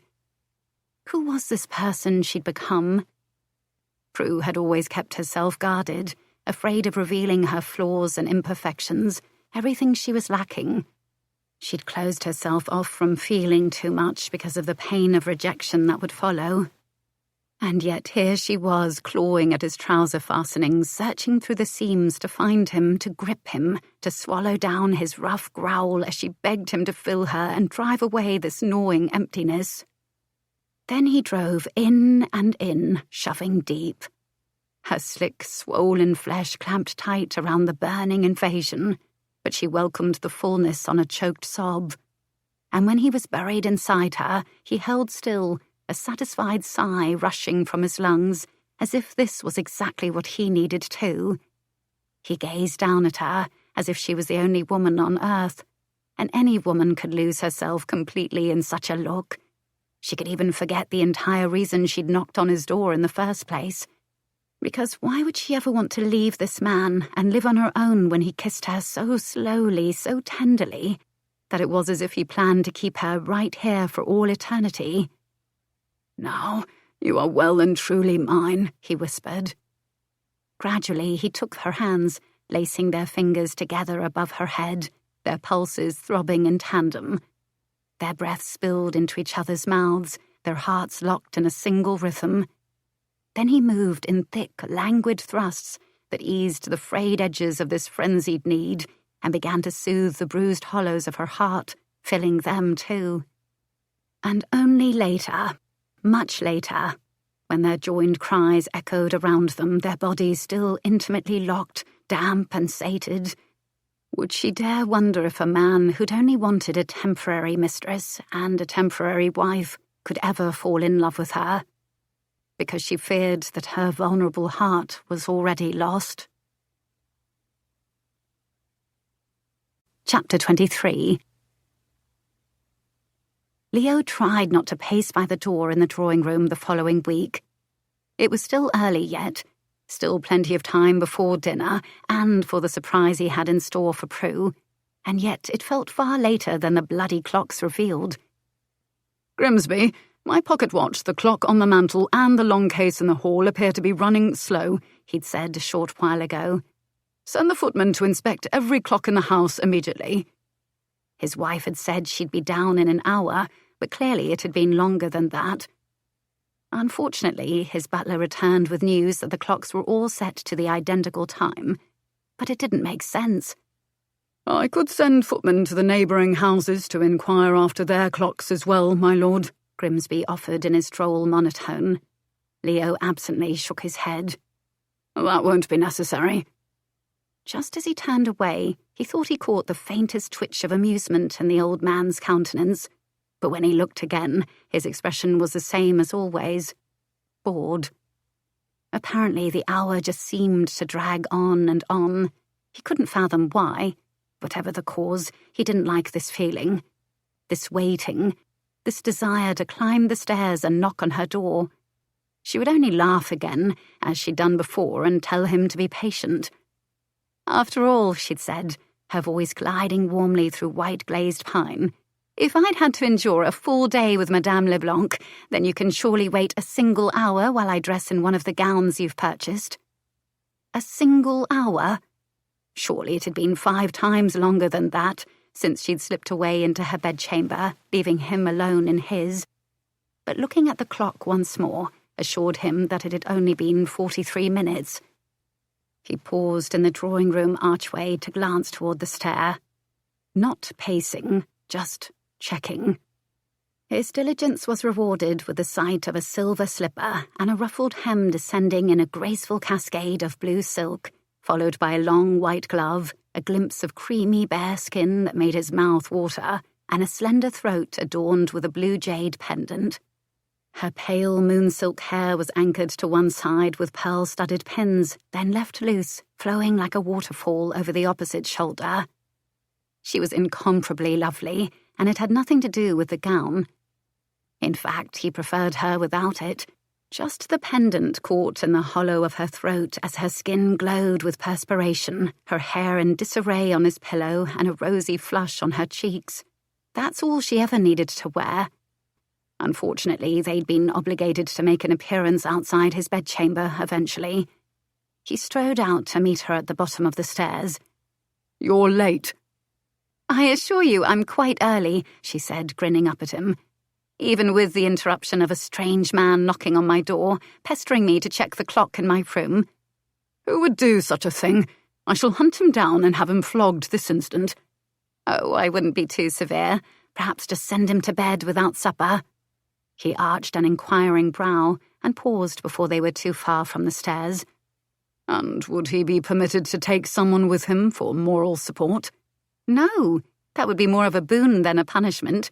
Why, are you admitting to being the culprit?" He shrugged. "Must have been a vagrant, then." After an aperitif in the drawing-room, they strolled into the dining room to find every place at the mahogany table set for dinner, and a silver dome perched over every charger. She gasped in surprise, grinning as she tilted her face up to his. "You arranged all this because of the memory I shared with you?" "I have no idea what you could mean," he drawled, all innocence. She murmured in playful speculation. "Are we expecting company, then?" "Not that I'm aware. Did you invite anyone?" She shook her head, but he could see that wondrous light in her eyes. For a while, he thought only sweetened tea and larceny could call it forth. But in this past week, he discovered all sorts of things that made her look at him that way, and he was becoming a complete glutton for it. If he wasn't careful, he was going to become one of those silly, besotted fools. "What a mystery," he said. "Perhaps we startled the housekeeper by venturing out of our den on silver polishing day, and she didn't have time to store the dishes in the cupboard." Perhaps. Prue began to move toward her usual chair. He clucked his tongue. "Don't forget your place is at the other end of the table now." Her gaze followed his along the vast length. "All the way down there in the darkest recesses of the dining room?" "Afraid so." "But won't you be lonely up here?" He shrugged.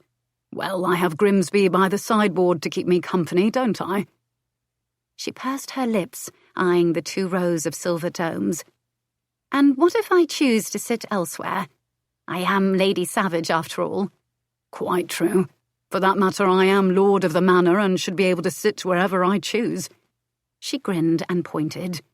"What do you think is under that dome?" "Boiled pig snout, calf's brains." He left her side and walked over to the place setting, lifting the dome. "Worse. Terrine of turnips." She laughed lightly. "Turnips aren't that terrible, you know. They're one of Aunt Thorley's favourites. Well, on second thought." She helped him replace the cover, then drummed her fingers on it. "If I had the choice, I'd like to sit at the one with the gooseberry tarts that Dottie told me your cook was making earlier." "Our cook, darling," Leo reminded, then exchanged a purposeful look with Grimsby. "And if I could find the dome hiding the gooseberry tarts—" "Then such a feat would earn a boon from your appreciative wife, I'm sure." "Excellent." Leo pressed his palms together, chafing them back and forth as he moved around the table. "I think that the tarts are underneath this—" He stopped when Grimsby cleared his throat and subtly jerked his head to the left. "No, this one." He lifted the dome with a flourish and she clapped, laughing. "Positively astounding, Mr. Ramsgate. What a hidden talent you possess." "Why, thank you, Mrs. Ramsgate. I do believe you have a boon to pay." He pointed to his lips and closed his eyes. "As to that," she said softly, and leaned closer so that only he could hear. "I'm quite exceptionally grateful, more than you could imagine. You see, I've been longing for these tarts all day, and the delivery of the boon I have in mind will be rather involved and extensive." Leo suddenly felt flushed. It was rather unlike him. His pulse even fluttered, and he had to hook a finger into his cravat for some air. "If that is the case, then perhaps we should skip dinner altogether." "I'm afraid that wouldn't be wise," she added with a shake of her head, and bit down into the flesh of her bottom lip. "I have a sense that you're going to need your strength." 2 hours later, Leo flopped back onto the bed and tried to catch his breath. He was sure his soul had just been wrenched from his body, along with his skeleton and perhaps his brain. At the moment, he was nothing more than gelatin moulded to resemble a man. "What made you think to do that?" he asked, panting for air. "I saw it on one of your snuff boxes." His heart hammered hard against his ribs like a wild animal forced to endure a cage. He wasn't sure he'd ever be the same again. "You took me unawares.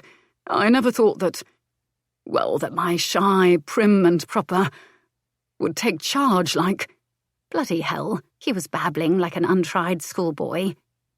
She ducked her face against his chest and shyly said, "I just wanted to see what you tasted like. Did I do it wrong, then?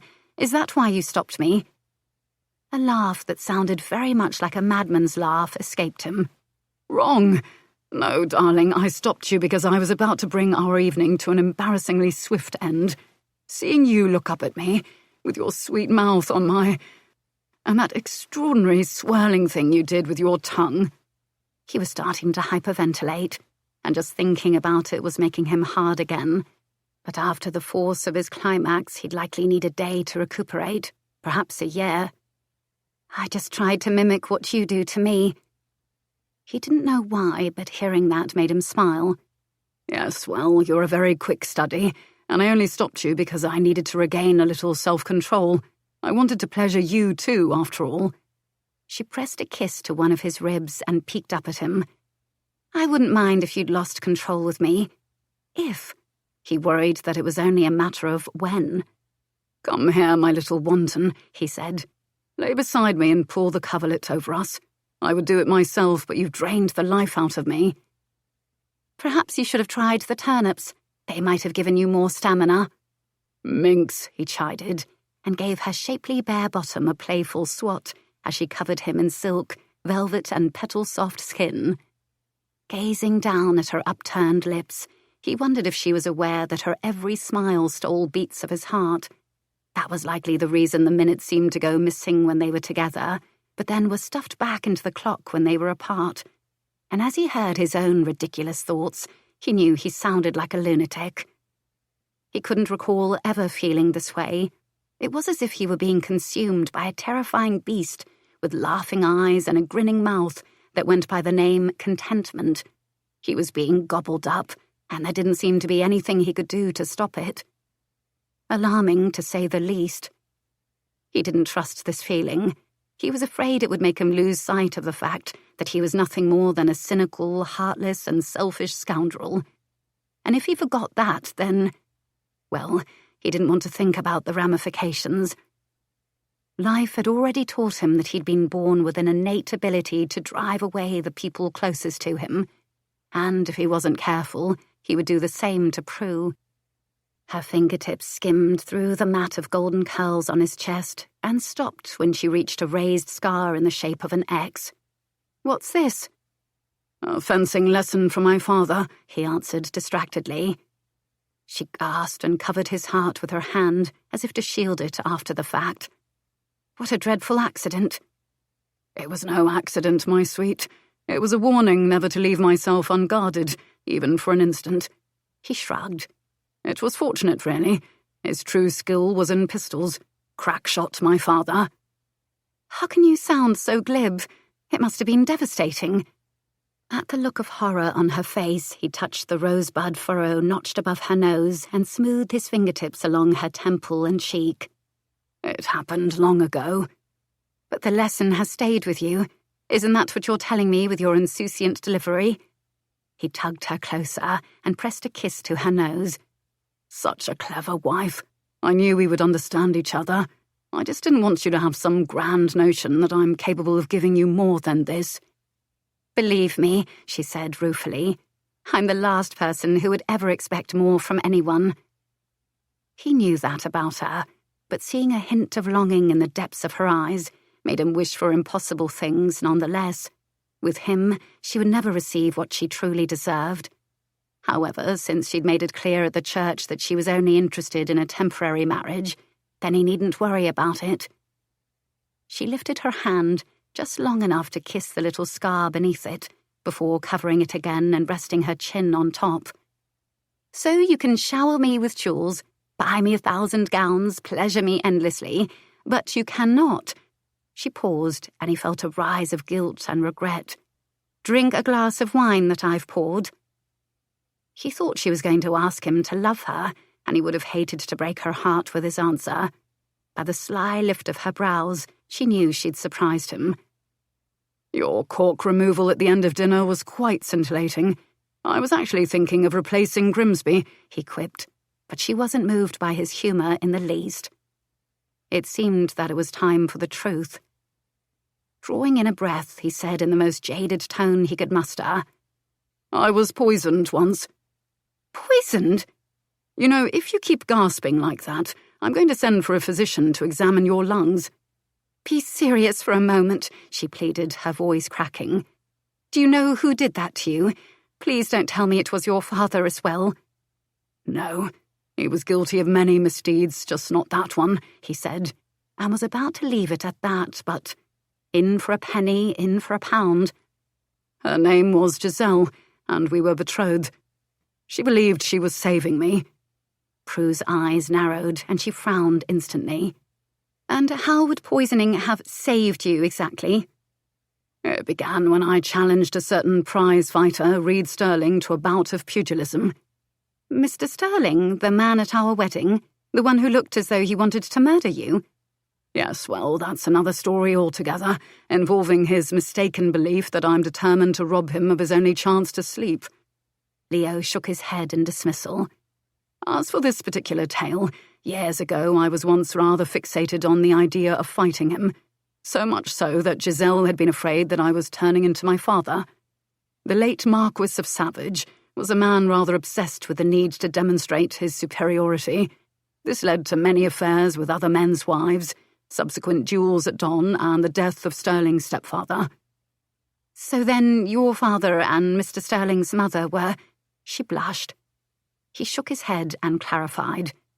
My father bedded the other man's mistress, knowing full well what would happen. A challenge was given. According to the gentleman's code of honour, some challenges may be settled by an apology. Of course, my father never apologised, so it was to be pistols at Don. But aren't duels against the law? Indeed, but that doesn't stop a man from wanting justice. Every man wants to uphold the honour of his name, he said. Or reclaim any honour that he might have lost, he thought. In many instances, these duels of honour are precisely that, and there is no desire for murder. So the wronged party will take the first shot and aim just shy of his target, ensuring a miss of a vital organ but still making his point. His opponent will do the same. My father, however, always aimed for the heart. On that particular day, it resulted in the death of my schoolmate's stepfather. Prue laid her hand over his scar. That must have been awful, not only for Mr. Sterling, but for you as well. It was the first time that I'd been brought face to face with the senseless consequences of my father's actions, and I was ashamed of the blood running through my veins. There was no honour in what my father had done. Not only that, but he'd left the man's mistress penniless, and only a coward refuses to take responsibility for his own actions and make amends. So in challenging Mr. Sterling to a fight, an arena in which he excelled, it would have given him the advantage. You were attempting to make amends for your father's wrongdoing. It's understandable that you would have wanted to reclaim some of your family's honour, she said guilelessly, apparently having no idea that her swift and accurate insight wasn't something he was used to encountering. Am I to assume that your betrothed did not agree? He gazed at her in speechless wonder for a moment before he was able to respond. Then, feeling like a tongue-tied buffoon, he cleared his throat. Correct. She believed that if she pretended to be supportive and wished me the best of luck as she poured me what she referred to as a champion's goblet of wine, then I would fall asleep, miss the match altogether, and wake up the better man. What? That's simply ludicrous. If you'd missed the match, it would have looked like you'd lost your courage and had no honour at all, which I most definitely know is not the case. She made a point of holding up her ring finger. With a measure of surprise, he acknowledged that she seemed to know him quite well. And yet, as his gaze settled on the gold band glinting in the firelight, he wondered if she might be wrong, wondered if it had been honour that compelled him to marry her, or something else. But he dismissed the thought at once. There could have been no other reason, which was why he'd had the second contract drawn up. He was selfish, cynical and heartless, the type of man who drove women into the arms of other men, time and time again. So what happened? She asked, saving him from the turn of his own thoughts. Fortunately for me, I did not drink more than a swallow of the unusually bitter vintage. Even so, when I left, I'd felt somewhat nauseous. At the time, I'd equated the bilious feeling to nerves, he said with chagrin. Trust me, if you've ever seen Sterling throw a punch, you'd be a bit unsteady too. But the feeling only worsened, and by the time I was behind the ropes, I could barely stand. And then, to add insult to injury, Sterling took pity on me. She cringed. I don't imagine that sat well with you. It did not, he muttered. It had been humiliating, the way Sterling had practically carried him into another room and sent for a doctor. When I recovered, I confronted her. I learned then that she'd poured me what she'd thought had been wine laced with a sleeping draught, which had been given to her by a trusted friend. Leo paused to draw in a breath, remembering the episode. James said it would only help you sleep, and that by the time you awoke you'd see the error of your ways. Giselle, if I'd have drunk any more of that wine, I'd likely be dead. That's what Marlowe really wants, me out of the way so he can have you. Don't you see? This is all part of his revenge against my father, only I was too blind to see it until now." She looked at him, her doe eyes round and frightened, her hands knitted in front of the pink sash over her sprigged muslin. "James is your friend. We are doing everything to help you, not hurt you. We're trying to keep you from becoming your father." "I lost my temper," Leo continued tightly to Prue, the old wound still festering after all these years. "Then she bolted straight into the arms of this friend. So I confronted him as well." "Marlowe!" he shouted, pounding a fist on the locked bedchamber door the following morning. "I know you're in there, so there's no turning me away like you did last night. Come out here and face me like a man." "I do wish you'd keep your voice down. Some of us are trying to sleep," he said drolly. Turning the key in the lock, Marlowe opened the door, dressed only in a pair of breeches, partially unfastened, and behind him the bed was rumpled with a figure still lying there. Leo looked away from the bed to deal with Marlowe, but caught sight of something pink out of the corner of his eye. His gaze focused on the sprigged muslin and pink sash rumpled on the floor, and his heart started thudding painfully in his chest. But he didn't want to believe it. "Who is that?" he demanded. "See for yourself, if you like, though I warn you it will come as quite the shock." Marlowe opened the door wider and gestured inside. But Leo couldn't move, couldn't cross the threshold. Somehow he already knew. "Giselle came to you, upset and in need of comfort, and yet you decided to take her. Surely you don't think this was the first time? I mean, just look at how comfortable she is, not even stirring at the sound of your voice. You're lying. Giselle would never—" He stopped, unable to finish. "Betray you?" Marlowe grinned. "Oh, she's quite capable, I assure you. If you think that whole sleeping draught in the wine was my idea, it wasn't. She was feeling a bit desperate when she found out she was with child, my child, and didn't know how to break the betrothal without causing a scandal. She didn't want to be like your mother and abandon you. She thought it would be too cruel. So she opted to make the broken agreement your idea instead." It wasn't true. It couldn't have been true. "This is your doing. Somehow you've tricked her. Are you going to call me out, then? Demand satisfaction?" His eyes glittered with triumph and bloodlust. "Only one of us will walk away. If I die, she'll likely kill herself, as we know fragile women often do. And if you die, then I'll have exactly what I want." Leo shoved the memory aside and focused on the black curtains around him. But it was too late. The damage had been done. Giselle married him, did not survive childbed. And that is the very long story of why I did not drink the wine you poured me. Prue murmured, her contemplative gaze on the fingertip tracing the furled edge of that scar. "It explains the reason you have your contracts as well. They help to keep people at a distance, and to protect the heart that you keep locked away like one of your snuff boxes." His breath stalled, catching in his throat at her all-too-perceptive insight. And beneath the gentle cruising of her fingertip, his heart beat in a disorderly, panicked rhythm. "What is your knotty fascination with that cabinet?" he asked teasingly, as he covered her hand, pressing the flat of her palm against his flesh to quell the sensation. "Though if your inspection brings about more of the surprises you've just given me, I shall add to my collection without delay." A soft smile touched her lips at his query, as if she knew he was trying to change the subject. Rising up along his body, Prue looked down into his face, her expression so tender that he wasn't sure he could hold her gaze without losing some part of himself. "Oh, my darling Leo, I am sorry that people in your past have betrayed you.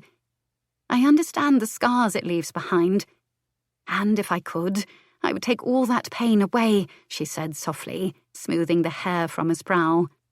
He tried to look away, but she cupped his cheeks, her hands warm against his skin. "But fear not, I will keep your heart safely guarded as if it were my very own." Then she kissed him, and he was sure that he did lose some part of himself. Whatever it might have been, a chunk of spleen or a piece of his soul, left him like a whisper, putting up no resistance. Sliding a hand to her nape, he tried to retrieve it, but in the next hour he'd only ended up tangled in bed linens, exhausted and sated, after willingly surrendering even more. If he wasn't careful, he'd lose himself completely before he even knew it. Chapter 24. According to Countess Babcock, attending a card party at Lord and Lady Wade's lavish estate was the perfect event to introduce the Marquess of Savage to the ton. The Wades were famous for hosting fêtes that celebrated the latest scandals. It was a place where new rumours began and old ones were put to bed. In other words, this was where Prue's future in society would be decided. No pressure, she thought dryly, as a carriage slowed to enter the lengthy queue of arriving guests.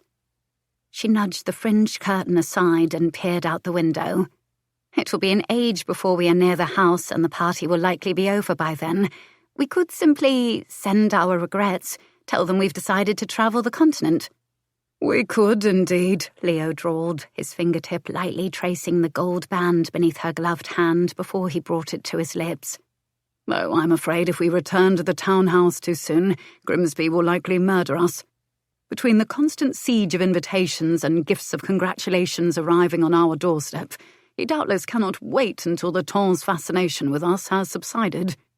She glanced archly at her husband. It could be argued that the majority of the letters and invitations arriving are for you alone, some tear-streaked from women who are mourning the news, and others perfumed and audacious from those who are challenged by it. What can I say? Now that I'm forbidden fruit, I'm positively irresistible. He flashed an unrepentant grin and chuckled when she stripped her hand from his. Tisking her, he leaned in to nibble lightly on her frowning mouth. In fact, you were saying something just like that this afternoon in my study. I believe I said incorrigible. Strange how the word takes on an entirely different meaning when exclaimed on a sigh of ecstasy, isn't it? She blushed, recalling all the wicked things he'd done to her on his desk. As he began kissing her throat, she laid her hands on his chest and lightly pushed him away. Scoundrel. Yes, my darling, but I'm your scoundrel, he said, and with such tenderness that her heart squeezed on a raw ache. Then, before she could recover, he lifted her to his lap and stole the gasp from her lips in a deep and thorough kiss. She was helpless to resist. The remains of her ire quickly melted. Her hand slid from his chest to his nape, and she swallowed down his low hum of approval as she pressed closer, mouth to mouth, tongue to tongue, torso to torso. She wriggled closer still, and was rewarded when he gripped her tightly. Her velvet rasped against his wool, their hearts accelerating beneath cambric and linen, until she forgot all about the purpose of this evening, until it was just him and her, the way it had been for all these heavenly days together. Somehow he'd turned her into a hedonist, forever wanting more. Would she ever have her fill of him? But then the slow movement of the carriage beneath them brought reality back on a sudden rush. Words like forever and ever didn't apply to them. Whether she had her fill of him or not, they would go their separate ways in the not-too-distant future. Reluctantly, she tore free, pressing her heated cheek against his, her breath short. "Leo, the party." "We have time for a quick tumble in the carriage, for moral support." "I'm not certain that arriving dishevelled will help me face society's scrutiny and speculation." She looked down in seeming disapproval to her bunched skirts and the masculine hand disappearing beneath the ruffled hem. He looked at her with feigned innocence. "I was referring to myself. After all, how am I supposed to endure an evening of cards when I know that none of the gentlemen at my table will reveal a good hand with a delightful little giggle the way you do? And I can assure you that none of them will gaze upon me with utter adoration for letting them win regardless. My ego is already flagging." As he lightly stroked her stockinged calf in the sensitive place behind her knee, tingles raised up her inner thigh and made her wriggle again. Against her hip, she found irrefutable proof of his confidence in her response. "Flagging? Hardly. "I've given the matter a good deal of thought in these past few minutes," he said, his lips finding that spot just beneath her ear that made her want to purr. He wasn't playing fair. "And I firmly believe that my Marchioness should always exhibit a well-pleasured glow when appearing in public. And wrinkled skirts, no doubt." Prue did her best to ignore the fluttering of her heart at the possessive way he drawled "my Marchioness." His lips curved in a grin against her skin. "Not necessarily. There are ways to avoid telltale wrinkling." She felt the warm caress of his bare fingers above the rise of her stocking. Absently, she wondered when he'd removed his gloves, but as his hand ascended and his mouth coasted along her clavicle, she realized she was actually considering his shocking proposal of making love inside the carriage. After all, a stressful night awaited. Outside, the jangle of carriage rigging, the clomp of horse hooves on the street, and the chatter of arriving guests were all around them. But here, inside these cozy, dark confines, it was just the two of them. In here, he was her scoundrel and she was his Marchioness, and she couldn't think of anywhere else she'd rather be. She arched her neck under his tender seduction, her voice husky when she whispered, "Show me." But whatever they might have done was quickly stalled when Rogers tapped on the hood. "Lady Babcock headed your way, my lord." Leo growled an oath beneath his breath and quickly set Prue beside him, smoothing her skirts in place. "It appears as though time is not on our side after all." In the next instant, the door was wrenched open, and the Countess's beaming face appeared beneath a feathered turban. She eyed the two of them, and her brows inched higher with intrigue. "And just how are the newlyweds, Getting better acquainted, I see. My darling girl, you look rather flushed. I do hope my dear boy is keeping you quite content." "I was about to do just that before your untimely arrival," he muttered, drumming his fingers on the top hat he'd perched on his lap. "Be that as it may, I thought I should warn you that the turnout for tonight's fete is a little more varied than I anticipated. Because of that, I wanted to offer a united front as we embark on this evening's adventure." That sounded rather ominous, Prue thought, reflexively squeezing Leo's arm. His eyes were warm and steady as he gazed down into her uncertain, upturned face, while he replied to the Countess, "Fear not, ma'am.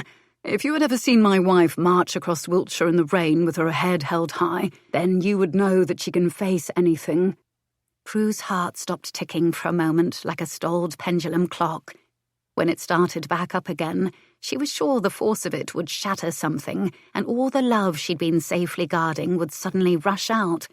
Her chest felt tight, her throat cinched, her eyes hot as if glowing.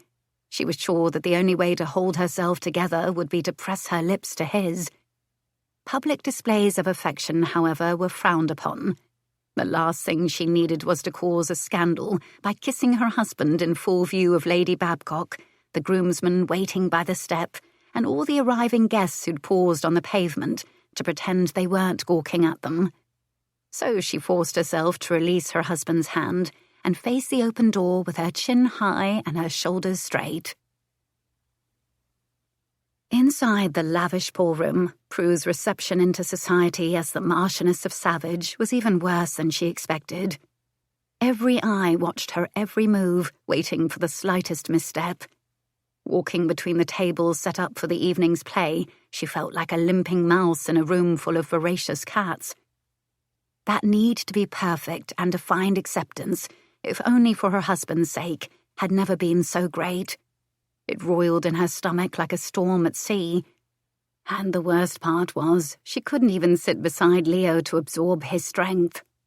He was seated at one of the dozen or so square tables on the gentlemen's side of the room with their host. She was at the middle table of the women's side of the room, her back to him. As Prue took her seat, she soon understood what the final circle of hell felt like. It was a frigid, wintry place, with frosty glares and icicle daggers. Across from her sat her hostess, the formidable Lady Wade, to her left the supercilious Lady Caldecott, and to her right, Lady Sutton. Oh yes, that Lady Sutton, the almost mistress. If the bated silence as the introductions were made was any indication, Then everyone was aware of the suspended agreement between Leo and Lady Sutton. It was so quiet, in fact, that the creak of a single chair sounded like the blaring trumpets of doomsday. She was a usurper, a thief who'd stolen a treasure she hadn't even imagined she'd wanted. After all, if Prue had known Leo as she did now, she would surely despise any woman who stood in her way of having him. "It is a pleasure to make your acquaintance, Lady Sutton," Prue said kindly. The woman's coal-black gaze swept over her, and a slow smile spread on her handsome face with her tight three-word reply. "Charmed, I'm sure." The first round of whist consisted of polite, though somewhat superfluous conversation involving the latest on-dit at the other tables. Lady Wade took the trick. The second involved a patently suggestive retelling of a rumour that Prue had first met Lord Savage in the flesh on the side of a country road, Lady Caldecott's trick. The third was her straight-faced confirmation of that fact, refusing to allow anyone to get the better of her own trick. The fourth was an ever-polite, eyelash-batting congratulations on her recent nuptials, Lady Sutton's trick. "Let us just hope that wedded bliss lasts longer than 4 months," she added as she gathered the fish tokens. By the time the next hand was dealt, Prue no longer felt sorry for Lady Sutton. In fact, from that moment on, the object of the game took on a decidedly bloodthirsty twist.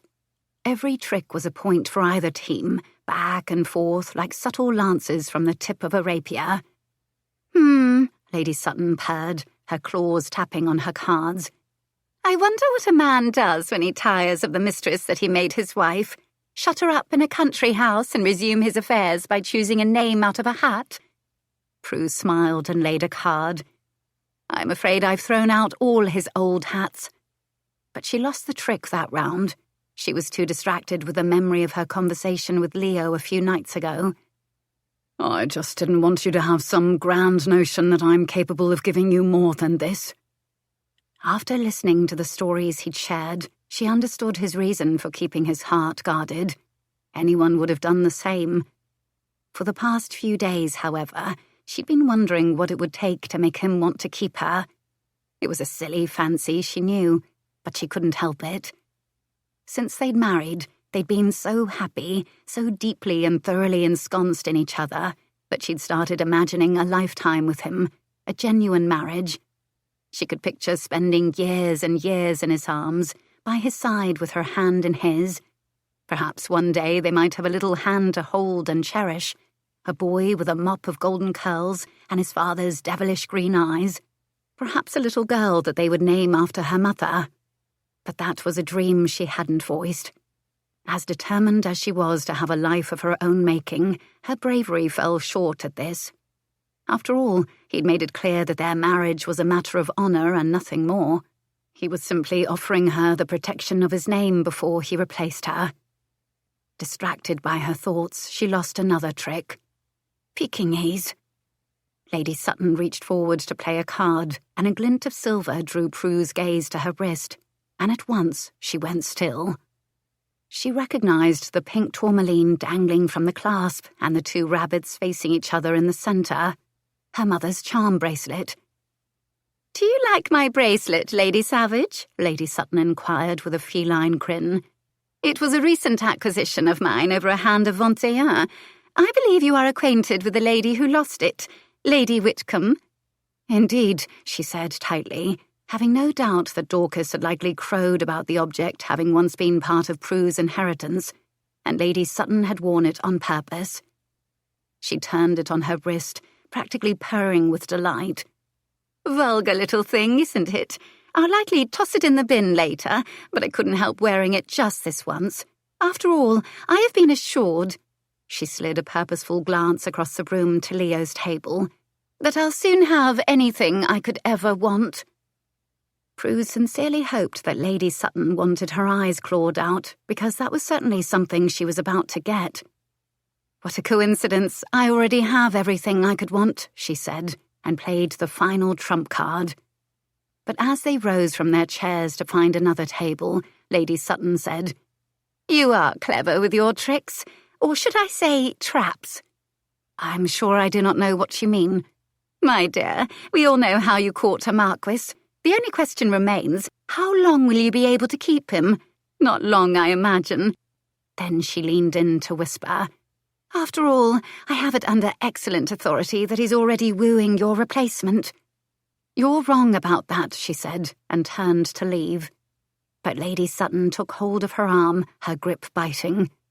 Before you become too sure of yourself, you may wish to check his accounting ledgers and see just how many women he's currently keeping in fine clothes. Prue refused to reveal that the comment had unsettled her in any way. Holding her head high, she shrugged free and walked to the bureau on the far side of the room for a glass of ratafia. But her hand shook as she lifted it to take a sip. Could it be true? Was he already thinking of replacing her? Glass in hand, she turned to rest her eyes on him at Lord Wade's table. But in addition to her husband, their host and the other two gentlemen, Viscounts Randall and Butterfield, was Lady Sutton. She was casually resting her hand on the back of Lord Randall's chair, which sat directly opposite Leo. Then she cast a smug glance over her shoulder, as if to say, He'll soon be mine. Prue stiffened, her skeleton forged of inner steel, and she narrowed her eyes as she looked back at the hoyden. Not today, Sutton. She crossed the room and stood by her husband's chair, placing her hand on his shoulder. The gesture was a primitive display of possession. It said, mine, and he covered her hand with his, lifted it to press a kiss, then set it back on his shoulder. As she flashed a glance of triumph across the table to his almost but not over my dead body mistress, Prue decided that she wouldn't give him up without a fight. Even if she wasn't enough for him now, she was determined to find a way to be, or break her own heart trying. The following morning, Leo glared down at a new charge from Lady Sutton's modiste. Damn it all. He wished he would have listened to Phoebe in the beginning and never bothered with the greedy Millie Sutton. He should not have started paying her bills in the first place. At the time, Leo had assumed he'd only pay for the few gowns she'd already ordered, not give her carte blanche to replace her entire wardrobe. When he married, he thought she understood that everything had changed. Clearly, she needed to be told directly that this would be the last charge he would allow.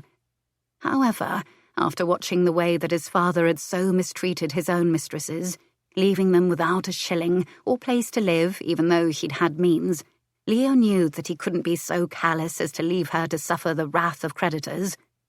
But enough was enough. Therefore, he would endeavour to find her a new protector. Fortuitously, Mr. Viviene came to call at that precise moment. "Just the man I needed to see," Leo remarked as his investigator stepped into the study.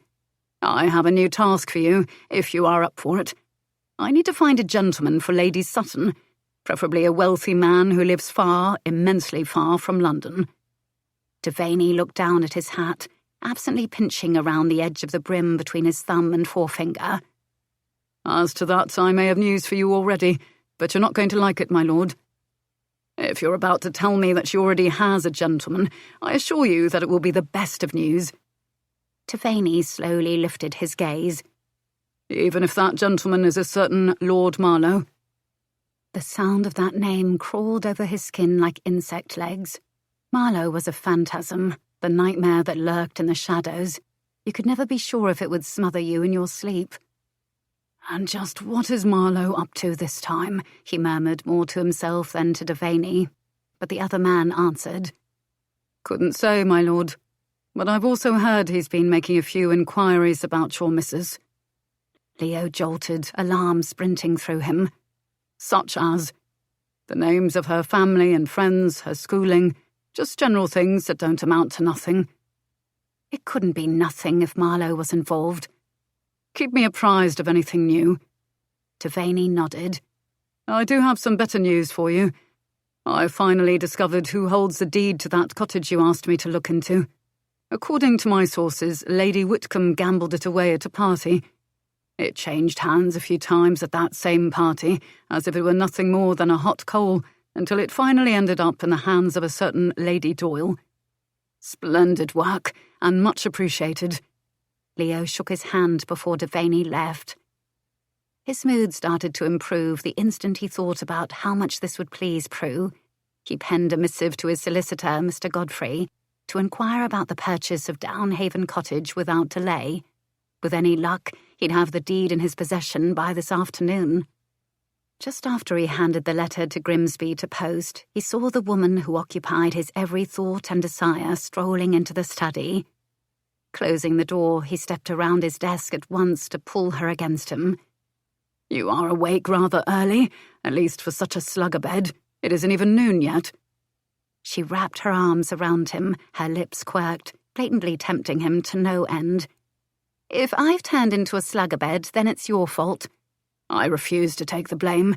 After all, I distinctly recall how soundly you slept on that very sofa before I even kissed you." "It's still your fault. There's always been something about you that—" "My darling, I will be heartily offended if you finish that statement with a declaration that my presence exhausts you."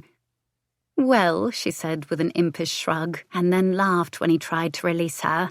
But she tightened her hold and pressed a mollifying kiss to his chin. "What I want to say is that there is something about you that has always put me at ease, even when I wasn't aware of it. I suppose you might say that I feel safe with you." Those words, spoken by any other person at any other time, wouldn't have meant a thing. But to hear her tell him that she'd felt so safe that she'd climbed into his carriage, so safe that she'd slept soundly at his side even that first night, so safe that she'd signed a contract to become his mistress, even after suffering agony for what she believed was her first time, so safe that she was letting down her guard more and more each day with him. Well, it meant everything. "Safe with a scoundrel? You are a dreadful judge of character." He grinned and stole a kiss, wishing he could carry her inside his pocket all day. "Perhaps," she said with a sigh, and slipped out of his embrace. Walking to the hearth, she picked up the fire poker and skewered a log. "Though I must say, after meeting Lady Sutton last night, the same could be said of you. She's awful. I wanted to murder her with my bare hands, or maim her at the very least." "You are quite the Lady Savage, aren't you?" he teased. But spying the recent Modiste charges on his desk, he tucked them out of sight and into his drawer. No need to incur the wrath of his adorably jealous wife. "Apparently so, which is why I will truly relish stealing my mother's charm bracelet from her." At his murmur of intrigue, she glanced over and nodded. "Yes, I was just as surprised when I saw it on her wrist last night, and she purposely taunted me with it. I want it back as soon as possible. In fact, I'm thinking about barging over to her residence this instant and demanding it." He was already shaking his head. Considering what he knew of Marlowe's association with Lady Sutton, not to mention that she was obviously trying to provoke his wife, Leo wanted Prue to have nothing to do with her. "Better let me see to it. Wouldn't want you carted off in shackles and irons, would we?" He crossed the room and pulled her into his arms again. If only he had a pocket big enough. She squinted up at him. "And if I'd prefer that you didn't speak with her either." He was about to argue that no one dictated his actions. Then he saw uncertainty in the depths of her gaze. "No need to worry, my sweet. I'm always aware of the dictates of our contract." He pressed his lips to the ring on her left hand and expected her to smile at his romantic gesture. Instead, he saw furrows above the bridge of her nose. Well, if that didn't make her happy, he knew what would.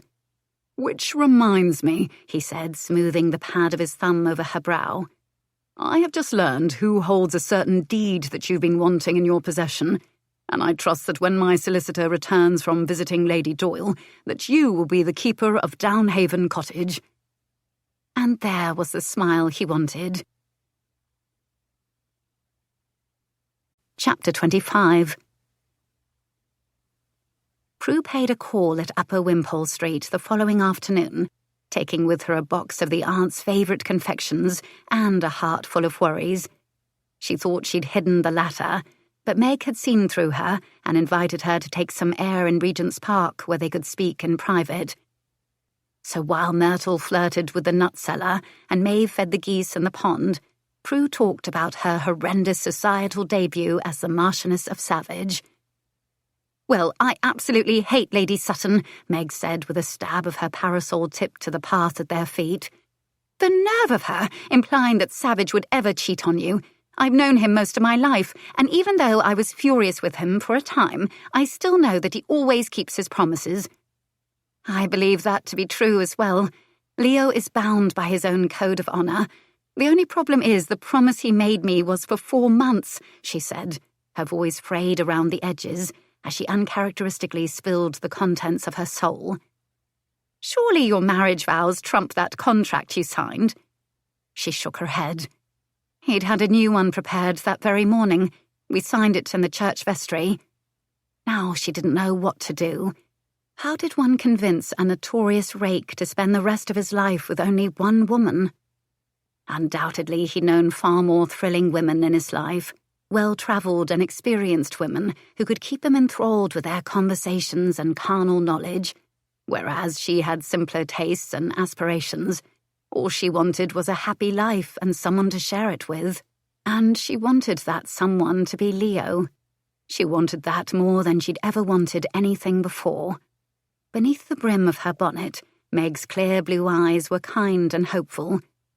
Have you considered coming straight out with it and telling him how you feel? It seemed like a simple solution, if not for the fact that Prue had more experience in losing people's affections rather than in gaining them. I'm afraid of driving him away by asking for more than he's willing to give, she admitted quietly.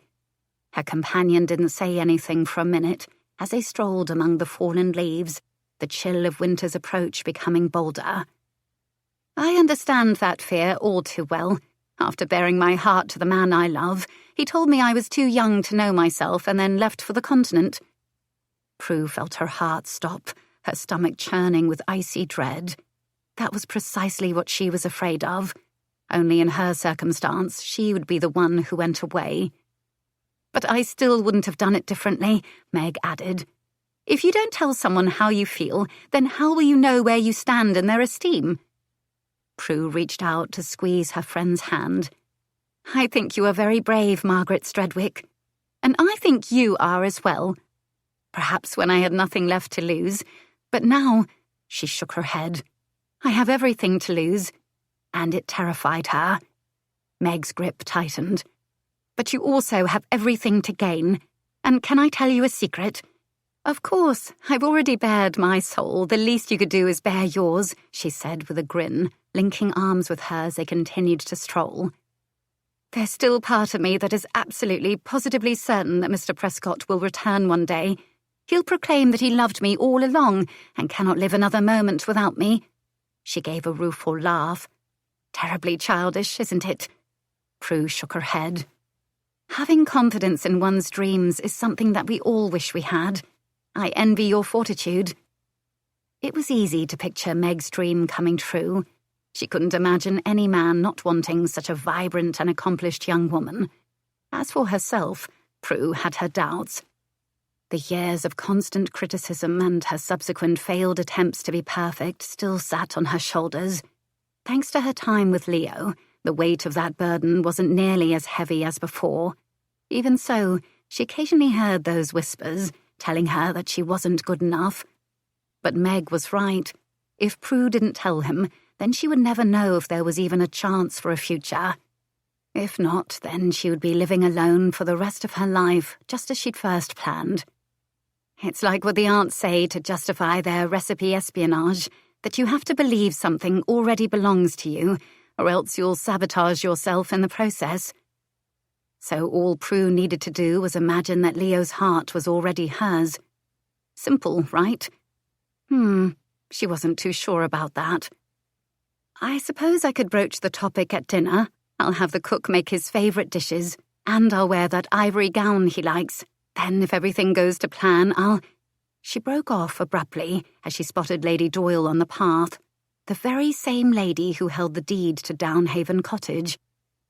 It was as if the fates were eavesdropping on her thoughts and giving her an opportunity to fulfill the purpose that had brought her to Leo's door in the first place. However, if this was a message from them, she wasn't sure she wanted to receive it. And yet Prue was sensible enough to know that it was always better to be prepared for whatever may come her way. She looked ahead. Lady Doyle was with her daughter and their dye-dipped poodles. The two women were nearly identical in their white ruffled chemisettes over rather imposing bosoms, looking much like pigeons in lavender and blue pelisses, walking their matching lavender and blue high-stepping dogs. "If you wouldn't mind, I would like to speak with Lady Doyle for a moment," she said to Meg. "Of course." Prue wasn't well acquainted with the lady and her daughter, but since she'd been introduced during her first season, it was deemed acceptable to approach. However, she did so warily. After all, if last night had taught her anything, it was to not assume that everyone conveniently forgot about her ruinous reputation before she'd married. "Good afternoon, Lady Doyle," Prue called, lifting her hand in greeting. Coming to a fork on the path, the lady and her daughter exchanged a look between them. Then they turned in the opposite direction, noses high in the air. "That was rude," Meg said with a scoff. Prue slowed her step, embarrassed. But as she cast a look around at the few others milling about in the park that day, she was glad that there was enough distance between herself and Lady Doyle so that it wouldn't appear like a cut direct, even though it likely was. "It's nothing," Prue said, adopting one of Leo's shrugs. "Besides, it's getting chilly, and I think we should—" The excited barking of dogs interrupted her, and she looked ahead to see the poodles straining against their ribbons, pom-pom paws clawing the air as a squirrel darted across the path. Then the furry rodent stopped and turned abruptly and began to run toward Meg and Prue. A shiver of dread stole down her spine. She had a sense that this wasn't going to end well. In the very next instant, the dogs broke free, charging forward in a blur of colourful fluff. Beside her, Meg gasped. "Did they just unleash their hounds?" "I don't know, and I don't want to find out. I have the worst luck with dogs," Prue said. With her friend in tow, she wasted no time and turned swiftly down the path with quickened steps. The poodles were giving a merry chase, the squirrels zigzagging between the grass and the path, but still heading in their direction. "Quick, through here," Meg said, tugging her between hedges. Then they both stopped just short of careening into the pond, teetering on the toes of their shoes, arms waving for balance. But it appeared they'd evaded the errant canines. "What a relief," Prue said, hands splayed over the buttons of her spencer. Meg looked at her, eyes dancing with mirth. "What an ordeal! We barely avoided a most flamboyant demise." On the other side of the pond, Maeve stared at them with her head tilted in question, and Meg and Prue began to laugh. But they celebrated too soon. In the next instant, the squirrel cut through the hedgerow. The dogs bounded after it, yapping excitedly with razor-sharp teeth. A flock of geese took flight in a sudden calamity of flapping and honking, distracting the dogs with an abundance of quarry. Yet, for some reason, they turned their focus on Prue and Meg. "Oh no," she muttered. But it was too late. They charged, rushing around them in a circle. Then they slowed to a trot, like show ponies in a parade, their tongues hanging from their panting mouths. To onlookers, these beasts might appear docile and friendly, but Prue wasn't fooled for an instant, not even when they paused briefly to bow in the grass, with their front paws forward, shaved hind ends raised, tails wagging. "I think they only want to play. Such a good doggy, aren't you?" Meg laughed, already reaching down to pet the purple one. After a tentative sniff, he gave himself over to a good ear scratch. The blue one, on the other hand, was a bit more demanding. She wasn't going to wait for Prue to decide if petting was something she was willing to do. No, the poodle took matters into her own hands. She lurched forward on hind legs, front paws high, pink tongue poised to lick a face, whether or not that face wished to be licked, and toppled them both to the ground. The very soggy ground. Prue felt the squish beneath her pelisse. It wasn't until after the dogs had left a sufficient amount of slobber behind that they were brought to heel by their owners. Then the 2 pigeons and 2 poodles trotted off together to wreak havoc on someone else. Meg extended a hand to Prue, who was soaked in places that she didn't want to think about, and there was a terrible smell that was likely the fault of what the geese had left behind. "Oh dear," Meg said, pinching her nose and pressing her lips together to suppress a smile, but her words came out in a laugh as she said, "You really don't have luck with dogs, do you?" By this time, Maeve had alerted Myrtle, and the two aunts were at their sides, quickly escorting the two of them toward the park's entrance to hail a hackney. Unfortunately, there were none to be had at the moment. "There, my dear," Maeve said with a nod of approval as she slipped Prue's pelisse from her shoulders. "No one will be the wiser." Regrettably, that wasn't true. The sludge had seeped to her skirt and stockings, and there was an awful smell. "Eau de geese," Meg said, unable to suppress a giggle. "Fear not, we'll see you home without delay." Just then, a dove-grey carriage pulled to a stop, and out of it stepped Lord Marlowe. "You lovely ladies look to be in need of assistance." Taking in the situation at a glance, and likely with a sniff, he didn't hesitate to offer his carriage. "You are too kind, Lord Marlowe," Myrtle said, unaware of Leo's apparent ill will toward the Viscount and that he'd strictly forbade Prue from speaking to him. But there was no opportunity to refuse gracefully, as Marlowe quickly began to hand them inside, each in turn. When it was just he and Prue standing there, he shrugged out of his frock coat and draped it over her shoulders. She balked at the intimacy, but realized he was likely trying to protect his own upholstery. It wasn't until she looked out the window that she saw Lady Doyle and her daughter watching the entire spectacle. Prue's stomach turned with dismay as the aunts relayed the story to Marlowe, with Maeve offering her viewpoint as if she'd been a front-row spectator to a Greek tragedy. "And the fact that you never had the chance to speak to Lady Doyle only adds insult to injury," Meg added. This sparked Marlowe's interest, his dark brows lifting toward the brim of his dove-grey hat. "Her ladyship happens to be my neighbour. If there is a message you wish to relay, I would be more than happy to take charge of it." Prue scrutinized those piercing eyes for just a moment. In them, she detected no subterfuge, only sincerity. Still, there was something about him that unsettled her. But since he had come to her aid, she saw no reason to be impolite in return. "Thank you, no, my lord. I appreciate the kind offer. However, the matter regards a certain deed she holds, and it can wait for another day. Besides, I'm sure my husband has already seen to it." And yet there was a part of her that did not know if Lady Doyle had intended to cut her or not. But if she had, there was a possibility that she would never do Prue any favour at all. "I must agree with you, my lady," he said with a charming grin. "Your husband has always excelled in getting precisely what he desires. There are times when I find myself quite envious of my old friend." And there it was again, that unsettled feeling as he looked at her. But she did not have time to analyse it, because just then the carriage arrived at the townhouse. Prue bid her friends a good day and thanked the Viscount once more. She did her best to walk through the door with dignity, even though she was stinking and covered in filth from the waist down. But when Grimsby asked if she required assistance, and when one of the maids polishing the banister gasped at the smell, Prue felt like the most ungainly creature ever. Hardly worthy of being a marchioness. How was someone like her ever going to convince Leo to keep her? Still, she held her head high. "All is well. I merely had a spill. Nothing more." In her bedchamber, Dotty was blessedly efficient in taking away the offensive garments, and all that was left for Prue was to clean off the residual fluids. Clad in her chemise and corset, she stood in the tub and scrubbed her backside, legs and feet until they were pink. That was how Leo found her. Startled, she dropped the square of flannel. Reflexively, she crossed her arms to shield herself, hoping to hide her humiliation. But one look at his concerned expression, and she knew that Grimsby had told him about the state she'd been in when she arrived.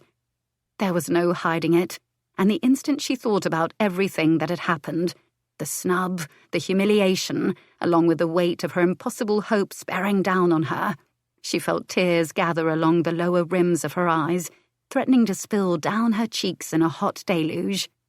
She'd wanted today to be perfect and to be brave enough to tell him how she felt, but she couldn't possibly do that now. "What happened, my darling?" he asked, gathering her in his arms and lifting her from the tub. In a rush, She told him about the poodles and pond, about Meg and the aunts. The corner of Leo's mouth quirked when she described being slobbered on by a bright blue beast. Then he sat down on the wooden chair in the bathing chamber, holding her in his comforting embrace. "Are you hurt?" Shaking her head, she blinked to pull herself together and tried to pretend that she wasn't an utter disgrace, pretend that he wouldn't want to replace her. "How did you fare on your errand?" "Lady Sutton wasn't at home," he said, and reached into his pocket for a handkerchief to wipe away the tears that had spilled over. "Why do I have the sense that there's something you aren't telling me?" "I don't know.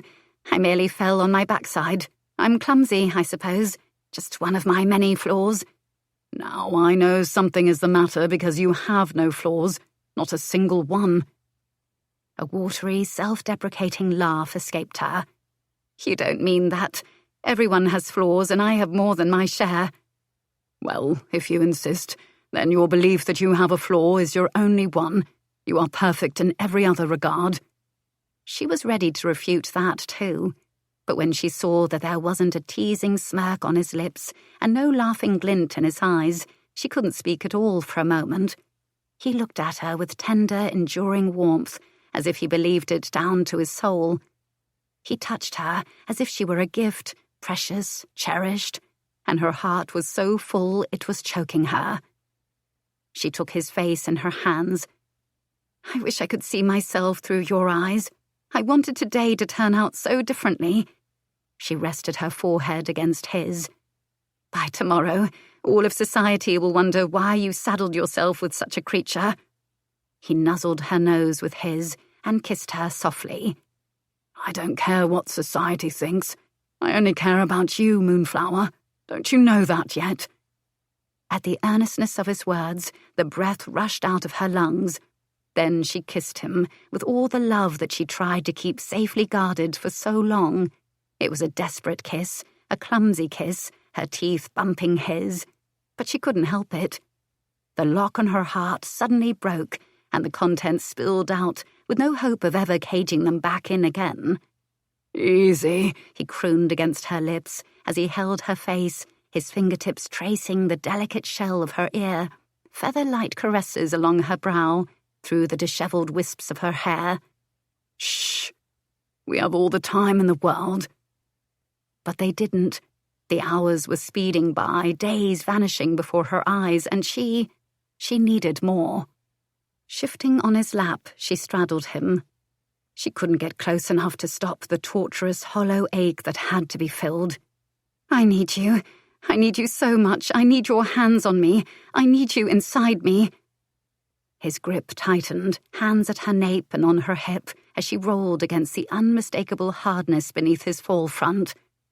"Then take me," he growled, his mouth slanting beneath hers, tongue stealing inside, determined to hunt down every raw emotion she had and swallow them down. She gave them to him, reaching between their bodies to tear frantically at the fastenings of his trousers. His flesh was galvanic, searing in her hand, the mushroomed head thick and dark. Lost in the frenzy, she lifted, positioned him beneath her, then sank down on a slick glide, feeling the satisfying rub of their bodies inside and out, and they both moaned from the sheer, aching pleasure of it. She took him, all of him, gripping tight as their bodies merged and filled, lost in a feverish rhythm of her own. But she wanted more than rapture, more than shuddering ecstasy. She wanted every part of him, every breath, every minute, every beat of his heart and dream of his soul. Her nails bit into his shoulders as she drove down on him again and again, taking all she could. And he arched up to meet her, his body coiled and ready. But he was holding back, waiting for her. She knew the signs, his stuttered breaths, the tight cording of his throat, the lightning bolt-shaped furrow of strain on his brow, his fractured grunt as she tasted the salty bloom of perspiration on his skin. And just knowing that she had brought him to the brink tipped her over the edge. The last remnants of her shield shattered on a wrenching sob. "Leo, I love you." A guttural roar ripped from his throat. He jerked beneath her, driving deep, spilling rivers of molten heat inside her, and kept thrusting until she went over the edge again. And after, when they were both breathless and draped over the chair like wrung-out laundry, he simply held her, but said nothing in response. Chapter 26. Leo caught himself lingering in bed the following morning, arm bent, head resting in the palm of his hand as he watched Prue sleep. His entire being was absorbed in the fan of corn-silk eyelashes, resting above the soft, peachy flush of her cheeks, the sound of her even breathing brushing over his furred chest like a feather, the unconscious curl of her fingertips over the steady beating of his heart. It was almost impossible to believe that this guarded and proud creature loved him. When lost in the thrall of passion, any number of things could fall from one's lips, whether they were true or not. He knew this because he'd known many women who, like him, didn't know the first thing about actual love, the kind that he'd always imagined was selfless, sacrificing and all-consuming. No, they'd been in love with what he'd given them in the moment, the pleasure and exhilaration of passion. Soaring to heights of ecstasy gave one a feeling of utter bliss, but those sensations were fleeting. In the end, those climax confessions turned into nothing more than mere words, like a passing greeting or a placating promise. There was no substance to them. With Prue, however, he'd felt the words. When she'd told him, a feeling more intense than he'd ever experienced before had burst inside him like a star, filling him with heat and light until he just couldn't hold back a moment longer. Contemplatively, he traced the wispy arch of her pale brow with his fingertip. Then he leaned in and pressed his lips to the crown of her head. Drawing in a long pull of her scent, he let it fill every corner and crevice of his lungs. She stirred slightly, curling toward him on a hum of sleepy contentment, tempting him to stay. Instead, he tucked her in, making sure that no sound or ray of light broached the bed curtains. Then he rang for Jones. In the past weeks, his valet had learned to be quite nimble-footed when entering the bedchamber and crossing to the dressing room. He spoke only with a bow, his lips moving in a silent, "Good morning, my lord," before pouring hot water into the basin and lathering up a whisker brush. Freshly shaven and dressed, Leo went downstairs with a smile, thinking of his wife, and having no idea that his day was about to go to the dogs. It began with the arrival of a parcel. He was just passing through the foyer after breakfasting when he saw Grimsby turn away from the door, but the sleeve of his coat caught on the latch and he bobbled the rectangular paper-wrapped package. Leo stopped to lend a hand, setting the teacup he was carrying on the rosewood table, but his butler recovered and offered a stoic nod in response. With the crisis averted, Leo picked up the cup and proceeded to his study. "I imagine you'll be glad when these gifts stop arriving." "It is no trouble at all, my lord." Grimsby broke off suddenly on an exclaimed, "Oh!" Out of the corner of his eye, Leo saw him stumble over the edge of the rug. He turned, just in time to see the package lurch forward, soar through the air, and hit him squarely in the chest, along with the tea. The cup shattered. One of the shards sliced into his palm. Yet somehow Leo managed to secure the unwieldy package. His butler regained his footing and instantly coloured. His usual pallid complexion turned a purplish pink in his embarrassment as he rushed forward to set matters aright. "I sincerely beg your pardon, my lord. I'm not normally so clumsy." "I know, Grimsby," Leo said kindly, ever fond of the old man. He stilled the hand that tried to sop up the wetness from his waistcoat with a handkerchief. "No need to fret. We'll simply chalk it up to a bit of bad luck. Nothing more. I'll just take this with me." It wasn't until he was seated at his desk that he noticed the blood on his palm. Unconcerned, he wrapped his own handkerchief around the wound and opened the troublesome parcel. As soon as he unwrapped and opened the box, he went still, his blood as cold as the Thames in January. There, lying on a bed of straw, was a bottle of wine. A 1787 Lafitte, to be precise. The exact label and vintage that Giselle had once poured for him. and tucked beside it was a card that read, "A gift for your lovely bride. I look forward to seeing more of her in the coming months." It wasn't signed, but he knew who'd sent it. Marlowe. Leo stood and stared down at it. No wonder the parcel had wreaked so much havoc when it crossed the threshold. It was likely cursed.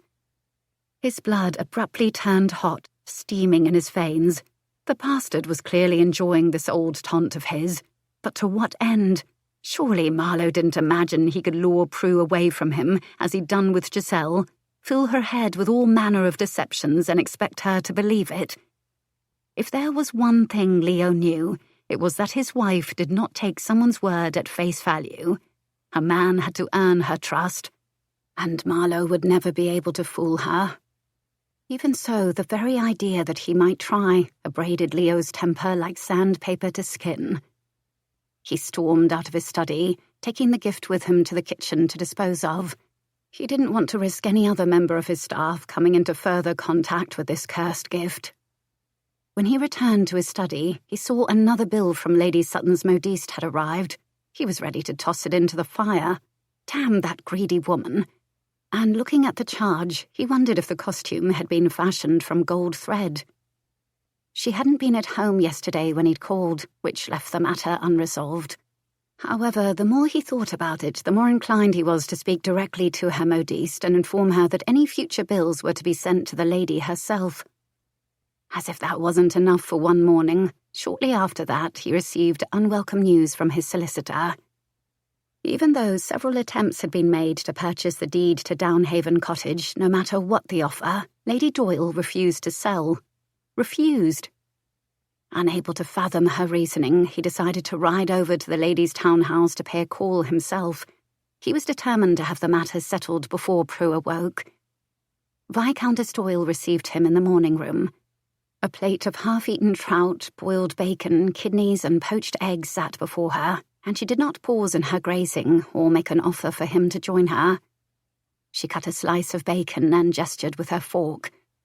"I know why you're here, Lord Savage, but I believe I made myself clear to your solicitor." "Indeed, my lady. However, I am here to ask you again." He drew in a patient breath and adopted a tone of humility, hoping to prey on her heart, if she had one. Though if she did, it was likely stuffed behind heaps of ruffles and that monstrous bosom. "Perhaps you didn't realize how important the property is to me. There is no amount I wouldn't offer. Merely name your price." "It was to be a gift to my daughter. However, the instant I realized that the cottage had been entrusted to your wife at one point, I refused to permit my Eugenia to be sullied by association." It infuriated him that, even as a proper marchioness, some members of society still looked down on her as if she were ruined. He had done nothing to squelch the rumours that he had taken her virginity, and believed that would earn her swift acceptance. He refused to let anyone snub their noses at her. Then again, what did he expect after saddling her with such a sullied title? And he had done little to amend the black marks his father had left on it. But Leo wished he could rewrite history for her, wished that he was more of the man that she deserved. His teeth gritted together, jaw tight, but he remained cordial. At the very least, he would act the part of a respectable gentleman for Prue's sake. "If you want nothing to do with it, then I will gladly take it off your hands." "I do not possess the deed any longer," the lady said, cutting into her steak, the knife screeching sharply against the glazed porcelain. "Thankfully, the Honourable Lord Marlowe was only too glad to assist me." "Marlowe?" She looked up with a slow, satisfied smile.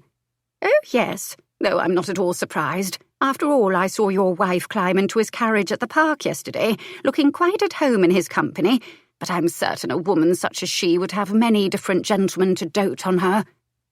He tensed all over, fists clenched. Prue would never have done that. She'd given her word to stay away from that blackguard. The idea was preposterous. There were 100 things he wanted to say to Lady Doyle, listing a fraction of all the ways his wife was superior to her, and that she deserved to be revered like a queen. But he did not bother. Such small-minded people were never worth the effort. So he turned his back on her and went directly next door to Marlowe's. He stormed past the butler and into the house, where he'd once sat and laughed and talked with a friend. But that was long ago. He slammed the study door behind him. "What game do you think you're playing?" Marlowe calmly closed the ledger on his desk and steepled his fingers. "Is this the part where I pretend to have no idea to what you are referring? I want the deed." Sitting back in his chair, he pursed his lips contemplatively, taking his time before responding. "I find it quite odd that such a nubile young wife would wish to have a house of her own. Do you not? No, it is hers by right, and I—" He swallowed. "Trust her." "You trust her, do you? I believe those are the words every cuckold swears by before learning the truth. Did she happen to tell you of our little sojourn in my carriage?" He stared shrewdly, his gaze dropping to Leo's clenched fist. "I thought not. Well, she was in quite a state and needed comforting. I was only too glad to oblige her right there on the velvet bench. She even thanked me, though I imagine someone of her sweet, biddable nature felt a trifle guilty about it afterwards and wanted to hide the evidence with a fresh change of clothes." Leo knew what he was doing, but he refused to let the insinuation take root. "Stay away from my wife." "How can I if she is the one who runs to me? That reminds me of someone we both knew quite well." He turned his gaze to the portrait of Giselle, mounted in a gilded frame over his mantle like a trophy. And on her hand she still wore the ruby cabochon ring that Leo had once given her when he'd proposed. "It seems that you simply cannot keep a woman in your life for too long. Sooner or later, they will see you are very much your father's son." Leo felt the jab of the old wound. He wanted to say that he was nothing like his father, but it wouldn't matter. Marlowe had a vengeful streak that had twisted the mind it lived in. Marlowe blamed him for his mother's death. It was because of Leo that they were introduced. Noticing his father's interest, Leo had warned him to keep his distance, but his father had seen that as a challenge.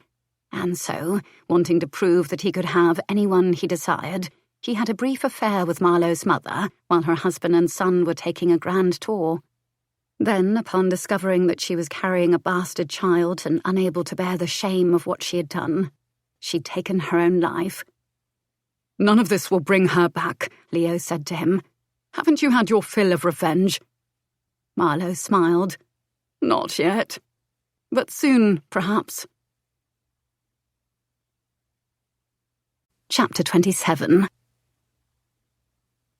The day after Prue had confessed her love to Leo, she noticed a change in him. He'd become distant, their conversation stilted. But that night when he held and kissed her, rousing her body to unbearable, shattering heights of ecstasy again and again, he seemed like a man possessed. It was as though he couldn't have enough of her, and she gave him everything without reservation, telling him that she was his and that she loved him without measure. The words came easier each time she spoke them. Honestly, she couldn't hold them back if she wanted to. But easier or not, they still frightened her. And she knew she wouldn't feel so exposed and vulnerable if he would only say something in return. He likely assumed that her declarations had merely overtaken her in the heat of the moment. Hadn't he warned her of that in the beginning? Perhaps that was the reason he remained silent. She knew he'd been hurt before, and that his own barriers, like hers, had been erected out of a need for self-protection. Still, she wanted him to trust her, to know that she wasn't like the women in his past, and she especially wanted him to realize that she was his wife, not simply a 4-month affair. But the strange daytime distance remained throughout the week that followed. He left during the afternoons, claiming that he was sparring with Reed Sterling. And when he came home, he went directly into his bedchamber to wash and change clothes. Prue trusted him. She did. And yet, the lifelong fears of her own inadequacy, not to mention Lady Sutton's taunting words, plagued her day after day. She'd even gone into his study while he was out and had every intention of checking the ledgers. But just as she set her hand on the drawer, she felt the churning of guilt and weariness in the pit of her stomach, and she stopped. She refused to betray him. If he was ready to replace her, then she would let him tell her so. That evening they were to attend a musical performance. But Prue had no desire for society and told Leo as much. "Then we'll simply make an appearance and come home," he answered, turning to adjust his cravat in the mirror, and she felt the flesh between her brows pucker. "Since when do you care about appearances?" He shrugged. "Merely want to put on a good show, try my hand at acting the gentleman and all that." "I don't know why you'd bother. It isn't as though the illusion of respectability will garner the invitations that we need to steal the rest of my inheritance." Even though they knew who currently possessed each item, they weren't having much luck finding the opportunities they needed. She was beginning to wonder if she would ever have all of her family treasures restored to her. In addition to the gold diadem being guarded by a vicious Pekingese and an amethyst ring currently buried inside of a fish in Lady Mumphrey's garden, Prue didn't yet have the century-old reliquary pendant, the family silver tea service, the Rembrandt of her 5 times great-grandmother, who, according to family law, had been a bit of a flirt, the ebony casket inlaid with gold, the blue vase that her mother had always filled with jonquils, the silver charm bracelet, or the deed to Downhaven Cottage. "And once you've collected every item, my dear, do you still plan to retire from London altogether?" She blinked, startled by the question, and by the casual delivery that sounded wholly unbothered by the prospect of her leaving. It felt like a lifetime ago that she'd even considered it, but clearly he was thinking about it. Was that the reason for his pensive mood of late? Staring at his back, she frowned. "I do not know." "Well, until you do, I wouldn't advise only attending parties at houses you intend to pilfer. You'll only raise suspicions." The us and the we were glaringly absent in his comments, and it caused her heart to twist in despair. Did she truly mean so little to him? But she did not ask him, too afraid of the answer. Instead, she nodded as if in agreement, and they left for the music hall without discussing it further. Together, they endured an hour of arias from a high soprano. It left Prue with a piercing megrim and a desire to go home. However, the latter had less to do with the pain at her temples, and everything to do with the fact that Lady Sutton was also in attendance. The instant she'd seen her, that terrible insecurity whispered in the back of her mind, and Prue had wondered if her husband had known in advance that the other woman would be there. Was that the reason he'd been so eager to attend? But she quickly tossed that thought aside, refusing to give the likes of Lady Sutton any power over her. Wanting to press a cold cloth to the nape of her neck, Prue left Leo's side and went into the retiring room. The chamber was large and hosted a small balcony that overlooked the gardens, and the curtain-swathed doorway was open just enough to allow a cool breeze. She stepped out for a moment of peace and quiet, her thoughts drifting to Leo and wondering, always wondering. Behind her, she heard the chamber door open and close, then a pair of voices in conversation. She was about to make her presence known when she recognized Lady Sutton's voice. And since she was the last person Prue wanted to confront, she remained concealed on the balcony. "She is such a cold fish," Lady Sutton sneered. "I do not know what Savage ever saw in her." "It was likely all a scheme of hers from the start," the other woman said. "I heard she tried the same with Lord Nethersole, but he saw through her. Though somehow she must have put up quite a fuss to have him appear the guilty party, when that can hardly be the case if what they are saying is true and Lord Savage only married her because she'd been a virgin. And that poor dear Marquess of mine fell right into her trap," Lady Sutton said with a sigh, and Prue seethed, watching her primp in the mirror through the seam in the door. "I offered my sympathies and promised to console him quite thoroughly, to which he said, in confidence of course, that he is already tired of the clinging ice maiden. She bores him excessively, and he wishes he'd never married her." Prue held her breath, hating that the news seemed to fit his mood of late, along with his absences in the afternoon. "What does he plan to do with her?" Lady Sutton shrugged. "It doesn't matter a whit to me or to him. After all, he's the one who suggested a tryst between us at the masquerade. He told me that he's tired of waiting and that he'll slip away from her side no matter what it takes. And in the gown that I'll be wearing, he'll soon see how my fire is so much better than her ice." "Hurry, Millie," the other woman laughed. "Let us return so you can signal him with your fan right in front of her eyes." Prue waited until they left. When she walked into the chamber, she saw a flash of silver and pink draw her attention. And there, resting on the table, was her mother's bracelet. She didn't hesitate for a single instant before she picked it up and slipped it into her reticule. Her headache miraculously cleared.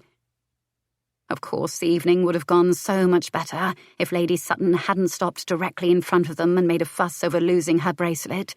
She even began to suggest that there had been many missing objects reported among certain houses in society, and that she was just another victim.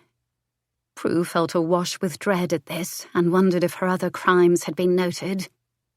Leo went still at her side but said nothing, at least not at the music hall. But later in his study he certainly had a good deal to say. Unlocking the cabinet of his secretaire, he casually asked, "So, my dear, did you steal Lady Sutton's bracelet?" "No, I simply reclaimed part of my inheritance," she corrected. Retrieving the item from her reticule, she placed it beside his glass. He stared down at it, and a muscle ticked at his jaw. "Now that you are a marchioness and all eyes are upon you, you cannot go around stealing things." She took offence to the rough edge of his tone and squared her shoulders, still smarting over what she'd heard in the retiring room. "Need I remind you that we have a written bargain between us, a signed contract?" "A contract which states that I agree to assist in retrieving your inheritance," he enunciated, as he gripped the neck of the bottle and poured.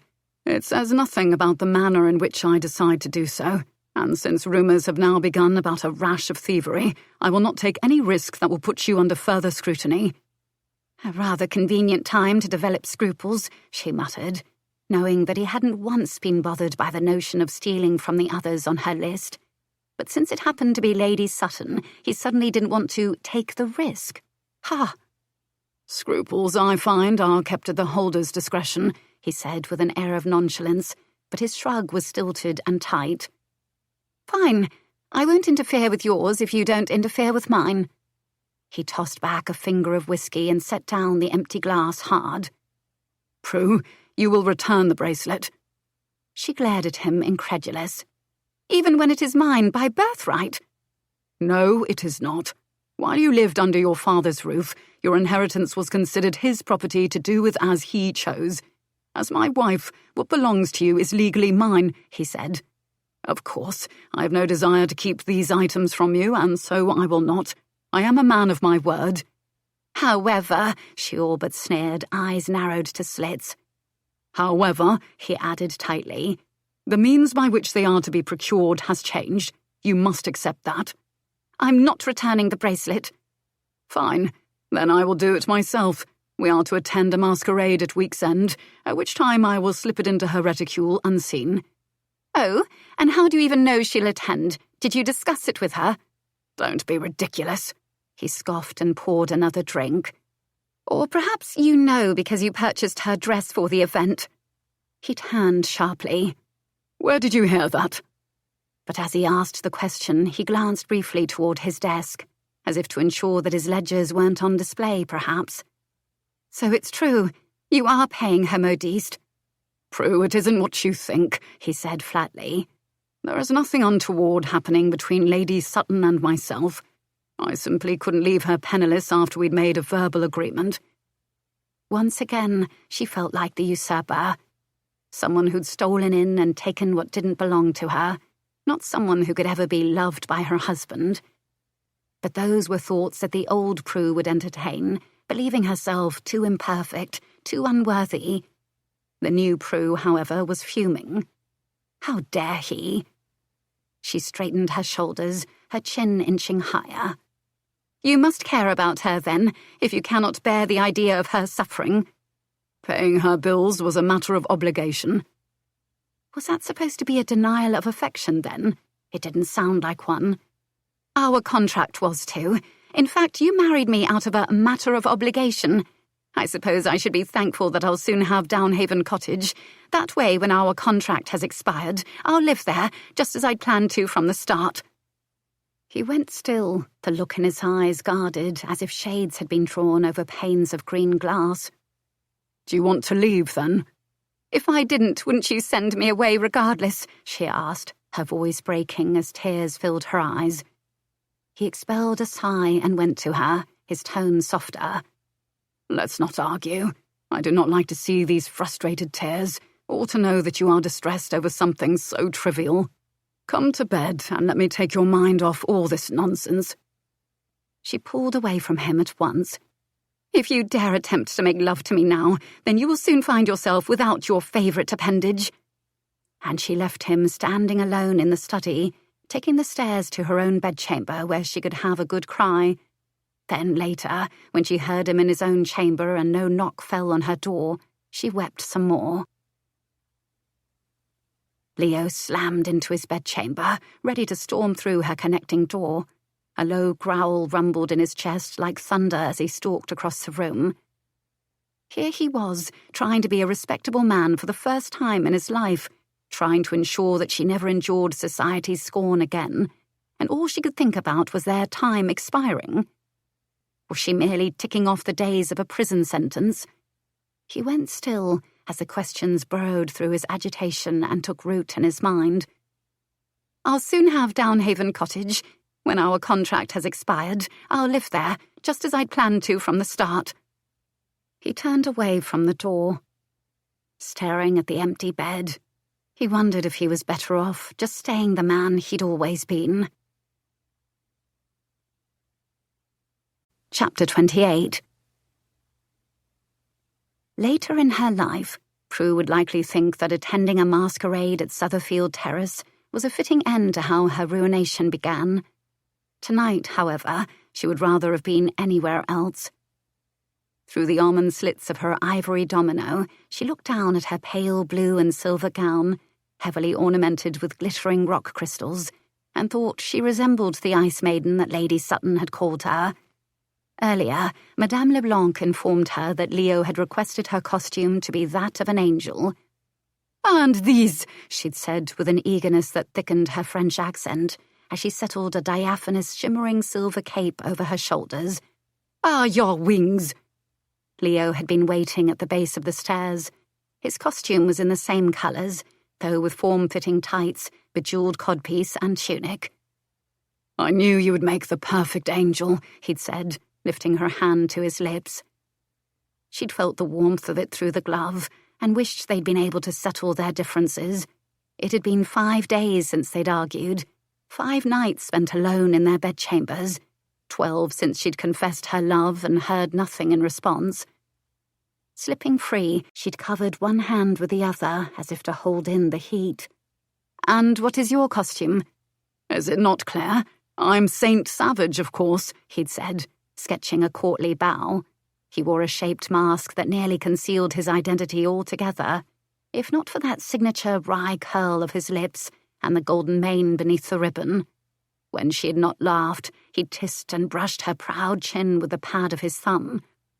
"Let us forget all that's behind us and enjoy our evening together, Moonflower. These days at odds have wearied my soul, and I would give anything to have you back in my arms as you were." "Anything?" she challenged, looking up at him. "Even my bracelet?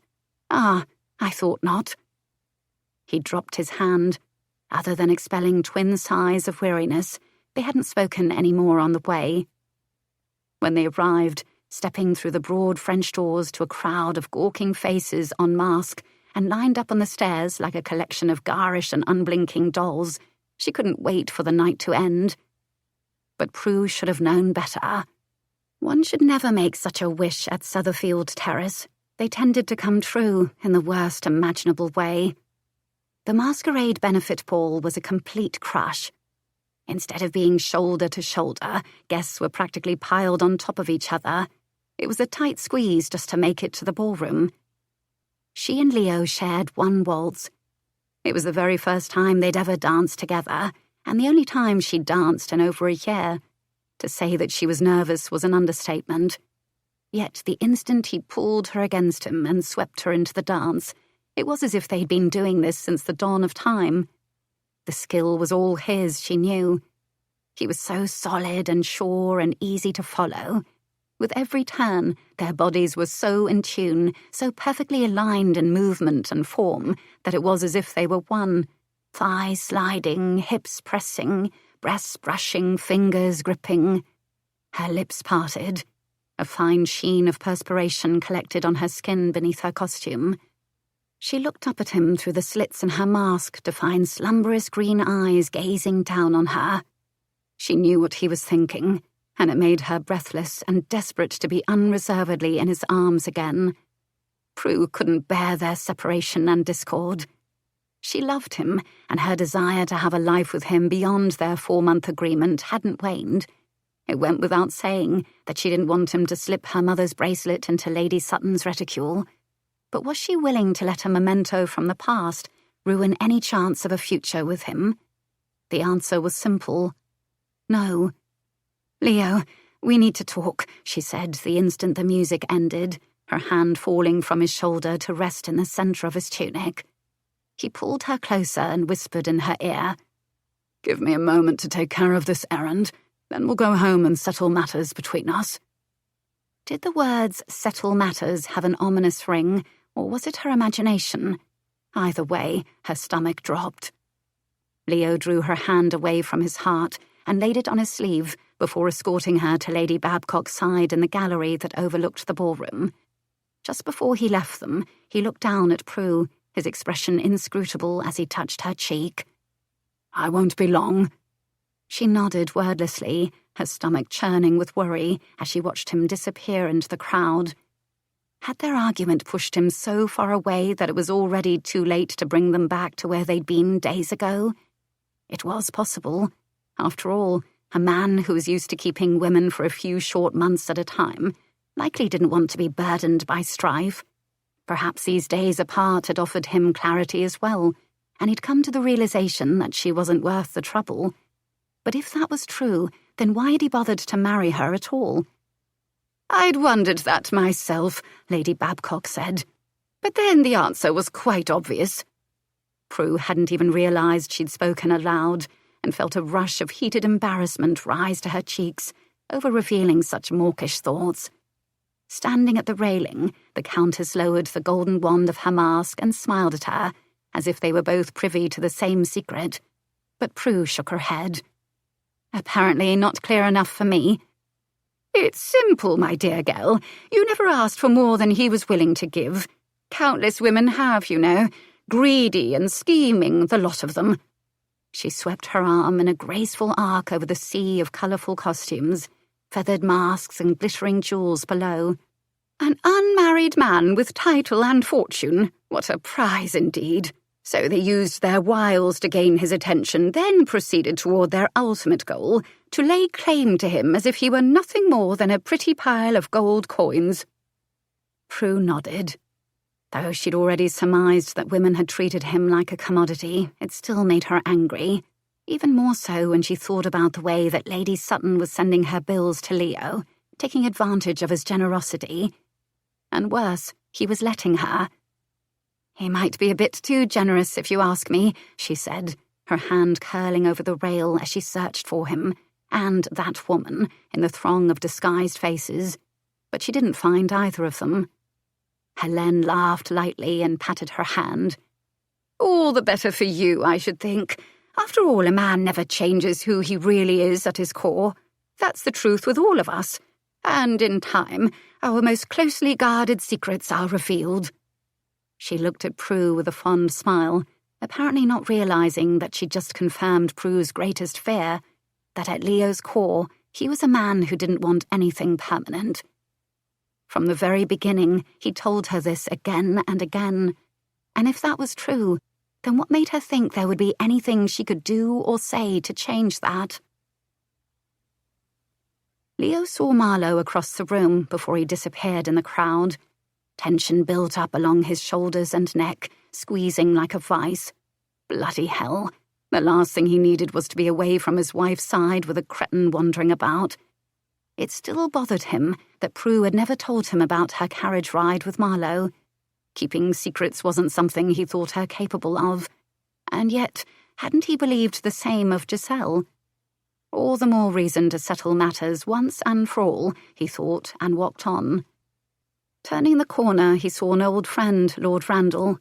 Even though the Viscount was a good bloke and they'd shared many laughs, he was usually drunk and always chatty. But Leo had been away from Prue long enough. He didn't want to be delayed in conversation. Unfortunately, before he could slip away, his tap-hackled friend spotted him.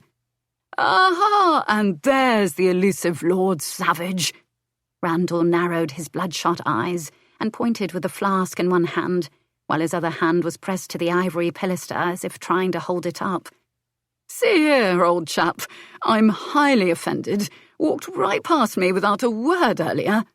Apologies. I've been fighting this crush all evening, like a salmon swimming upstream," he said, intending to move on without delay. But then he wondered if Randall might be able to help him. Leaning in, he asked confidentially, "Have you seen Lady Sutton by chance?" The Viscount chuckled, and his 100-proof breath singed the hair in Leo's nose. "As a matter of fact, I saw her with you." Ah, clearly his friend was too drunk to be of any help at all. "Never mind all that," Leo said, and borrowed his friend's silver flask, surreptitiously tipping the contents into a potted palm. Then he tucked the empty flask into the breast pocket of Randall's old bony costume with a solid pat. "Come on now, let's find you something less intoxicating to drink. After all, you're starting to hallucinate." "But I did see you, Savage," he slurred, tottering alongside him toward the refreshment room, where they were serving tea and ratafia. Leo picked up one of the cups, wishing they served something stronger than green tea. But society matrons believed that black tea, not to mention coffee, was far too stimulating and might incite carnal appetites. After steadying his friend against the plaster moulding of an archway, he handed him the cup. "Here, drink this." Randall dutifully downed the tepid brew in one swallow, followed by one loud belch. "There, mother hen. Satisfied?" With a laugh, he swung out to chuck Leo on the shoulder, but missed by a mile and staggered away from the wall. "Damn, you move fast, Savage. I could almost swear you're in two places at once." Leo gestured to one of the nearby footmen with the empty cup and received a nod of understanding before the liveried man appeared at his side with another. "Yes, well, a few more of these should stop that double vision of yours." He left his friend in the footman's capable hands and entered the ballroom again. Even though he was a head taller than most present, he still didn't spy his quarry. He wanted to have this business with Lady Sutton done with once and for all. He would try to speak to her like a gentleman and tell her how things stood between them now. However, he knew there was really only one language that she understood, and he would speak it if he had to. "It's stifling in here, is it not?" Prue asked from the balcony, keeping her voice as calm and collected as she could manage while in a panic. "At my age, I'm always too warm," Lady Babcock said with a wry laugh, fanning herself. Prue attempted a smile, only to have it squirm at the edges like a worm on a hook. She tried not to let her unease show, but Leo was still gone, and there was no sight of Lady Sutton either. Were they together? As she searched the crowd, her pulse rushed faster, her throat tight. She couldn't catch her breath. "I need some air." Prue didn't wait for a response, but tried with utmost dignity to push and claw her way through the crowd to the terrace doors down below. A light mist outside kept the party contained to the house, and Prue stood beneath the shallow overhang on this moonless late autumn night. A swirl of fallen leaves skittered across the damp stones, as if running from the bitter cold of winter's breath. She crossed her arms to gather the folds of her cape, but it was too sheer and lacking any substance or warmth. Besides, she wasn't going to accomplish anything out here.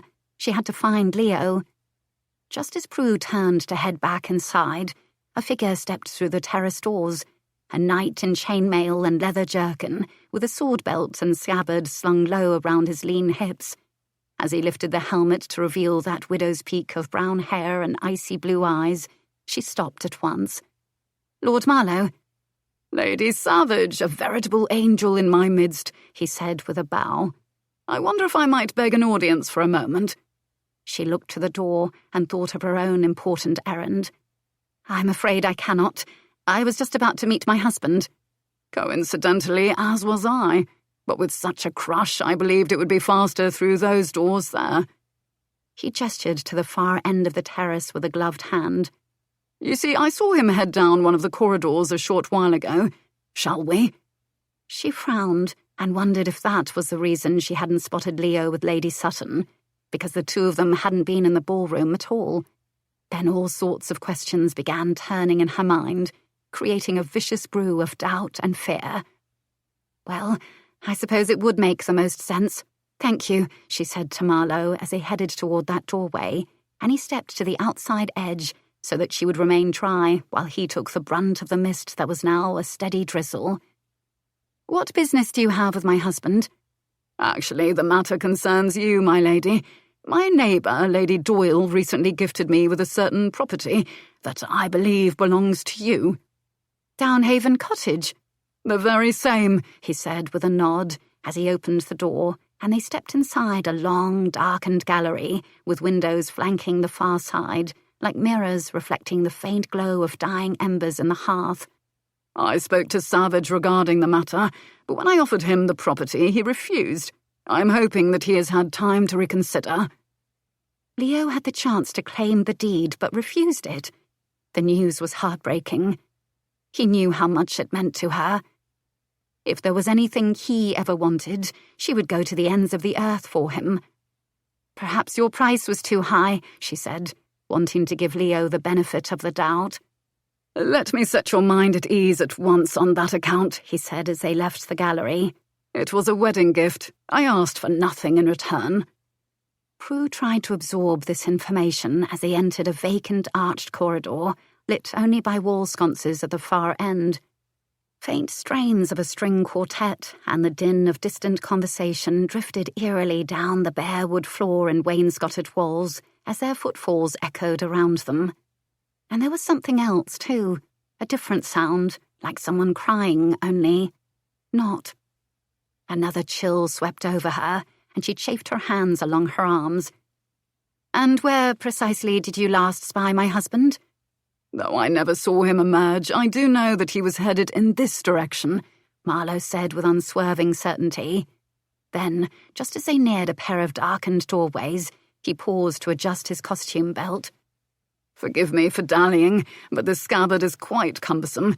I, for one, am glad that masquerades have gone out of fashion for the most part. I would hate to endure more of these costumes." Waiting restively at his side, she heard that strange keening sound again. This time there was also a hiss that cut through the still air. But no, not just a sound. It was a word. "Yes," the feminine voice said, elongating the final consonant in a way that no one having a mere conversation would do. For reasons Prue couldn't explain, a chill of dread washed over her. Just where was her husband? And more to the point, where was Lady Sutton? Stepping forward, she discreetly peered into one of the darkened rooms and caught a movement. She saw a figure near a window where moonlight filtered in. Yet as her eyes adjusted to the darkness, she realized that it wasn't just one figure illuminated, but two entwined. Lady Sutton's fall of dark hair stood out in contrast to the pale wall at her back.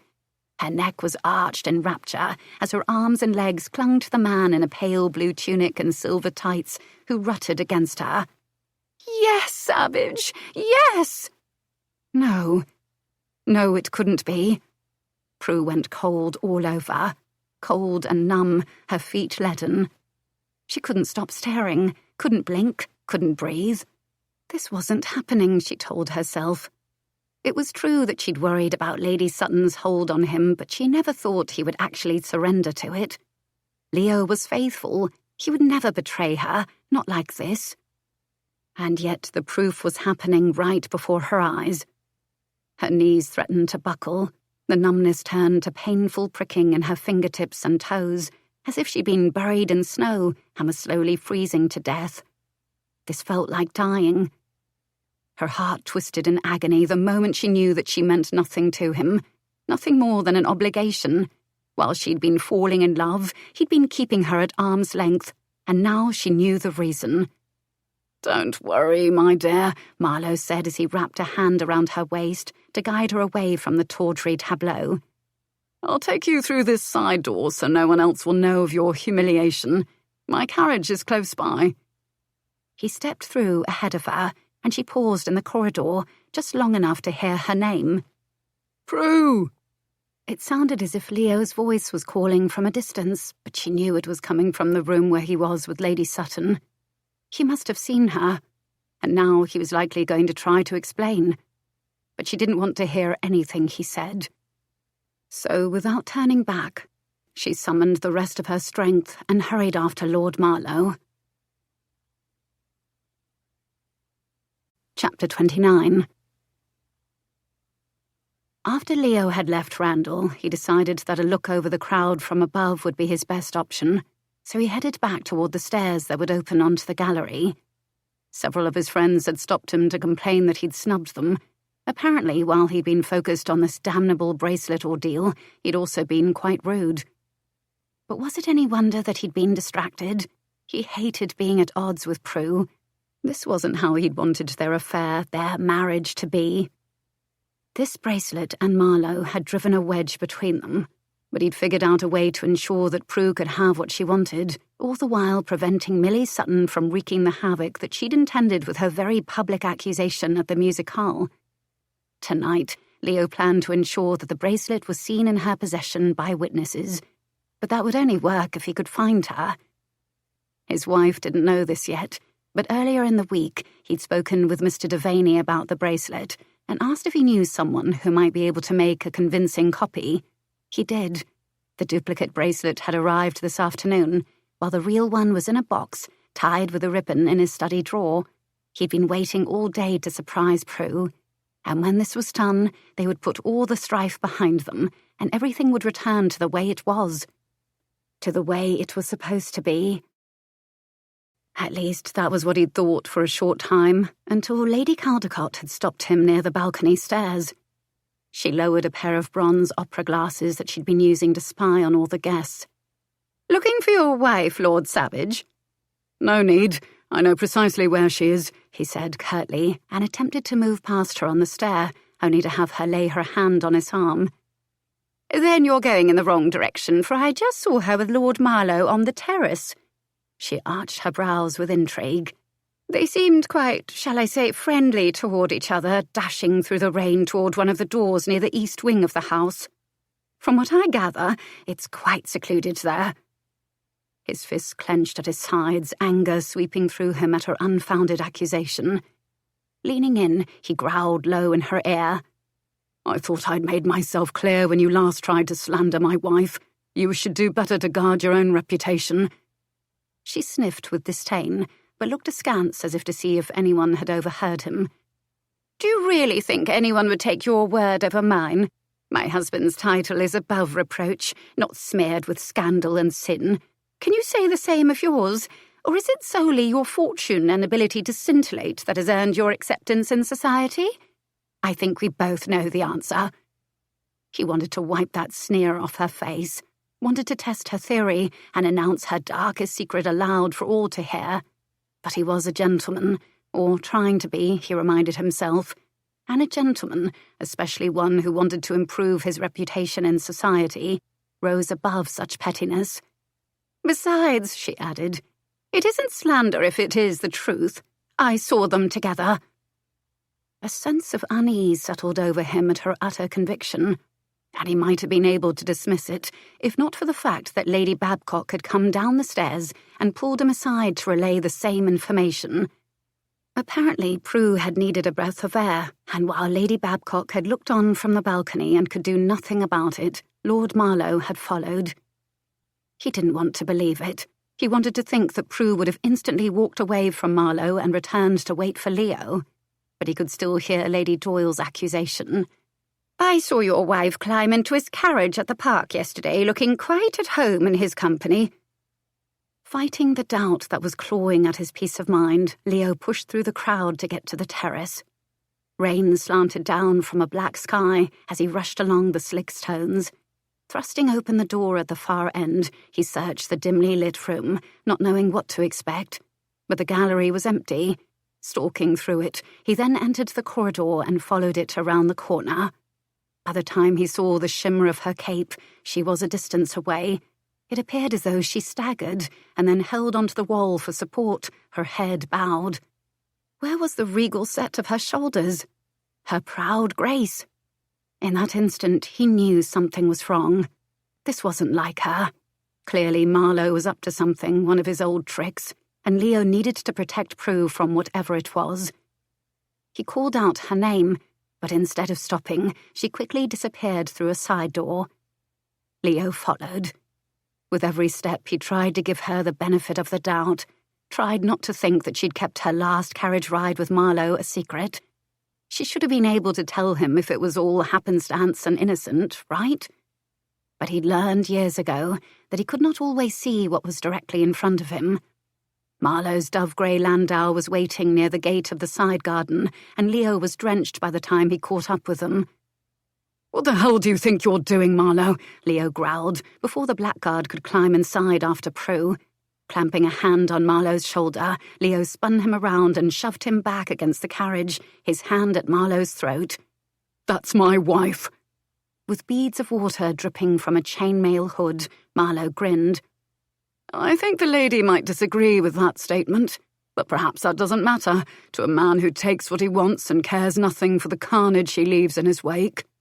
Leo turned his attention on Prue. In the flickering lantern light, he saw that she was huddled at the far side of the carriage, her cheeks pale and awash in tears. Instantly, he released his hold on Marlowe and reached inside, holding out his hand to comfort her. "What has happened, my dear? What has he done?" She shrank from his reach. "He has done nothing but show kindness to me. I wish I could say the same of you." Leo withdrew his hand, surprised by the venom in her tone. "For the life of me, I do not know what has happened." "Perhaps you should ask Lady Sir—" She broke off on a sob and turned her face to the window, her hand covering her mouth. Go away." Damn it all. He hated to see her like this. She was suffering and he wanted to hold her, to soothe her. But he was stumbling in the dark, trying to put the pieces of this puzzle together. "Is this about the bloody bracelet?" "I never want to hear about that." Her breath stuttered. "Bracelet again." He took Marlowe by the cravat and cinched it in his fist. "Whatever this bastard has told you," he said to her, "it's a lie. He's only trying to manipulate you." "I wish that were true. But I saw you, Leo," she said, tears glistening in those stormy eyes. "And now I never want to see you again." "You don't mean that." She wiped the streaks from her face with the back of her hand and her chin notched higher. "It was going to end for us anyway. There's no reason to pretend otherwise. Goodbye, Lord Savage." Leo flinched as if she struck him. She was leaving him, choosing Marlowe over him. It didn't seem possible. She'd said that she loved him, and he, the jaded, cynical rake, had believed her to the very depths of his soul. Stunned and shaken, he numbly released the grinning Viscount. And as he watched the carriage roll away, he realized that he'd been blind. Again. Prue couldn't stop crying. But no matter how many tears she shed, the image of Leo with that woman would not wash away. And to think she'd been ready to forgive him for the bracelet, willing to sacrifice the last memento from her mother just to have him, only him. He was all she wanted.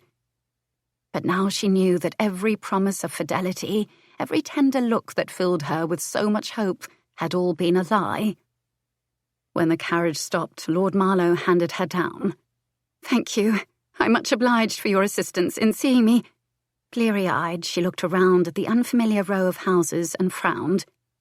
"This isn't my home." "No, my lady, it is my home," Marlowe said with his thin smile. "Remember, I brought you here to give you the deed to the cottage. After all, I shouldn't imagine you would want to live with that scoundrel any longer." At the painful reminder, a shudder racked her, but she did her best to compose herself. She no longer had a home, not with Leo, so when the Viscount proffered his arm, she took it and went into his house. He escorted her into the study and offered to pour her a drink. She inclined her head in acceptance, her attention caught by the large portrait of a lovely young woman hanging over the mantel. "Is that your wife?" she asked, needing to think about something else. Anything else before she went mad from despair. "She's beautiful." He returned to her with a heavy goblet of red wine. "She was. Giselle died in childbed." "My apologies. I did not mean to bring up a painful memory." He waved his hand in a gesture of nonchalance. "It was many years ago." Prue studied Marlowe. He was dressed in a costume of a valiant knight and had come to her aid, yet she still could not escape that unsettled feeling in his presence.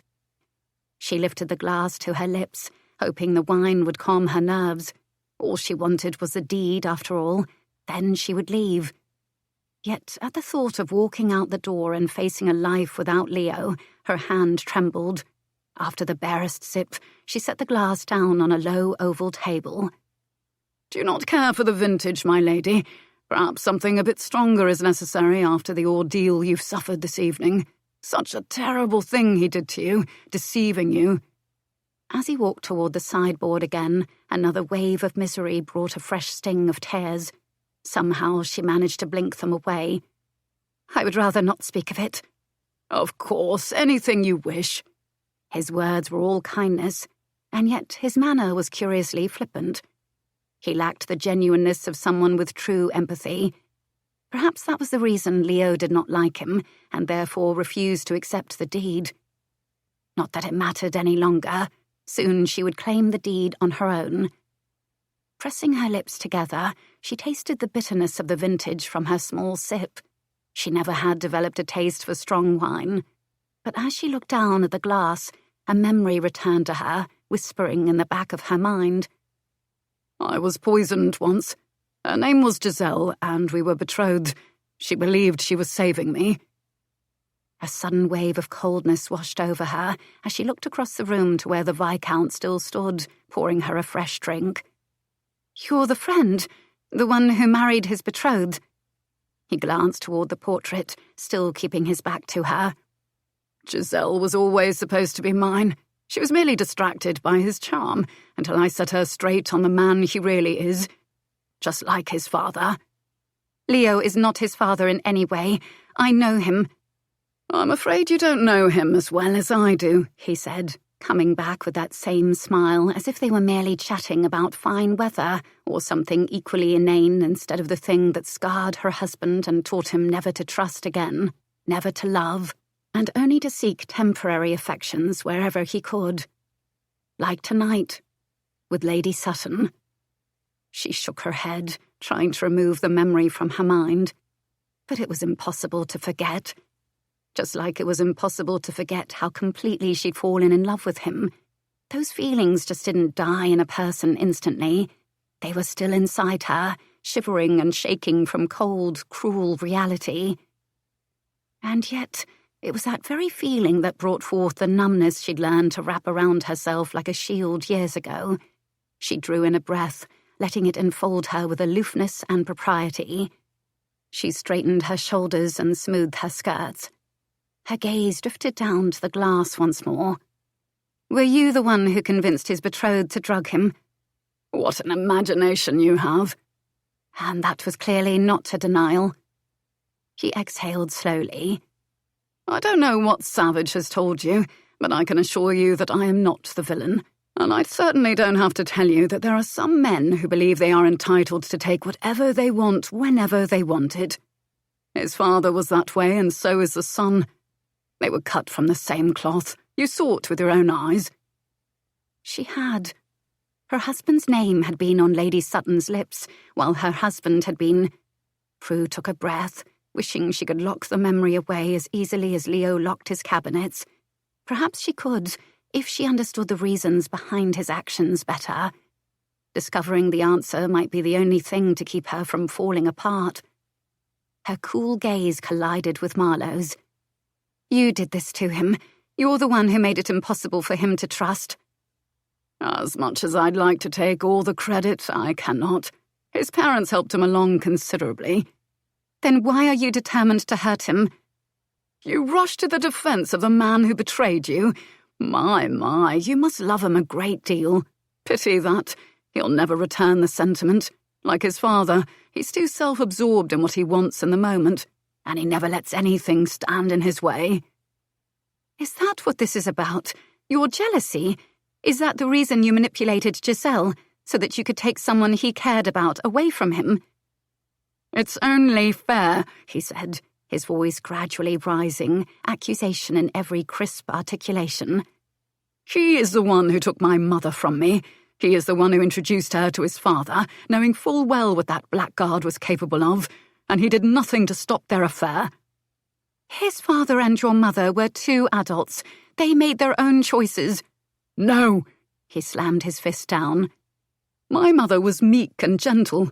His father preyed on her weakened sensibilities while my father and I were away on a grand tour. When she discovered herself carrying a bastard child, the regret and humiliation drove her to take her own life, he spat. Tell me, is that something a friend would allow to happen? She felt sorry for Marlowe, not only for the loss he suffered, but that he'd allowed the pain and rage he couldn't control to turn into a twisted sense of vengeance. And you are determined to hurt him at any cost, but I do not understand my part in your revenge. After all, considering the events of this evening, it is clear that he does not care about me. A slow, bitter grin curved his lips. He married you, did he not? That is more than he's done for any of his other conquests. That was only about honour. He did not want to be the man his father was. And yet he cannot escape it. He waved a hand dismissively. Regardless, his pitiful sense of honour will be bruised enough once he learns that you've spent the night here. Oh, don't worry, my pet. I have no intention of forcing myself on you. You are going to choose to stay, undisturbed and in your own bedchamber for a single night, and in the morning I will hand over the deed to the cottage. That is what you want more than anything, is it not? She'd wanted the deed from the start. All of this, everything she had done, had been for Downhaven Cottage, and if she agreed, it would be the only thing she would have of her own. She swallowed. You don't even know me. Oh, I know a good deal more than you think, and I'm quite impressed with your tenacity. Many women who'd been abandoned by their family and cast out in disgrace would have withered away in the country, the bloom of youth and beauty vanishing like petals from the last rose of summer. But not you. Instead, you charged back into town and set it awhirl with your boldness. I'm so glad I could entertain, she said with a level glare. He chuckled and moved closer, his pupils expanding, blue eyes turning dark with hunger. Such fire! What an enchantress you are, my dear. Do you know, I believe you could use a friend with some influence in society to assist you through this sudden separation. She took a step back. All I want from you is the deed to the cottage that you promised me. And you will have it in the morning. My proposal is simple, 1 night for the deed. But if you leave, I'll make certain that you never see it again. Now, surely 1 night isn't too much to ask for such a prize, he said smoothly, almost crooning the words as if his tone could mask the threat he delivered. Scrutinizing her, he smiled and nodded as he closed the distance again. Good. I can see we understand each other perfectly. Come now, let us enjoy our evening together. Here. He urged the glass into her hand, curling her fingers around the cut crystal. Then he withdrew, so she had no choice but to hold on to it, or allow it to fall. Chapter 30. It took Leo all of 15 seconds to get his head out of his own arse, stop feeling sorry for himself, and go after her. This was Marlowe, for bollock's sake. There was no telling what that devil spawn was doing to manipulate Prue, and she did not know what evil he was capable of. Leo would never forgive himself if any harm came to her. It didn't matter that she never wanted to see him again. It was her choice. He'd been abandoned before, betrayed countless times, and he'd survived it. But hell would freeze over before he'd let her go with Marlowe. Trying to leave Sutherfield Terrace proved next to impossible, however. The streets were blocked with parked carriages facing any which way, and his own was trapped at the far end, It took an eon for Rogers to break free. An endless interval later, Leo charged into Marlowe's townhouse and found him in the study, standing at the sideboard with his back turned. "Where is my wife?" he growled. Marlowe didn't even flinch. "I'm sure I wouldn't know." Leo growled again. He wanted to grab him by the throat, but feared he wouldn't be able to stop squeezing until the life drained out of him. So he paused at the edge of the rug, fists clenched and murder on his mind. Marlowe cast a surreptitious glance to the sofa over his shoulder, and when Leo followed his gaze and spied Prue's diaphanous cape, the Viscount clucked his tongue. "Oh, it appears we've been found out. Rather reminiscent of how you discovered Giselle and me, wouldn't you say?" To hell with controlling his temper. He stalked toward Marlowe, his boot crushing something underfoot. That was when he saw the red splatter of wine, the broken glass, and a blood rage pounded thickly in his ears as he wondered what had happened in this room. This time, he didn't hesitate to take this man by the throat and push him hard against the mantel, the portrait smiling down on them. "I'll ask you once more, where is my wife?" "Upstairs, preparing for bed. All I had to do was promise her that she would have the deed to her cottage by morning. Who'd have thought that she was willing to do anything, absolutely anything for it?" Even choking and with his face turning purple, he taunted him with a smile and rasped, "If you don't believe me, simply go upstairs and see for yourself." Leo shoved him aside and turned to do just that, memories from years ago running through his mind. But then he stopped. Something wasn't right. He closed his eyes and took in a breath. That was when he knew Prue wasn't there. He would have been able to feel her presence, calming him, soothing the restlessness inside him. She had a way of changing the air around her, of making everything better, finer, brighter. And none of that was here. "I don't need to," he said, whipping around to face Marlowe again. "I know my wife isn't here." He snickered and fluffed his cravat, staring at his own reflection in the blade of a letter knife. "Perhaps you don't know her quite as well as you think, Savage. After all, when a woman believes her husband is having an affair, sometimes she just wants to retaliate in kind." Leo eyed him sharply. "What game are you playing this time?" "No game," he said, all innocence. "Only what your wife and I saw with our very own eyes. A man wearing your costume, cavorting with a certain jilted mistress of yours in one of the empty rooms at Sutherfield Terrace." "I saw you, Leo." Cold dread washed through him, turning his blood to ice in his veins, sinking like a rock in the pit of his stomach. He suddenly knew what Prue must have thought, especially after the turbulent days they'd had. It was clearly all part of a scheme that Millie Sutton and Marlowe had concocted together. Prue thought that he had betrayed her. "I should have killed you years ago," Leo yelled, stalking forward. "I'm inclined to agree," a voice said from the doorway.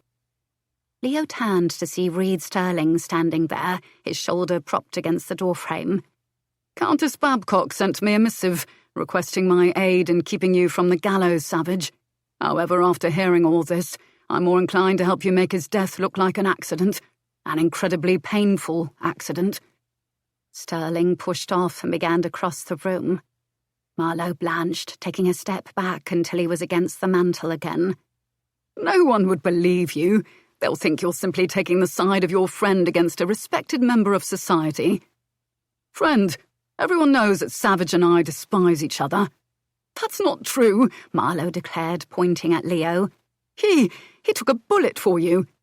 And he's been a thorn in my side ever since he survived it."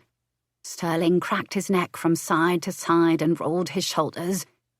"Nevertheless, it looks like your days of hiding behind a mask of respectability are over." Panic widened Marlowe's eyes for an instant until he looked down at the letter knife. His knuckles turned white as he gripped the hilt, brandishing the blade with the slashing motions of a trained fencer. "I'm not afraid of slander from some low-life gaming hell owner or the titled son of a reprobate and murderer. There's more tarnish on the two of you than a brass pissing pot.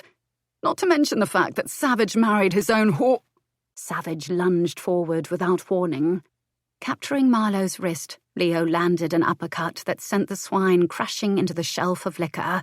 Glass shattered from the force, shards flying in a cacophony of detritus.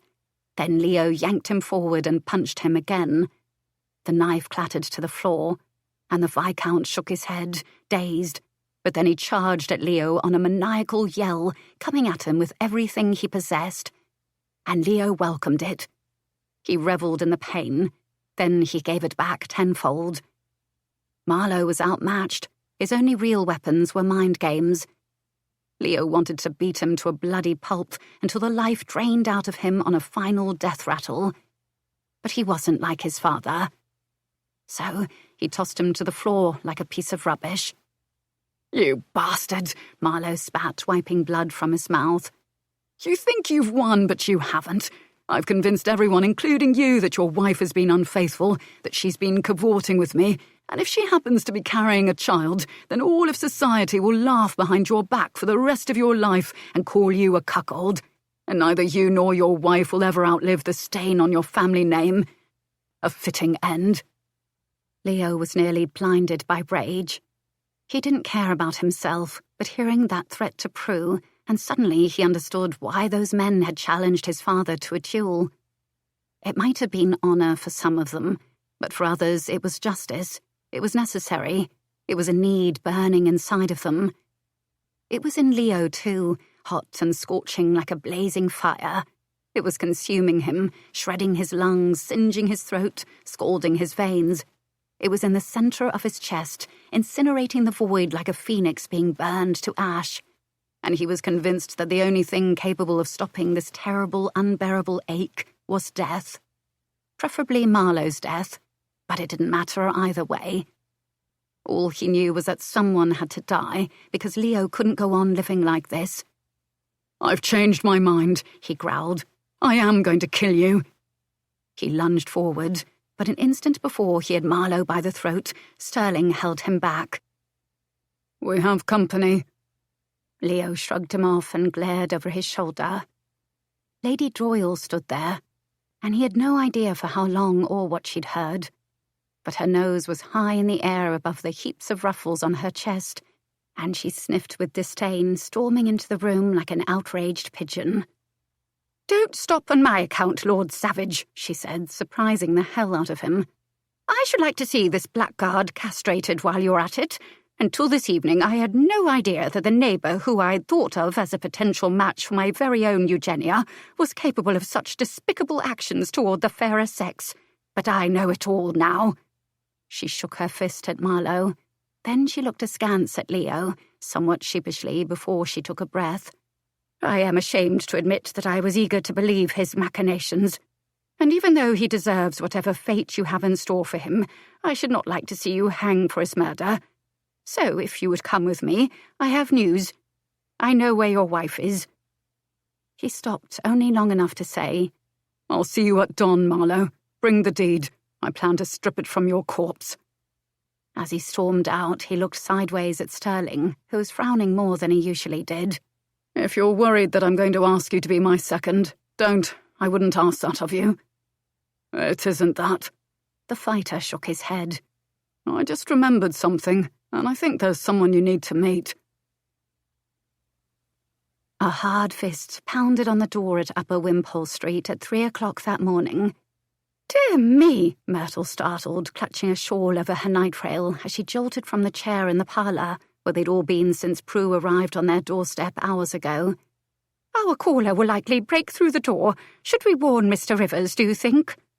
Maeve shook her head, her expression as severe as her frillless nightcap.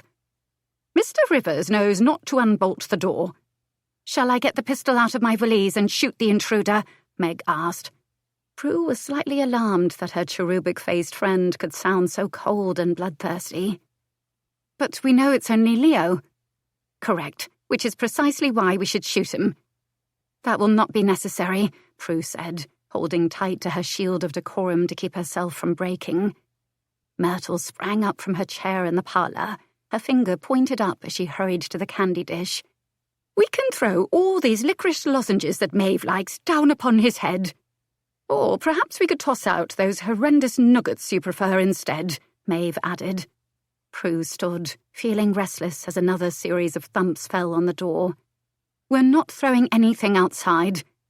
But she went to the window nonetheless, needing to stop this nonsense before he awakened the entire neighbourhood with all his racket. Lifting the sash, she peered down to the 2 carriages waiting on the street. I have nothing to say to you, Lord Savage. Leo appeared out from beneath the portico roof, looking up from the pavement. He was still wearing the last thing she'd seen him in, and it was such a painful memory that she had to turn away because it made her eyes burn with tears. Wait, he called. Please, I have someone here who can set matters straight. She didn't turn back around, and Meg came to the window to close it for her, but then she stopped on an, "Oh my goodness, I think you'll want to see this." After taking a breath to steel herself, Prue looked. Climbing out of the carriage was a young man about 18 or 20, with a wealth of tawny gold hair. He stood beside Leo, both men of the same height, broad-shouldered, lean hips, and wearing the exact same costume. The younger man staggered a bit on his feet as he shielded his eyes from the street lamp to squint up at her. Then his eyes widened and he grinned. "Hello, my lady. Blimey, but you've got hair like starlight." Leo growled. "You're not here to flirt with my wife. Get on with it." "Oh, right." The man nodded. "I'm Christopher Langhorne, a new croupier at Sterling's Gaming Hell." He jerked a thumb over his shoulder toward the carriage where she saw Mr. Sterling offer a nod in greeting. "About a fortnight ago, a lady approached me with an invitation to a fancy party, a masquerade. She said she'd supply the togs and that all I had to do was be the man on her arm. But I wasn't on her arm for more than a minute or 2 before she took me to this back room for a bit of fun, which we had plenty of. I didn't even mind that she kept calling me a savage. After all, I've been known to bring out all sorts of—" He broke off when Leo smacked the back of his head.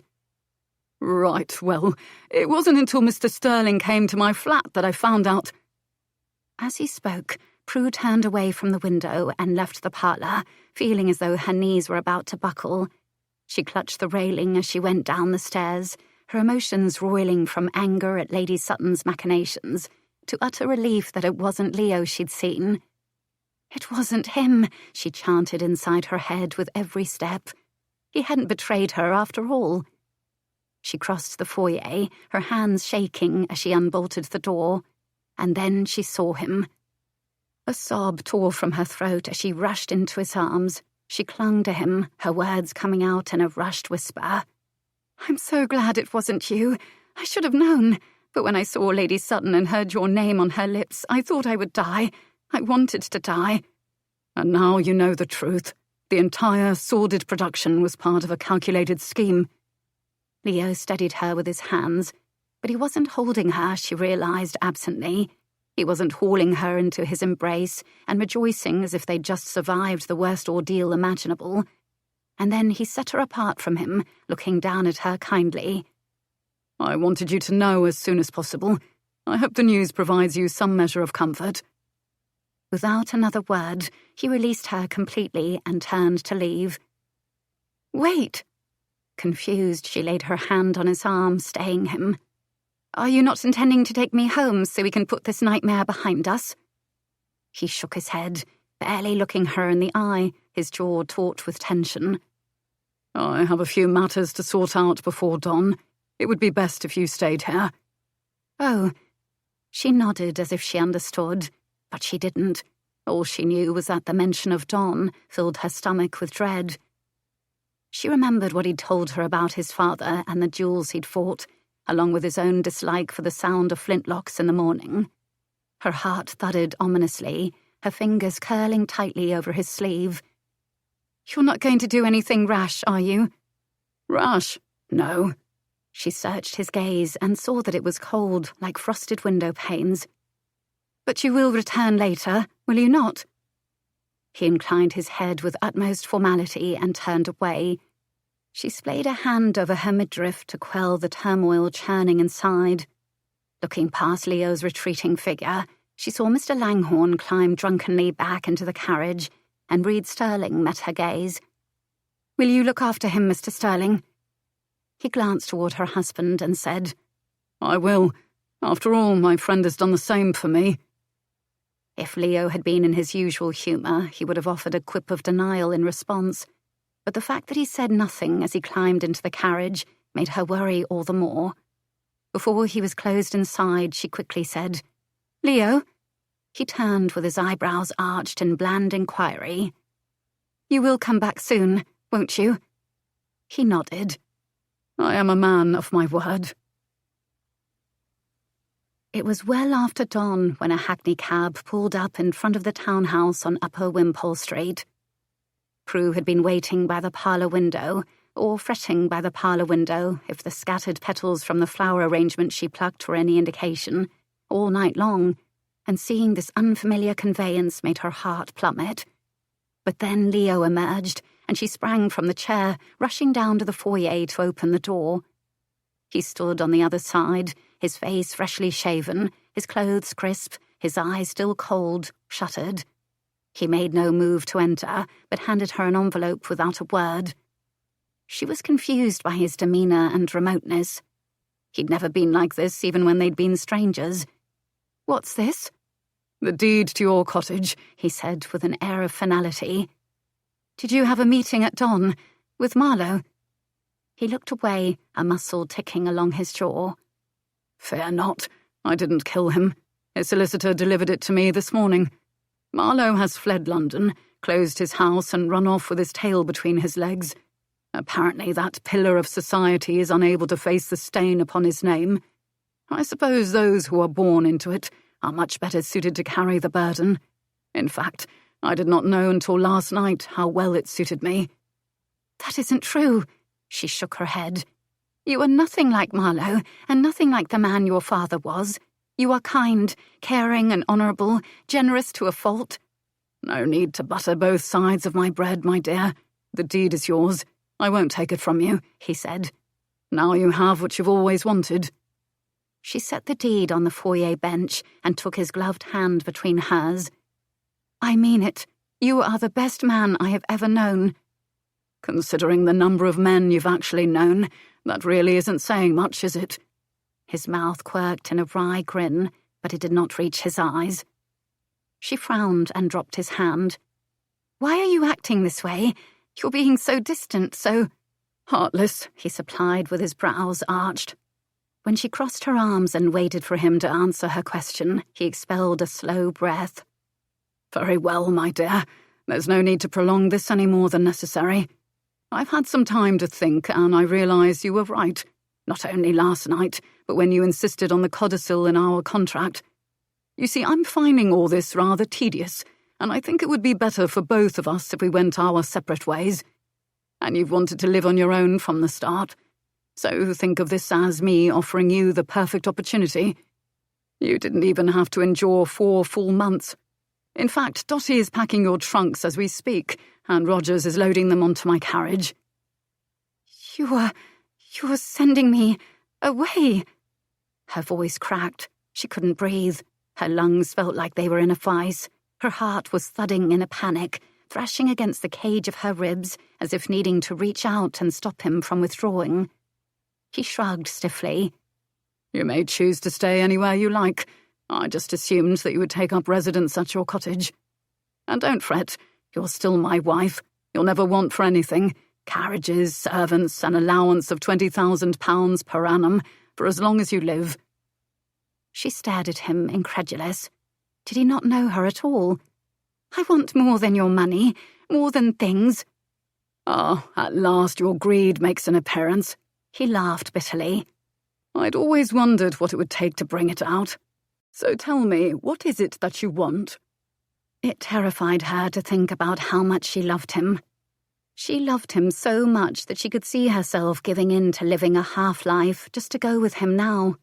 See herself existing on scraps of affection, willing to change who she was simply to be with him.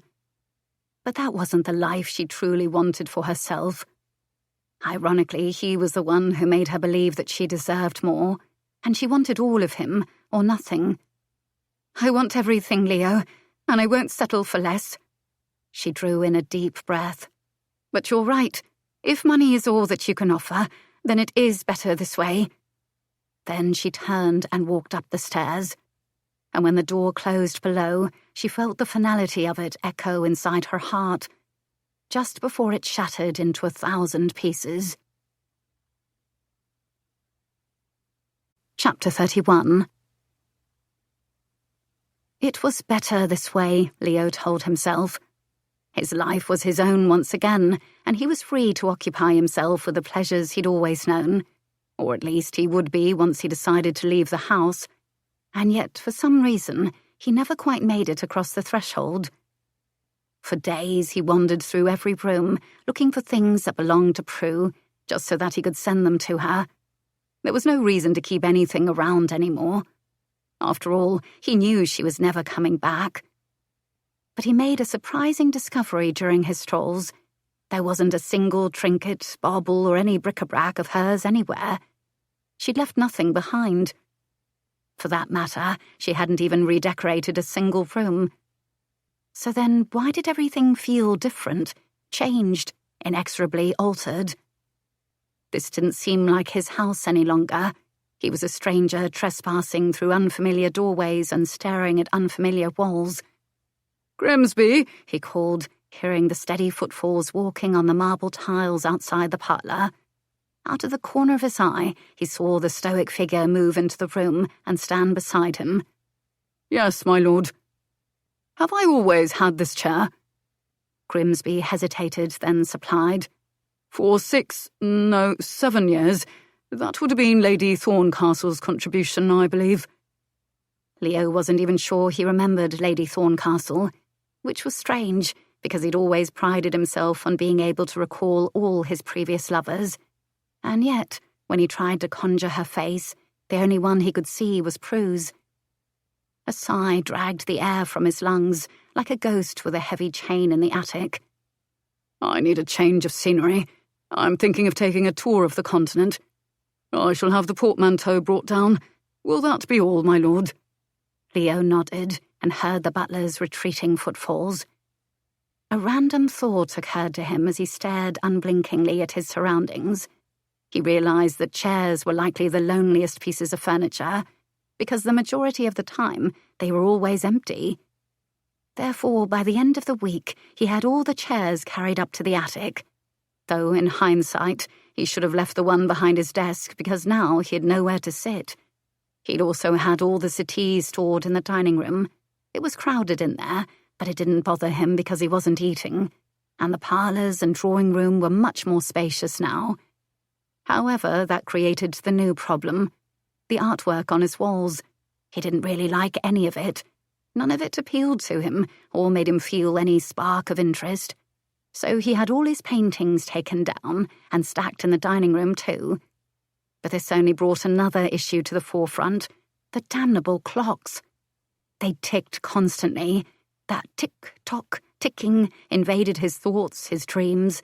He couldn't go anywhere without hearing it. Sitting on the floor of his study with his back against his desk, he fished the watch from his pocket and stared down at it. This had been sent to him shortly after his father's death. It was the only gift he'd ever received from his mother. And inside the lid was the engraved inscription: "Time to prove your worth." So thoughtful, his mother. This was all she'd had to say to him. She'd never bothered to get to know him, only assumed he was like his father. She'd taken one look at her infant son and decided that he was worthless, and then she'd left. Leo hated this watch and everything it stood for. He hated the time it kept. The minutes dragged on endlessly. Hours were eons, and it was pointless. After all, the concept of time was only a ridiculous construct invented by man to keep track of the empty, meaningless, wasted days of his life. "Time to prove your worth," he growled and flung the watch across the room, relishing the sound of a hinge snapping, the ping of crystal splintering. He heard a low whistle from the doorway, and his gaze shot over to see Lady Chastain standing there in a maroon walking costume with her hands on her hips. "Doing a little redecorating, Savage?" "What are you doing here?" he asked, or snarled rather. "I don't normally take back my old lovers, but I could be persuaded, I suppose. Just don't laugh or sing or tell me stories of your childhood. I don't want to hear anything of the sort." She shook her head, and smiled pityingly at him as she dared to step into the room. "Tempting offer. By the by, how long has it been since you've shaved, or bathed, for that matter?" He scratched his unshaven jaw and narrowed his eyes. "Then what are you doing here? Low on pin money already? Well then, have a look around and take anything you like. Just be quick about it. I've got plans." "Oh? And what are those? To while away the hours playing a game of identify the stain on my waistcoat?" When he growled at her, she hissed. "I don't need anything. I came to help you."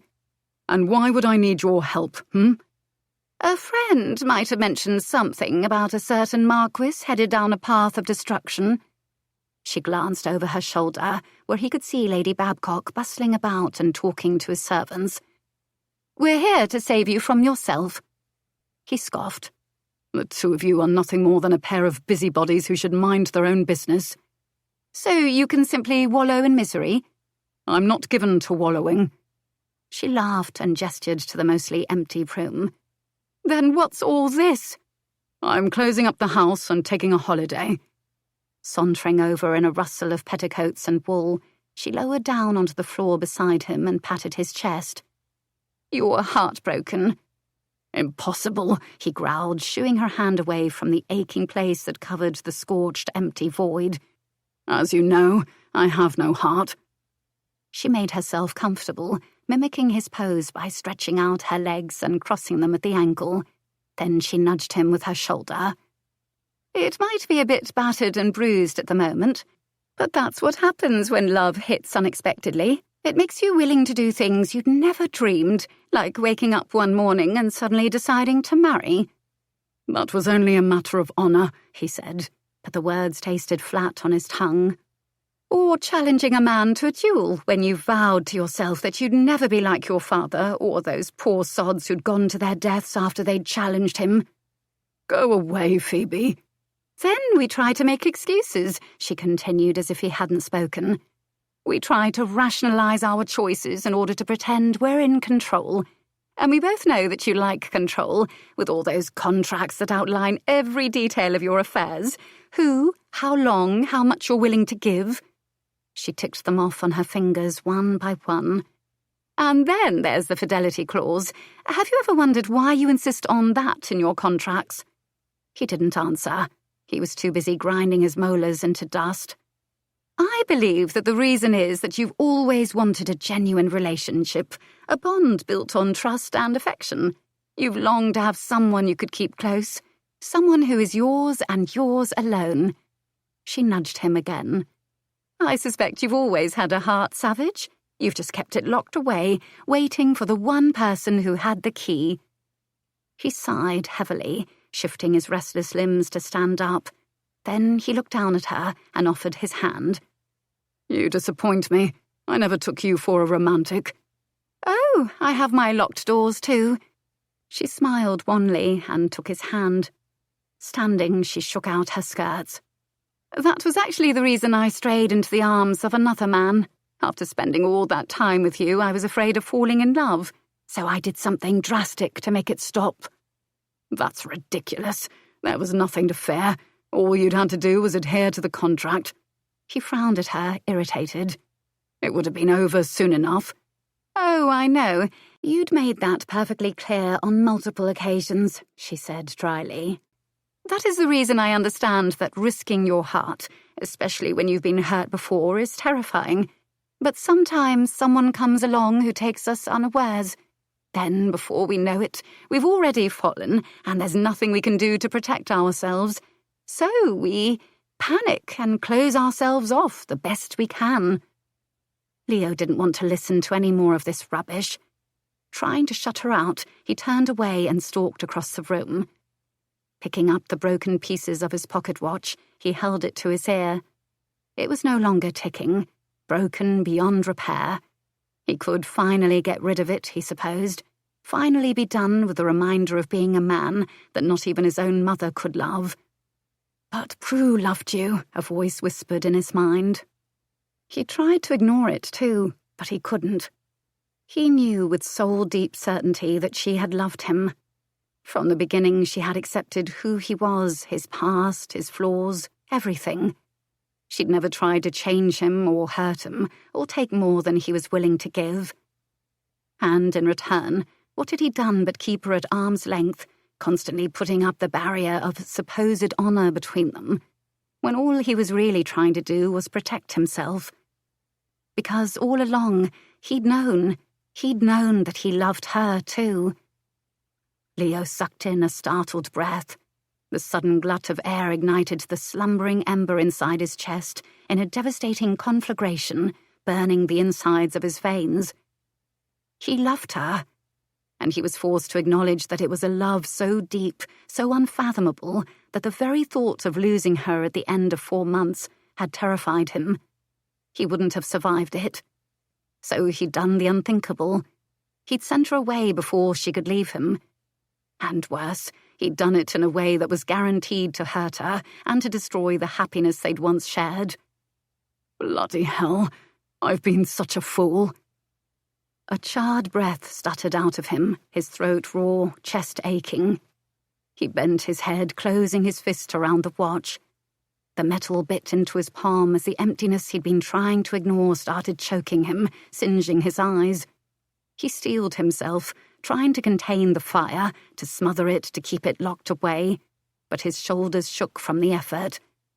Then a low, guttural sound of anguish slipped out, and it went on and on and on. After a moment, he felt a hand on his back and dampness on his cheek. Embarrassed, he straightened and cleared his throat. "So you did something that you knew I would never forgive," he said to Phoebe, trying to pretend that they were still in the middle of their conversation and this was his next line, trying to pretend that his voice wasn't raw and the void beneath his chest wasn't shredded. "I had to," she said, and stepped in front of him. "Otherwise I would have suffered the heartache of rejection knowing that you didn't love me in return." Before he could respond to that, she touched a lacy handkerchief to his cheek and added, "A girl senses these things, after all. There's a certain feeling and a look a man gives her. But I think you already know that." He offered an apologetic shrug, then touched the tip of her pert nose. "For what it's worth, I hope you find a man who adores you for the meddling little cretin you are." She laughed lightly. "Thank you, Savage. I hope so too." Chapter 32. From the morning room window of Downhaven Cottage, Prue watched the rider approach, his hat tipped low to shield his eyes from the rising sun. The post was here, she thought without feeling any spark of excitement. The letter she was waiting for would never come. She let the curtain fall. She was ashamed to admit that she'd been living for the letters her friends sent, hoping for a morsel of information regarding Leo. But his name was never mentioned, no matter how many times she reread every word. It did not take her long to figure out that she would go mad if she stayed here alone. In the beginning, that had been her dream, but it was almost impossible to remember the strength that had once taken her to walk out of Wiltshire with her head held high. She'd hoped to find it by returning to Downhaven Cottage. Surely, the reminder of happier times would help to heal her shattered heart. The first week drifted by endlessly. The breeze coming off the still water lake was cold, and her days were desolate. The second week sat heavily beneath the steady curtain of rain through the cottage windows, and she understood that there was something one felt beyond desolation. It was emptiness. As she walked through the rooms that had once been filled with joy, there was nothing inside her heart. Her mind was no different. It held no great plans for the future. Her stomach had no appetite, and there was no flavour on her tongue. Her life was simply a void. After 3 weeks, being at the cottage and staring at her mother's portrait only made her realise how fleeting happiness truly was. Sometimes it died without warning, and other times it lingered into a slow, fading demise. She felt utterly stupid and naive to have imagined that Leo had felt the same regard for her. Clearly, he was better at pretending than she might have guessed. Meg and the aunts had chosen to come with her, helping her with the cottage instead of visiting Ellie and Brandon after returning from their honeymoon. But they would be going to Wiltshire on the morrow, and she would go with them. She realised that what she wanted from Downhaven was never here. She'd wanted to feel as though she was finally where she belonged, where she could be loved, and where she could be content to live out the rest of her days. But she'd only found that for a brief time with Leo. "The post has come," Myrtle said, bustling into the faded yellow room, waving a trio of letters like banners. "One from our Elodie, one from Jane, and one from a certain Mr. Prescott." Meg, who'd been curled up on an overstuffed chair by the fire, thumbing through pages of an old ladies' quarterly, suddenly leapt up and dashed across the room. "Daniel!" Eyes dancing, she snatched the letter and tore it open, poring over it on her way to the window seat. Maeve chuckled as she watched her walk past. "Perhaps we could read Elodie's letter first, and then Jane's." Prue nodded, taking Jane's letter in hand. They listened as Myrtle read Ellie's retelling of the adventures she experienced on her honeymoon. Her friend, who feared a great number of things, was quite proud that she'd bravely taken a ferry and faced a watery demise, in addition to crossing a footbridge without holding her breath. And the letter concluded with an announcement of thrilling news, but something that would have to wait until they were all together and could share her joy. Of course, it seemed quite clear that Ellie would announce that she was expecting a child. The aunts were fairly bursting with excitement, happy tears glistening in their eyes. But at first, they subdued their joy with a glance toward Prue. After all, in a house filled with women, it had been no secret that Prue's courses had come. But she adamantly refused to allow them to pity her for even a moment. She even assured them that it was far better this way, claiming a need for a clean break from Savage. "I'm overjoyed for Ellie, truly," she said. Then the aunts gave in, letting their expectant happiness overflow as they began to plan the grandest christening breakfast ever hosted. But that night, when she was brushing her hair at her vanity, she admitted to herself that she wished she were carrying a child, a part of Leo to keep with her always. The sting of incipient tears and a sigh of self-reproach, and she hastily swiped them away just as a knock fell on her door. "May I come in?" Meg asked, peering inside. "Of course," Prue answered, quickly schooling her features. "Are your trunks packed for the journey to Wiltshire?" Coming up behind her, Meg nodded and took long, pale ropes of Prue's hair and began braiding it. But her usual effervescence was absent from her demeanour. It was only then that Prue saw the red-rimmed eyes in the lamplight, her nose and lips a dark pink that stood out in stark contrast to her porcelain skin. She realised that she'd been a thoughtless friend. "In all our excitement for Ellie, it never occurred to me that you haven't mentioned the letter you received today from Mr. Prescott." Meg drew in a deep breath and released it slowly as she tied a lavender ribbon to the end of the plait. "There's nothing to tell, really. The letter was short and to the point. Dear Miss Stredwick, I have married." Spinning around at once, Prue stood to embrace her friend, who instantly dissolved into heart-wrenching sobs. "Oh, Meg, I am so very sorry. How can the man that you're going to love for the rest of your life," she broke off on a stuttered breath, "suddenly marry someone else? I was certain he felt the same about me." Prue understood completely. She had thought that Leo loved her too. In fact, thinking back to the way he'd looked at her and touched her, she'd been sure of it. And she'd even imagined that Lady Babcock had been trying to tell her at the masquerade that Leo's most guarded secret was that, deep down, he'd always wanted to share his heart with someone. But that someone was not Prue.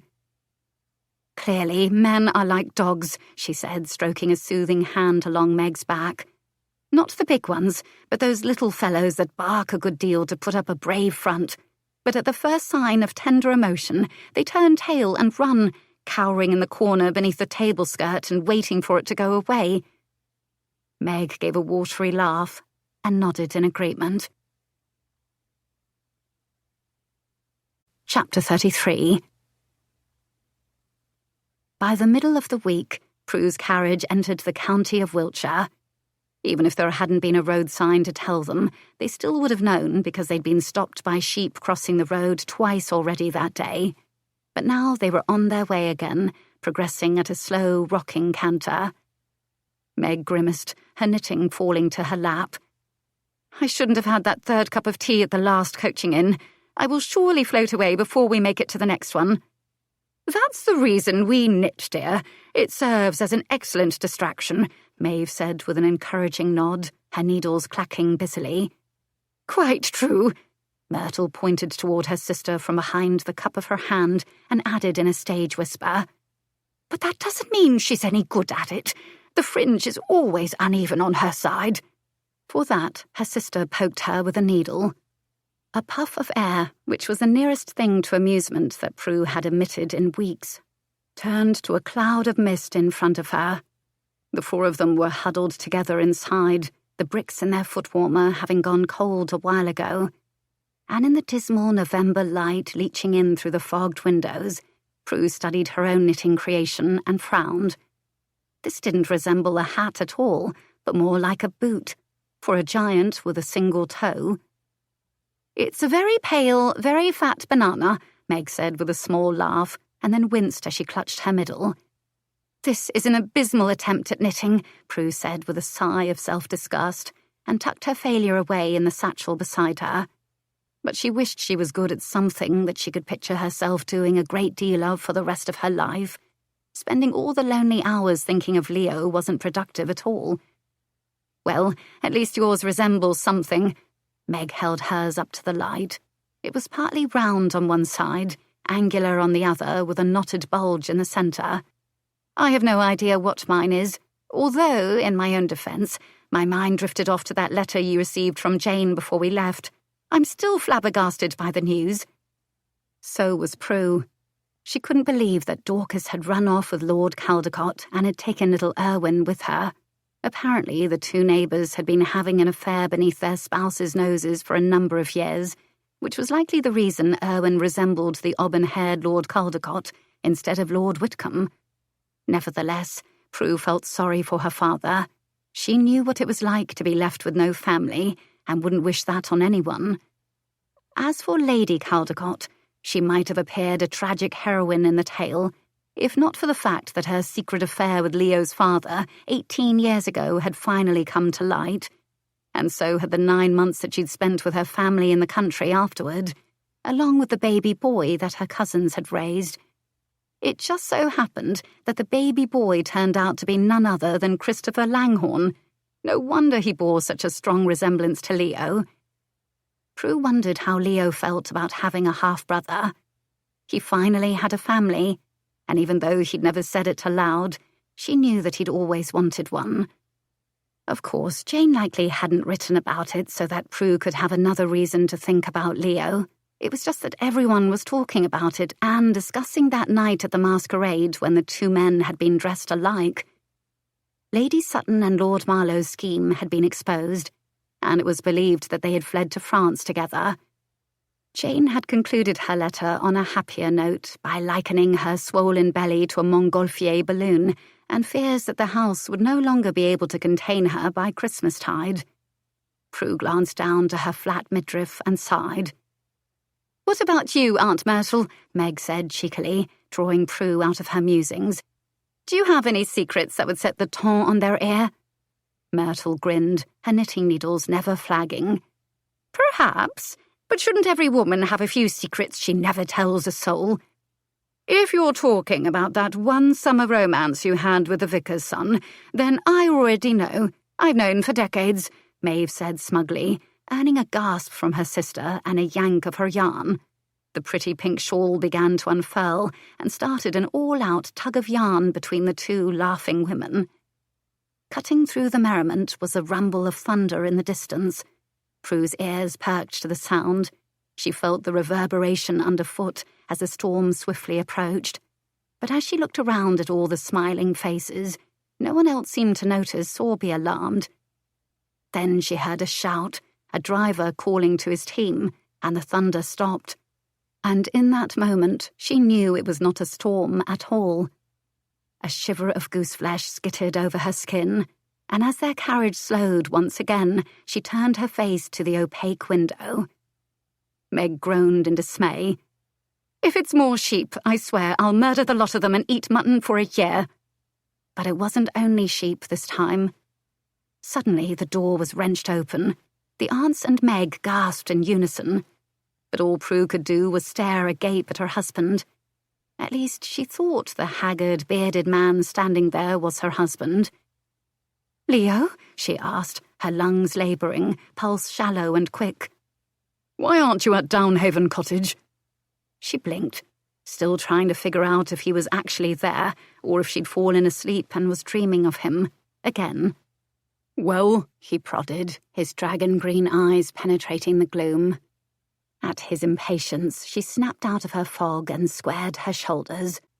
"I'm going to Wiltshire to visit Ellie, and even though it isn't any of your concern, after that I'm considering taking a tour with the aunts and Meg."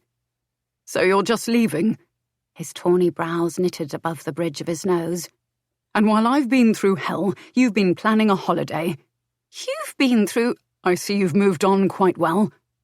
Her eyes prickled with tears, hands clenching with frustration. "I've had to, or don't you remember?" "Of course, He raked a hand through his hair and looked around at the others in the carriage as if only seeing them for the first time. He inclined his head. "Ladies, if you don't object, I would like a moment alone with my wife." Maeve and Myrtle nodded silently, surreptitiously nudging each other with their elbows. Meg, on the other hand, looked fierce, as if she were thinking about that pistol she kept in her reticule. But she held her tongue and crossed her arms. "I'll just be gone a minute," Prue said to them, knowing that Leo could have nothing to say that she had not already heard. He'd made himself quite clear when he sent her away, and she wanted more than he was willing to give. She would simply have to remember to stay firm and not be swayed by her foolish heart. But when his large, capable hands settled on her waist to help her down, it was her body she had to worry about. A spear of longing tore through her at the warmth of his touch, her hands curling over his broad shoulders. And as he lowered her to the ground, his scent teased her nostrils, reminding her of all the times her face had been buried against his throat, her tongue on his skin. Better not think of that, she told herself on a hard swallow. She stepped apart from him the instant her feet touched the ground, turning away before he could see the telltale flush of her cheeks. As he shut the door, she focused on the 24 fat and fleecy sheep, scuttling along the verge between the meadow and the lane. The driver of a dray was shouting at the shepherd. It was trying to dash after his wayward flock, a copper bell clanking in the air. Then Leo touched her hand. Her gaze lifted to his, her heart twisting with yearning at the tenderness there. She knew she hadn't been imagining it all this time. He did feel something for her, but whatever it was, he kept it closely guarded. His fingers curled around hers. "It's good to see you, Moonflower. I've missed you." Her throat tightened on a raw ache at the endearment, and she slipped her hand from his. "Is that what you came all this way to tell me?" In the bleary light beneath the grey sky, his breath misted on a taut exhale, and he shook his head. "No, I wanted to find you and to bring you what you asked for when we last spoke. I have it all with me. Come, I'll show you." He gestured to the black carriage waiting behind theirs. From the perch, Rogers tipped his hat as they approached. Then Leo opened the door to reveal all her family treasures. The silver tea service, the oil painting, the golden diadem. Everything. "How did you—" She couldn't finish. She simply stared, slack-jawed and stunned. "I have been a burglar, a barterer, a counterfeiter, a gravedigger, a Pekingese tamer, and a madman travelling from county to county, chasing a carriage from one coaching inn to the next.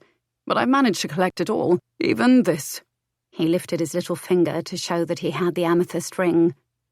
A mortified laugh escaped her. "You dug up Algernon's grave?" He nodded, searching her gaze with an earnestness she'd never seen before. "It's everything you asked for, and I'm hoping that—" He took a breath. "You will end my misery and come home." She sighed with disappointment, but seeing the vulnerability in his expression, she lifted her hand to touch his cheek. Then she shook her head. "Oh, Leo, I thought you knew. When I said everything, I meant you. The only thing that I want is your heart." His expression transformed into one of blank astonishment for a moment, his breath staggering out of him in cloudy puffs. Turning his face, he pressed a long kiss into the palm of her hand, his whiskers soft and tickling against her flesh. "I'm afraid I don't have a heart," he said, and her own plummeted. "It was stolen from me the day that I met this proud, dishevelled beauty on the side of the road, being mauled by a drover." She blinked. Had she heard him correctly? It was impossible to know because her pulse was suddenly rushing in her ears. "Did you just say that you lost your heart? To me?" He nodded. "That day and every day since. Each time I tried to take possession of it, you would only reclaim it. Like that time I saw you in the rain wearing that maid's cap, or when you decided to invite yourself to a gentleman's-only party, when you had rose petals in your hair, and whenever you speak or hum or sing." "You like the way I sing?" He lifted a hand to tuck a wisp of pale hair behind her ear, his fingertips trailing along her jaw. "I adore it. Especially when you sing in the water closet to cover up the sounds you make." Her cheeks flooded with heat. "I'm sure you shouldn't mention such a thing." "And this blush," he continued with a soft grin. "I can feel it glow inside me every time I see it." She drew his hand down, confused. "But if all this is true, then why not simply tell me? Such a declaration would have been ideal at the church, for example. Instead, you had that second contract." "Only as a last resort. I had to be prepared, Prue. I had to make you mine, no matter the cost." His words were so earnest, so heartfelt, that her eyes prickled with tears again. They fell in a hot deluge down her smiling face. "Besides," he added as he smoothed the wetness away with the pads of his thumbs, "that contract was never legally binding, and that codicil was complete rubbish. This," he took her hand and pressed a kiss to the gold band on her finger, "is the contract that matters, now and for the rest of our lives. If you'll have me." Eager to be in his embrace, she moved closer, sliding her hands to his shoulders. But then she felt something between them, a lump pressing against her midriff. "Careful," Leo said, and reached inside his coat and further down to the bulge in his waistcoat that she hadn't noticed before. Then, much to her surprise, he removed a sleeping puppy, just a ball of golden fur with a black nose and a pink bow around her neck. "You can name her if you like," he said quietly. "But I must confess, after seeing her prance around with her head held high, I've been calling her Your Majesty. She seems to like it." Prue was admittedly not the fondest of dogs, but her heart melted the instant those dark eyes opened and blinked sleepily up at her. Gathering the tiny ball in her arms, she felt the swipe of a little pink tongue across her chin. "Wherever did you find her?" "I was caught by a termagant housekeeper while in the jaws of a rabid Pekingese. The only thing I could think up for an excuse of why I was in Lady Entwistle's dressing room was to explain my longing for a Pekingese of my own. The next thing I knew, the housekeeper was foisting this creature upon me from a newly weaned litter. Not purebred, apparently, and quite the scandal." He waggled his eyebrows with intrigue, and Prue laughed. "And now she's yours. But only if you'll come home with me." "Is this extortion?" she asked, looking up at him slyly through her lashes. "No, this is madness," he replied, holding her face in his hands. "Though I've heard that some call it love. And I am desperately, wretchedly in love with you." She beamed at him, her heart rejoicing. "Of course I'll come." A familiar deep barking interrupted their reunion. Both she and Leo turned in unison to see a sheepdog bounding away from the flock in a flurry of white, ropey fur and heading directly toward them. "No," Leo muttered in astonishment. "It couldn't be the same blasted dog." He stepped in front of Prue to act as her shield, lifting his hand to whistle. But even before he could put his thumb and forefinger to his lips, the puppy peeked her head out of Prue's arms and issued the cutest little yup over Leo's shoulder. The drover instantly stopped, then sat on his hindquarters as his shaggy mop of a head tilted to one side. Leo and Prue exchanged a look and then laughed. He pulled her into his embrace. It appears as though you are not the only one who can bring a wayward rogue to heel. Perhaps he merely brings out her fire and inner strength, she said, sifting her fingers through his hair, drawing his mouth to hers. And then she kissed him. Finally. Majesty emitted another delightful yup and a happy tail wag, licking them both on the chin. After a moment, Leo lifted his head and reached into his breast pocket. I almost forgot, but I have something else for you. There is nothing else I could ever want. But then she saw the keys in the palm of his hand. Are those... He nodded, his expression sincere, tender. The keys to every lock I have. They're yours now, if you want them. What's the one with the red ribbon? The corner of his mouth quirked. That's to my snuff-box collection. Oh, I'm definitely keeping that one, she said, and stole it out of his hand. Epilogue. 10 months later. The next time I see that pup, I'm going to murder him with my bare hands, Leo growled as they meandered along the pebbled path on the grounds of Downhaven Cottage. Prue smiled, leaning heavily against his arm. I'm not certain if you're referring to your brother or to his new dog. Both. After all, just look at our girl. He gestured to the morning-room window, where Majesty was sitting with her nose pressed to the glass. She's listless. I haven't seen her tail wag in days. She just misses him. That mongrel? I won't allow it. If you'd seen the way he was sniffing around her, you wouldn't either. I meant Kit, she said with a laugh, using the affectionate moniker that Christopher had been given when he'd come to stay with them in London. And now they were truly a family. Your brother always hides little treats in his pocket and doles them out when he thinks no one is looking. He spoils her endlessly. Leo huffed. The only reason Kit has a dog at all is because he enjoyed the attention from women when he paraded Majesty around the park. And since when did you become such a prude, Lord Savage? I shudder to think how you'll be when our daughter arrives. He splayed a hand possessively over her swollen middle, his green eyes full of tenderness. I'll keep her in leading strings until she is 30. And if we have a son, she challenged with an arch of her brow. He'll likely be cursed with his father's exceptional handsomeness and have to hold the women at bay with a whip and a chair, he said stoically. But when she narrowed her eyes, he dutifully kissed her. Very well, we'll lock him in a tower. Her responding laugh was cut short by a swift and potent clenching of her womb. She sucked in a breath, gripping his arm tightly. The pains had been coming closer all morning. She'd tried to hide it, but this one was stronger than the others and took her by surprise. Leo's face went pale, and he was already bending to pick her up when she laid a hand on his shoulder. I am fine, she said soothingly. No need to panic. Still, I think we should go back. He lifted his arm in a gesture to Rogers, who was following them in the carriage. For the past month, Leo hadn't allowed her to step a foot outside without a conveyance close by. She rolled her eyes. We are steps away from the cottage door. I can walk, and I'm certainly not going to give birth in the carriage.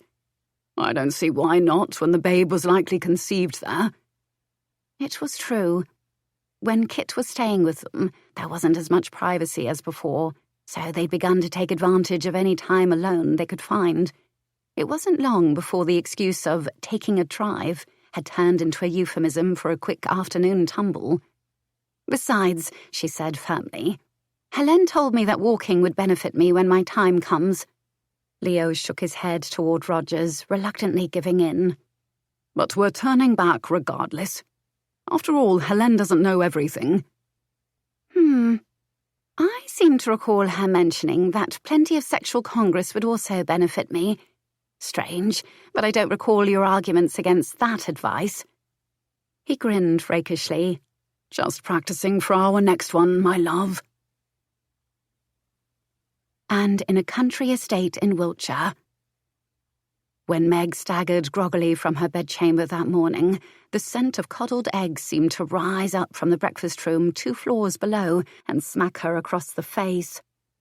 She instantly dashed back inside, grabbed the glazed chamber pot and cast up her accounts. over and over, even when there was nothing left. "Again, miss," her maid said as she rubbed a hand in circles over her back. "It's been nearly a fortnight now. Perhaps it's time to tell your brother or Lady Hulworth." Huddled over the pot, Meg shook her head vehemently and squeezed her eyes shut tight. "They mustn't know, especially not Ellie. She would surely imagine the worst." Then again, the truth was likely just as bad as anything her favourite worrywart of a sister-in-law could conjure. And more to the point, it had actually been a month now since the sickness first began. Meg had just been better at hiding it in the beginning. Taking a deep breath, she sat up and sagged against the side of her bed.